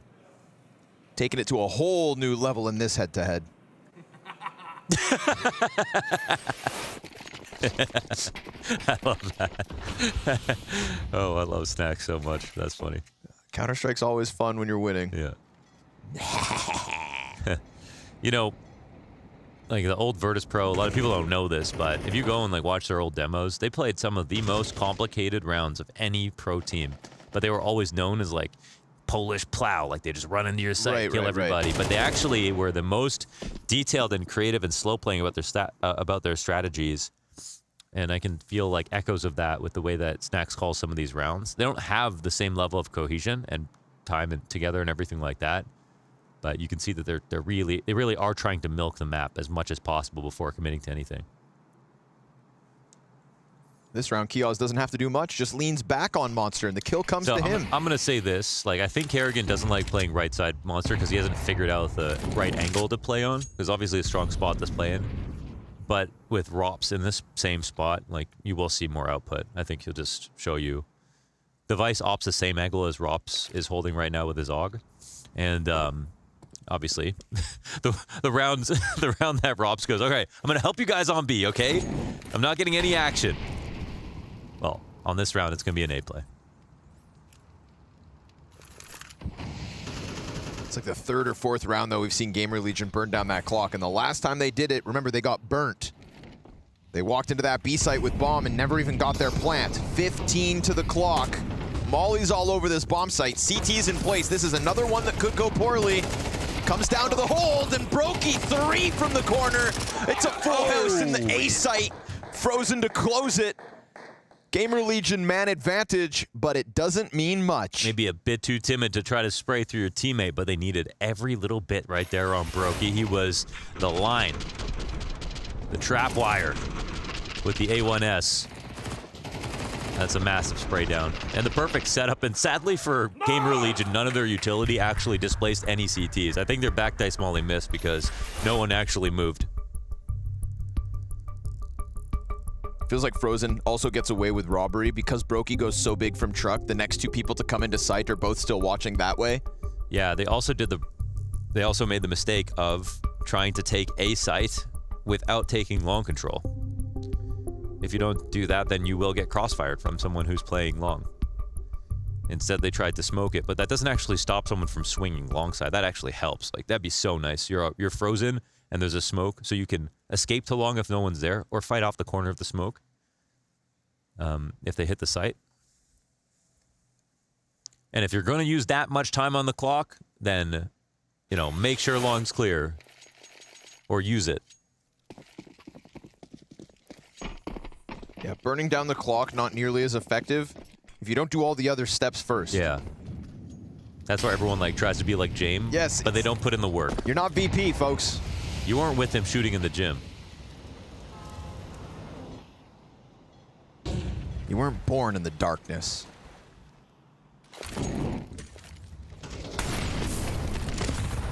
Oh! What the hell? Help him out. Yo, that took way too long. That smoke bounced, dude. You saw the trajectory. It bounced. Someone call Valve.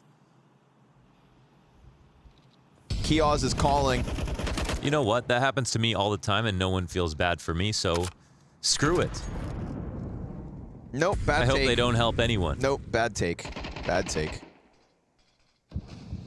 Take your meds. We should all be miserable. Are you assuming I'm miserable? I hope you will be one day. Jesus Christ. Is that the sound of laughter I hear? I think that's what you should aim for.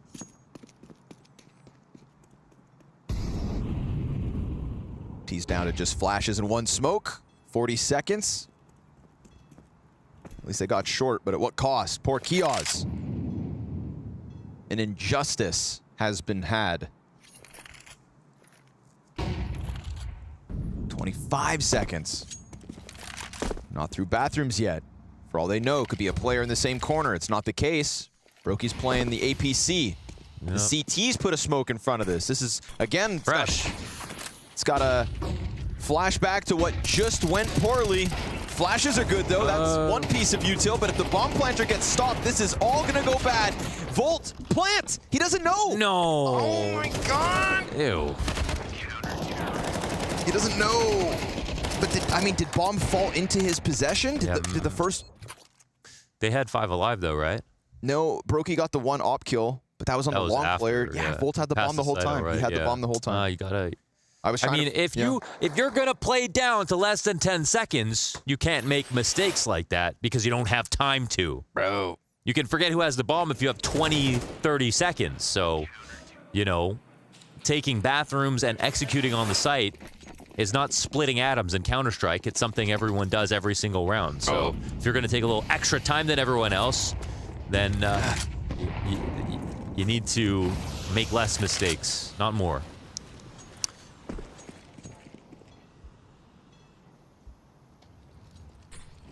It's just such an uninspiring thing to watch, you know? It's like go back to the Kioz double entries on B. When Kioz hit the B site, you had 3 kills in 10 seconds, and you still had a minute to do whatever the hell you wanted. You've been trying to get these fancy masterclass A hits. Only undeniable advantage of playing it down to 10 seconds is you can convince even the best teams to rotate.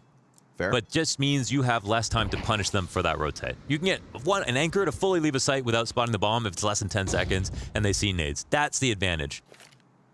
But then, if you don't get that 1 kill, or you don't have the bomb on the right person, or you don't have the guy in place to throw the flash, or you're not ready, then it doesn't matter. The entire round, all the time that you put into setting up that moment is completely useless. It's pointless.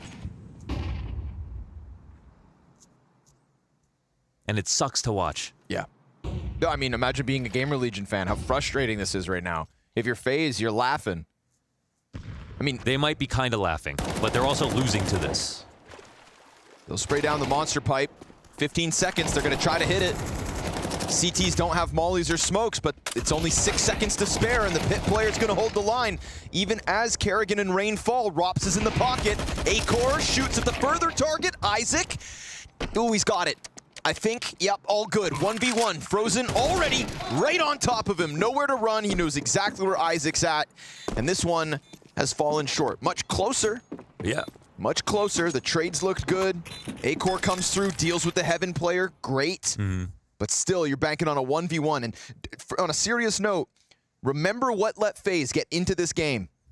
Because we had a fully reset economy in a 6-1 lead for GamerLegion, and those 2 back-to-back A-site fizzles have now allowed FaZe to potentially tie this half. That's true. They can get back into it.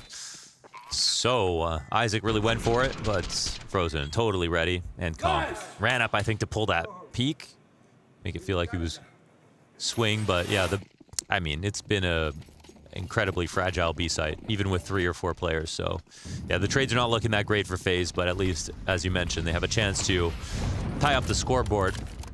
As for GamerLegion, they got their 6 rounds. They had some messy rounds, but they also got 6 clean ones. So yeah, but I don't know if Kioz's performance will last this entire map, and I don't anticipate Rain sitting at 0 kills for another 10 rounds. If you give him time, yeah. Don't worry about that. Kerrigan gets I think it should be, actually. 1 free 1. Yeah. It's just pistols. Surely of all the rounds to miss an entire magazine, this is the one. Rain down in the water. Robs pushes out Connector. Rain, his first kill of the map. Posted in a round where they've got to pick up slack. Tech 9 from Isaac hits the headshot. No plant. No plant, they hold. They wait for Frozen. His push comes out, exposes the bomb plant. He still takes a bullet to the forehead. And Acor with this P250, capable. It's just the sidearm, but Frozen's low. And if Brokey misses an op shot or takes one to the head, he's done too. He's got these players pinned in. He could push into the op. A missed shot here from Brokey. Acor's got them both sweating. He's literally scaring them right now. It is Acor with a pistol, and the CTs are afraid. And now he's got an M4. He's going to chase down Frozen. And Frozen hits the headshot that he needs to keep FaZe clawing back round after round. My God. He was like a lion chasing rabbits around. That was some terrifying stuff there from Acor. Nice try. Frozen saves the day once again, though. You almost do have to be worried about even like the smallest misses. Yeah. Yeah. With these guys right now. Nice. That pure relief right there. That is relief, yeah. Yep. The embodiment of relief.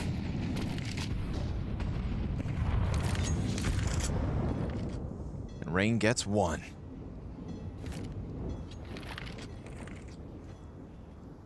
So you got Rain on the board, you got Kioz cooling off, and you have FaZe on the brink of tying this up after being down 6-1.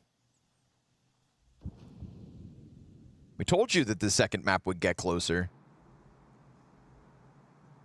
Just hope for GamerLegion's sake they don't throw that early lead. Frozen falling back through bathrooms, has a smoke to play within, doesn't get anything. Brokey peels Isaac off the push. Missed second shot. Big flood of T's coming at him. And it's going to be the fast flank. Kerrigan and the bathrooms player. But Kerrigan's a distraction for Robs. Robs could walk up and just blindside Acor. And now Kerrigan could even upgrade from the MP9 if he needs. They've lost all control of the site, but they just caught a glimpse of Snacks. And Robs' M4 will drop him. Second kill here for the Estonian. Deep bank angle takes at the knees of Volt. He's now on 39, and it's all gonna fall on Kioz. He started this half so hot, sprays away Kerrigan, but the Galil gets away, and sure enough, the door left ajar. FaZe kick it off its hinges and post a 6-round CT side. The T half could be hard. We'll see what is in store.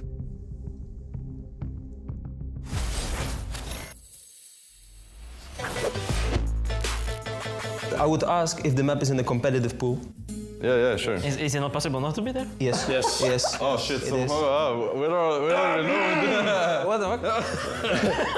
They already fucked up over here, bro. Okay, repeat the question. First question.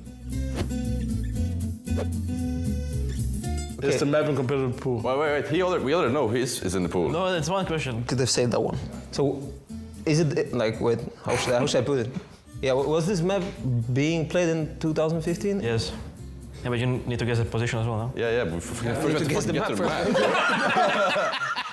first. Step by step, bro. You have 8 questions, good luck. Yeah. Does the map have a window? Like a window position? Window. No. That we call window. No. Ooh, okay, so it's one of those two. Bro, what is this question? Windows. They call out window. Oh, they call out windows. We need to learn them the map still, no? Yeah, that's what we mean. I'm so confused right now. So we asked. call it window, you know, like Mirage window and Inferno. There's no window on Inferno. Yeah, that's the problem. Is it Inferno? Yes. Okay, now we're getting there. That's the question. Now we're getting there. Yeah. Is it on A side? No. Okay, so that's mid and B. Yeah. Second mid or apps. Because you say A side. It's like. Is it close to a B side? No. Yeah, maybe Maxi. Is it close to mid or second mid? Yes. Ooh, okay. So now bench, Maxi. Like, is it T-Apps? Yes. I would say kitchen. Okay, we go Kitchen for bridge and door? kitchen. Okay, is it bridge? No. Is it kitchen? The name is not kitchen, but kinda yes, it's called living room. Yeah, so that's what we call kitchen. We're on the same page. Woo.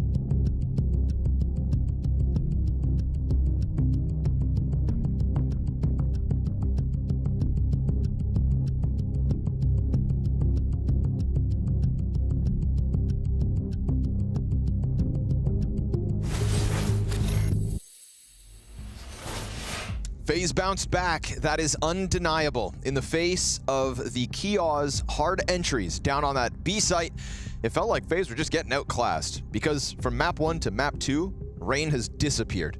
And Kios didn't get a chance to reappear as those A hits ended up giving FaZe a way back into the game. They go 5 rounds straight at the tail end of the CT side. It ain't gonna be an easy feat to make this T side happen. Yeah, the A site was stronger than the B site, and you can see that in the kills right there. That was a very poor half. On the defense from FaZe, they expect more for themselves. Rain can be a second half player. Usually it's when you switch over to CT side on like Nuke or Ancient or something, he just goes crazy. But T side overpass, he's going to have to earn it more. But expecting better than 3, that's for sure. And he can do the entries, which might feel nice. Oh, boost dismantled. Ooh. They're running the Davis. Me and my subscribers call it this. In matchmaking, it's the Davis. The Gobby. Bolt of 2 mines here, knows the short push is coming. There was a good flash in the middle of all that, or was it a team flash? Either way, T's come through with 2 entries and damage on Snacks. A-Core pops Rain. See ya. 3v3 to go.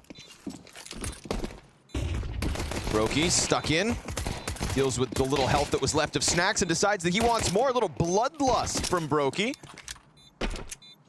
A-Core coming back at it with no kit. Falls. So 4 frags out of Brokey in the second pistol. 3 of 4 pistols in this series. The way of FaZe. That strat's such a good, like, fundamental way of explaining how map control works right there. So, like, you group up. You don't need any utility except for whatever you're using for B, like a Heaven Smoke.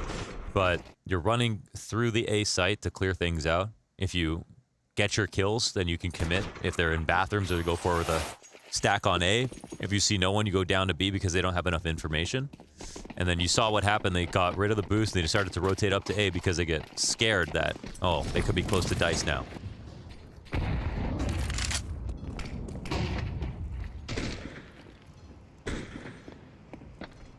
Nothing to offer us here with the buy from GamerLegion, just in USPs. How come Rops can do the jumping MP9? He's just better than everyone else. Right? It's a test of aim, you know what I mean? Like, Is it aim or luck? It's not if you do it every time, right? That's the whole thing with Rops is... did you see his, I think it was his Thorn interview where he said there were smokes that only he could throw? Watch this. Oh my god, they're just... Watch this. He shoulder peeked him in graffiti, though. Got beamed. He said there's some smokes that only he can throw because they're literally so hard that no one else can do them. Like, his mechanical level is unbelievable. He just doesn't display it that often because his playstyle is like at odds with it, where he's insanely careful all the time. So yeah. But it's not all about flash. Do you think there's certain movement things that only Rops can do as well? Oh yeah, there are, yeah. I mean, there are certain players, like at.CET's not someone you think of, you know, in the same breath as Rops, but in terms of KZ is one of the top pros. That's the best at KZ. Same with Alexi B, same with Electronic. Yeah, but Rez is the only one who's made a KZ map. He made a surf map. Oh, actually. surf maps. But yeah, also shout out to Rez. He's got very good movement, and he can do like C2C. He can do a lot of really difficult in-game jumps consistently. Monacy also actually is... Monacy's the king when it comes to execution. It feels like Monacy's the king when it comes to using it in like high-pressure situations too. That's what I mean, execution. Like, they can all do it on paper. Those guys, all the ones that I mentioned. Monacy's the only one who could do it in a, like... the heat of the moment. I was going to say major final, he's never done that, but like, no, any pressure at all, it doesn't matter. I always tell people, like, the best way to learn the new game is to just watch his FaZe.it demos, just to see what's happening next. Keep your finger on the pulse. Yeah, his movement's insane.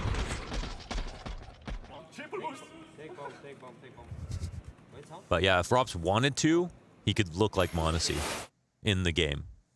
But his philosophy and view on the game and the fact that he's rifling and like he's a lurker, you know, it doesn't really make sense, but he could. That's what I tell myself too. I could do that. if I wanted to. Rifles in, and they go aggressive fountain. GamerLegion, first buy. I'm not seeing too much of those deep smokes. Rops is ahead of that. Oh, Isaac. Oh, Isaac, you don't know it, but you're done for. Oof. Kia's back in water. Gets gunned down by Kerrigan's Mac 10, and you've now just got Frozen comfortably holding off Connector as well. He's got prime real estate plus the B plant, and that's just Rops being ahead of the smoke. Simple as that. Yeah, that's why when we saw the first time that Kerrigan caught off, he was actually checking because their smoke was coming up, and they were just about to re-smoke it. So he's shoulder checking it to see if anyone's standing out there. Then he would bounce it off the left side of the pipe, and then they would just re-smoke it and chain smoke it. But in GamerLegion's setup, they didn't have anyone to check their smoke, and they didn't re-smoke in time. Or at all. Did they re-smoke it? They didn't just leave it open, right? No, they smoked it right past them, yeah. The re-smoke was just behind Rops.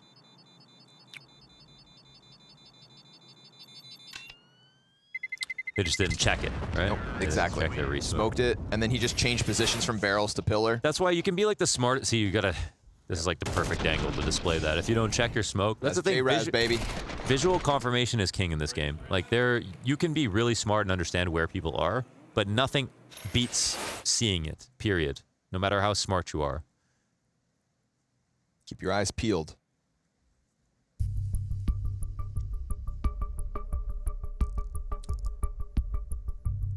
That's why you see when sometimes, you know, someone gets killed doing a jump spot, for example, you go, oh, that's silly. Why do they keep jump spotting?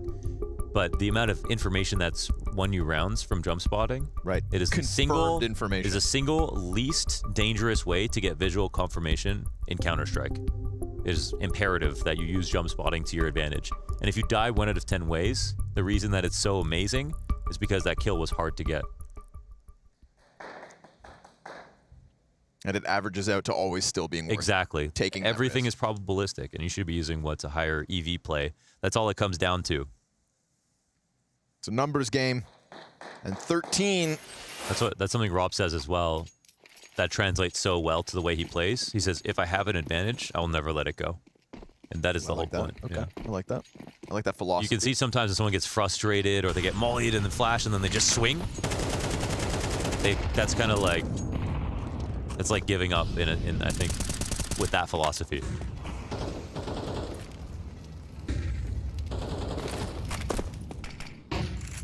Early success here for FaZe Clan is the worst thing possible for GamerLegion.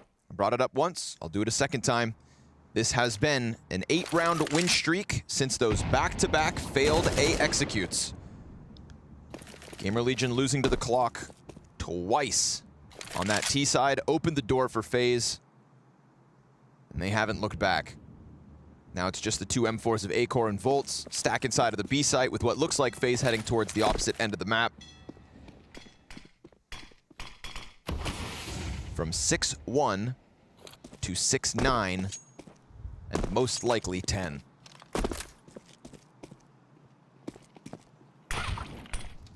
Smoke to the side of the head, that'll leave a mark, but worth it.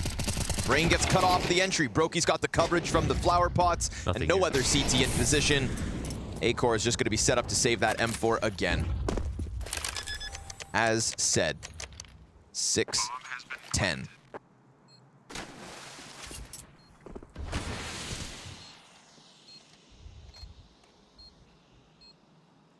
This is, of course, FaZe Clan fighting for a 2-0 to send a message to who is currently in their group final.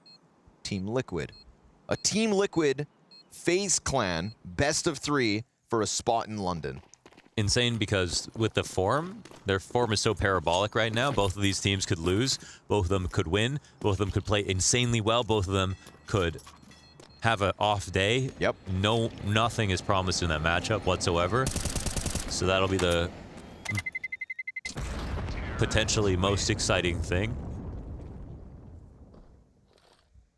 I think it's been pretty exciting so far in terms of like getting, you know, actually I don't know what to label it. So just the example of Vitality today beating Falcons. You know, Apex makes that tweet talking about his ex getting you know, getting revenge. It's not even revenge, really, but it's like beating your departed ex-teammates, right? Yeah. So we already had that with Falcons and Vitality, and I always love those kinds of games. Yeah. And we're gonna possibly get it with Twist and FaZe already. First event of the year, and they've each gotten to fight each other. Sometimes we have to wait so long for those kinds of moments. You know, we had, I feel like Frozen and Mouse played as soon as it happened as well back at Abu Dhabi, if I'm not wrong. Blast has been kind of very lucky in that regard. We never know how much of the drama we're really stirring up ourselves, but I'm all for it. Of course, maybe I'm getting ahead of myself talking about FaZe versus Liquid, because GamerLegion with this gun round have posted 2.5 frags already. Yeah, but they're still just walking forward, and I think right now GamerLegion are worried about the wrong thing. Yeah, they actually can get us. Oh, God. There we go. Missed shot. Okay. That'll help. Yeah, because it was getting sketchy. Yeah, they were both worried that the T's were going to run out bathrooms, and there was a timing, but... Well, we've seen GamerLegion come aggressively towards Fountain at the start of each of their CT gun rounds. It straight up works this time. Dropped a player on close playground, never looked back. So finally an end to the streak of rounds that FaZe have managed to gather.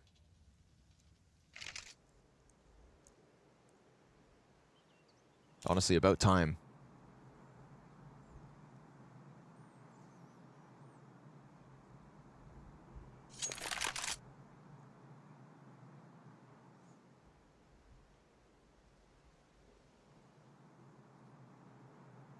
At the end of the day, all of the Blast Spring groups are starting to kind of wrap up as you would have expected it. Astralis versus Vitality, Na'Vi versus G2, those games confirmed.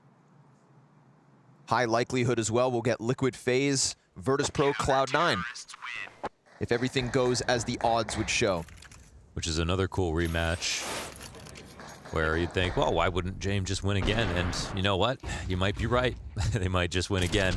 But it'll be cool because Cloud9 had a lot to improve on in that match, and I expect them to bring better form. I think they left so much room between them and Virtus Pro that they'll probably do better. I mean, you would guess, even if it ends up being the same result. See if this Fountain aggression works out again. Whether they throw it. Nope. Emphasis on connector. Frozen may very well have his hands full. His AK shot last round left something to be desired. This time, insta-kill on Volt. No trade from Isaac. And as he's occupied, we've got a push from Rain soon enough. Yeah, they're inside of... They can't stay inside of connector without routing back outside through... Does this gap help him That's or a hurt cool him? gap, but they're just going around it, actually. A-Core might be able to find something interesting to do here. He thinks he's taking a risk, but actually the coast is clear for now. It's just that he's missed the two players who have already crossed long. FaZe have moved fast. And oh, no! That's a perfect punish from Kerrigan. That's great positioning by him, just to read that mid-round situation. Isaac feeling like he has to get something done, but feels like FaZe will be comfortable to burn the clock down as well.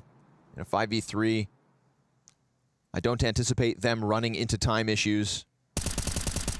Although Kioz starts to put the numbers back into a more manageable state. Isaac, deep angle. Again, he wanted something, needs to reclaim some kind of ground, but they dodge his angle.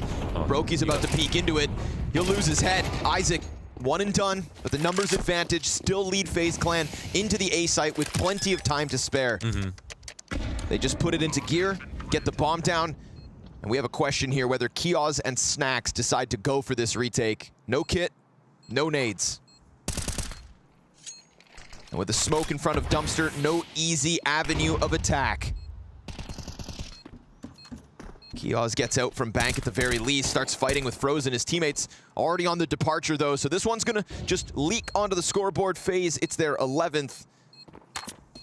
And I feel like it was really made possible by A-Core feeling like he could have gone for the kill, and Kerrigan's just super passive angle. Yeah, I don't know. See, I don't know who threw the smoke, and if they were just A-Core. Oh, A-Core threw the smoke, and when so he came out of maybe connector. Kerrigan's perspective when he saw that was like, that's a really weird looking smoke. So he was just being careful about it, and it paid off. But A-Core could have done something. I think that was a good thing to try to do. I'm trying to think from his perspective because he has Fog of War.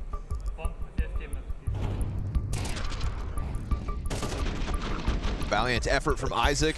It was an instant kill on Brokey, but Frozen quick in with the trade.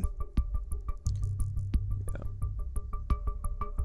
And that's the thing, right? We kind of contrast that to GamerLegion, where at times the A pit hit didn't end up working. This was FaZe making sure they had enough time, making sure they had bodies in place to trade frag. Yeah, like as soon as you said that, I was like, that's refreshing to hear. That's like a sound for sore ears. Yep. They have plenty of time to spare.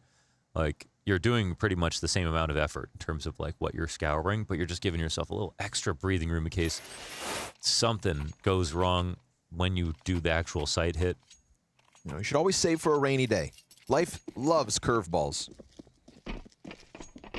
Put that on a Hallmark card. You know, nobody's immune. You're going to have to deal with something you do not expect. Don't stress about it, but prepare for it.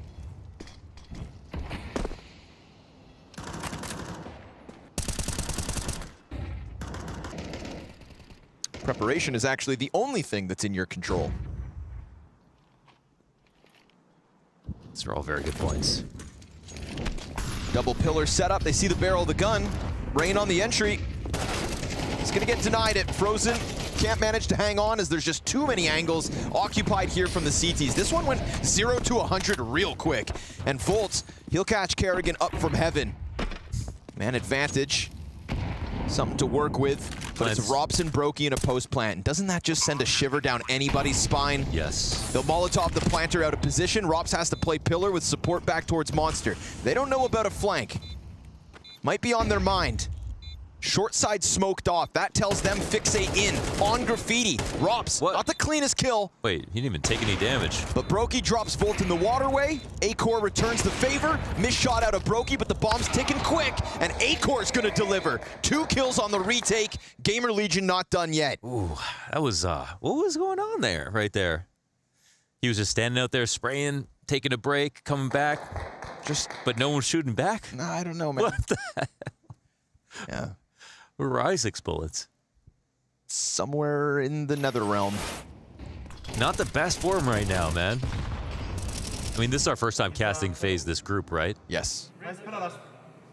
Starting to see how things went wrong. This is a very nice move from Acor, though. We'll just say Acor. Yep. No problems. That was nice. We talked about like movement players earlier. Yeah, literally Acor's in front of us. Yeah, forgot about him. But yeah, true. Don't forget about Acor. The interesting thing about Acor is he's pure execution. He actually has not even played KZ. Really? That's the thing that I learned about him when I asked him. Wow. And he just said no. Like, Drops. Okay. Wow. Oh, that's a tough way to go. Chaos, I'd be so tilted. Dude. He's got the drop on Robs. He's got like 4 bullets out before anything. Yeah. Brokey killed Acor. Ooh, how did he That looked like a peek from party into front bathrooms. Oh, yeah. Okay. Well, the smoke landed on Acor. He goes for a peek, and the Opera's probably on it. Now we've got Snacks pinned in the corner. This could be a cute position to play from.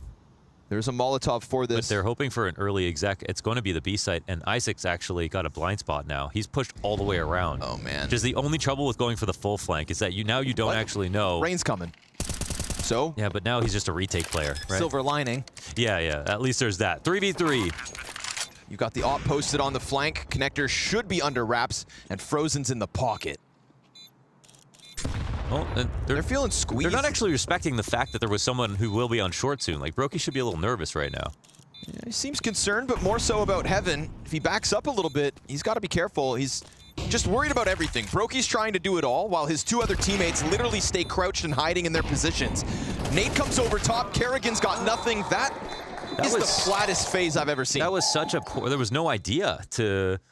There was no idea there in the post plan. What was that? You know, these guys, like, that's something they're the best at. You get low number situations, they're the best team in the world. They didn't come up with a single idea. Brokey's just floating, looking at every choke point. His teammate just died inside of Con. They could push short back if they wanted to. That was the B player. They knew that. That's why they walked into the site. And instead, they just stand there like plastic soldiers and let Brokey run around. That's not uninspired them. That ain't FaZe, bro. What was that? That ain't FaZe. What was that? That was weird.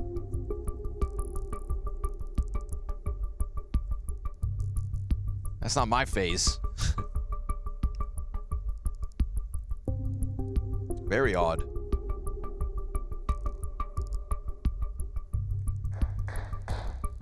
Very odd indeed. Well, everyone's allowed to make mistakes, Launders. It's true. We're also allowed to criticize you for them. Yep.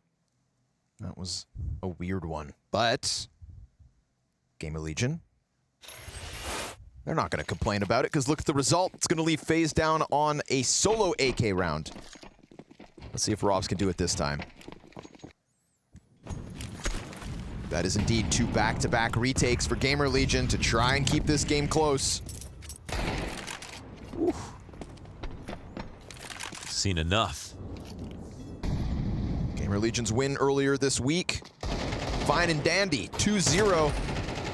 But it wasn't an elimination match, and this one is.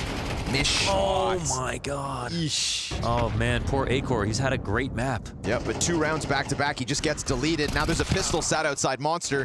And last time this buy was in FaZe's hands, similar situation. Robs gets 1 kill, and then the pistol players, unfortunately, just die in the meantime, and then Robs has just too much to finish. So let's see if, I feel like someone's going to have to sprinkle in something. They got him the op. They got him the op. Frozen, Rain, maybe Brokey. Brokey's also got bomb, though, for now. With the op, they want to move this up to A, but the rotations quietly are coming in this direction as well. There is a bit of a fishbowl going on. Again, attacking from bathrooms without long control. This will be used against them. No util here. Pistol player dead. Frozen in the background also falls, and everything goes swimmingly for GamerLegion. That op will get thrown down to the B site, and it all falls at the front of the A site. So GamerLegion to double digits. Oh my god, he picked it up over in gets graffiti. Delivered. Jesus, yeah, I guess. You can find where it lands. Little supply drop. That's pretty great. I'd like to imagine that jump scared him. As he starts rotating. Yeah, it's like a piano falling from the 4th floor, just an op. Good moves from Kioz here. Activity. Both at B and A. Multi-frag round for Kioz again. All right. Very quiet second half in comparison. Not even just second half, but just cooled off quite significantly from what was originally him tearing up that B site as a T. Here we go. It's either overtime secured for FaZe or tied up at 11. Remember, last time they dueled on Overpass, 13-11, the win for GamerLegion. Oh, another nice one for Acor. There we go. Last round we saw him miss a shot, but he's almost always put himself in a good spot to have a chance. Really good openings from him. Rob's gonna try to get the entry, but there's no doubling down this time. Isaac, a sight for sore eyes to see him kill clean like that. No labored spray. Kerrigan does just creep out behind Sandbag. They're gonna hang on to the double setup on site. They might make accidental noise here. This is Kerrigan listening, okay, up in the sandbags. They don't seem to be worried about his position. They could easily fall if the setup is read correctly. Isaac blinded, but Kerrigan can't manage. Snacks, unbeknownst to FaZe Clan, hanging on to Monster, gets his, but goes for the nade, and that opens the door for Brokey. A 1v3 would be huge here. And Acor presses out from graffiti, missed shot. Brokey smoked heaven, this helps. Now, last time, remember, his teammates offered nothing, and it was all about Brokey going big. He comes at this, sees a sliver, and takes damage in the process, falling back closer to Monster. Opts not to throw the Molotov yet. No smoke for the CTs. They have to fight him. They might know he's rotating around, but they gotta kill him. He could stick this. Bolts on the defuse, and Acor's not gonna miss. Tied up at 11 rounds apiece. Yeah, nicely done. That was, well, I mean, the attack actually was based on Kerrigan's audible. I think they knew that they were moving into a left side Monster setup, and they were either going to be wood wall and out there, but they were very clear it was both of them. It's just that the flash came out, Kerrigan couldn't figure out where that target was, and Isaac controlled the spray. Isaac has been abused all the way through the first half, but this round he got a very clean kill on Rox and saved the day with that frag on Kerrigan, and now they have the chance to get to match point. FaZe's 11-7 lead was years ago. Tech9's and a half buy. Every grenade they could possibly ask for, though. Keeping money in the back pocket for the last round, and still with enough to win this, but held nicely by Kioz to start. Isaac blinded, falling back. Acor here off in the combat angle, but there's the clean one. Snax' multi-kill to stop what was the all-in rush-out monster. Sidearm to secure it. A 12th for GamerLegion as they set themselves ablaze. I think it was 13-11 last time. Yes, Looking sir. to do it again from an even more unlikely scenario. FaZe are clearly falling apart at the seams in some regards. But that doesn't make it an easy job for GamerLegion. They have also looked rough around the edges and yet still have made this comeback happen. I think a big part of that has been at least A-Core clean positioning, especially on the openers. And, you know, we talk about Rain and Kerrigan, two players who go for the most entry frags on this roster by a huge margin, percentage-wise, and are sitting at 5 and 7 kills. Yeah, I mean, Rain, he's the reason that FaZe had so much runway out of the gate on Ancient. He was the equivalent of Kioz on map 1, now sitting 5 and 18 in Overpass.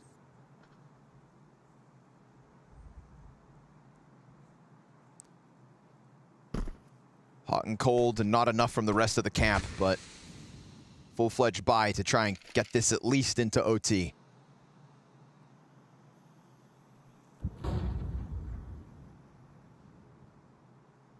GamerLegion sat down at the start of the second map, taking a beating on Ancient, but knowing that they had already beat this very same team just days ago in a series. Real chance to close. Peeking connector, Snax is opened up, but Rain close enough to trade. Someone under question at the moment. Hell of a time to get the trade frag, a distraction out from connector as Robs was about to get pounced on. And their A players started to move back. Isaac, they need him now, but he moves right side. He's stuck. Wrong side, I should say. Jumps back, softens up Robs, but they're still coming for him. He takes one player out of the round, smoke up in heaven. Rain is having a moment. 5 kills on the half, 2 kills in this round already. Real chance at a third. There it is. There is Rain. There is FaZe. Overtime. Did Rain just hit an op shot? No. Oh, okay. All right. I thought I had it all for a second. First op shot of 2024. That would have been an event. No, he's only allowed one a year. Yeah, that's right. So one a year. Use that Can't at the use first it now. tournament of the year. Too soon. No, I'm pretty sure that was Brokey on short. Before, but Brokey on short. Okay. Well, yes, he was having a moment, and you can see if he gets kills, it translates to the round one. Oh. Like magic. Wow. Well, that's call that causation. So, yeah, it's time where correlation does equal causation. And now we are in overtime, a second chance for FaZe, and honestly for both of them to have cleaner rounds, because it's still very possible here for GamerLegion. Their 5v4 numbers have been great on CT side.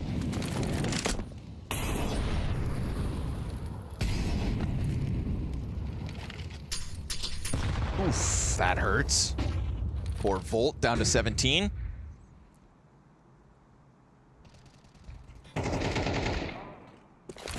Oh, Snax get the better of the spam, but looked like Kerrigan was about to let his guard down. Yeah, he has no idea. Nice. Oh, where did Volt look? He has a teammate up at A, holding the cross. Oh, that's a mistake, Volt.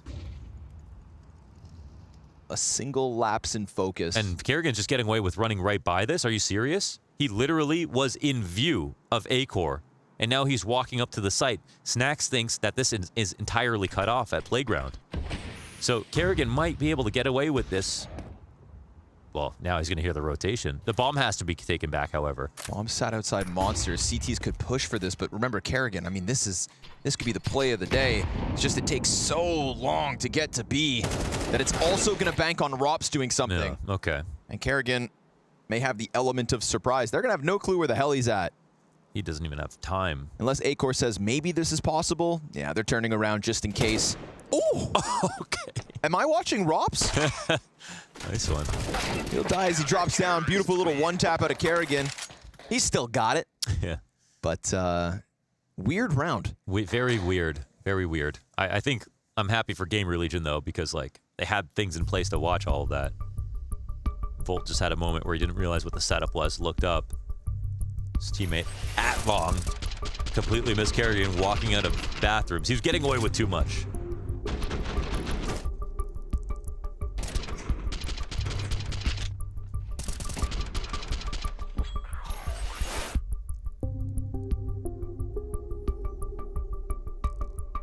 Single overtime timeout to be used, and FaZe use it instantly.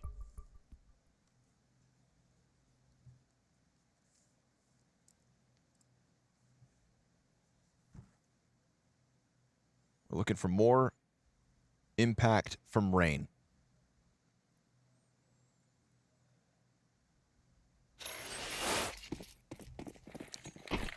Yeah, basically his impact is the only reason we're in OT. It was a real big dry spell between that and his last kill. FaZe lost each of those rounds.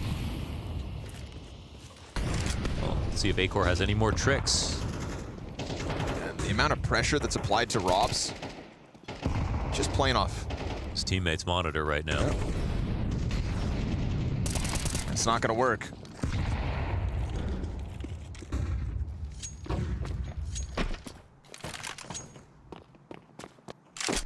No short control this time here for FaZe. Nothing to really work with. Acor as well. He can just turn attention upwards. Yeah, that should work. Nice flick. Concerned with bottom connector, so he's going to get flushed out. Oh, and he's going to take Frozen as well. Third one's primed for the take. Oh, broke it. Oh, no. He's trying to dodge it. Clicked. Trying to dodge it, but he can't. Brokey actually fully missed that shot, but I think Acor accidentally clicked. This is, big. It could be a kill, honestly. Yeah, that's Brokey. Snacks wishes he just wasn't there. It's overtime, so you play for the 2v5s. Oh my god, the walk-in, Kerrigan. Isaac reacts to the walkout, and Brokey's gonna have to go all in. 30 seconds, flash over the top, finds himself with the util. Only 2 bullets in the op as well, so that'll make things tough with 3 players standing and 20 seconds on the clock. Gun goes dry as he does hit the last. But that is GamerLegion looking for the sweep of the CT side in overtime. 2 solid rounds. And from a tactical perspective, I think this is a shining moment for GamerLegion, especially on short. They have complete control of short. They have Rops confused walking through that smoke. And then Acor set up perfectly for this kill. I mean, when this sequence of events happens and Acor is rotating out of stairs, he does have this exact chance to get this kill. And then the second player coming up from outside of balloons, he knows there's going to be more. He's just trying to get as much as he can. But they've already won the round because they're up a number. So it just continuously gets better as long as he gets 1. Rops being hard-headed about this short control.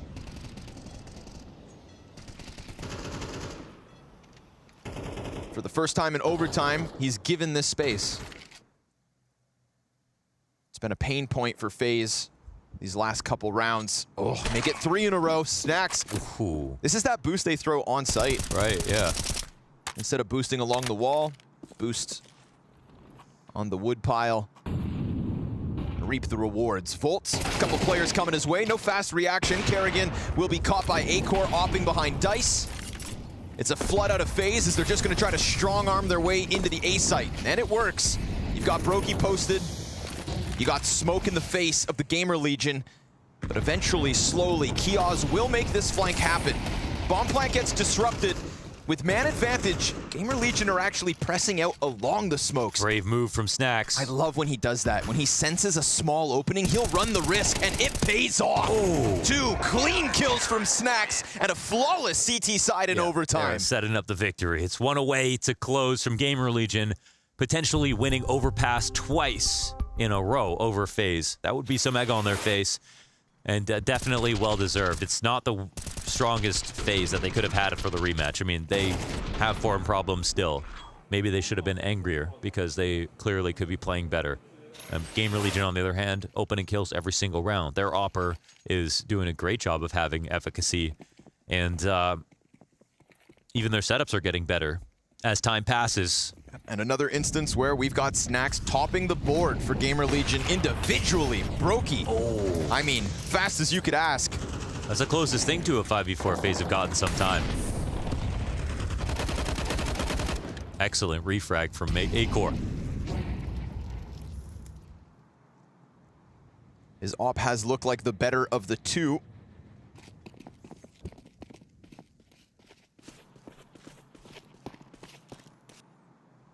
And in this round, it's the only one that's still alive. Difficult here. Frozen suddenly could be in a world of hurts. Oh, missed chance. Kios wins the aim duel heads up, but we've got bomb a little delayed. CTs could scramble upwards. By the time they get there, this A site is gone. And they don't even know about it because Frozen was solo on bathrooms. It's a threat, but it's not a certainty. Bleak situation as this retake is demanded of FaZe Clan. GamerLegion 13-11 on Overpass to kick off 2024. Looking for the OT win tonight. Acor keeps his head down. Volt's gonna do all the heavy lifting. Robs comes out from bank. A huge ask and one that is far too much. We split the difference. Each team winning their map pick and leading this series to Inferno. We were sat here for a moment after that 9-round win streak out of FaZe saying FaZe versus Liquid this, FaZe versus Liquid that. GamerLegion with a chance to steal it from us all. 11-7 lead. It looks like FaZe has got this in the bag. Then GamerLegion comes back. FaZe takes it to overtime, and then they do not get a word in. What was it about GamerLegion's overpass that just made it impossible for FaZe to try and claim it? It's a worrying level from FaZe Clan. I think they know it themselves. They are not the team that we saw at the end of last season. Right now, they are struggling massively with their identity. I think on T sides, it's looking at way too loose and no structure. It again and again got caught off by these gimmick boosts from GamerLegion, and it just cost them the game in the end. Do you think that GamerLegion had their number then? They kind of knew what to expect. We spoke about those anti-strats and things like that. Just able to be a little bit more capable of abusing some of FaZe's mistakes? Yeah, for some reason it went that way, and I think we saw GamerLegion looking into the underground place once every second round. I feel like they got an entry kill in that underground area, either by nading the door or boosting from side. It was all these plays all the time that caused them to be 4v5 in so many situations. Okay, so to wrap up what you're saying, you think FaZe is going to be pretty frustrated outside? Some harsh words? They must be, because we have to hold them to a higher standard than playing 3 maps against GamerLegion and losing in the first one as well. So I'm not sure where this team is going. Right now, it doesn't seem like they're on the same level. Fair enough. Now, if we take a look at GamerLegion, though, of course, like we said, they capitalized on the mistakes. They did a great job. They've won their map pick. They fought hard into the overtime. What do you think it was that they were able to do, other than, obviously, like I said, abusing those mistakes? Some of their players definitely stood up.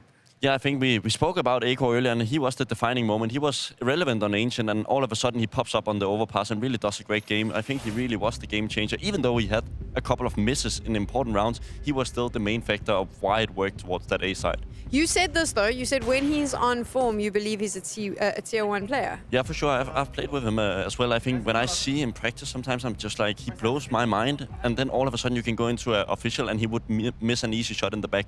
That is what I categorize as an Acor kind of thing. But don't doubt his top level. It's so good. He looks really comfortable on overpass. That was something that I think, because you said he's a bit emotional, he looked comfortable, he looked settled, he knew what his job was. Yeah, and it's also an Orbers paradise. Let's be clear, there's so many different angles, so many different plays, and I think the team facilitates around him really well. I think they know he's the star player of this team, so they really want to put him in good positions.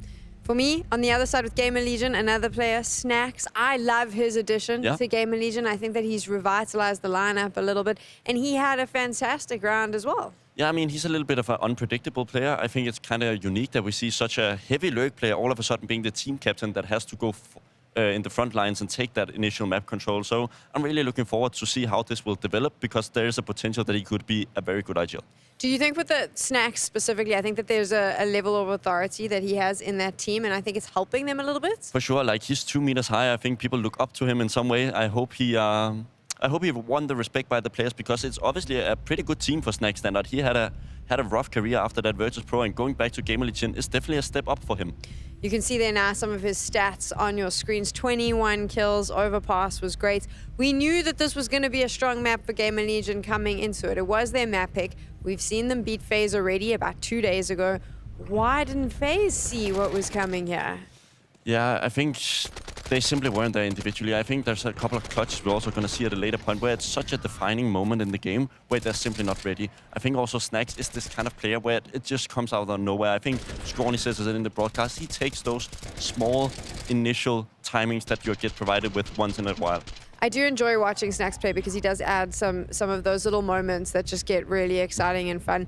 I know that you have a round you want to pull up. I think it's going to illustrate your point. Yeah, and I think it's just such a, what can I say, defining moment for this game, really. I think when we look at Brokey, I would really expect him to win a round like this. Isaac has done a great play formally, pushing the B side, getting all the information, gets the 3v3 retake. This should be a FaZe round. You have so good positions, but look at Brokey here. He knows he's behind, but even whiffs the shot. He's not really able to it. Then we have Kerrigan in the duel. He's not able to hit jack shit, and then all of a sudden they lose the round anyway.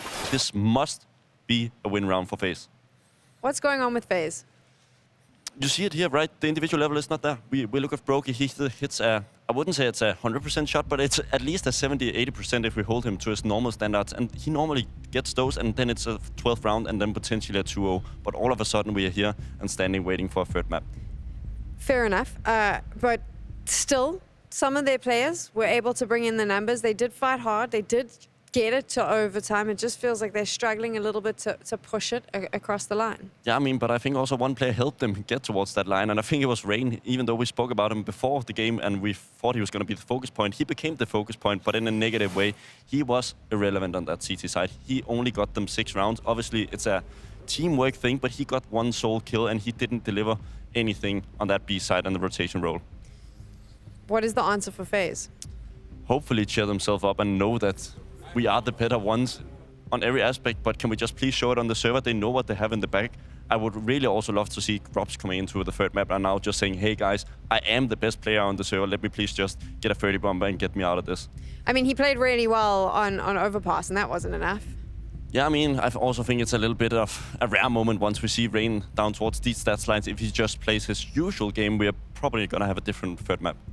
Okay, I hear your point. I think that what is quite fun about this is obviously the format now as well, because I think that there is a lot more on the line for these teams, and it's kind of adding to the excitement, right? Yeah, I think it's a two different story for both of the teams. GamerLegion is the story about the great underdog potentially beating one of the best teams, and then there's FaZe, who is on the side of where they can't lose because everybody's going to kind of laugh at them for losing to a team like GamerLegion. Fair enough. Babski got all the stats there, got all the analytics, and he shared his thoughts with you. We're going to take a quick break. We'll be right back.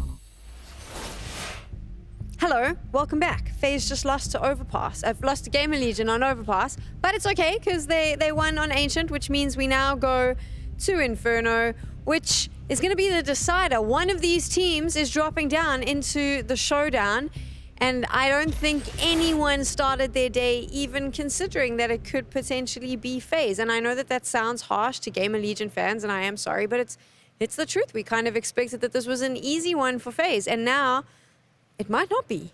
Yeah, I mean, we said the same thing first day, right? That FaZe, great last season, they're surely going to be motivated to come back to the scene and be dominating in the same fashion, but we've not seen any of that yet. It's been really struggling, and yeah, I'm not sure where to take it from here. This guy in the picture is going to be a deciding factor if they want to go to that showdown or not. Inferno, how does this play out?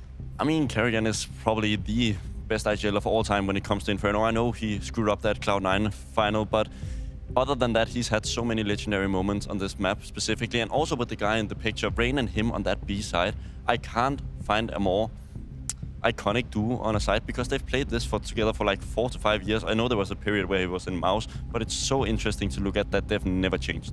Okay, so we have the map pull up on your screens right now, and these are the stats from the last 2 months. Obviously, there was a big break, right, Bubs? Yeah. So difficult to garner anything from this. I mean, normally a map or a team like GamerLegion would play more because they play a lot of online Counter-Strike as well. But for now, they've had a nice break, and it can be helpful. So it's very hard to say what is the map pool currently for these teams. We would assume that Inferno is a middle ground for them, as it's the third map in this video. But I wouldn't be surprised if GamerLegion has a lot of nice stuff prepared. This was also the third map. When we take a look at day number 1, where GamerLegion was able to 2-0 FaZe, this was the one map that changed up, right? So we don't have the exact mirror of what happened on the first day. If I remember correctly, it was the nuke on first day, and we didn't get to see it because obviously FaZe fumbled the bag. But today we actually get to see it, and it's different this time around. I hope it will mean that FaZe have done their preparation even for both maps. It's kind of hard sometimes when you do play today that you can gamble on 3 to 4 maps that you want to watch. It's going to take a lot of time. I'm not sure if FaZe have had that time. I wonder because I feel like most of the players on FaZe have probably played Inferno more times than most people have, I don't know, bought new socks. I just think that they've been around for a long time. They've got an extreme knowledge of this map, and the individual skill on FaZe, by rights, on paper, should be enough to pull them through. 100%, but also I'm going to be looking at the CT side of FaZe again. We're going to have Rain and Froze on the role clash once again. We're going to have normally looking at Mouse. Frozen was always on that B side, but for now, is he going to go down to the short thing with that was Twisted's position? I'm kind of curious to see where this will run out. You keep bringing up the role clash though, but have we seen it really as yet? I mean, it's hard to say because it was so good with Twist, right? And we thought it was just a plug-and-play solution with Frozen, but it's not been yet. Like, with Twist, I feel like they should have won 2-0 now. I'm not saying it's Frozen's fault, but it does take time to get used to each other and also switching positions. I was going to say, I mean, Frozen has had some good maps, so you can't really put the blame on him. So is it a matter of just trying to change up the style? I think Twist was a much more aggressive player. I also think it's just a matter of time. They potentially started the boot camps a little bit later than other teams. They've had a rough 2-23 in terms of tournament. So it's going to be interesting to see how fast can they pick up the pace again. I think Neo, also a question mark in this team. How good of a coach is he? Because I think a good coach is very easy to implement new players into their squad. I've always been curious about this with the addition of Neo, though, is how much of a coach does FaZe need versus a sounding board? Because my thing is, you've got such experienced players there. They've been playing together for a long time. They know exactly what they want to do. I kind of feel like they needed more of someone that they could just bounce ideas off, not necessarily like the traditional coach, and that's a very uneducated opinion coming from me. I understand what you mean, but I think for a Kerrigan, he can even get overloaded with the amount of tactical things that he has to bring, so he needs that right hand to help him out sometimes. He also needs to focus on his individual level. I think we've seen games where Kerrigan has been costly, solely due to him not being able to frag. But yeah, I think it will be interesting to follow that dynamic. Is, as you say, Neo going to be the more tactical one, or is he going to be the more authority kind of sports psychologist type of figure in the team? I also just think, I mean, Neo was a fantastic player. He's got a lot of knowledge. He's bringing that to the table as well. That helps. Yeah, for sure. But time develops fast. Like, even the ways I played back in the days is kind of outdated at now. So it runs really fast. So he has to get in the game really quickly. I'm sure Kerrigan is probably the best teacher to teach him that. GamerLegion, looking at all their notes there, of course, piles and piles of it, because their coaching staff has made sure that they're coming in super prepared. They're reading all of those, going through the strats. Can they do it? Can they cause possibly going to be the biggest upset here? I mean, for the guy in the picture, Ash, I think he's kind of underrated in his role. I think he's proven time and time again that he's really good against the bigger teams because he brings that knowledge to his squad. We're about to find out if GamerLegion stays here at Blast Spring Groups or if it's gonna be FaZe. We will know after Inferno. Yep. Yeah, Bubsky, we actually got 10 more analysts in the back because your knowledge is already almost outdated, just in case. I mean, what I don't understand is, like, if Bubsky's way of playing Counter-Strike is already outdated, why do we still hear about Pimp playing Counter-Strike all the time? Because, I mean, at that point, that's ancient knowledge, if we can even call it that. Yeah, he's just kind of like ChatGPT. If it was a Counter-Strike analyst, I think that would be a good way to describe him. Yeah, but more annoying. But more annoying. We got the odds here from GGBet. It's going to be FaZe still as the favorites, but GamerLegion making it closer than it has been. It was 5-1 to start it out. Yep. Now the score is 1-1, so it's still one map. Yep. But people have less faith in FaZe. I still obviously think it makes sense to believe FaZe will win. Okay. But like they should have won Overpass. They definitely their form should be way better right now. So I don't know if that's going to change. Should have been. Could have been. There was a lot of rounds to get warmed up. Took a long time to see Rain on the kill feed. Yeah, and then he still only ended with like one impactful round to lock up OT. Otherwise, we wouldn't have even seen it. So into map 3 we go. Snack's currently the highest rated player for GamerLegion across the 2 maps, a 1.19 rating. Yeah, he plays good. Rops is his counterpart. Frozen. Beautiful little tap here. Rain is actually all the way up in the T apartment, so he's going to hear this. Frozen's going to serve up a nice little distraction. Will there be anybody left for Rain to frag? Yes, yes, indeed. What the hell? Hit him with the...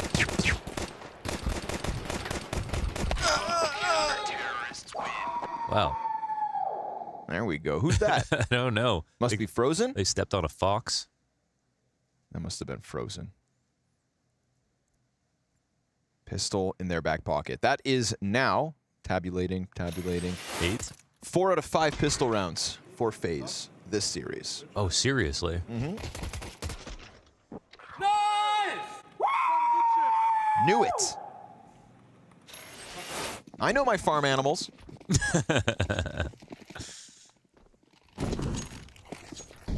Glock's in for GamerLegion. They don't spend a dime. That's so satisfying. All of them are 0 and 1. All of them have 2000 or 2050. All of them have Glocks. This is like a clone. Somebody's playing the bells, and Brokey's not wasting any time. He's like, I know you're in here. Snacks, you've given yourself away. Oh, no. Dong, dong, dong. Snacks just rings the dinner bell. They were trying to take attack pause. Yeah. Attack pause. FaZe aren't going to let them have any of that. None of that. That's kind of funny. It is because the bell. They're like, oh, they're really just not doing anything right now. We got Fruit Ninja banging the bell.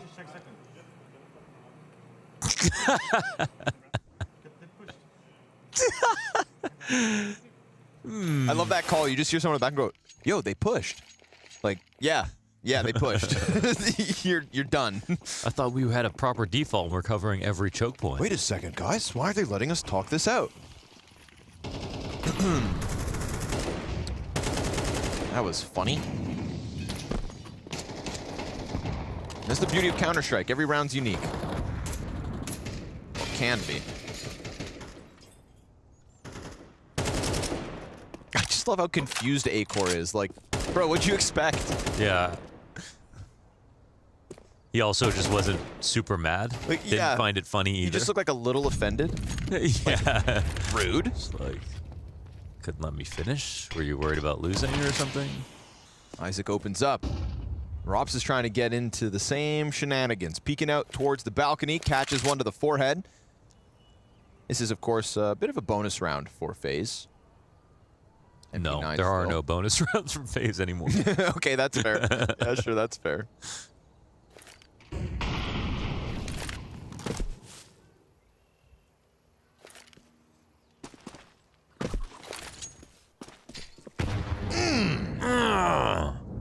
Eat that.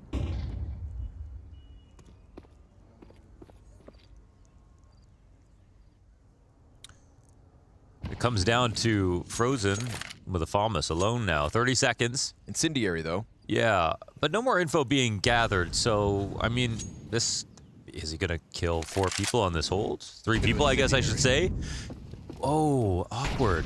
Isaac gets a frag. Frozen starting to move backwards, but, like, he's not going to leave, I don't think. They'll have 5 seconds to spare. Frozen drops the bomb once. All was good, but he doesn't. And we saw some weird rounds back on Overpass. What opened the door for the 9-round streak that FaZe posted on Overpass were those 2 back-to-back super slow A-hits. They go down to the last 10 seconds of the round, but they get in when they need it. Isaac, a triple kill he can be proud of. And a very quick response from GamerLegion 3 rounds deep. Yeah. Everything was sort of wrong in terms of, okay, people aren't hitting shots when they're supposed to. And then also like that post-plant situation where they weren't making moves. And it's like, so then it's like a, I don't know, a calling thing, but also like an autonomy thing where nobody's taking charge in low number situations too.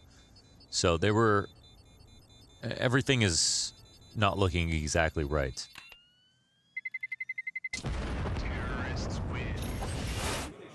And Brokey shape. Good for him. I mean, that's how we define eras, right? When someone makes a radical physical change, that's like the beginning of a new era, whether it's good or bad. Yep. So this will be remembered as no beard Brokey phase. Okay. So they kind of want to start off on the right foot. That'll be the title of this chapter. Like there of was the like, history book. you remember Jean Shorts Nico? Like that was Nico Sports. Jean Shorts Nico? I don't remember that You weren't at all. around for that, eh? Or maybe I had locked that away in a memory I didn't need. Jean Shorts Nico. He's a never dude. Wow. Was he wearing like a shell necklace too? Almost. Almost, but not quite. No. Okay. Oh. But that's actually he was in that pipeline for sure. I think he was just in the wrong part of the world to like get that influence. But yeah, I mean, yeah, it was that. I said last round was a bonus. Yeah. This round's costly, and Rops dies right out of the gate. Gets shattered by Acor. He's using an AK this round, and with that death, it is a solo Rain A-hold. Kerrigan's gonna run fast as he can, but it's not gonna get here in time. Rain's gonna have to go above and beyond. Kerrigan does actually come through. Just when they need him. Rain's able to get back sight, but Acor, it's an angle that is his advantage. Snacks is hiding in smoke. It's an op on one end, Kerrigan on the other, and a Moto smoke in front of him. Snacks just gets pinched. He had to make a move eventually. That smoke will come up, and when it does, it's a 3v2 retake queued up. They've got smoke grenades they could throw towards Pit. They got a Molotov they could put in the back of the site.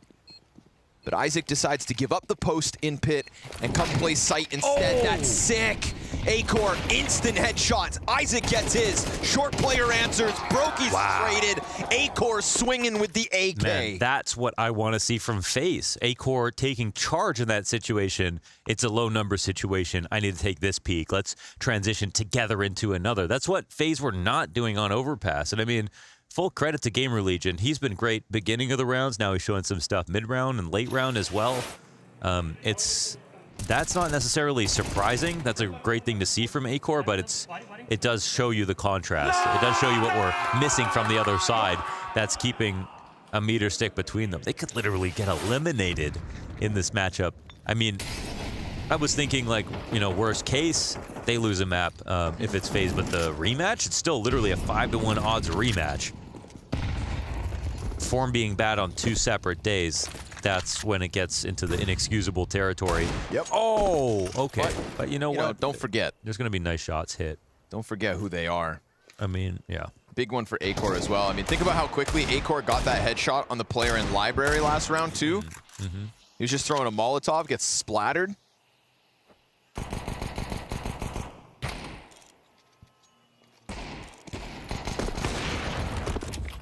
Can Snacks op? Yes, he can.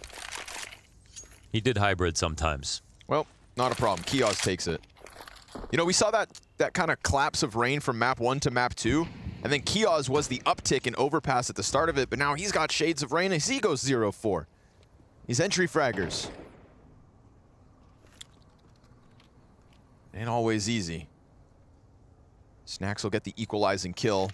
We got Rops in the pocket and Rain running over towards the B site because of that singular Snax frag. Rops has taken up responsibility here in mid. Nobody's watching the short side. Oh my god, 3 players all watching towards Arch. Snax will come over and take it up. And Snax will get his second in the round. Dual Berettas, see a pack of players trying to churn through, and he will kill Kioz. Oh. Plus the dink on Volts. 65 damage. If you're Rain, you take that. But bomb goes down, GamerLegion getting away from the majority of the threat.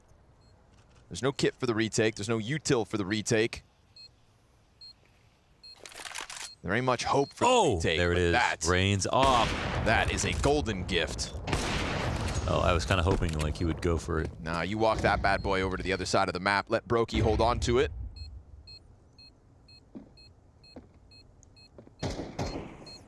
So FaZe do manage to deal a little bit of impact here economically. There's another one and a second gun to be saved. Parting gifts for the FaZe clan pistol round.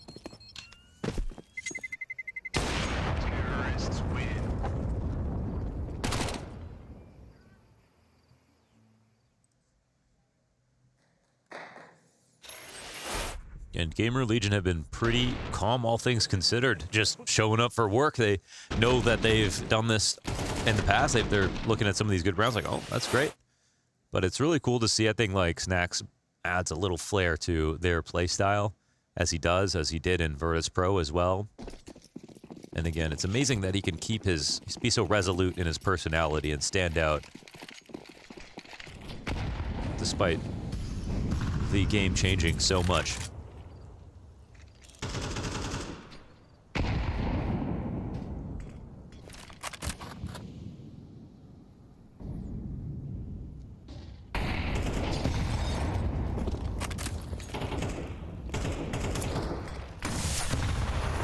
Exposed, but still he survives it. Wow. That flashbang just saved Kioz.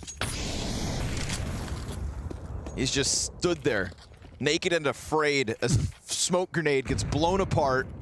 Frozen swinging for him as he has 20 health, and Snax's flash goes off at the perfect moment. Man, we got a very scared FaZe right now. And, well, this one jumps into the arms of Rain. Another dink. It's some extra damage, and there he is, finally. Some raindrops. It's a great day for Rain as he gets another frag. And suddenly, from a map where it took him 40 years to get 3 kills, he's up to 10-2 within 10 minutes. What is that? 3 players spray down. Sure, the front runner's low, but, dude, the time it took to kill on that 4th frag, the headshot? Okay. A near non-existent amount of impact on map 2. Rain pressing down middle with the ace on the line. Isaac's Mac 10 looking to deny it. And Rain ain't too bothered about it. Job done. Isaac will just run for the hills with the AWP. That is a highlight one from Rain. Sometimes you just need a change of scenery, I guess. Wow.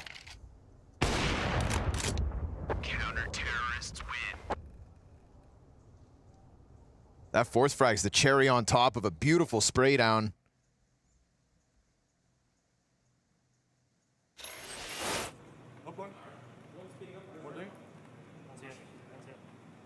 Look at the time to kill. So when he got the first dig through the wall, you could see it coming. Acor can't believe it. Nothing but respect. Rain knows that was sick. That's his first smile today, I think.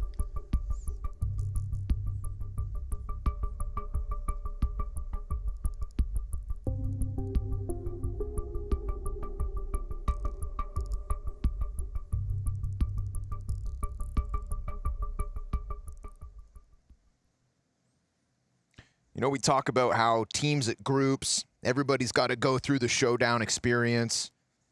Start of the year can be rough for some. We already had that conversation about FaZe back online during the COVID era and how their shortcomings were felt. Since we have returned to LAN, FaZe Clan as an organization have not gone to the showdown. 6 groups in a row since the start of 2021, and FaZe Clan have consistently finished in the top 6 each and every time.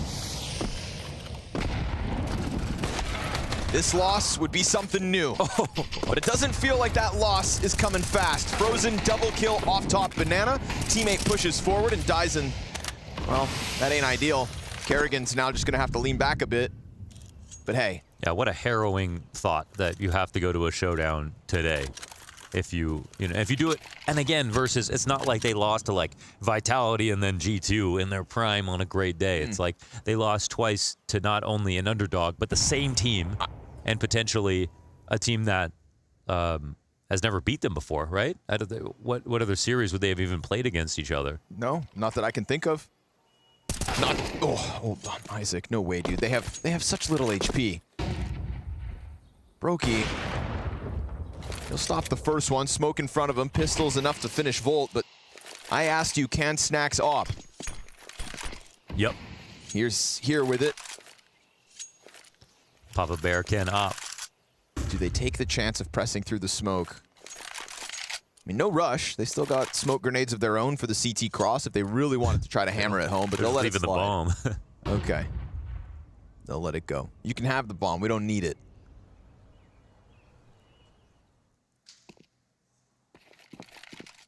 It would be an unbelievable thought that FaZe Clan ends up at a showdown in what I'll say supposed to be the easiest group at the event. Team Liquid, new project. Spirit, 2 stand-ins. Yes. FaZe Clan and GamerLegion. Yes, absolutely. And yeah, I mean, like the fall final was not that long ago. That's when the baton was passed from FaZe to Vitality as who could be a new, better team in CS2. But up until that point, it was ubiquitous that FaZe and best in CS2 were synonyms essentially. And then when the world final happened, then Vitality officially took it and said, okay, we're definitely back in form and are now the best. But like we're a far cry from that. And this result, where we switch over a month later into groups, and there are massive problems. I mean, they also had Frozen in that world final, grand final. And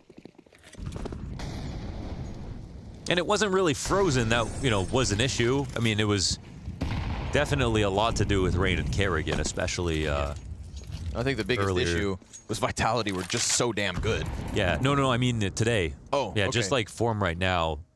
I should have specified, but... No, map 2. Gotcha. It was a lot to do with Rain and Kerrigan, a little bit to do with Acor playing definitely better, maybe if only slightly than Brokey today. And then I'd say Frozen missed a couple of trades, but his overall output was pretty good.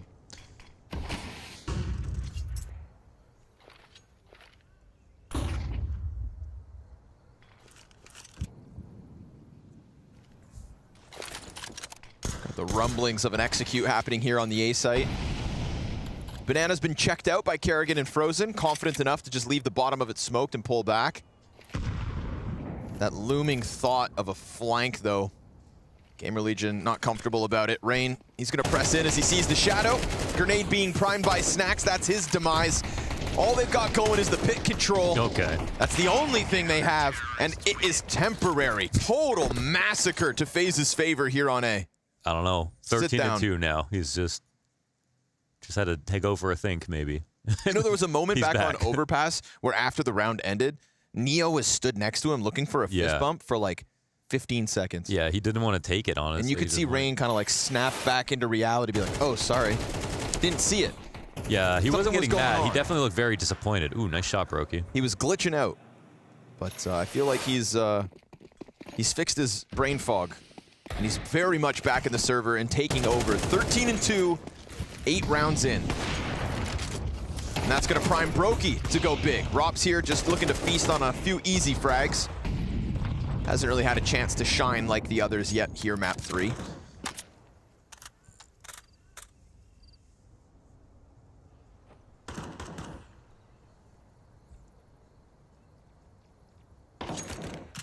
It's really just this back and forth, hot and cold between Rain and Kioz. Kerrigan laying down lead. Two frags from the pistols all of a sudden. There's a gun to be grabbed. Each of these rounds that feature pistols have had a couple kills the way of GamerLegion, but never have they really kind of shook up a bomb site or caused too much stress. This one, no different.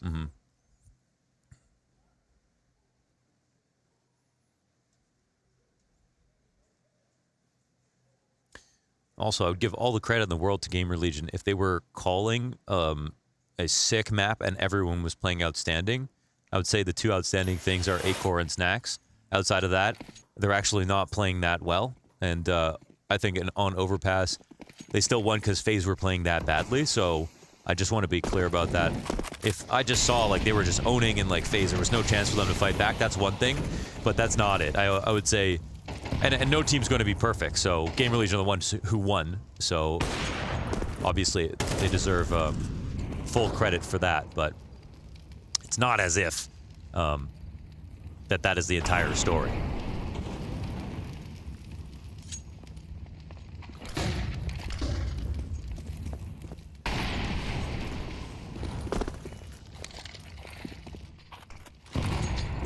Ooh, bad nade. Oh, never mind, excuse me. Thought I saw the bank. It was the tease grenade coming in at the same time. We got a little artillery barrage on Banana. Charred floorboards. Shrapnel all abound, and they turn away. They just established it, and they leave. Trying to play timings on this fake. That smoke won't do much because they have a fresh smoke in front of it. So CT's, they don't really have to do a lot of moving here, CT side. Excuse me, A site. Same situation where they ran into Rain that previous round this time. Ooh, great flash. And a pinch from both sides. So even though Rain's flashed in and has a target, doesn't get a kill, it's Kerrigan who picks up the slack. And Snacks in for the clutch, but such little HP and no bomb. Oh. And having to go back for the bomb is what's gonna end this. Poor guy. Didn't realize he got that far in. Not a mistake Snacks wants to make, but a sad reality as FaZe come barreling down mid with a gift lying in front of him. Yeah, that got dropped because of Kerrigan's push on Arch. So they just tried something. And I think there's an example of what I mean. It's not like there's a huge out-calling situation going on here with GamerLegion. Some of these rounds are pretty simplistic, and like they are making their fair share of mistakes. Like when we saw an overpass, running out of time, not having the best CT defenses, or like getting tricked themselves. So it is somewhat rough around the edges, but there are definitely bright spots. And Bubsky brought up Ash as a as a coach that in the past has proved that they can play well against better opponents because of him. So not much is known. I don't like to comment too much on coaches in general. I've decided that nobody knows exactly how much someone is doing besides like reviews from other teammates, and that's sort of unfair to put too much stock into, you know, one way or the other, if it's going to be for a criticism or for a compliment. Yeah, it's like all we can go off is what the teammates and whatnot say, but at the same time, that's entirely subjective. Yeah. I'm going to hype up my homies too. For sure, for sure. And if you're not a good... You're not a good friend nor teammate. Yeah. You're not a real homie. Oh my goodness. Rob's ain't too stressed about it. A little morale victory for Kerrigan to last. Ooh, he didn't see him. Oh, you'll find him. You could smell him. So now Rob's happy to have total control of the apartments. Little pressure here from the utility. Guns coming at him. Tech-9's in hand. All good for Rops. Keep it moving. Yeah, just stays mobile. I was saying how like he didn't get a chance yet to really shine because Rain and Brokey are just dominating in middle, but this round here, this is Rops taken to the top of the board. Or at least trying to play catch-up with Rain. Rops on for the ace. Yeah, he's got it. Oh, dominates apartments from start to finish. Bro, the way he's just like swatting flies. He's just like swatting flies. He moves at a boiler. Yeah, it's like Jackie Chan in the arcade, where it's sliding under a machine, jumping up, throwing a cash register at someone, turning around. You know, they only had Tech-9s, but this was the only free one. Everybody else is coming at him. I suppose Rain's flashbangs helped. This is his area, right? Porch side. Yeah. My area is poolside. Okay, you see me poolside? I'm at my prime. Oh, yeah? Yeah, but yeah, I've Rob's seen your A4 sprays side. from poolside. I've seen that. I've seen it. I just haven't found my position yet. I'm still looking. Do some ayahuasca. On broadcast? On Microdose. Brokey. You got a whole pack of players coming, bud. Molotov's a little bit behind him. They're going to be okay with this push. And there's Kioz's second kill of the map. Final round of the half, and he gets it now. Brokey burning still goes in. And that's all Kioz's half has to say. Harrigan double spray. And FaZe Clan two-man advantage. They're going to pop the smoke, hoping they caught someone in transition. Not the case for Acor. He gets a glimpse of Rops in the background, takes him down to 17. That's a double op retake, though, demanded of FaZe Clan to end this half with 9. Acor finishes up what he started. Isaac gets a double. And in a double-man advantage, this retake seems to have fallen flat. Rain, nothing to lose, goes barreling through, and GamerLegion hold it. It's 4 on the half, but you'll take those.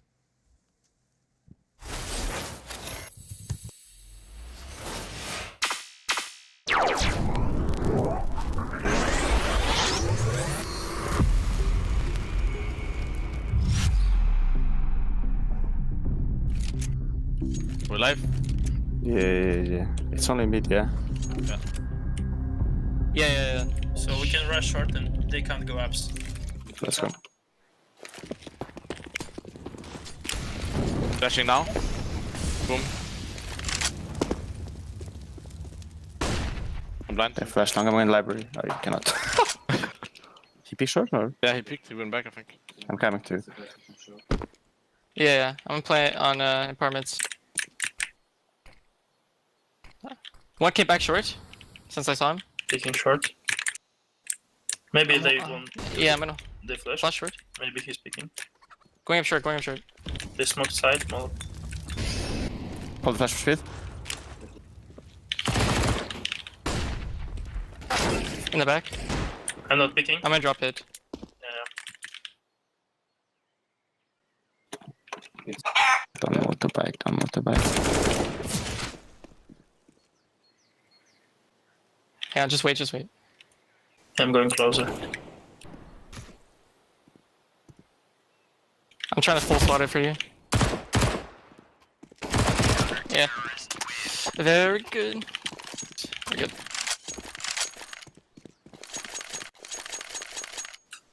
Bro, let's mull long and short and go 2 apps. Okay. One time he like put I'm molly short. One time he like put out the molly. So. Flash. Flashing. I'm going, bro. I'm picking short. Balcony. Dead. Maybe bike, I don't see him side. Okay. But apps. In apps. He's not out. Was he blind?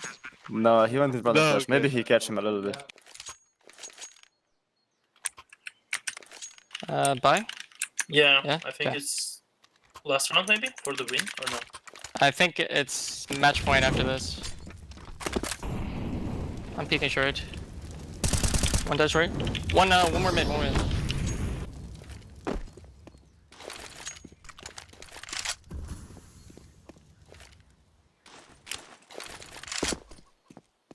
He smoked from mid. It's one way for me, I'm playing short. Nice. Easy. He tried going fast long.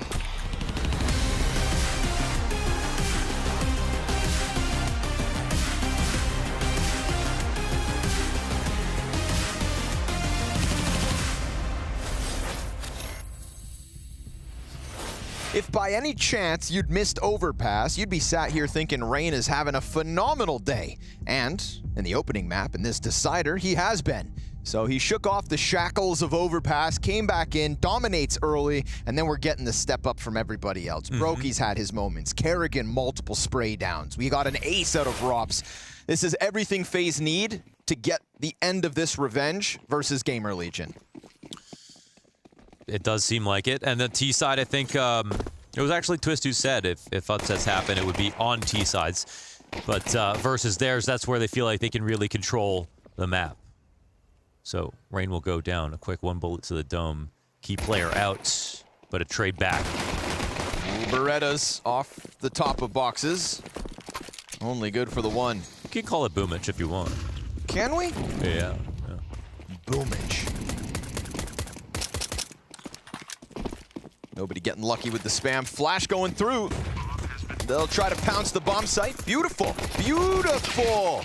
Brokey from Oranges. Fresh mag. Goes wide, dies. And GamerLegion disrupt in the middle of that 3v3. Hey, it's just mathematics, okay? Not only that, but when someone's planting, you know where they are. So when you flash through a smoke, you got someone with their hands busy, 2 people to cover. No one's in their best spots possible yet. They're still covering the plant. So always a good time to try to go for a retake preemptively. Also, I mean, Isaac threw that flash. He didn't even finish his reload before going for the flash. He had to start that reload again and come in as the 3rd player. So I like that there was no hesitation. Sometimes it all goes wrong when you do that, but sometimes it's just the best way to win the try to win the rounds. Someone says flash now, and he didn't hesitate. Wasn't half a second later. It was as fast as possible. And that's Isaac now 11 and 9. So trying to inspire the rest of FaZe. I mean, excuse me, GamerLegion. FaZe need no inspiration. They were killing it in the first 12.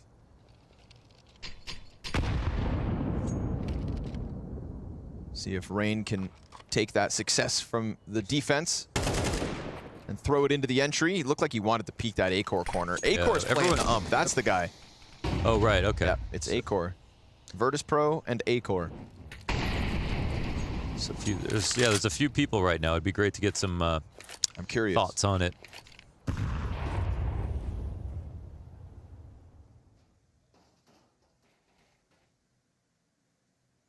Kia's 3 and 13 and a solo B hold as they try to convert versus the Force Buy. This is a tough one for Kia. They know it's a 3A setup now, so I think they're ready to try to hit this. This retake play could be interesting. Yeesh. Nice one. Oh, he nearly got that second frag. I think his smoke had a bad bounce and it let FaZe get through it before it popped. They were super comfortable coming through.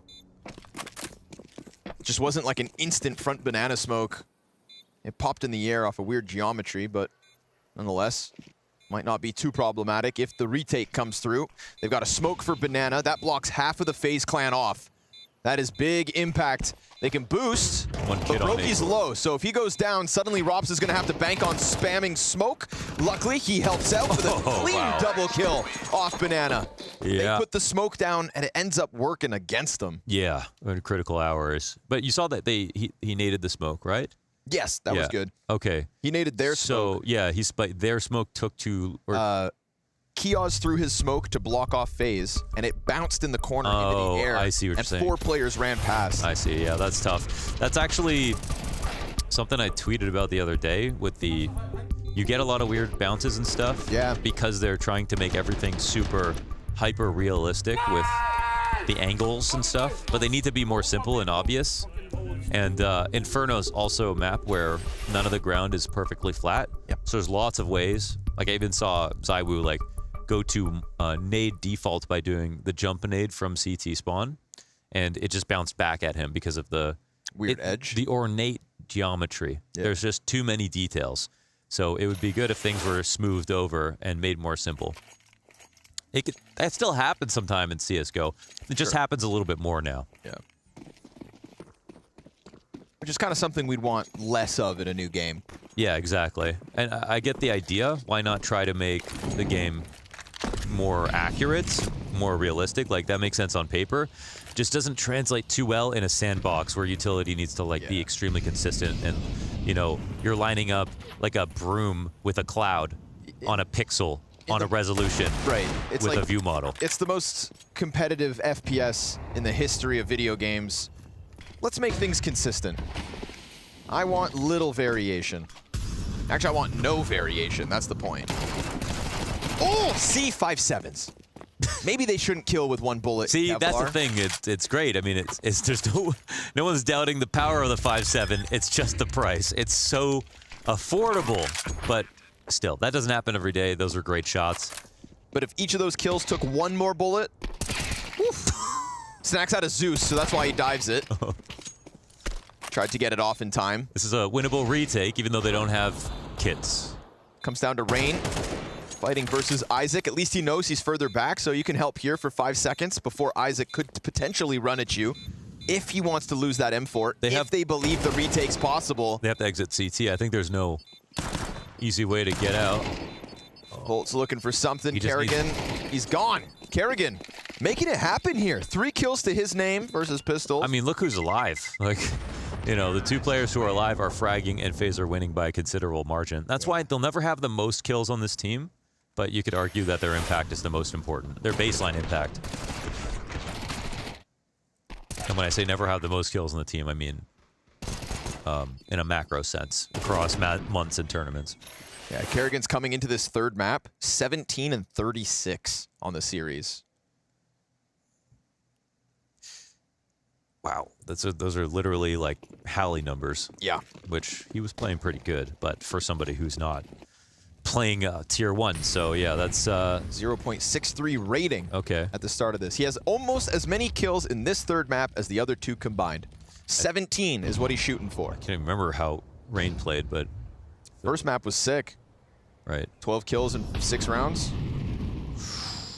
Rops given a chance to chew through some easy targets. Already has 1 ace in this map. Why not get a second? The way he can just walk into information and just walk out, it's crazy. Isaac, what's he doing? Isaac is the only M4 and he's got himself 2 frags. If Robs doesn't check, okay, he will. Robs isn't gonna fall for your tomfoolery, but I mean, Isaac has set this up wonderfully. But the setup's only half the battle. A question on the follow-through. They can just walk up into Arch right now. 2 CTs reside here as they pulled goalie on the B site. But Snacks, he grabbed the gun.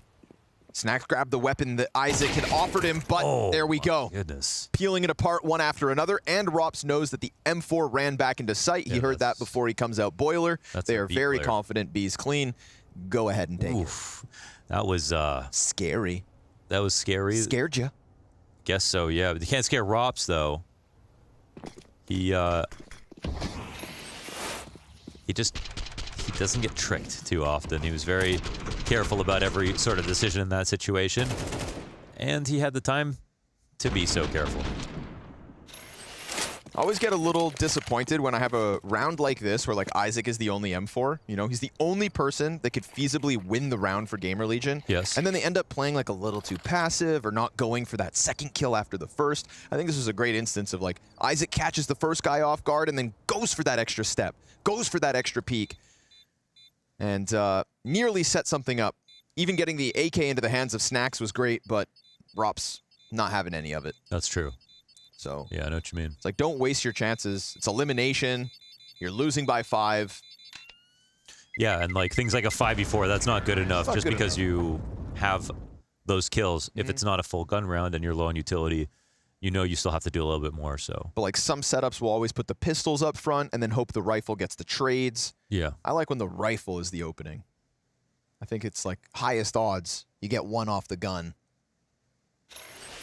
Yeah, just in a place where you can pick it up right after they die or something like that. So, someone's got a thick clap. You would think it would be like Rain, but that wasn't him. There's no way. Must be Neo. Could be Neo, yeah, okay. A-Core scouring middle. Oh, wow, this is Neo versus Snacks. Didn't even think about that. Don't know. Taz is out there probably watching from the hotel too. Yeah, true. We all knew that Virtus Pro would be forever. Yeah. They don't have to just live on in our memories. Yeah, who knew it'd be so relevant? But we're looking for impact. Snacks 6 and 13. Again, top-rated player in the series coming into the 3rd map for GamerLegion, and Isaac's barrel is going to give him away, but Robs doesn't win the fight. He's on high alert and ready. Isaac just a little cleaner with it. That's pretty impressive, but Volt, the way that he's perusing the smoke, I wonder if he's going to create a timing. Kerrigan looking to sneak up on him as he backs up. Kerrigan still playing it slow. Yeah, that flash from A-Core inside of the site just stopped Kerrigan in his tracks. You know, he wanted to come chase this. Goes for the second. Kerrigan double opening. But remember, Isaac, he's actually pushed down bottom mid. And so there's this weird feeling if you're FaZe. Are they watching it? Your flank is concerned. Oh, Brokey missed shot. But they have a catch for him. 20 seconds. They're walking back into mid. Isaac, he's got a frag out. Isaac, a spinning Brokey. I think that's actually the right move. They sacrificed Brokey. It was perfect. You had to go for it. Brokey knew that it's all in vain. The cross is being spotted. Could he potentially stop this bomb? No. Nade for the jump. Bomb goes down. Kerrigan has reopened the door, but Snax looks to stand in it. And Frozen, who we haven't had to talk about much on Inferno, given a chance to clutch and secure that 12th. Huge moment for Frozen. In a position that Twists loves to clutch from, Frozen finds himself relegated to the deepest corner, and the pinch is inbound. Kiosk and Snax on either side. He keeps his head down, low profile, cuts Snax out of the play, and ends it. As Kiez gets chopped, FaZe take 12. Perfect use of the angles and great clutch. And I love that sacrificial maneuver. You know, how hard must it have been for Brokey to make that decision? But he did it so quickly, right? To just run into mid, jumping out backwards with the op, knowing that there's a target there, that he had a chance to fight, and just believing his teammate would trade him immediately. They could have gone back to B. That's where 2 out of 3 players were. But they found a way to get to the open site. That's the creativity that we're looking for with FaZe. That was sorely missed on overpass. And those openings from Kerrigan, as many kills this map as the other 2 combined. And the impact undeniable, both between him and Rain. We had questions about FaZe as they limped through overpass with such a flat performance from their entry fraggers. Snax, could this auto shotty keep them in the game? Good amount of damage. Frozen splattered, jumping headshot. Kerrigan returns it. Back to the 2v2. They're both in the air. A ridiculous way to hold Banana, but damn it, it works. A-Core back sight, dies to Rops. What a headshot through the wall. And Kiosk, who was the star of the entry fragging back on overpass, fell victim to the FaZe pressure here on map 3. Squeezes out along the smoke and falls. FaZe clan not destined for the showdown just yet. GamerLegion open up the year with a best-of-3 victory over this very same team, but revenge belongs to FaZe tonight. And Overpass is a promising place for this GamerLegion squad in their first Blast Circuit appearance, but tonight does not belong to them. They can hold their heads up high. It was their first Blast Circuit appearance, and they fought so damn hard against one of the world's best. GamerLegion taking FaZe to 3 maps after dropping them into this lower bracket, and now, unfortunately, they go to the showdown. Yeah, regardless of the results yet, the tournament and them being in the showdown now, I think they have been happy about the performance. They pushed one of the best teams in the world to their maximum boundaries. I think it was a very interesting game and a very, very good start for GamerLegion. I think that they can be proud, and I'm sure we'll hear from them soon. They're not going to be proud now because no one likes to lose, but I think that they did a good job. On the other side, though, FaZe, right at the end there, seeing that individual potential starting to arise on Inferno and ultimately keeping them in the competition. Yeah, we saw that conversation with Rain on Overpass. He didn't really find his game towards that Overpass side, and all of a sudden he gets into a new map, all refreshed. He has the experience to join in and really get his mind to a new game, and all of a sudden we also see him on the A side of Inferno. We've been used to seeing him and Kerrigan as a happy couple on the B side for so many years, but they are no longer together. He got a new body, he got a younger one, he got Frozen on his arms. I think it's going to be interesting to look out how it will be changing coming for the next couple of months. Do you think the change out worked? Yeah, surely you will have to conclude that from this game, but for now it's too early. They need to play the better teams before we can say is Frozen the right fit for B-side. But I think it shows that Rain is also willing to give up some of his position to make Frozen comfortable. You can see there with the scoreboard. I mean, Rops, Rain, Kerrigan, they all played extremely well. We had a chance to see Frozen, I think, on the last map doing a good job. So for the most part, the individual skill is there, right, for FaZe. What is it that they struggled with on Overpass, Babsky? Yeah, I think the default's not really looking too clean. I think we saw a lot of plays coming in around the underground area where I don't think the guy in the picture had an easy time. He initially stepped up for the second map and for the third map, sorry, and it really made a difference. You can see their Rain on your screens. You did mention he hadn't showed up on Overpass. Change, like you said, on Inferno. And FaZe, again, there's a lot of talk about them not looking good enough. I mean, but they're doing just enough to win the game. That's what counts, right? Yeah, I mean, I'm not going to judge and conclude anything on a team from one tournament. If they went into Katowice after losing this game potentially and also fucking up there, then I would be like, okay, there's maybe issues, but for now it's too early to judge anything. Okay, I mean, but they didn't lose, so none of that matters, and we can throw it all out of the window. Unfortunately, GamerLegion going into the showdown, but they've had a good showing here at Blast. We welcome them with open arms, and Banks is with them now. GamerLegion do fall to FaZe this time around, but it certainly had some fight in it. I'm going to start on the slightly negative start of it, though, because Ancient last time around, you guys pushed them. This time, nothing seemed to be working. Why was it so different? I'd say we had a pretty hard time adapting. We had a few miscommunications. I said in the start of Ancient City side that it felt like they had a game plan to go towards A, and I think we should play stake a bit more towards A because they kept working donut and A main and putting pressure mid, but we didn't really react to it and didn't really adapt. So I think we lost a bit many rounds in the start and we adapted too slow. And that adaptation is key, but these things happen. Then we come to Overpass again, and it's a back and forth fight, but it's one you can close out once again. How much of a positive is that for you to be able to pick it up twice here against a team like FaZe? It just shows us that we have a really great Overpass in general, and I think FaZe is really one of the best teams in the world and has been for a long time.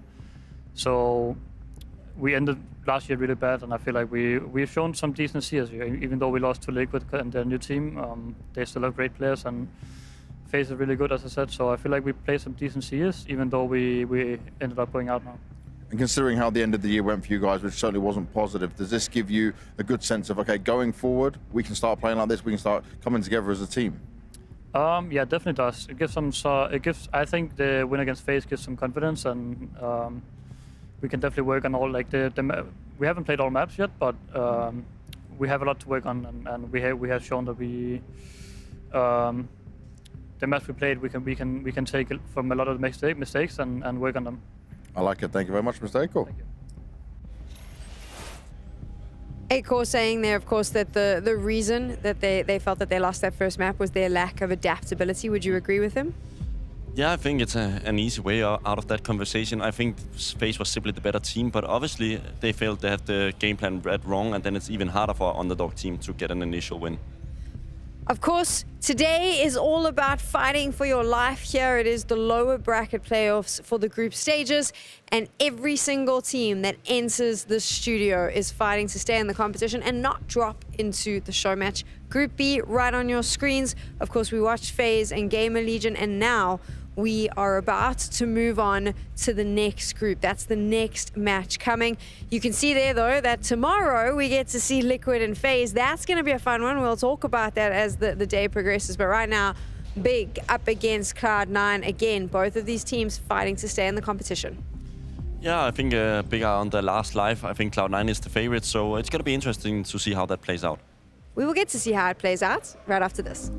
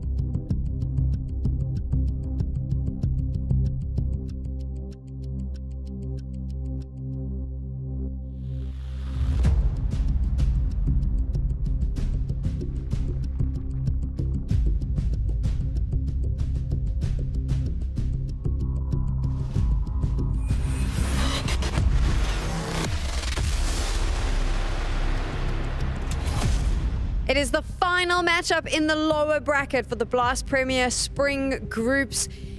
Big taking on Cloud9. One of them is going to the showdown. One of them is staying to fight another day here at Blast. We've had a whole new format change, of course, this year.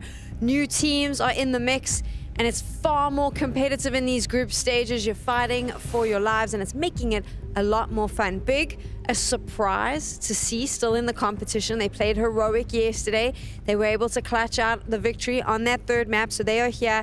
And then we've got Cloud9, who went down to Virtus.pro. Cloud9 has been looking extremely strong throughout the groups, and it was very close up against VP. Let's talk about Big, though, because I was quite tough on both teams yesterday, and I'll admit, I know that it upset some people on the internet, but I was demanding a lot from them. Big might not have been the sexiest Counter-Strike, Babski, but they delivered because they were able to get the victory. No, I think I very much agree with you. There was two levels in this group. There was Virtus.pro and Cloud9, and then there was Big and Heroic. Heroic and Big didn't play up to the level of the other teams, but they are standing as victorious and are somehow in this bracket still. So it's going to be a really tough task. You had a question mark around some of the players in Big. We spoke about it. You said that you didn't feel that they necessarily had the quality or the firing power that was needed. One of them was Mantu. You were questioning a lot about how he played, but yesterday changed your mind? Yeah, I think Mantu is one of the few players on Big who can make a change and make a difference on the server, and I think he has a lot of potential to grow into even more of an important character. He is the AWP of the team. Big has never really been focused on the AWP too much. We had a period with Syrson where he was dominating online Counter-Strike, but I think Mantu has some of the same qualities. I just think he's a little bit safe to my liking. He needs to step up and take more responsibility. I love the fact that you were busy talking and the whole of Big behind you was whistling at Manto's profile picture on the screen. So there He's you also go. a handsome man. He's a handsome man. Lots of support there, lots of happiness. They seem in good spirits. I'm curious to find out from Big, though, how they feel this matchup is going to go, because Cloud9 looks pretty scary. Banks was able to catch up with one of the players, so let's find out what they had to say. Now, I also want to look at tabseN, right? Because he's the leader of the team, but I'm not talking about numbers as well, because like yesterday he had a great series as well. I want to see what kind of impact he has on the emotional level and bring you guys together, because yesterday's game, there was a lot of emotion in it. Oh yeah, for sure. So tabseN's just really like keeping us all together, because he just constantly reminds us, obviously same with Gob when you hear him screaming behind us, that we're in this together, we're going to win each round together, and even if you die because a teammate missed something or whatever, that the same teammate still can win the round, or like every round is still possible, like the 2-on-2. I think I won a 2-on-5 with Mantu on Nuke, for example, yesterday. So every round is still possible, and we just believe in each other. Even if something goes wrong, the round is not over until it's over. Is this a team that you think is scary at all? Is this a team you need to worry about? I don't know. In my history, all time we win big from Navi, and I think we play Cloud9 as well. It's a bit. Yeah, Thunderpick. So it's a good team, but we know how to play, because he have just, not default rounds, but it's not without freedom. I don't know how to say, like, it's all time just taps and call it. Yes, all time calling. So if you destroy these defaults, you can win the round. So we know how it's played, so we try to play like that. That was the story that maybe we didn't touch on enough yesterday, was how tabseN really rallied his troops around him during that match against Heroic. I think he played a huge role in making sure that they could get that victory, and he has that persona in the team. He is a leader, he pulls them all together and he gets it done. But like Cloud9 said, when it comes to his actions in the server, it's pretty easy to read. Yeah, I mean, him and GoB tabseN is known for this very tactical side. They have a script to go from. I don't think tabseN trusts the other players enough to go by the rounds and just in the middle of it, and that makes it very easy to read. I also remember playing some games against Big, and I was like, there's no way they can keep doing it, and people are punishing it because they know how they do the defaults. I think Cloud9 has a level of quality that I'm not sure, no matter how tabseN gets his crew together, no matter how regimental him and GoB are, I don't think it's going to be enough to beat this Cloud9 roster. Yeah, I also think Big are the best when they're coming out of a new season. This is actually why I also think they won against Heroic in the last couple of days, because they are actually coming with the fresh energy out of a break, and they have time to plan for new stuff. When they're in the mid-season, they often look a little bit dry. No more talking now. We're getting into it. One of these teams is going home. Yeah, come on, get him out of here. Sam, Bubs, come on. We got games to cast. We got elimination on the line. We got Cloud9 with an opportunity to shut down the big clan. The only reason that you would doubt them, maybe, is the fact that Virtus.pro made them look so human in a world where Cloud9 were like looking so good to start the groups off. They just planted a seed of doubt. Anybody can do what we did. Maybe there's a chance. But in reality, it's still obviously an odds-favored game in favor of Cloud9 for good reason. They have more tools. They have more better players. They seem to have better attributes at the moment when it comes to everything except opping. Everything except opping. That might be an argument in favor of Big. If Montu can do what he did towards the end of that series versus Heroic today, yes, and become that aggressive opper who takes life by the horns, then maybe they can score an upset versus Cloud9. Maybe, but I will say it did take Montu 3 maps and then some in order to get to that level. But now, like map 4, map 5, he's already warm. Well, I don't think that's how it works. What we need to see, I think, is more of what we've gotten from tabseN on LAN in comparison to his struggles online. And then we need Crimbo, because Crimbo showed up for only the 3rd map yesterday. And once he got there, well, we see they walk away with the win. It was, in fact, Sin who picked up tabseN slack. But Crimbo, only that 3rd map to really be proud of as far as even his own standard, right? The standard he holds himself to. Yeah. He was, I mean, he has to be the most consistent player on the team. He has to be. He was like, I mean, I give him a shout out for not being top 20, but being near it. Okay. Which is something that's impressive when you play on these fringe lineups that are like regional. Yeah, there has to be something to be said about, you know, like, not exactly the conversation from yesterday, but let's say Caserado has a placing that's really high. Everyone always assumes, well, it'd be even higher if he was on a better team. So, and I think that's true. So, I mean, if you're on a team that wins a lot, your stats are better. There's less rounds you lost. There's less rounds you died. And some of that is not even because you played well. It's because everyone was so good. So it makes a big difference. And it's more impressive when, you can carry a lot of slack. Let's get into it. False start out of the gate. Back in and live. Cloud9 banking on what was a stellar performance from Perfecto and Electronic thus far at the event. The ex-Navi members posting a 1.25 and 1.22 rating coming into this game after 5 maps of competition. It's not every day Perfecto takes over, but it's been more often than not. They get the opening kill versus Hobbit. They gush Boomich, so suddenly this T round from Big looking like they got a slight chance. Smoke down. And Perfecto, doesn't even take the chance shots through it. We don't have a kit, we don't have any real openings here, and if Boomich gets shot by a single bullet, then they're gonna lose that smoke and flash. So he starts to set him out from outside Donut. There's 3 Ts in here. Counter-terrorists pressing in. Crimbo waits for his chance to strike someone down, but it's Electronic to start this retake. Axile gets 2. And then suddenly, it's man advantage for Cloud9. They've got the smoke to throw on top of the bomb, but still no kit. Axile comes in with a triple kill in the pistol.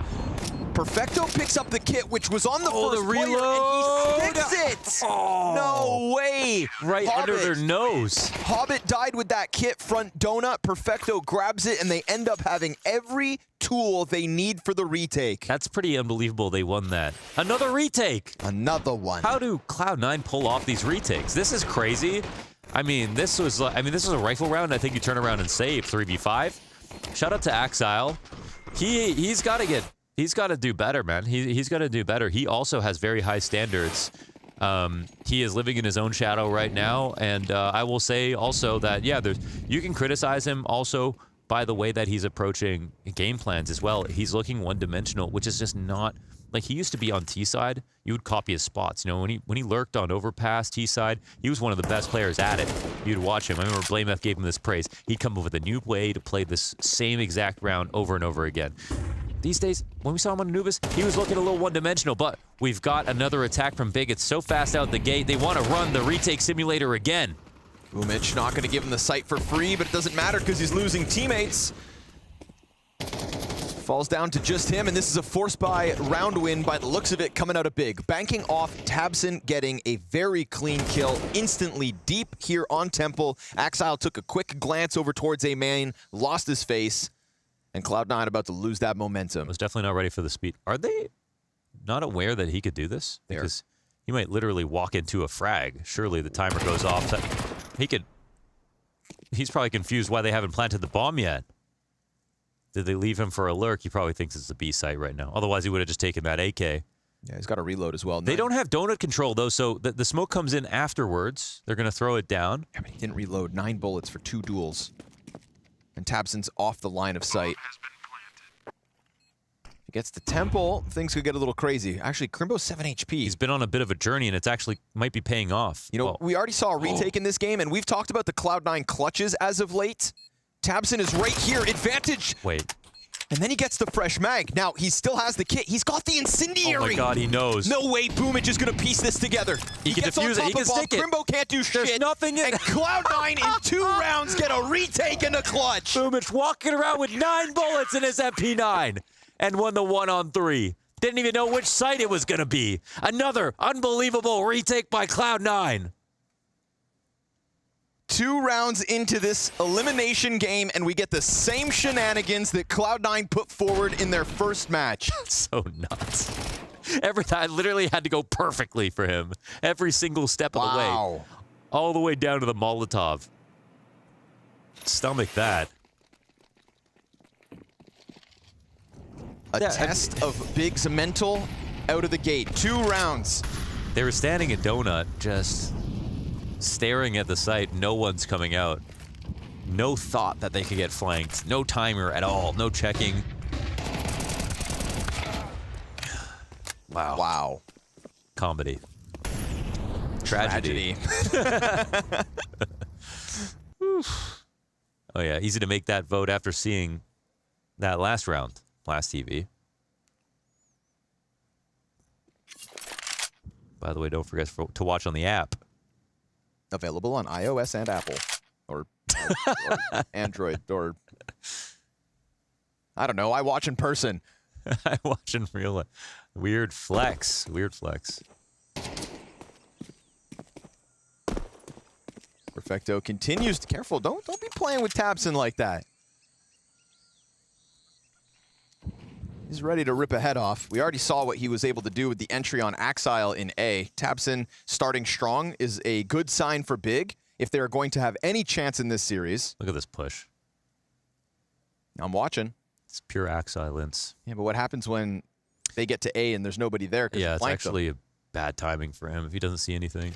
Oh. He sees Crimbo, but... Oh. Yeah, this is all confidence. Oh. Yeah, it is. They're going in and out of the... It's working. He's working on it. Watching, dude. Piece by piece. It's like he's writing a novel, you know? You don't write it all in the same day. Sure, yeah. He's like, oh. Then he goes kill someone else. Said, fine, I won't take this fight. And now Axile gave up the A site in the meantime. They're setting up the potential for another unbelievable retake situation like this. There's no way out of this one, Cloud9. There's no way they pull off 3 of these. Oh, wow, okay. Montu comes back from Donut, makes sure that Axile's not going to get anything to be proud of. And so the story changes. Big walking up through Donut, find a site completely free. And much like Goldilocks, if you show up and no one's home, make yourself at home. That was the moral of the story. Eat the porridge.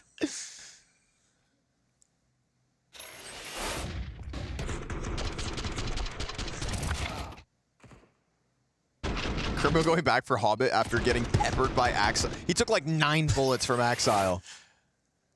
He said, all right, you don't want to commit to the fight? I'll go find someone else who does. Yeah, I'll find someone who wants to fight. So the flank through A main looked like it could... I mean, honestly, if Crimbo's not coming back towards middle, Axile flanks Donut, maybe something happens. But unfortunately, Axile just gets so preoccupied. And then because he can't get the kill, it takes so long, things get weird. But Again, we're talking Cloud9 5v4, just like when Boomich comes out from Cave the round prior. It's a very quick opening kill, a fast fight put forth by Cloud9, shadow advantage, very clear when you come walking into that angle. Yeah, they had mid control, and that was kind of really risky to just walk into Cave. Like, it was kind of surprising he didn't see anyone from Cloud9 already out there. Maybe he thought that he was on the outside of the Cave wall and just like staring at elbow. It's the only thing I can think, because Cloud9 won mid very clearly right there, so that risk does not pay off. It's actually an upgrade. Low nades here for Cloud9, but 5 players and 3 rifles.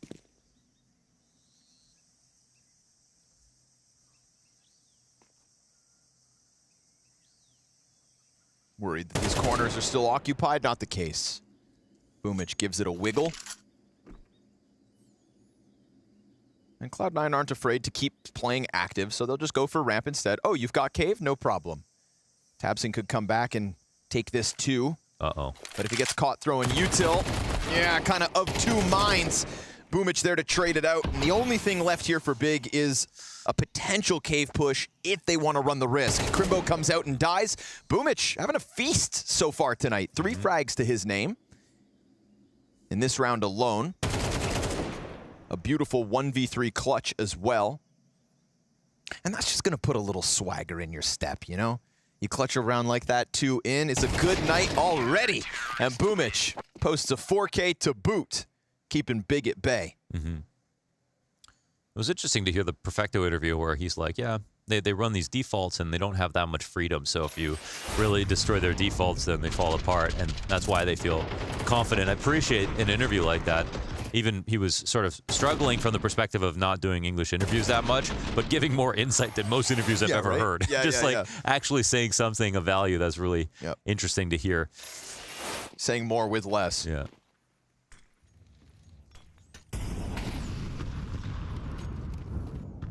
And honestly, just more insightful than even when they were speaking about Virtus Pro, right? Because they said, like, we know how to counter them. But they weren't really going into it as detailed as what they were speaking of. Yeah, because they actually didn't know and lost. Yeah, they're just talking out their ass. They didn't actually have that. Yeah, we definitely know how to win. Can you explain yourself? Everybody knows on paper. That was what SDY said as well. He said, you always know how to counter it, but when it comes to in-game, well, do it. They out-stamina you, is what he said. Exile holding a smoke, catches Prosus coming through it. Tech9 down, and it's a USP out. Perfecto, a helping hand.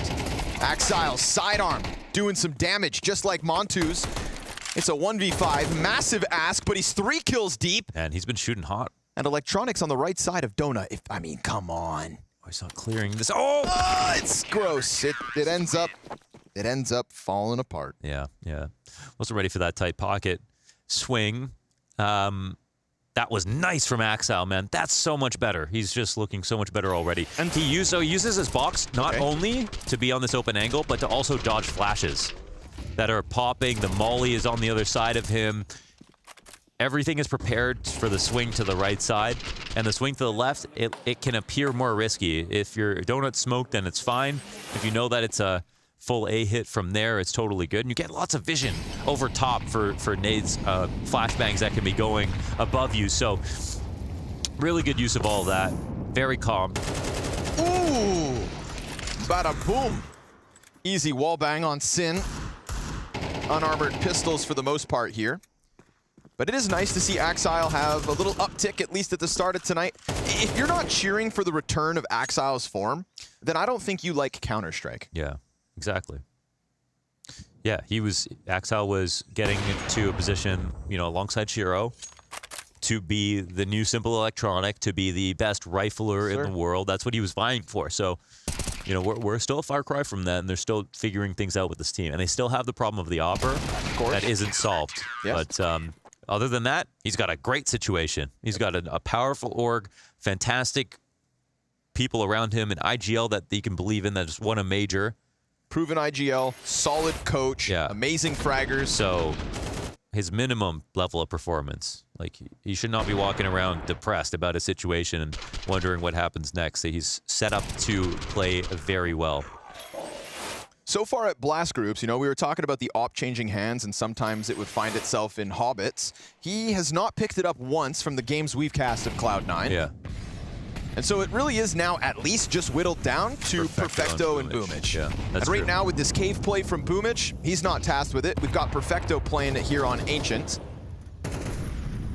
And I feel like with Boomich, it's been hot and cold. We saw some nice shots. We saw some literally opless rounds and maps from him as well. Oh my God. And Boomich right now, don't bog him down with no AWP. This rifle is sharp. 11-2 out of the gates. Yeah, and outside of Virtus Pro, Boomich was the most informed player on the team. Just Virtus Pro just has to ruin everything. But okay. Oh. All good things must come to an end.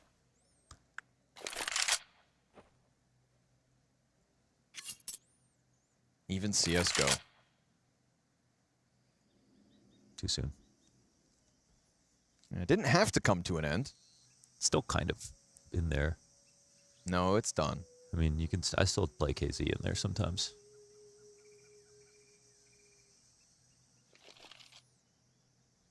Can't play Danger Zone though, can ya? Oh yeah, I'm sorry about that.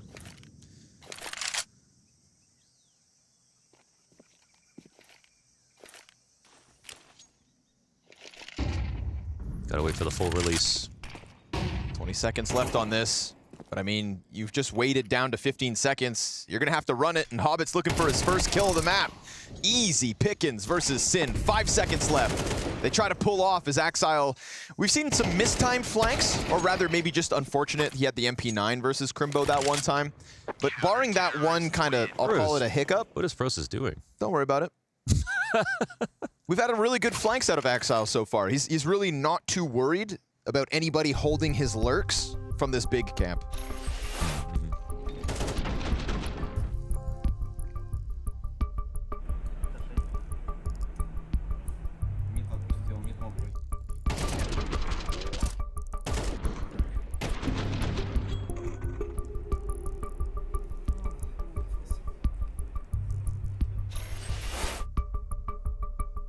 Whoa.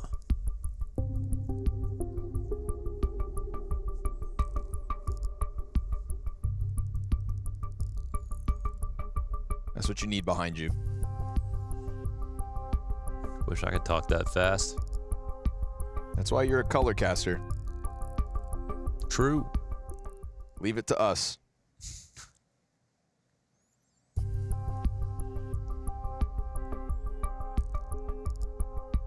And then there's Groove. He's never talking too fast. Never too stressed. Groove never seems too stressed. Doesn't wear his Gobb's emotion. literally standing in the back there peeing in a bottle. He's so dedicated. I've been standing here since last night. Yeah. He's just been theory crafting how the hell we're going to beat Cloud9. This is the gift that Big get, by the way, for defeating Heroic. Hooray! We win our first best of 3 of the year. Oh no, it's Cloud9 waiting for us. And a very hot Cloud9 on the rifles, as proven by Boomich and Axile so far. I feel like they're in scrim mode a little bit. Like, let's run that default properly and try to take over cave control with mid. They're just like trying to prove they can do that before they can start this sort of half, which actually mirrors what Perfecto said in the interview, if you think about it. Yep, very true. Boomich slides into the corner. He doesn't have support. His teammates are off on the side of the smokes. Electronic's going to take the gamble of running through, and Tapson sticks the Tech-9 to the side of the head. But as he goes for the gun, he falls. Luckily, Prosus able to follow forward. This one was aggressive, but it's worked out so far. Perfecto retaking with an AWP, smokes off Crimbo. That's an interesting use of the smoke. Does that come back to haunt him? Feels like it's going to have to be Axile here. I actually think it could be good. Well, at least because it gives Axile a chance. He announces himself, Perfecto, and Montu hits the headshot. We got Big in with the second round because Tabson took matters into his own hands. Maybe Gob, actually. Oh my God. You know what I mean? That was off the tack. Gob B. That was off the tack. He had he was really saying some words right there, I think, to Sin. Prosus just died to a B-bomb explosion. He was, wow. At front donut, he died. It's a little unfair, maybe. A little crazy. So that was Gob talking to Sin. He was being very emphatic. Yep. And I think that it's because Sin was going to take cave control. And that's where it went wrong the last time, where he lurked into it. Okay. And died. So probably refreshing with him over protocols. And this is a round that Cloud9 let Tapsin get out to the right side of mid and let Sin get into cave, which is what they tried to interrupt the round prior. Ooh, perfecto. Oh, let's go. There we go. Cloud9 got that op. No. Cloud9 did it this round. Yeah, okay, fine. They threw him up on the ledge as well. You know, I feel like sometimes those are the moments, like the out-of-spawn aggressive op peaks, those are the ones that don't always come naturally to players that pick up the op. Yeah. That was nice. Anyone can sit on an angle, but to go hyper aggro into elbow and find the target through the spam that came out, you love it. You wear it. Hobbit, he's gonna die inside cave. I was just thinking. Exiled burns 40 HP and announces himself. They know he's here, but he's still gonna peek in for the fight. Trade frag's good, but Electronic takes up the gap, and we've got Perfecto now looking to start and end this round. Could be, and versus Montu on a rifle. Can Montu think like an opera for a second here and figure out what Perfecto might be trying to do? He might not be fully convinced that he still has this gun, but on low HP, of course he does. The reroute is being met with a reroute, and Perfecto is just going to gamble on the A side as Montu is walking in the exact same direction. This is going to work out beautifully. Perfecto is going the long way around, but he can still simply walk out and get this kill. Ooh, he's got to go now. He's got to go now. He will. Oh my missed God. shot. It gets weird. 10 seconds. Montu swings, and a missed shot from Perfecto, but that looked on him unless the inaccuracy of falling out of temple. Or did we just get CS2'd? I don't even care. Get an opper. I'm going to use that as propaganda in my favor. Even though this was sick. Is that inaccuracy? From dropping out? I think the litmus test is what had happened to Brokey. No, he was on the move already. I'm not sure. The only thing would be a missed counter-strafe that could make that, but... I don't know, man. I saw an egregious one happen in the RMR close qualifier. Can't remember the player, but over on... Can we get a replay? Because I do want to... We gotta unpack that. I don't mind looking back at that. But I mean, pistols. It could be on him, but if you missed the counter strafe since he was clearly running. Yeah, I don't know, man. That contrail looks so straight. And it is representative of the bullet nowadays. Bomb will drop here, Hobbit. No Kevlar, no gun to pick up either.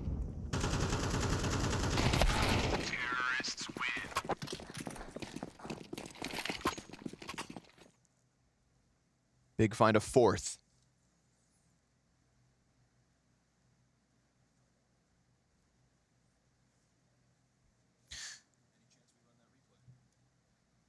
And are we talking about the first shot when he was planting, or the second shot? The first one. The first one. Okay. Yeah. When he comes out, temple, stops, scopes, shoots, and it looks dead on him.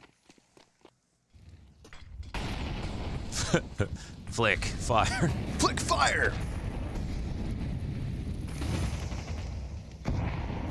Dodge, dive, duck. Dip. And dodge.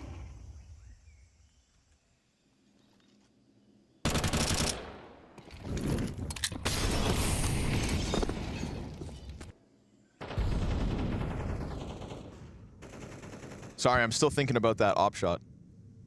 I gotta shake it off my mind. Whoa. This is nuts. Pretty crazy. Yeah, Axile's done.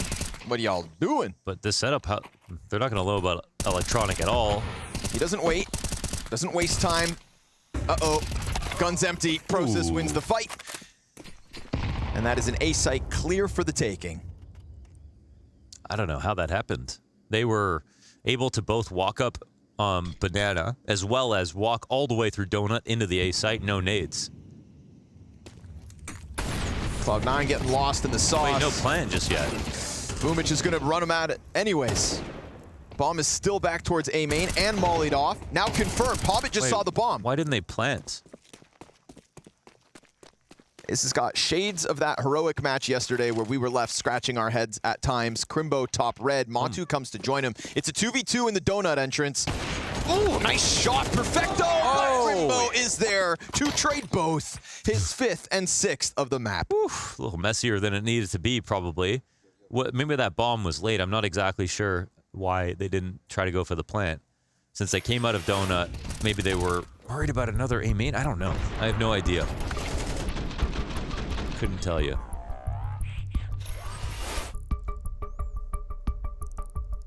So Cloud9 will take a timeout, and I think, luckily for Big, they win back-to-back clutches, so if not, economy would be pretty rough. Still puts them in a tenuous spot.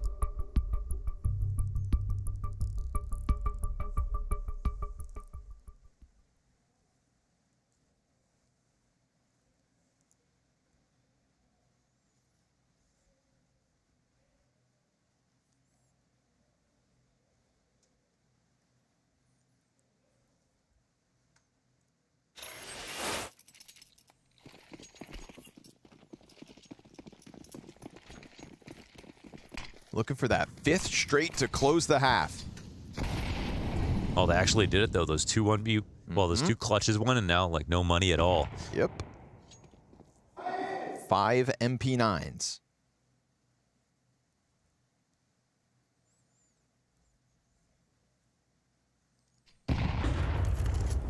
Very quiet map from Electronic, actually, all things considered. 4 kills as we're in round 12.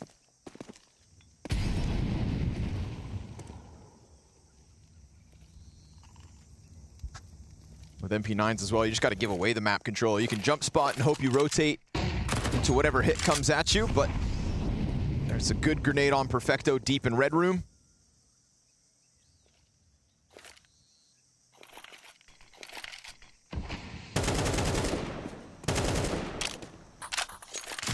Dwindling smoke grenades. We've got 1 left on Hobbit, 1 left on Electronic. That's split between both sites.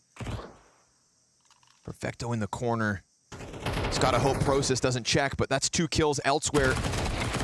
There goes Perfecto. No chance to even grab nice the gun. one, Matu. And they killed A main, and they killed Donut. So the odds of an A player, pretty damn low, but they're still hesitant about it, just in case. Because it's like an anti-eco almost, like they could be anywhere. And that hesitation gives Boomich a chance to get his hands on an AK, an incendiary, and a position to maybe make this happen. Tabson makes sure not. His 10th of the map, and a bomb plant to boot. Hobbit gonna have to come over and retake in a 1v4. Cloud9 let a couple clutches slip through their fingers, banking maybe off of a weird op shot from Perfecto. And now suddenly tied game heading into the CT side of Big here on Ancient. I say that assuming Hobbit can't clutch, and sure enough, Crimbo's gonna end him. So Big finish on fire. And we've got a tied game, folks.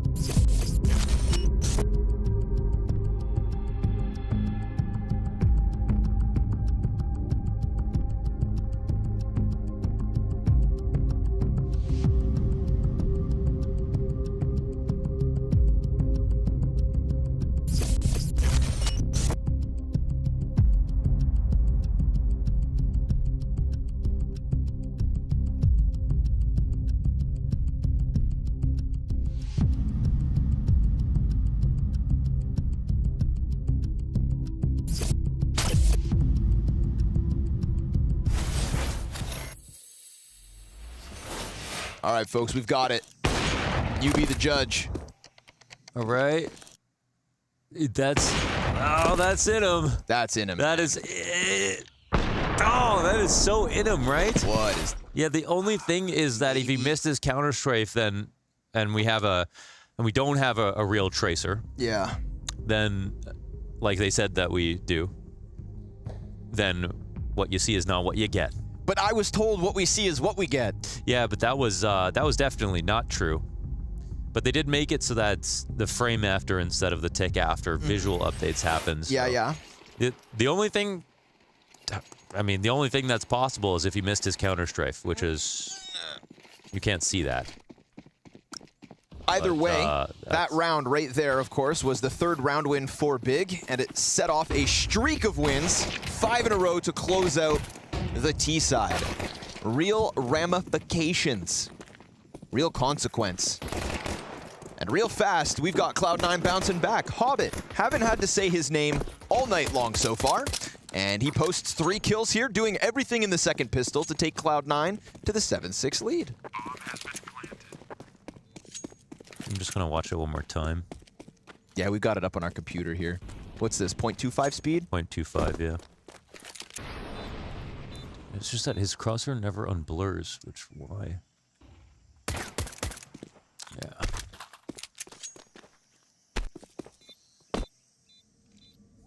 That's a crazy one, man. Why doesn't his crosshair unblur? Because he didn't counter strafe. That or the movement. I will say it's always been unfair how much landing inaccuracy there is. Like even if you're perfectly comfortable for, you know, if like you put on the box that shows how much inaccuracy you have, and you get like a deagle, for example, you see how crazy it is. You can be landing for a full second and it's still not accurate. So going to the moon. But either way, that's a robbery. That's a robbery. That's a something or other, mister. But I suppose it's about time we focus forward, Launders. No point in dwelling in the past. We still got more Counter-Strike here, and Hobbit kicks it off with a multi-kill. Of course, this is the map choice of Cloud9. Don't you dare. Oh, excuse me. No, it's Big. Ooh, it's Big. That's right. That's right. Big thought they could take Cloud9 to Ancient. And I think that's fair because sometimes I thought that like the best thing about the best thing about Cloud9's CT like Ancient in the past was kind of their CT side, and it banked on Shiro, right? I remember great games of Shiro on Cloud9, and they'd still lose because nobody else could do jack diddly squat. Yeah, Shiro and Donut on CT side, yeah. And now you don't have Shiro, so maybe you can take Cloud9 down a peg. I think they're also tired of playing Vertigo. Yeah, that's fair. Whoa, whoa! This scaling smoke? That's just to go the extra length. I actually really love that. Just to take Donut? Just to take Donut, yeah. An investment. It seems like a waste of money and time, but like people can be in here. Yeah. Better to have Donut than to die to frickin' Berettas in the corner or something. Yeah, it gives you, they just go for a new explode right here. I actually like that. That's nice. All right. Well, they lose A main in the process. Hobbit gonna catch that push. 5-7 kill from Montu. Wow, that's wild. Clean frag. T-Smoke falls down on the box. Players losing vision. Good thing they have Donut. It's all they've got going for them. Sin comes through with another pistol kill. That was on CT lane versus Electronic. Oh, they throw one smoke down. This is gonna scare the T's who think they have to fight into this. They could dive it, and there's a chance that they can stick it as well. Oh, jumping up, come on. But because it's sat on the side of the box here, Axile maybe gets to keep vision, but the flashbang's fantastic. Perfecto, you got 3 more guys to chew through. 35 bullets, USP's out. He comes off the defuse. To 10 seconds. And Perfecto's gonna clean it. There's no way, no kit. They had all of that, but no kit. Damn it. So, well, he had a full second to deal with that problem anyway with the USP, and the smoke was coming up. A few things going wrong. 35 bullets, man. I love a 35 bullet rifle. It helps. It's actually a specific advantage on the anti-eco as well. Perfecto saves the day.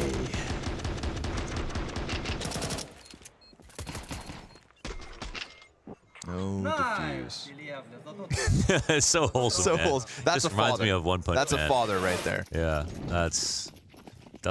yeah, I don't even know how. Good job, son. Stitchers fall out. Nice. Bingo. That's a grandfather now. Oh, sorry, we're getting older. Yeah. You got any dental paste? Sheila's cheating at bingo again. Kanye West doesn't have any real teeth. He hasn't for a while, if That's you remember crazy. through the wire. I think he got veneers a long time ago. That's pretty crazy.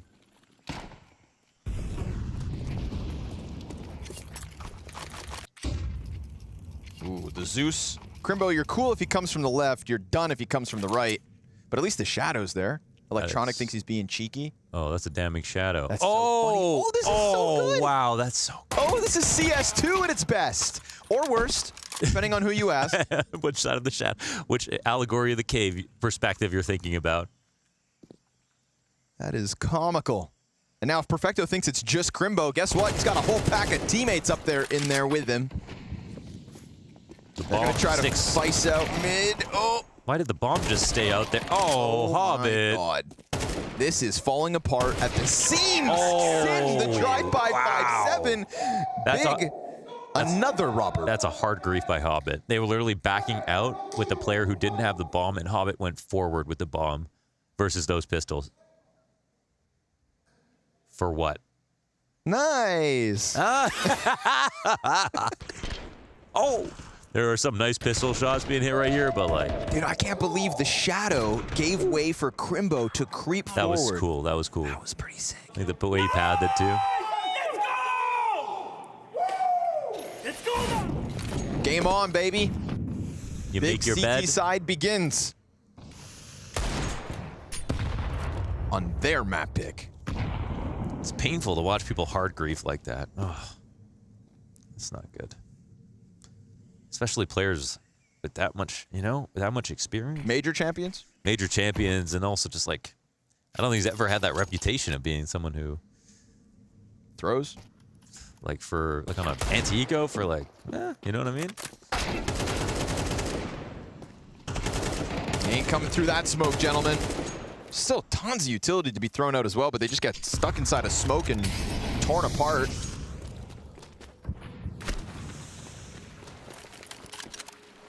Boomich gonna run away, try to join Hobbit. This is a chance to take B. There's only Sin in place. You gotta plant, you gotta kill, you gotta hope.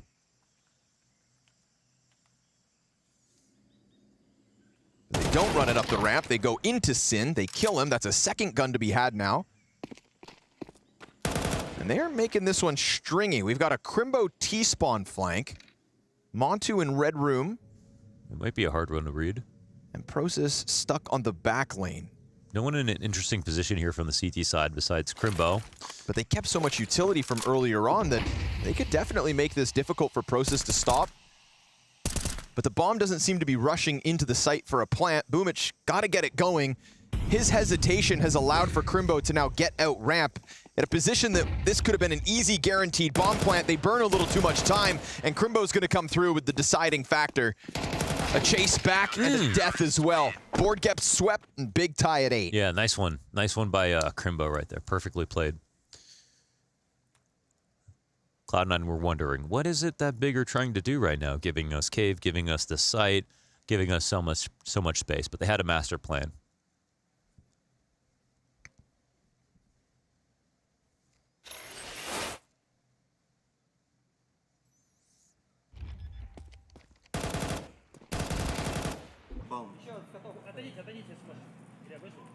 Little flick of the wrist. Yeah. Electronic not having a great day form-wise. Nope, certainly not. See ya! Nothing. You stink. Just kidding. They wanted that to happen. They wanted to get into that gun round as fast as possible. They got no business playing with pistols. Let's go, Cloud9.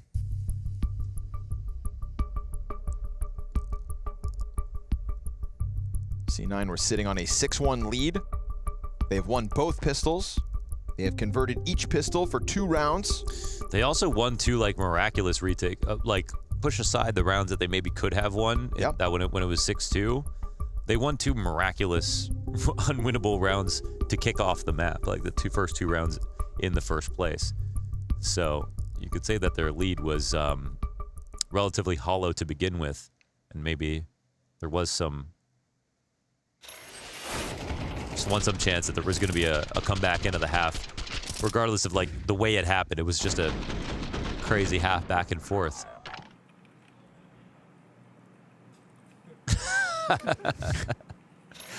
There've been a good evolution of these kind of post-round, you know, bumps. I noticed Snacks has been giving full-blown handshakes in between rounds. Full round handshake. Just shaking hands. So when it's a really good round, I think that would hit different. That is professionalism. Ooh, Boomich has got their attentions big time. Yep. They think it's a beast. They could a slip default. into A right now. It's only Crimbo between Cloud9 and the A site. They're going through it. That smoke, not a solid wall. Crimbo pressed in. Montu actually comes out. That's from they don't CT smoke spawn. They don't smoke it. And Montu's going to pick up a second kill. He'll finally die, but this pack of CTs is pretty hot. Nice nade from Axile. Sets himself up. Boomich comes out, and Crimbo buys all the time he needs to get 10 on the board for big. Touch the sky, baby. That's hell of a round from the perspective of fragging. Montu and Crimbo, high output right now on Ancient.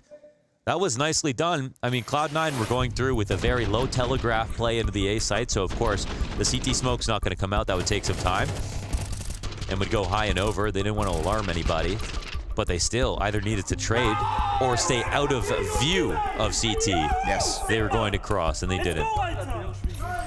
So Big got to be very happy because they completely bid on this fake that Boomich was selling all by himself with a trench coat. Back in spawn, throwing all these grenades out like, yeah, I'm 5 people. I'm 5 people, come here. You're winning B control. You guys are doing so good. Yeah, keep pushing. And then all of a sudden, Crimbo's like, I need some help. Mantu's like, okay, got you, bro. 2 kills, round 1. What more can I say, man? You did it. Yep. That's why I'm the color caster, man. Great summary, man. But you didn't talk about that sick Axile frag grenade in Donut that blew up at 2 people's feet. That was tight. That was a cool double kill. Almost got him back, but with no eyes on Crimbo, he just slams it out Temple. And we have Big 3 rounds away from a map 1 win versus Pistols here in this one. Cloud9, what was a very hot start to this opening map. Spiritually, they lost control of this game after that missed op shot. There was something there. Tilt. The magic. That's what it was. You know, magic only exists. It's just a sign that, yeah, it magic only exists as long as you believe. And it's also something you need to pay attention to because it was magic, right? If it had a voice, it would say, get an upper. Upper.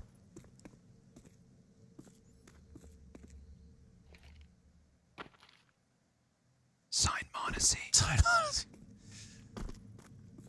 Call simple.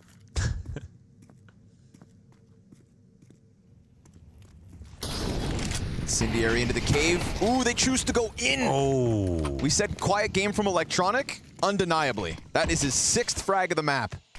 But it comes at a very interesting time of the game. With a very open bomb site, seemingly Axile peppering the smoke off the Tech9. We talked about Cloud9's retakes all night long earlier this week. And now it is Big with a chance to rob this one back. 1 in 4 chance that they make this happen. No flash for Axile, so he's going to have to go Jason Statham mode again. M4's got a fresh magazine. They've got a few flashbangs to throw out. Oh, he does. Axile peeks in with the Tech9, and these Tech9s have absolutely murdered Big here in round 19. There's still a kit in play on Montu. Montu and Crimbo, those who dominated the A site last round, are going to just watch as this one slips by. And sure enough, Cloud9 take a 9th. Yeah, and Hobbit, I mean, seems like he might run literally into a free gun. That's actually all 5 dead. Shout out to Axile for those Tech9 kills. Looking sharp as a 2-way player now, not just CT side, and but this also kickoff the T side. Yeah, Electronic. That's tough. It's these $500 pistols, man, going crazy. Going nuts. This gun is nuts. Buyback. Good. Make this game tighter. Crank the stress to a 10. Ooh, what a gap. What a chance for Crimbo. Just a bullet, yeah. Not even a shot back. They could not see a thing. Ooh, that was such a golden opportunity, but just off the mark. Crimbo's actually still floating around that side. Yikes. And Boomich goes for the frag on Sin. Process climbs up. Could this timing catch them off? He finds Hobbit, but they've already lost Cave. Crimbo's still sitting over an elbow. Another smoke. They want this mid control. They do, but do they have the right to take it without Cave? We'll see. The CTs, I think the Ts can precipitate that they're going to have to peel back a little bit. Montu going to add a layer of pressure. This could be the move. He's got to be very careful on the approach. And Perfecto actually wants to draw him out, but Montu is just fast enough. Not expecting him to be that close, thinking he had a little room to go for the lane fight. Boomich concerned that there was somebody knocking on his door. Montu blinded. A real chance, but Electronic can soften him up and do no more. That's going to start pushing Boomich forward. They know the Opper's at least on the front of the site. He tucks in. And if they can flush them into Cave, or at least into the back lane, then there's a chance Cloud9 could put this bomb down. Molotov in sight, finds no contact. But this Op is just waiting for Boomich to present himself. He smokes off lane. It's a long wait for Axile to come up that ramp, and the next Molotov's placed perfectly. tabseN locks down one half, and Montu's got the other. 12 seconds. Electronic, quiet game, comes out with a real chance at impact, but he's going to have to go for the bomb plant. And nobody's going to chase him right away. Spam through the wall. His job here's done. No chance at the round. No chance to keep Big off 11. Oh, they would have let him have it, too. Not even an attempt to put that bomb down. No thought that he could try to win that round. And Big, what a great hold. And fantastic from tabseN in front of the smoke with his fresh smoke as well. Montu with key impact. And Montu, he's been great with both the rifle and the op on this map. It was the rifling all throughout the first half into the op now in the second. We said if he could somehow start this series the same way he finished versus Heroic, that they would have a chance. Well, that scoreline, indicative of the heat he brought to the server last evening. 24 frags and sitting pretty on the big green. This time, Cloud9 do get into mid. We thought about how much we saw Crimbo and Process pushing down middle in the last round. Well, this time, Cloud9 get in there quick. But we've got this two-pronged pinch between Montu and tabseN. Will they succeed? Will they get a chance? They lose Red Room, but there's a third player here. Pressure on Process alone. Then they go back towards Donut. Montu's got support on this side, but he gets swept away. They will not expect that second player. Bomb Crimbo down. given a chance. Process comes in. What? Double kill from top mid. He goes in. Just that he has fallen back. Perfecto tasked with another clutch. And it's a headshot, but they smoked off bomb. Wait, with a free smoke, and they know Process was here. But the thing is, he could route around. Does he push through? It's the op again, and a miss! Get an opper! 2 missed chances from Perfecto. 2 rounds on the board out of Big, and a locked-in 12th. Oof, that's gotta hurt. That Deagle shot was so nice.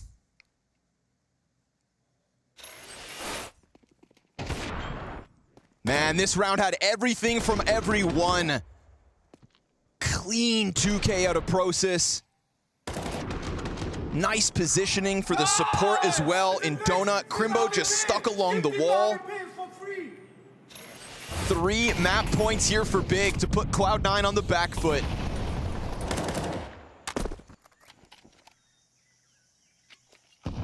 They wouldn't be the first underdog today to push the favorite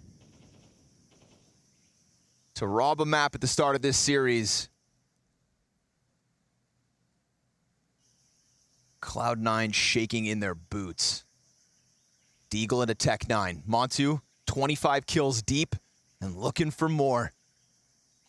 Easy pickup on Axile. So clean. Beautiful dive back. The tethering between Crimbo and Montu. They've been a combo. They've been a duo. That is the win condition. If it's not going to be tabseN, in a rough month for tabseN, 2 stars need to arise. Montu and Crimbo stepping forth. Gotta be happy for them. Big barely survived yesterday into now taking the first map off of Cloud9, potentially 2 left with 50 seconds left. Bomb coming in, and there's no resistance. There might be the chance to put this down. We say potentially, but I mean it with certainty. A desperate spot as Perfecto's gonna go for the plant. They've got every grenade in the world for this retake. Perfecto doesn't even have a primary. He won't even make it back to Cave. Hobbit loses 86 health in this first fight, and a team who was on the brink of elimination last night versus Heroic opens up against Cloud9 like it's nothing. Down 6-1 at the start of this opening map. Big bounce back, and they do it with conviction.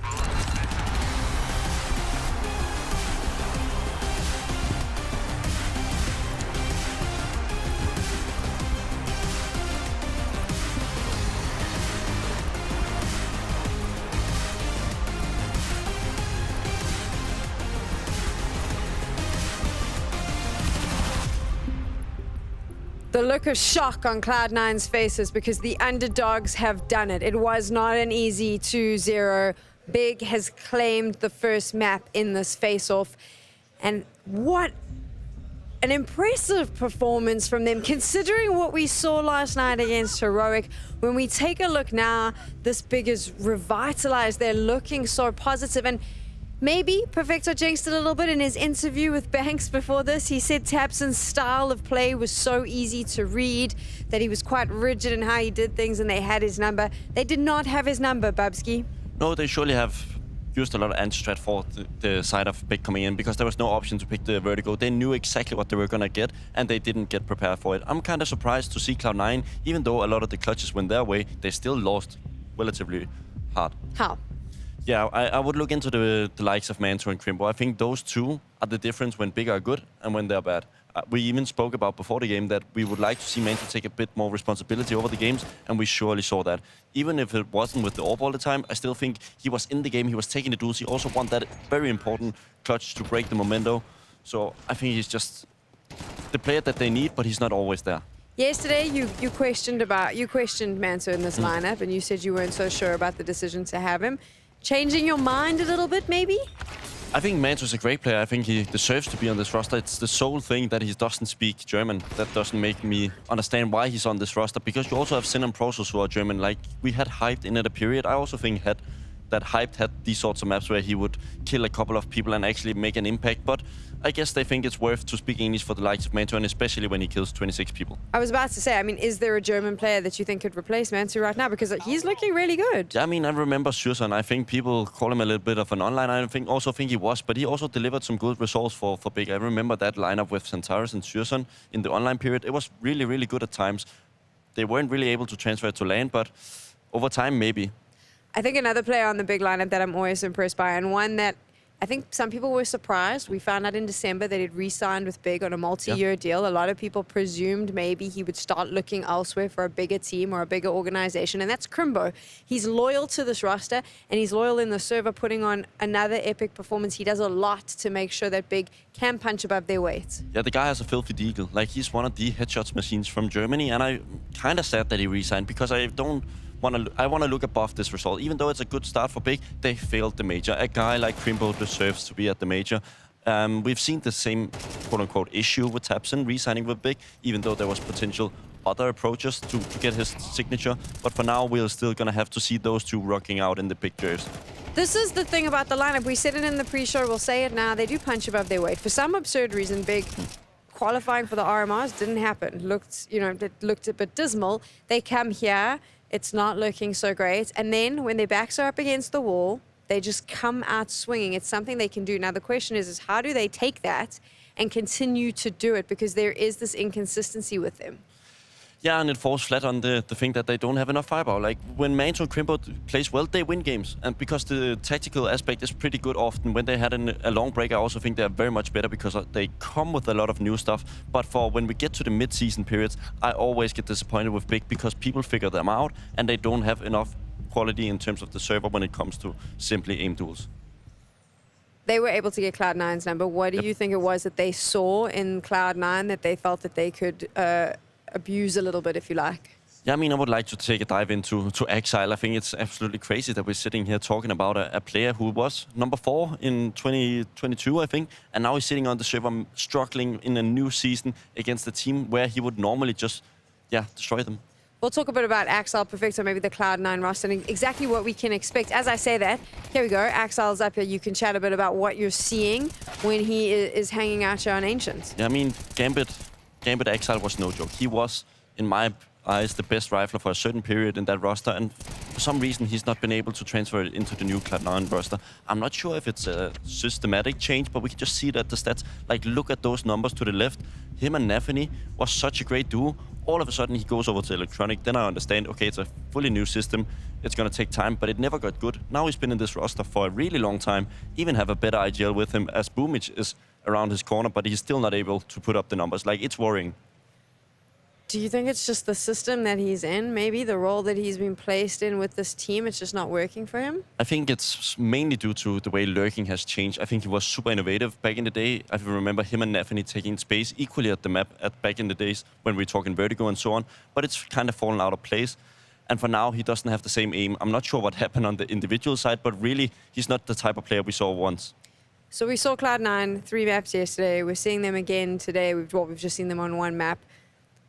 You heard Scorny and Launders joking about it. It's a conversation that happens all of the time. Do they need an AWP, Babs? At some point, yes.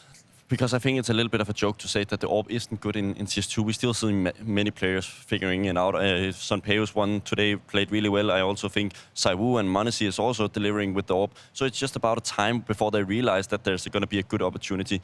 I guess the opportunity is not there yet, and they're therefore waiting. So the one thing Babski hates to do is delve into gossip. Yeah. And try and see the future.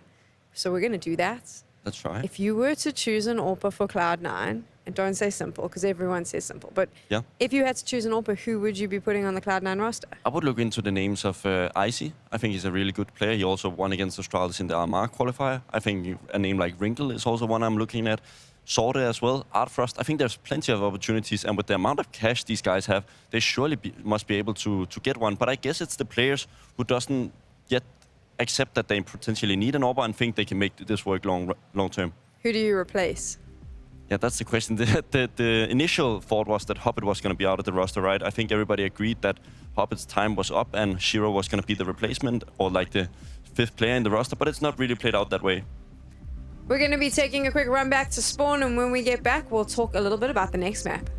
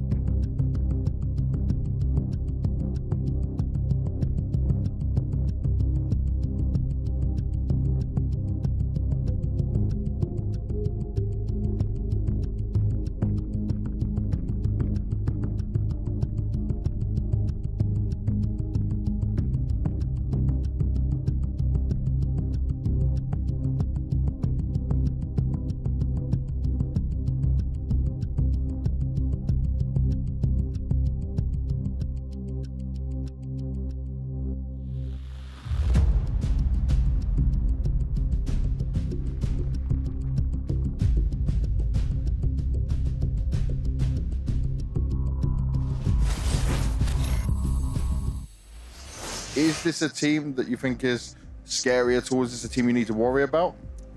I don't know. All in my history, all time we win big from Navi, and I think we play Cloud9 as well. It's a bit, yeah, Chandler pick. So it's a good team, but we know how to play because he have just not default rounds, but it's not without freedom. I don't know how to say. Like it's all time just taps and call it. Yes, all time calling. So if you destroy these defaults, you can win the round. So we know how it's played. So we try to play like that. tabseN is regimental. He has a very specific way of calling, and according to Cloud9, they know exactly what that is and how to take rounds off of him. Didn't work on Ancient though, so is it going to be any different on Anubis for them? I mean, the Ancient was big map, right? So they are excused for some reason, but for now, they need to turn it up a level and really step up in some way, because we saw them tactically actually get outplayed in some of the ways, and I think they tried to play that card by we know what they do.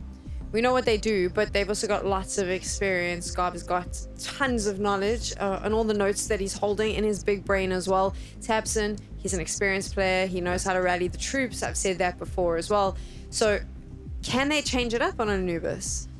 I understand what actually Perfecto means when he says how tabseN plays, because he says that he just controls everyone. They don't do these out of the ordinary things. They always do it by the playbook. They don't really do it by entries. They do the simple executes. They do it well, but they are kind of functioning with that. But they're kind of being punished in some aspects when they're playing against really good teams.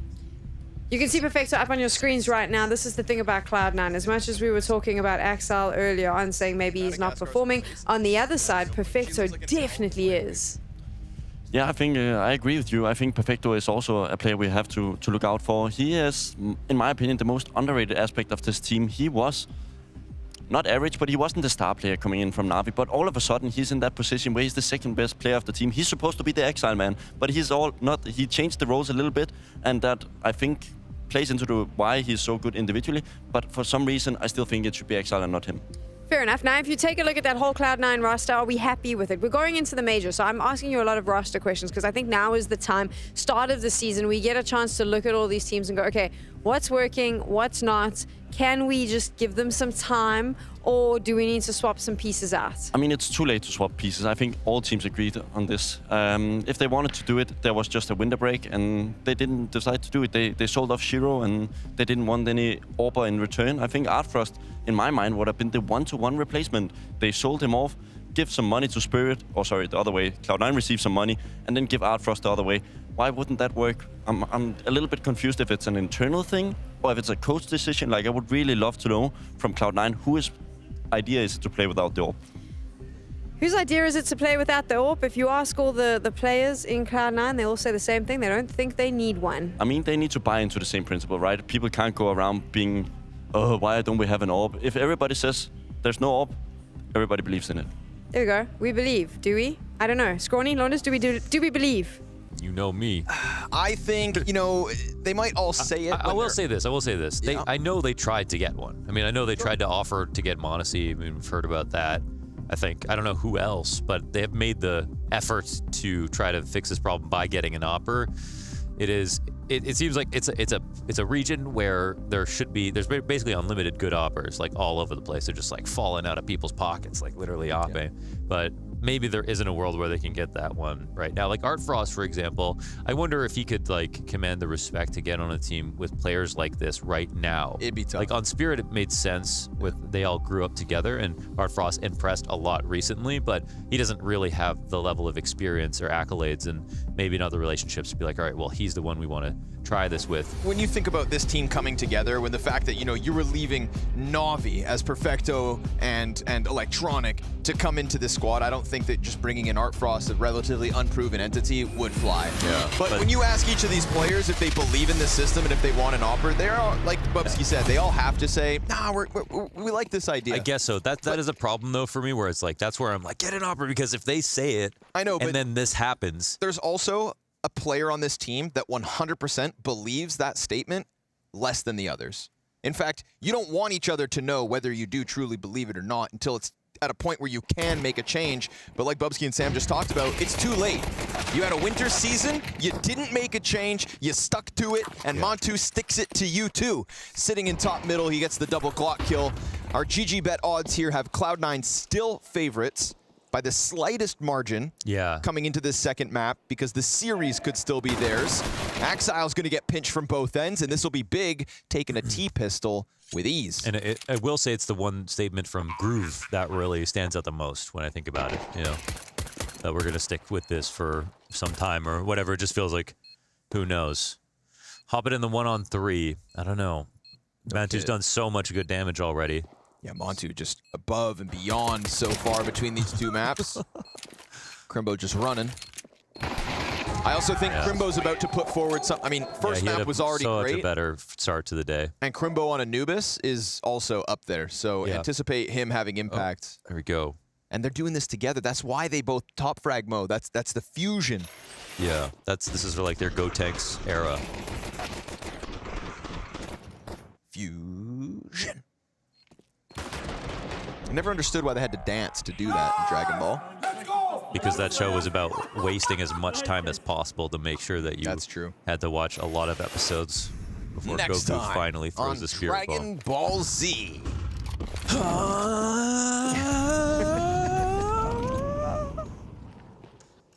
For 4 episodes. It really is just like the ultimate. It's the longest yeah boy ever. Yeah, it's the, for like it's the biggest tease. months. It's like when like elementary school kids want to fight each other, but it's like, no, you punch first and I'll kick your ass. No, you punch first. Yeah. That's Dragon Ball Z. I'm gonna freaking hit you with this thing. And then Krillin gets cut in half. That was brutal. That was brutal. As a child, that actually scarred me a little bit. I didn't realize that. It's when you go back and rewatch it as an adult, you're like, oh, Master Roshi is a sex offender. People are getting chopped in half. Yeah, was that show for kids? And my parents just let me watch this. Because it was just a cartoon, they said. It always came on at the same time as guitar practice for me, so I always resented guitar practice. I don't know. I don't see you with an instrument.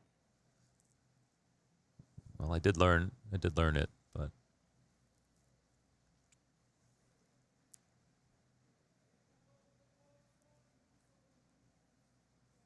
can you play an instrument? No. All I got's these You pipes. can do beatboxing. I got these pipes, baby. Yeah, you got the pipes. That beatboxing is, I mean, it's a thing. It's singing makes your mouth into an instrument, I guess. So then I guess that counts. That's a stretch. Organic instrument. Into middle, they'll go versus Guns Electronic. Oh, he didn't want to float around in the doorway, but the window's being held by the double boost as 2 players push forward. They're fragging right now, man. 4-person mid play coming out from big, and it nets them double kill.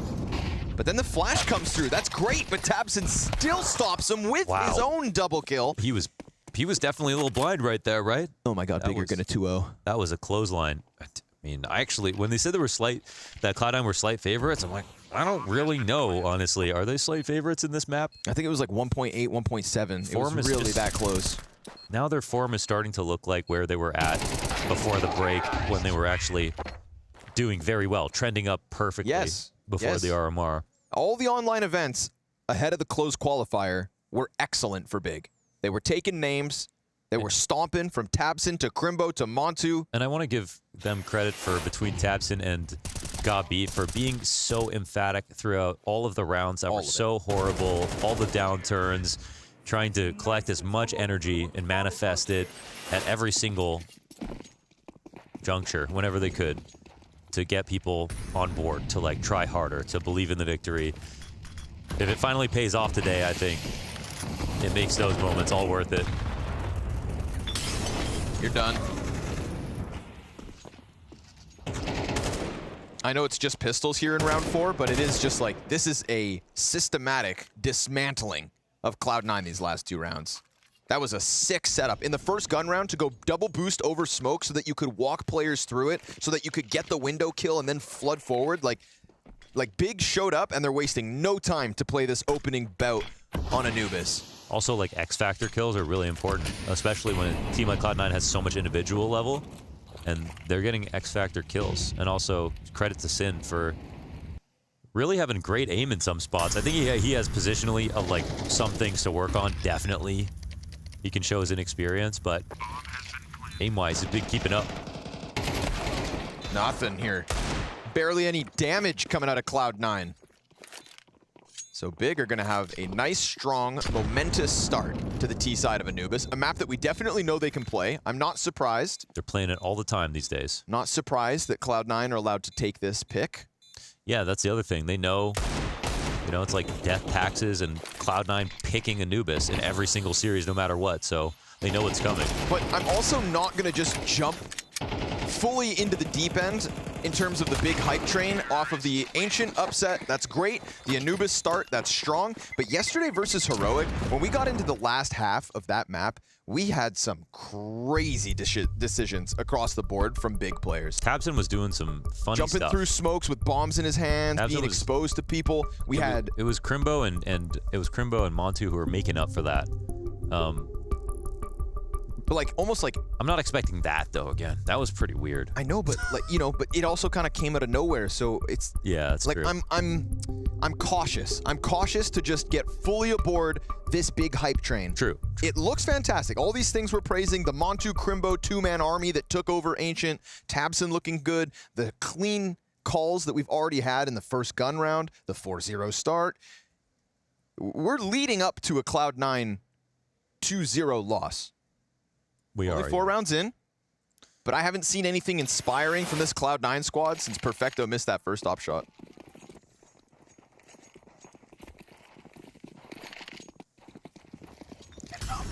And I don't see Groove pulling a Gob B. When Gob B saw his team down 6 rounds, fire. He started punching his hands. Nothing but fire. 4 rounds in, and the odds are swaying already. Big now the GG bet favorites.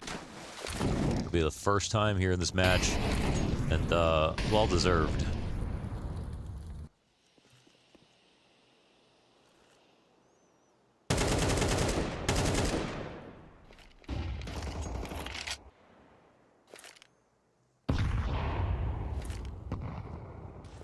Two best of 3s in 2023 between these organizations. Cloud9 win both, each of them online.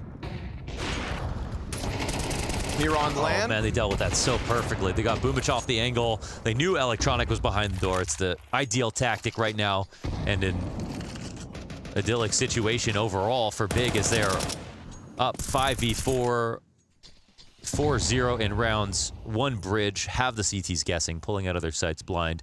Walking it back into a situation, they've done this before. They do this rotation, and they didn't work on mid at the same time in Canals. So now they have sort of the weakest kind of split. This is a round that allowed like Heroic to win when they were disfavored. This literal bomb site is the one that, in all that chaos, tabseN comes running and throws away the round. So I'll have to see. This is a very near mirrored image to what we saw problematically. And with no smoke in front of the long cross, they're down to 12 seconds. They still have to get past Hobbit. It's a second kill to hold them back. You need to get that bomb in. You need to plant it, and they will with a second to spare. Okay. Bomb goes down. That was ambitious because they don't smoke that cross. Now that cross can help you guarantee the bomb plant, but you know you're going to have to take way more fights. There are situations like that, like Dust Too Long, for example. If you don't smoke and you fight into CT spawn, or you smoke deeper so that you can take certain fights, that can be a strategy on purpose, right? We see that Big don't like to have that smoke go through. And last time they played against Heroic, tabseN there had to be something to it. You know, he was jumping through it. Probably because they have bad rounds where they got spammed from behind the smoke, or the CTs used it against them. So that helps them win the round a little bit early. 5-0 on fire. Dude, versus almost nothing. I mean, last map we had Electronic had a bad map. Axal was one of the only good things. Perfecto was individually, he's been good. Individually, he's been great, actually. It's just, but then the opping, that round from Hobbit versus the NT-Eco, that was not a good look. And it looks even worse when the counter-opper is playing this well. Montu 11-1 out of the gate. Easy cleanup. Tapson and Monzu just tear him apart. Big, that's 6. He's 13-1 right now. Wow. Another banging map. This is a big that believes in itself. That's good. Me too.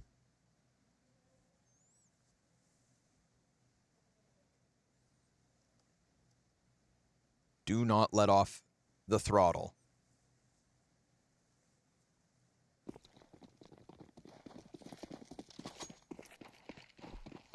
We saw some of the better opping out of Boomich on this map particularly. But he may very well have his hands full, because we know what Crimbo can get up to as like the solo long A player as a T and as a CT. He's great, both sides on this, yeah. Yeah, this is one of those spots that I think Crimbo really does stamp his name. Yeah, this is one of the spots where he's one of the best in the world. When people have memories of like, oh, Crimbo playing well, it's like Anubis, anchoring, lurking, clutching. Smokes by a little time for Cloud9 to breathe, but they're running out of utility now. Incendiary is all they have left. Exile sees nothing. Bomb is currently floating outside of the B site. Soon, Crimbo will have a chance to take a glimpse into A if he chooses to. Just remember that op is stationed over there. Exile currently sitting on camera. This is a pretty good push-pull, and they get the late bridge. Well, they distracted the CTs a little bit. One Molotov on Hobbit and a flash on Exile. That is all that holds Big back. Yeah, we're getting to the point of the round where commitments must be made. It's looking like a B split. Yeah, but they actually have so many choke points under attack this time around. That last molly comes down exactly when they need it. It's going to be down to the wire CT again. Not doing anything. Majority of Cloud9 not here where the bomb is inbound. Perfecto tucked in the corner. Hobbit, same thing, back plat, 10 seconds. They've got to get going, and if Hobbit doesn't swing, he could just go to try and stop the plant. You better hope someone's on it. Down to the wire again. Sin, he gets it. A single second left, and the trades go back. Look at that kill feed. Sin, he doesn't know where or when. Boomich lands the shot. Whew. Wow, they took way too long to get that together and did not have any of the utility, even though they had that full split coming in. Like, there was no molly to clear things out. They had dark control, so that was really late organization. I think they're actually quite lucky to have even gotten the trades down to that point.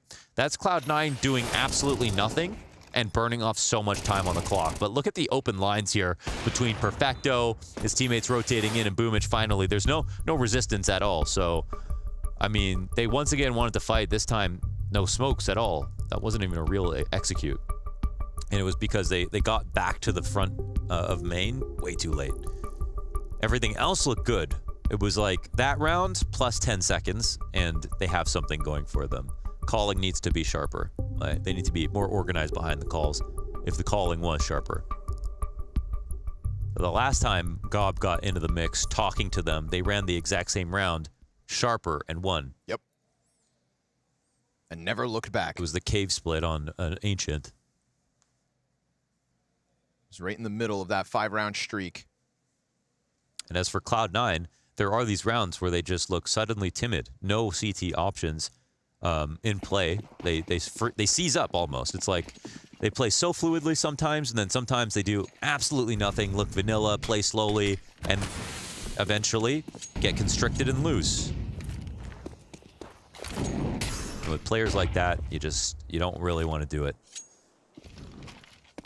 It's a waste of talent to have everybody hold passive, normal angles.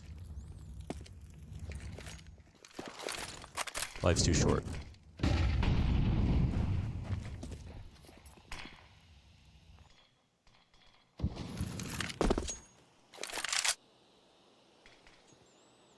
And they will, once again, give up the entirety of bridge, stack towards the A site.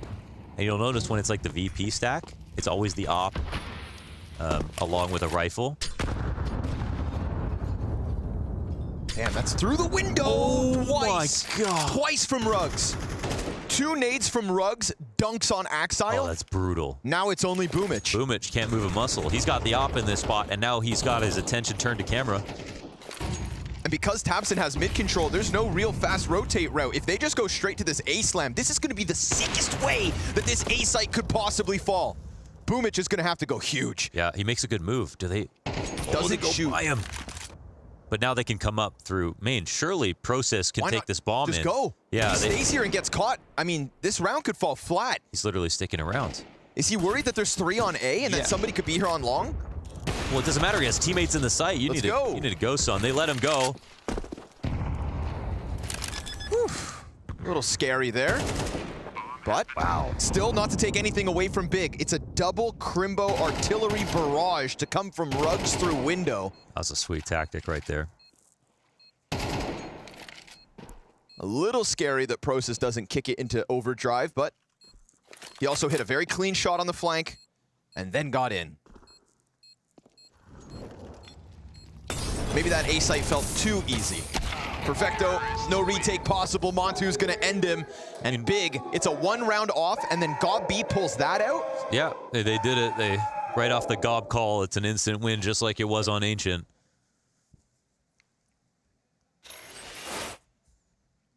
Gob B takes a timeout, just pulls out the most whimsical opening kill from his strat book. He looked pretty convivial about it, as if he had this direct idea straight from a demo. All right, relax. Wait, shut the hell up. Sit down. Stay focused. That's funny. 16-2. Montu's 16-2, dude. This is bananas. Ooh, a little ugly here. Sin gets caught out.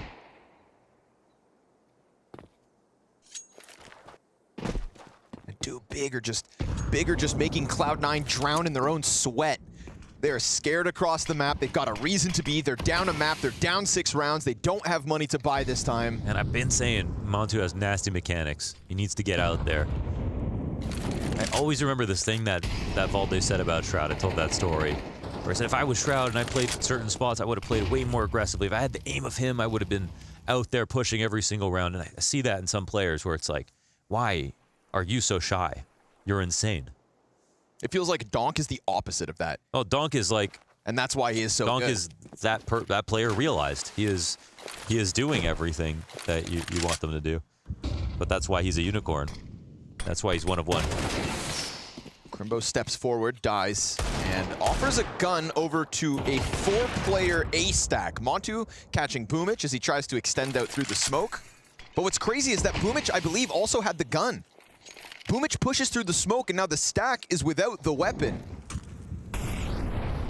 Axile's gonna phase the smoke, AK irretrievable. They have 15 seconds. They need to start going. They're gonna have to clear this entire board. We've got Axile in the corner with the Deagle. All is good. Okay. Still enough time, but you better sprint, because Hobbit comes out with the MP9 frag. The Molly. Oh, no, he doesn't use it. He's got a plant. It's if too he slow. stops the plant, it's good, but now it's not.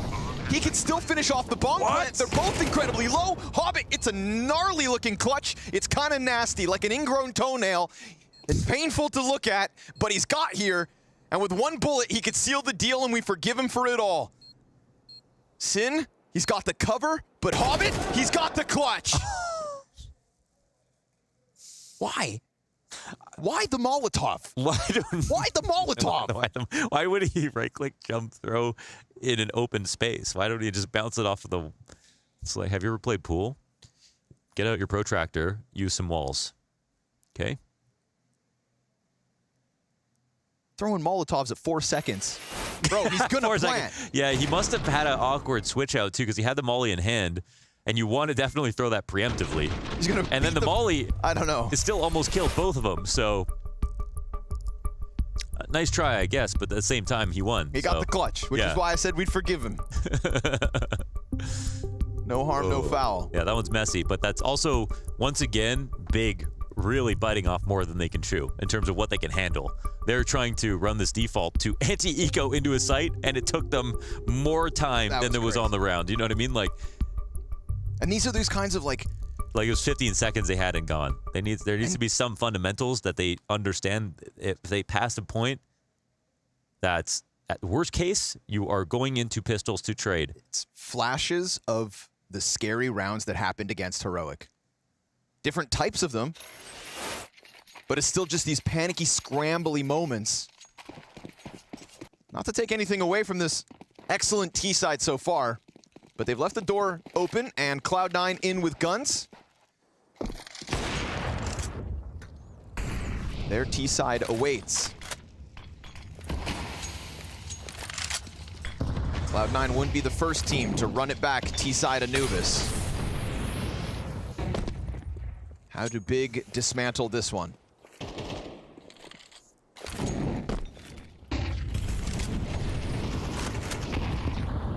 They flush Hobbit out of Dark at least, and Process looking to come grab it. Not an ideal flashbang from his teammate, but a missed shot out of Boomich, and he's stuck along the wall. Yeah. Perfecto behind the obelisk. He's the next to fall. Now it's just Hobbit. Electronics trying to run out and join him from Temple, but missed shots coming out from the CTs. Straight up duels from Big across this bomb site. It's just Each dominoes. of them goes their way. Yeah, it's just dominoes, one fight at a time, starting with the Opper. And 2 CTs left to roam around. Well, that was a great site hit. It was much faster. It still used more than one choke point. They got some nades out. And they didn't lose a single trade. Big seemed to have it all right now.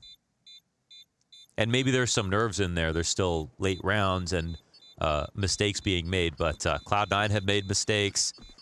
There's actually not a single team in this group that hasn't actually struggled with either the clock, their own individual level, really awkward rounds. And I think it's because the fact is, this is the group that you can get out of. You get into this group, you go, okay, I have a chance, you know?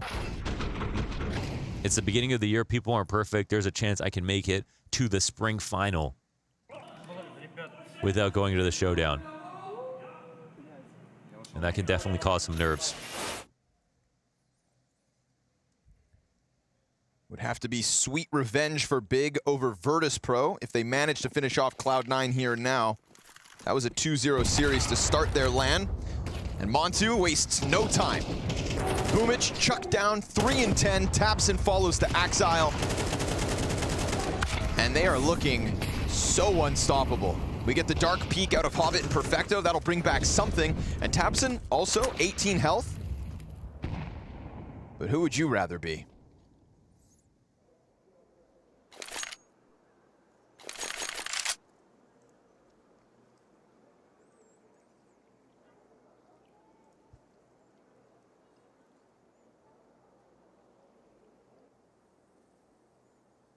They decide to evacuate B, overstack A, and run the gamble. Big burn the clock.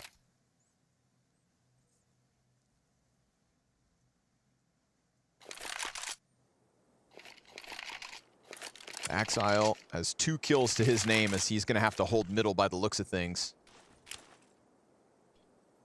Montu switching over to the AK, just as capable with that. Perfect flash. Excellent call. They find him. Nothing in the kill feed, but what you see is what you get. And now Process, though, still with bomb outside A. They're going to clear out B, take it for free, and the bomb could come running over on its merry way. Right? He can make it, right? Wow. Right? They really just, they make a meal of it every single time. If one kill happened on the way here, bro, honestly, just keep that bomb out and start trusting people, because, like... I mean, dude, like, did you need to throw that smoke? You got a few seconds to spare, but... Yeah. Stop it. Okay. Round win's a round win. 9 at least. Like, better off versus full guns, honestly. He, like, went back. He's, like, running downstairs. Yeah. Actually, don't give him the bomb, should I go honestly. long? Should I go ramp? Maybe mid. Like, bro, just go. Get running. Get it going. Who am I to criticize? Big, clean decisions once they slowed this round down. The flashbang towards door to deal with Electronic. If they don't save these guns, it's dire straits for Cloud9, but they'll hold on to the 2 weapons inside of the site. Or did I speak too soon? Hobbit loses the M4 unnecessarily. Yeah, didn't need to take that fight. Not at all. At all.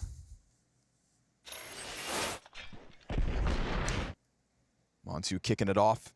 This is another terrible map for Boomich on the op. Yeah. Yeah, started out so strong. Sad part is both Boomich and Perfecto form-wise with rifles, they had some great performances. And Electronic had such a better day yesterday despite not winning, but you know, sometimes it almost makes me feel like if you really truly believe you don't need to play without a main opper, maybe just stop buying as many ops. It would actually ops. say more if you actually didn't use one. Right? Yeah. Like if you believe in this philosophy, that's how you know it's just not true. Yeah. So that's why I think it's fair to criticize them. Now, I would say if they could use Augs more to supplant the op, then that also could be a decent option. Like, Augs are very strong. At least try it out. Advantage at range, yeah. Augs on Anubis. This map you can double op. That just immediately infers that you could get away with using an AUG.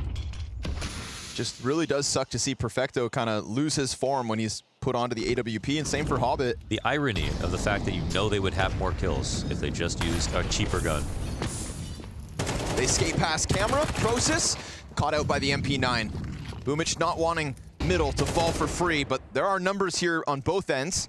And the bomb is leading the charge right now. tabseN's got to be careful that he doesn't lose possession of this at 40 seconds. It's a little wild on the spray, but he gets it. Headshot to Boomich, and the chase is on. He's going to drop the bomb down towards Dark. Hobbit solo Behold versus 2. tabseN's going to be late to the party, going long with 9 HP. So we get the scramble out from Temple as the smoke pops ahead of Perfecto. He's here to challenge with a spray on long. Crimbo softened up. Hobbit dies. The headshot so clean. And Crimbo's going to commit to this, no stress. The last round of the half, Cloud9 gunning for a third. As Big have them on the brink of elimination. 2 kills for Axile, comes through, catching Crimbo, and then going back into the smoke to try and come at it from a different angle. Montu's got the trusty op, 19 kills in this half already. And he's got tabseN so far back on long that it really does feel like this is all Montu. But you can believe in Montu at the moment. Hits the flick, the slight adjustment onto Axile. tabseN, sure enough, dies on long. He's gonna have to chase this down.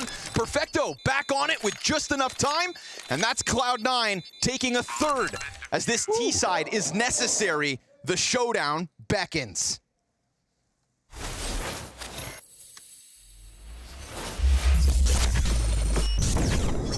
Are you gonna get better chances than this one to try and do anything later on? Probably not.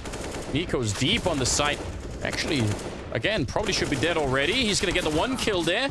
Good little double for Bieri, and might as well have been a triple there. And Bonacy is in a lot of trouble. He no-scopes one of them. He keeps going. 10 seconds. He fakes the bomb, spins around, takes down Woody, and now he's on the hunt, running up close and personal. Oh, and what a flick! He doesn't have the time for the plant. No, he can't do it, I think. Oh, yes! How is that possible?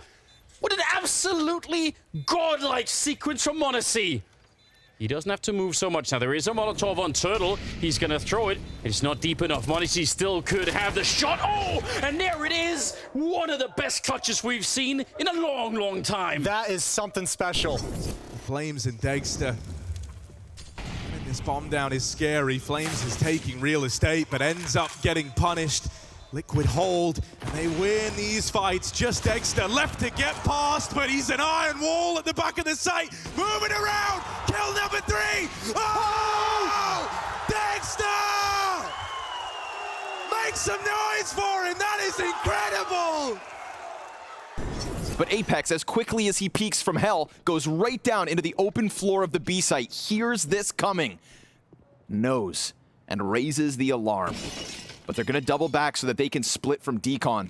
No rush, but as that nade's being thrown, ZywOo mischance. Apex drawn out, in with another kill. ZywOo traded back, Cadian the one-man army. 2 kills already to his name, 3 kills already claimed, and a 4th could be had. Ooh. Oh my God! Cadian from start to finish with bomb. But here comes Dupree, quietly, creeping, lurking, and Cadian saw a sliver. Oh my God! Oh my God! 1v5! An absolute beast! Feels like he gets clutch of the century every week. Flame F. Gotta be careful. Walks into the shot. Farlig and Glaive to defend. Early damage. They still haven't seen the position of Glaive, and actually coming up the vents might prevent anything from working out. Config is not letting them have an escape route. It's just Brokey tucked into the vent behind the smoke. Yeah, Brokey. He's wondering what's going on inside of the smoke. He's going to find one. Finds a second. Absolutely not. He's already done this so many times, and now he's looking for an ace clutch instead. It should be impossible, but we said that many, many times already. Goes straight for the bomb plant. They open the door in front. Oh, gotta be careful. He gets one more. Surely not. On the other side, Glaive is ready and waiting. And Brokey, he's toying with him. And oh my God, Brokey, you must be kidding me. 20 kills, 5 deaths on Montu to lead the charge for Big and put Cloud9 in the guillotine. We've got 10 kills on tabseN. He's the second in place for this Big squad. I mean, what a phenomenal night from Montu across these two maps. Definitely, yeah. It took 3 maps to warm up. Hey, but I said it. He was going to stay warmed up.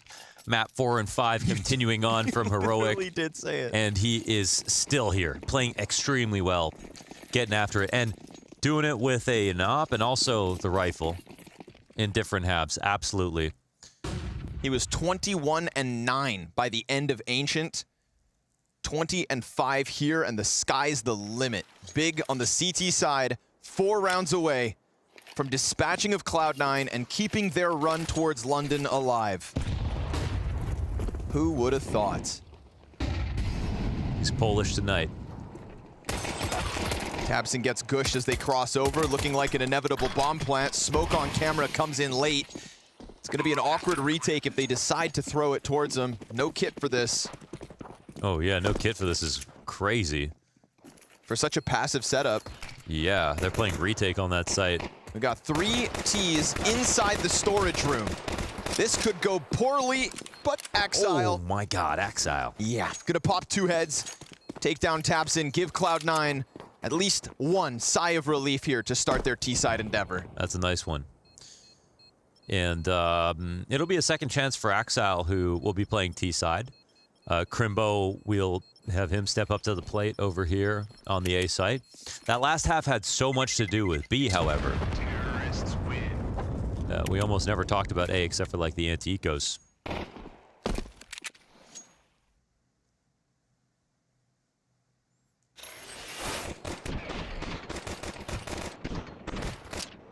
Good thing that thing's got 20 bullets in it.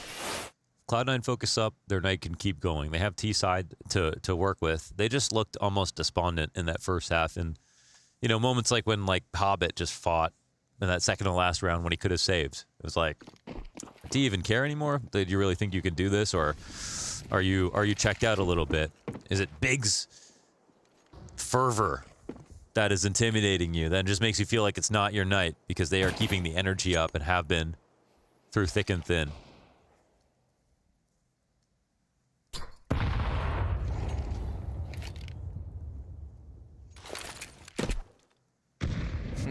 Of course, Crimbo's got the counter nade to the one that he used to kill Axile. But Perfecto at a safe distance.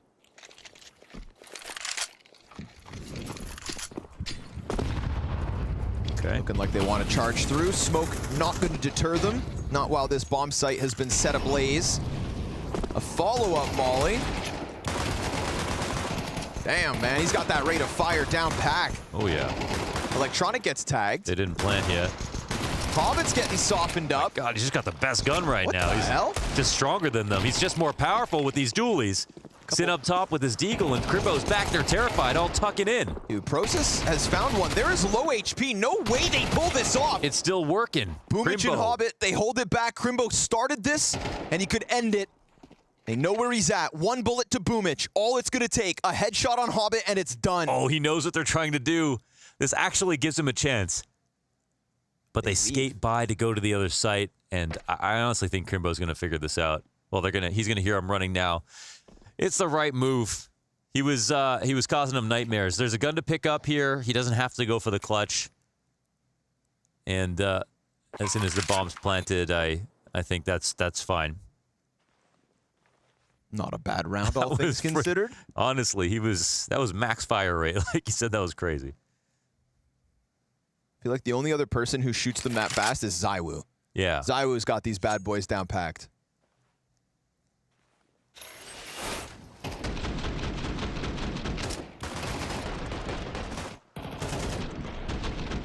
There's Process who actually came through with the Desert Eagle kill. Sin gets one off Fountain. They were definitely raising hell back there.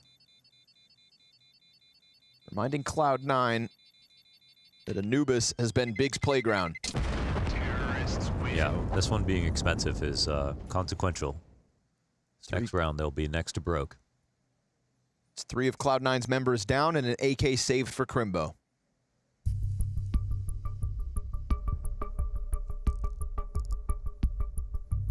Gonna be a long night for Cloud9. They really want to run this back.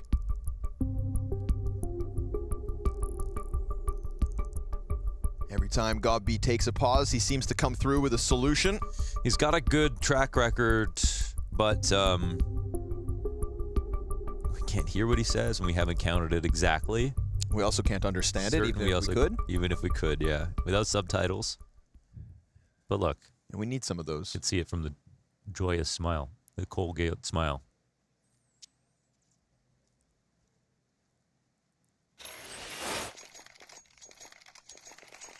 Ooh, interesting. Auto shotgun. Yeah, they just have to come through with a half buy. Yeah. And they do, again, they just need to meet a quota of 3 kills and then come through the full strength buy. I think the buy makes perfect sense. But it does feel like they went like a little extra in maybe because they know that it's a weak spot for Cloud9. This auto shotty feels a little extra to me. Yeah, they can absolutely win on this round if they play their cards right. Oh, that's not a good start. No, sir. Tabson knows he can go and grab it, though. Yeah, it's right there. Yep. All yours. See what kind of pace Cloud9 end up wanting to play as this half goes on as well. Montu's actively spotting, and they aren't flashing him back in the A site. So right now, it's a full stack on B, and it's not a totally blind guess. But... Oh, okay. Yeah. Not ideal. You peek with the shotgun, check the wrong corner, and Sins 5-7 gets away from him. Crimbo. Oof, nice shot with the Galil. God damn. That's what I'm saying. Everybody's getting better with that thing. Yeah. Man, this would be a crazy Montu performance to waste away on a map loss. You think they're going to lose? No, I'm just saying it would be a crazy performance from Montu to waste on a map loss. I think they could lose.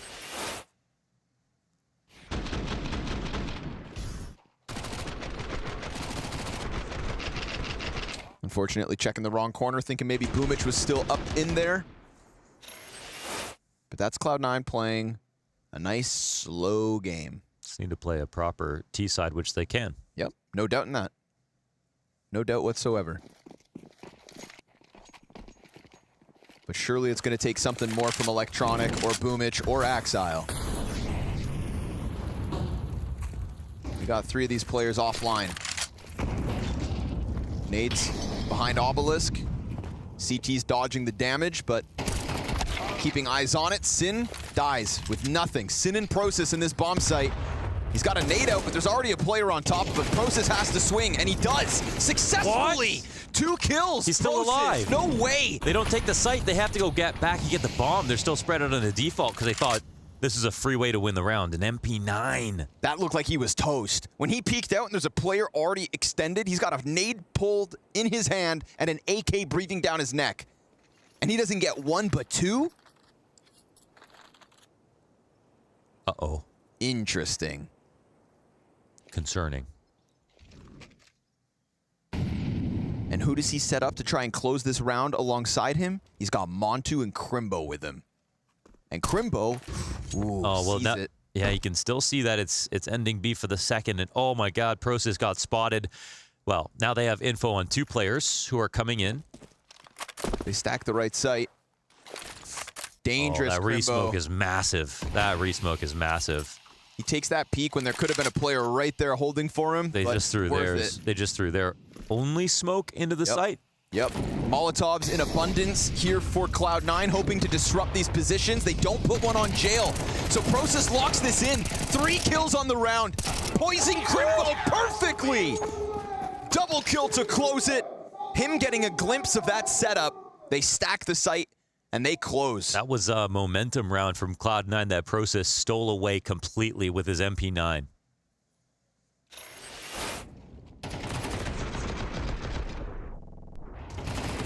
Wow. MP9 getting going strong, Connor. Why would you need an MP7 for this? Dude, Ump doesn't do that either. Yeah, go. Salute. Big on 10. MP9 looking nasty. That's a moment Process can be proud of. Surpassing Tapson and Crimbo on this journey to a 2-0 over Cloud9, but the job's not done. Nade in hand, drops it, AK. What? The fruits of his labor as Boomich just goes swinging. Even if he got that kill, he was dead. They wouldn't have been able to run through behind it. That's unbelievable. 7 and 14. Yeah, that's caution to win. Caution to the wind from Boomich. In a situation where their economy is very fragile. Really willing to die for that opening kill, but instead it puts them down. We got a follow-up smoke.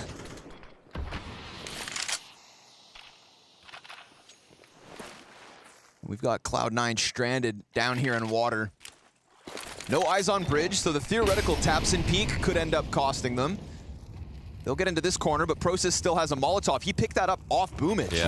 Yeah, that's a delivery. Oh, into the smoke. Not ideal.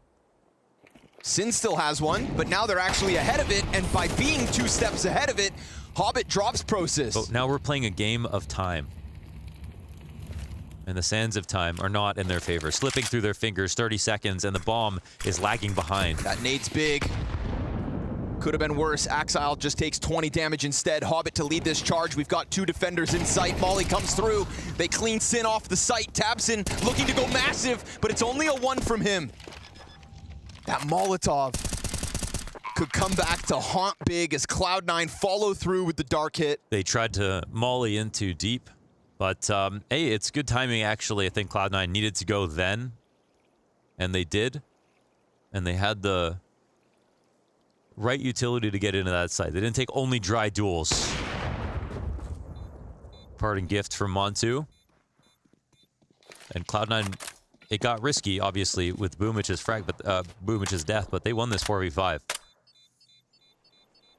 I really don't like how they're late floating in front of... They could have tried to make a transposition into a passive setup after they initially got that kill, after they put some pressure down, after they re-mollied instead of just staying in the same position. So they gave Cloud9 a chance to win a 50-50. It was right here. And that was pretty much all they needed.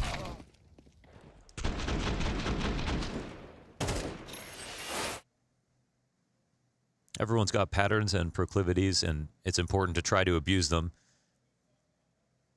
Everybody wants their favorite angle. But it's still important to try to remain versatile when you can. Big have 3 pistols in this round, but Montu's off. Oh, and it just gets run down instantly. Dude, demolished. The only op in play. However, Crimbo looking to pick up slack. Puts the smoke down in front of him to maintain control of Heaven.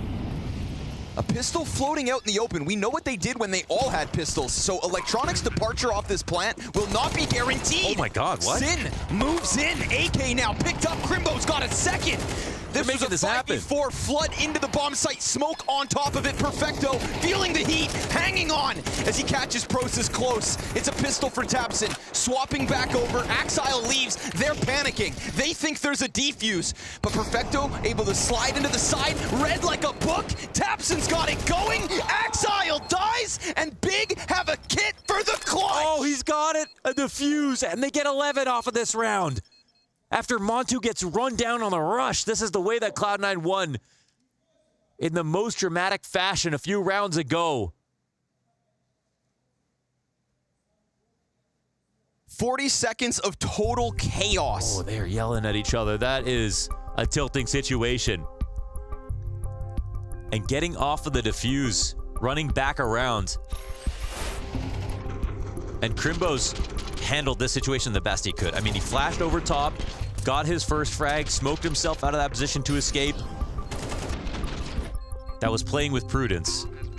And so was tapping the bomb, getting off of it, and playing a 2v2 as if you had a kit and you had control of the situation from beginning to end.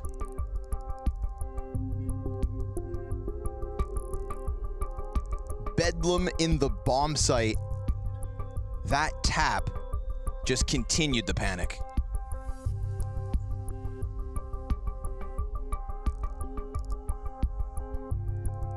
They're feeling what Big were feeling yesterday. And the day before.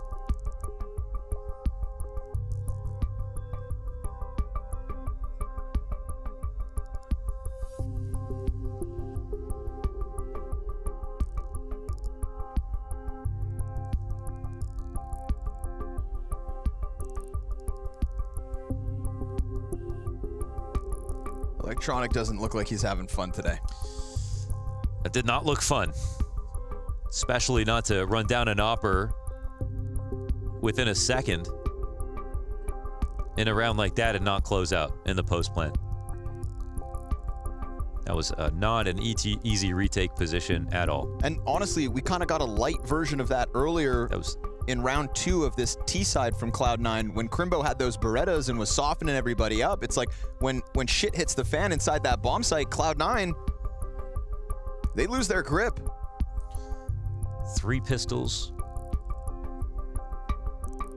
a rifle, which was Crimbo, and then op that they didn't even shoot. Touch. Yeah.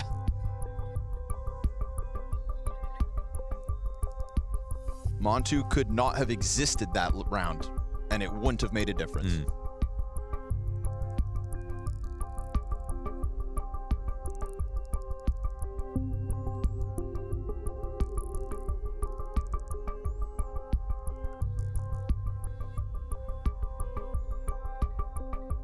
Slammed.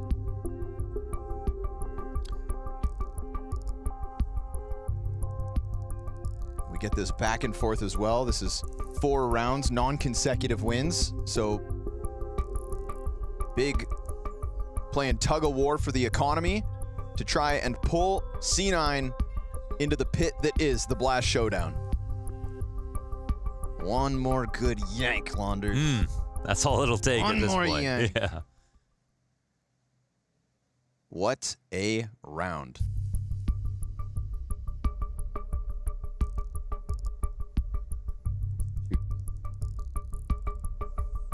It's a monitor that turned off that wouldn't turn back on. What was that, Mo?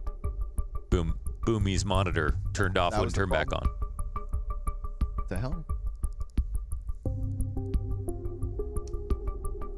What? I was talking to production, Launders. Okay, all right. I thought maybe it was see myself out of this conversation. I thought it was the I thought maybe it was his audio or something. He was playing with his earbuds. But we're back into it, so that doesn't matter. For better or for worse, the electricity dissipates after that round. Do it again. Rush. Oh, they left bomb in spawn, so Electronic had to double back for it.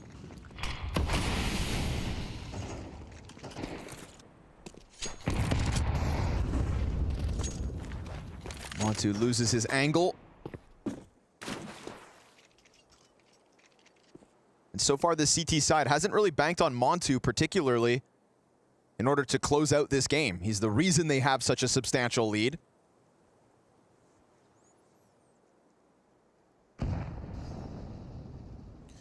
Man, they are so stingy with their utility when it comes to E-Box. They're not pre-smoking this at the beginning of the round, and Cloud9 are walking right up to it a lot, which makes perfect sense, but there's so much that rests on the shoulder peak. It's that German efficiency. Hobbit could shred him if this is one step too wide, and so to repeat this is fine, but they know he's here. And We've seen it happen. And he always plays in front on the same side, so let's see if they try to speed it up. He smokes his molly before it fully burns. At least he sort of reevaluates his position. But also, Sin's constantly playing that jail wall as well, so the moment Process has to bail, Sin's original position also compromised. Now they get the 4-1 stack with Montu staring at A. They know that it's going to be the B site. Here we go. Pieces in place. It's an all-German bomb site. The B hold is needed. The lineup not quite there. And then Crimbo dies as the reload needs to finish. We've got Cloud9 puncturing through like it's nothing. All right, that's how you exec onto the site. That was, you know, a pretty bad failure for Big considering the guns that came in for Cloud9, but they did everything they needed to do correctly. They just, and you can see there why Big were playing, why Process was floating in front of E-Box, because they don't feel comfortable playing those passive positions. And to be fair, it is hard to hold, but all they had to do was sort of one each.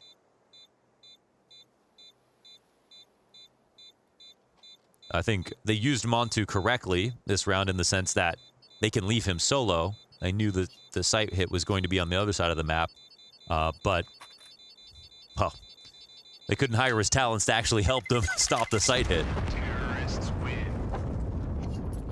It's the two rotators that come through that both die empty-handed.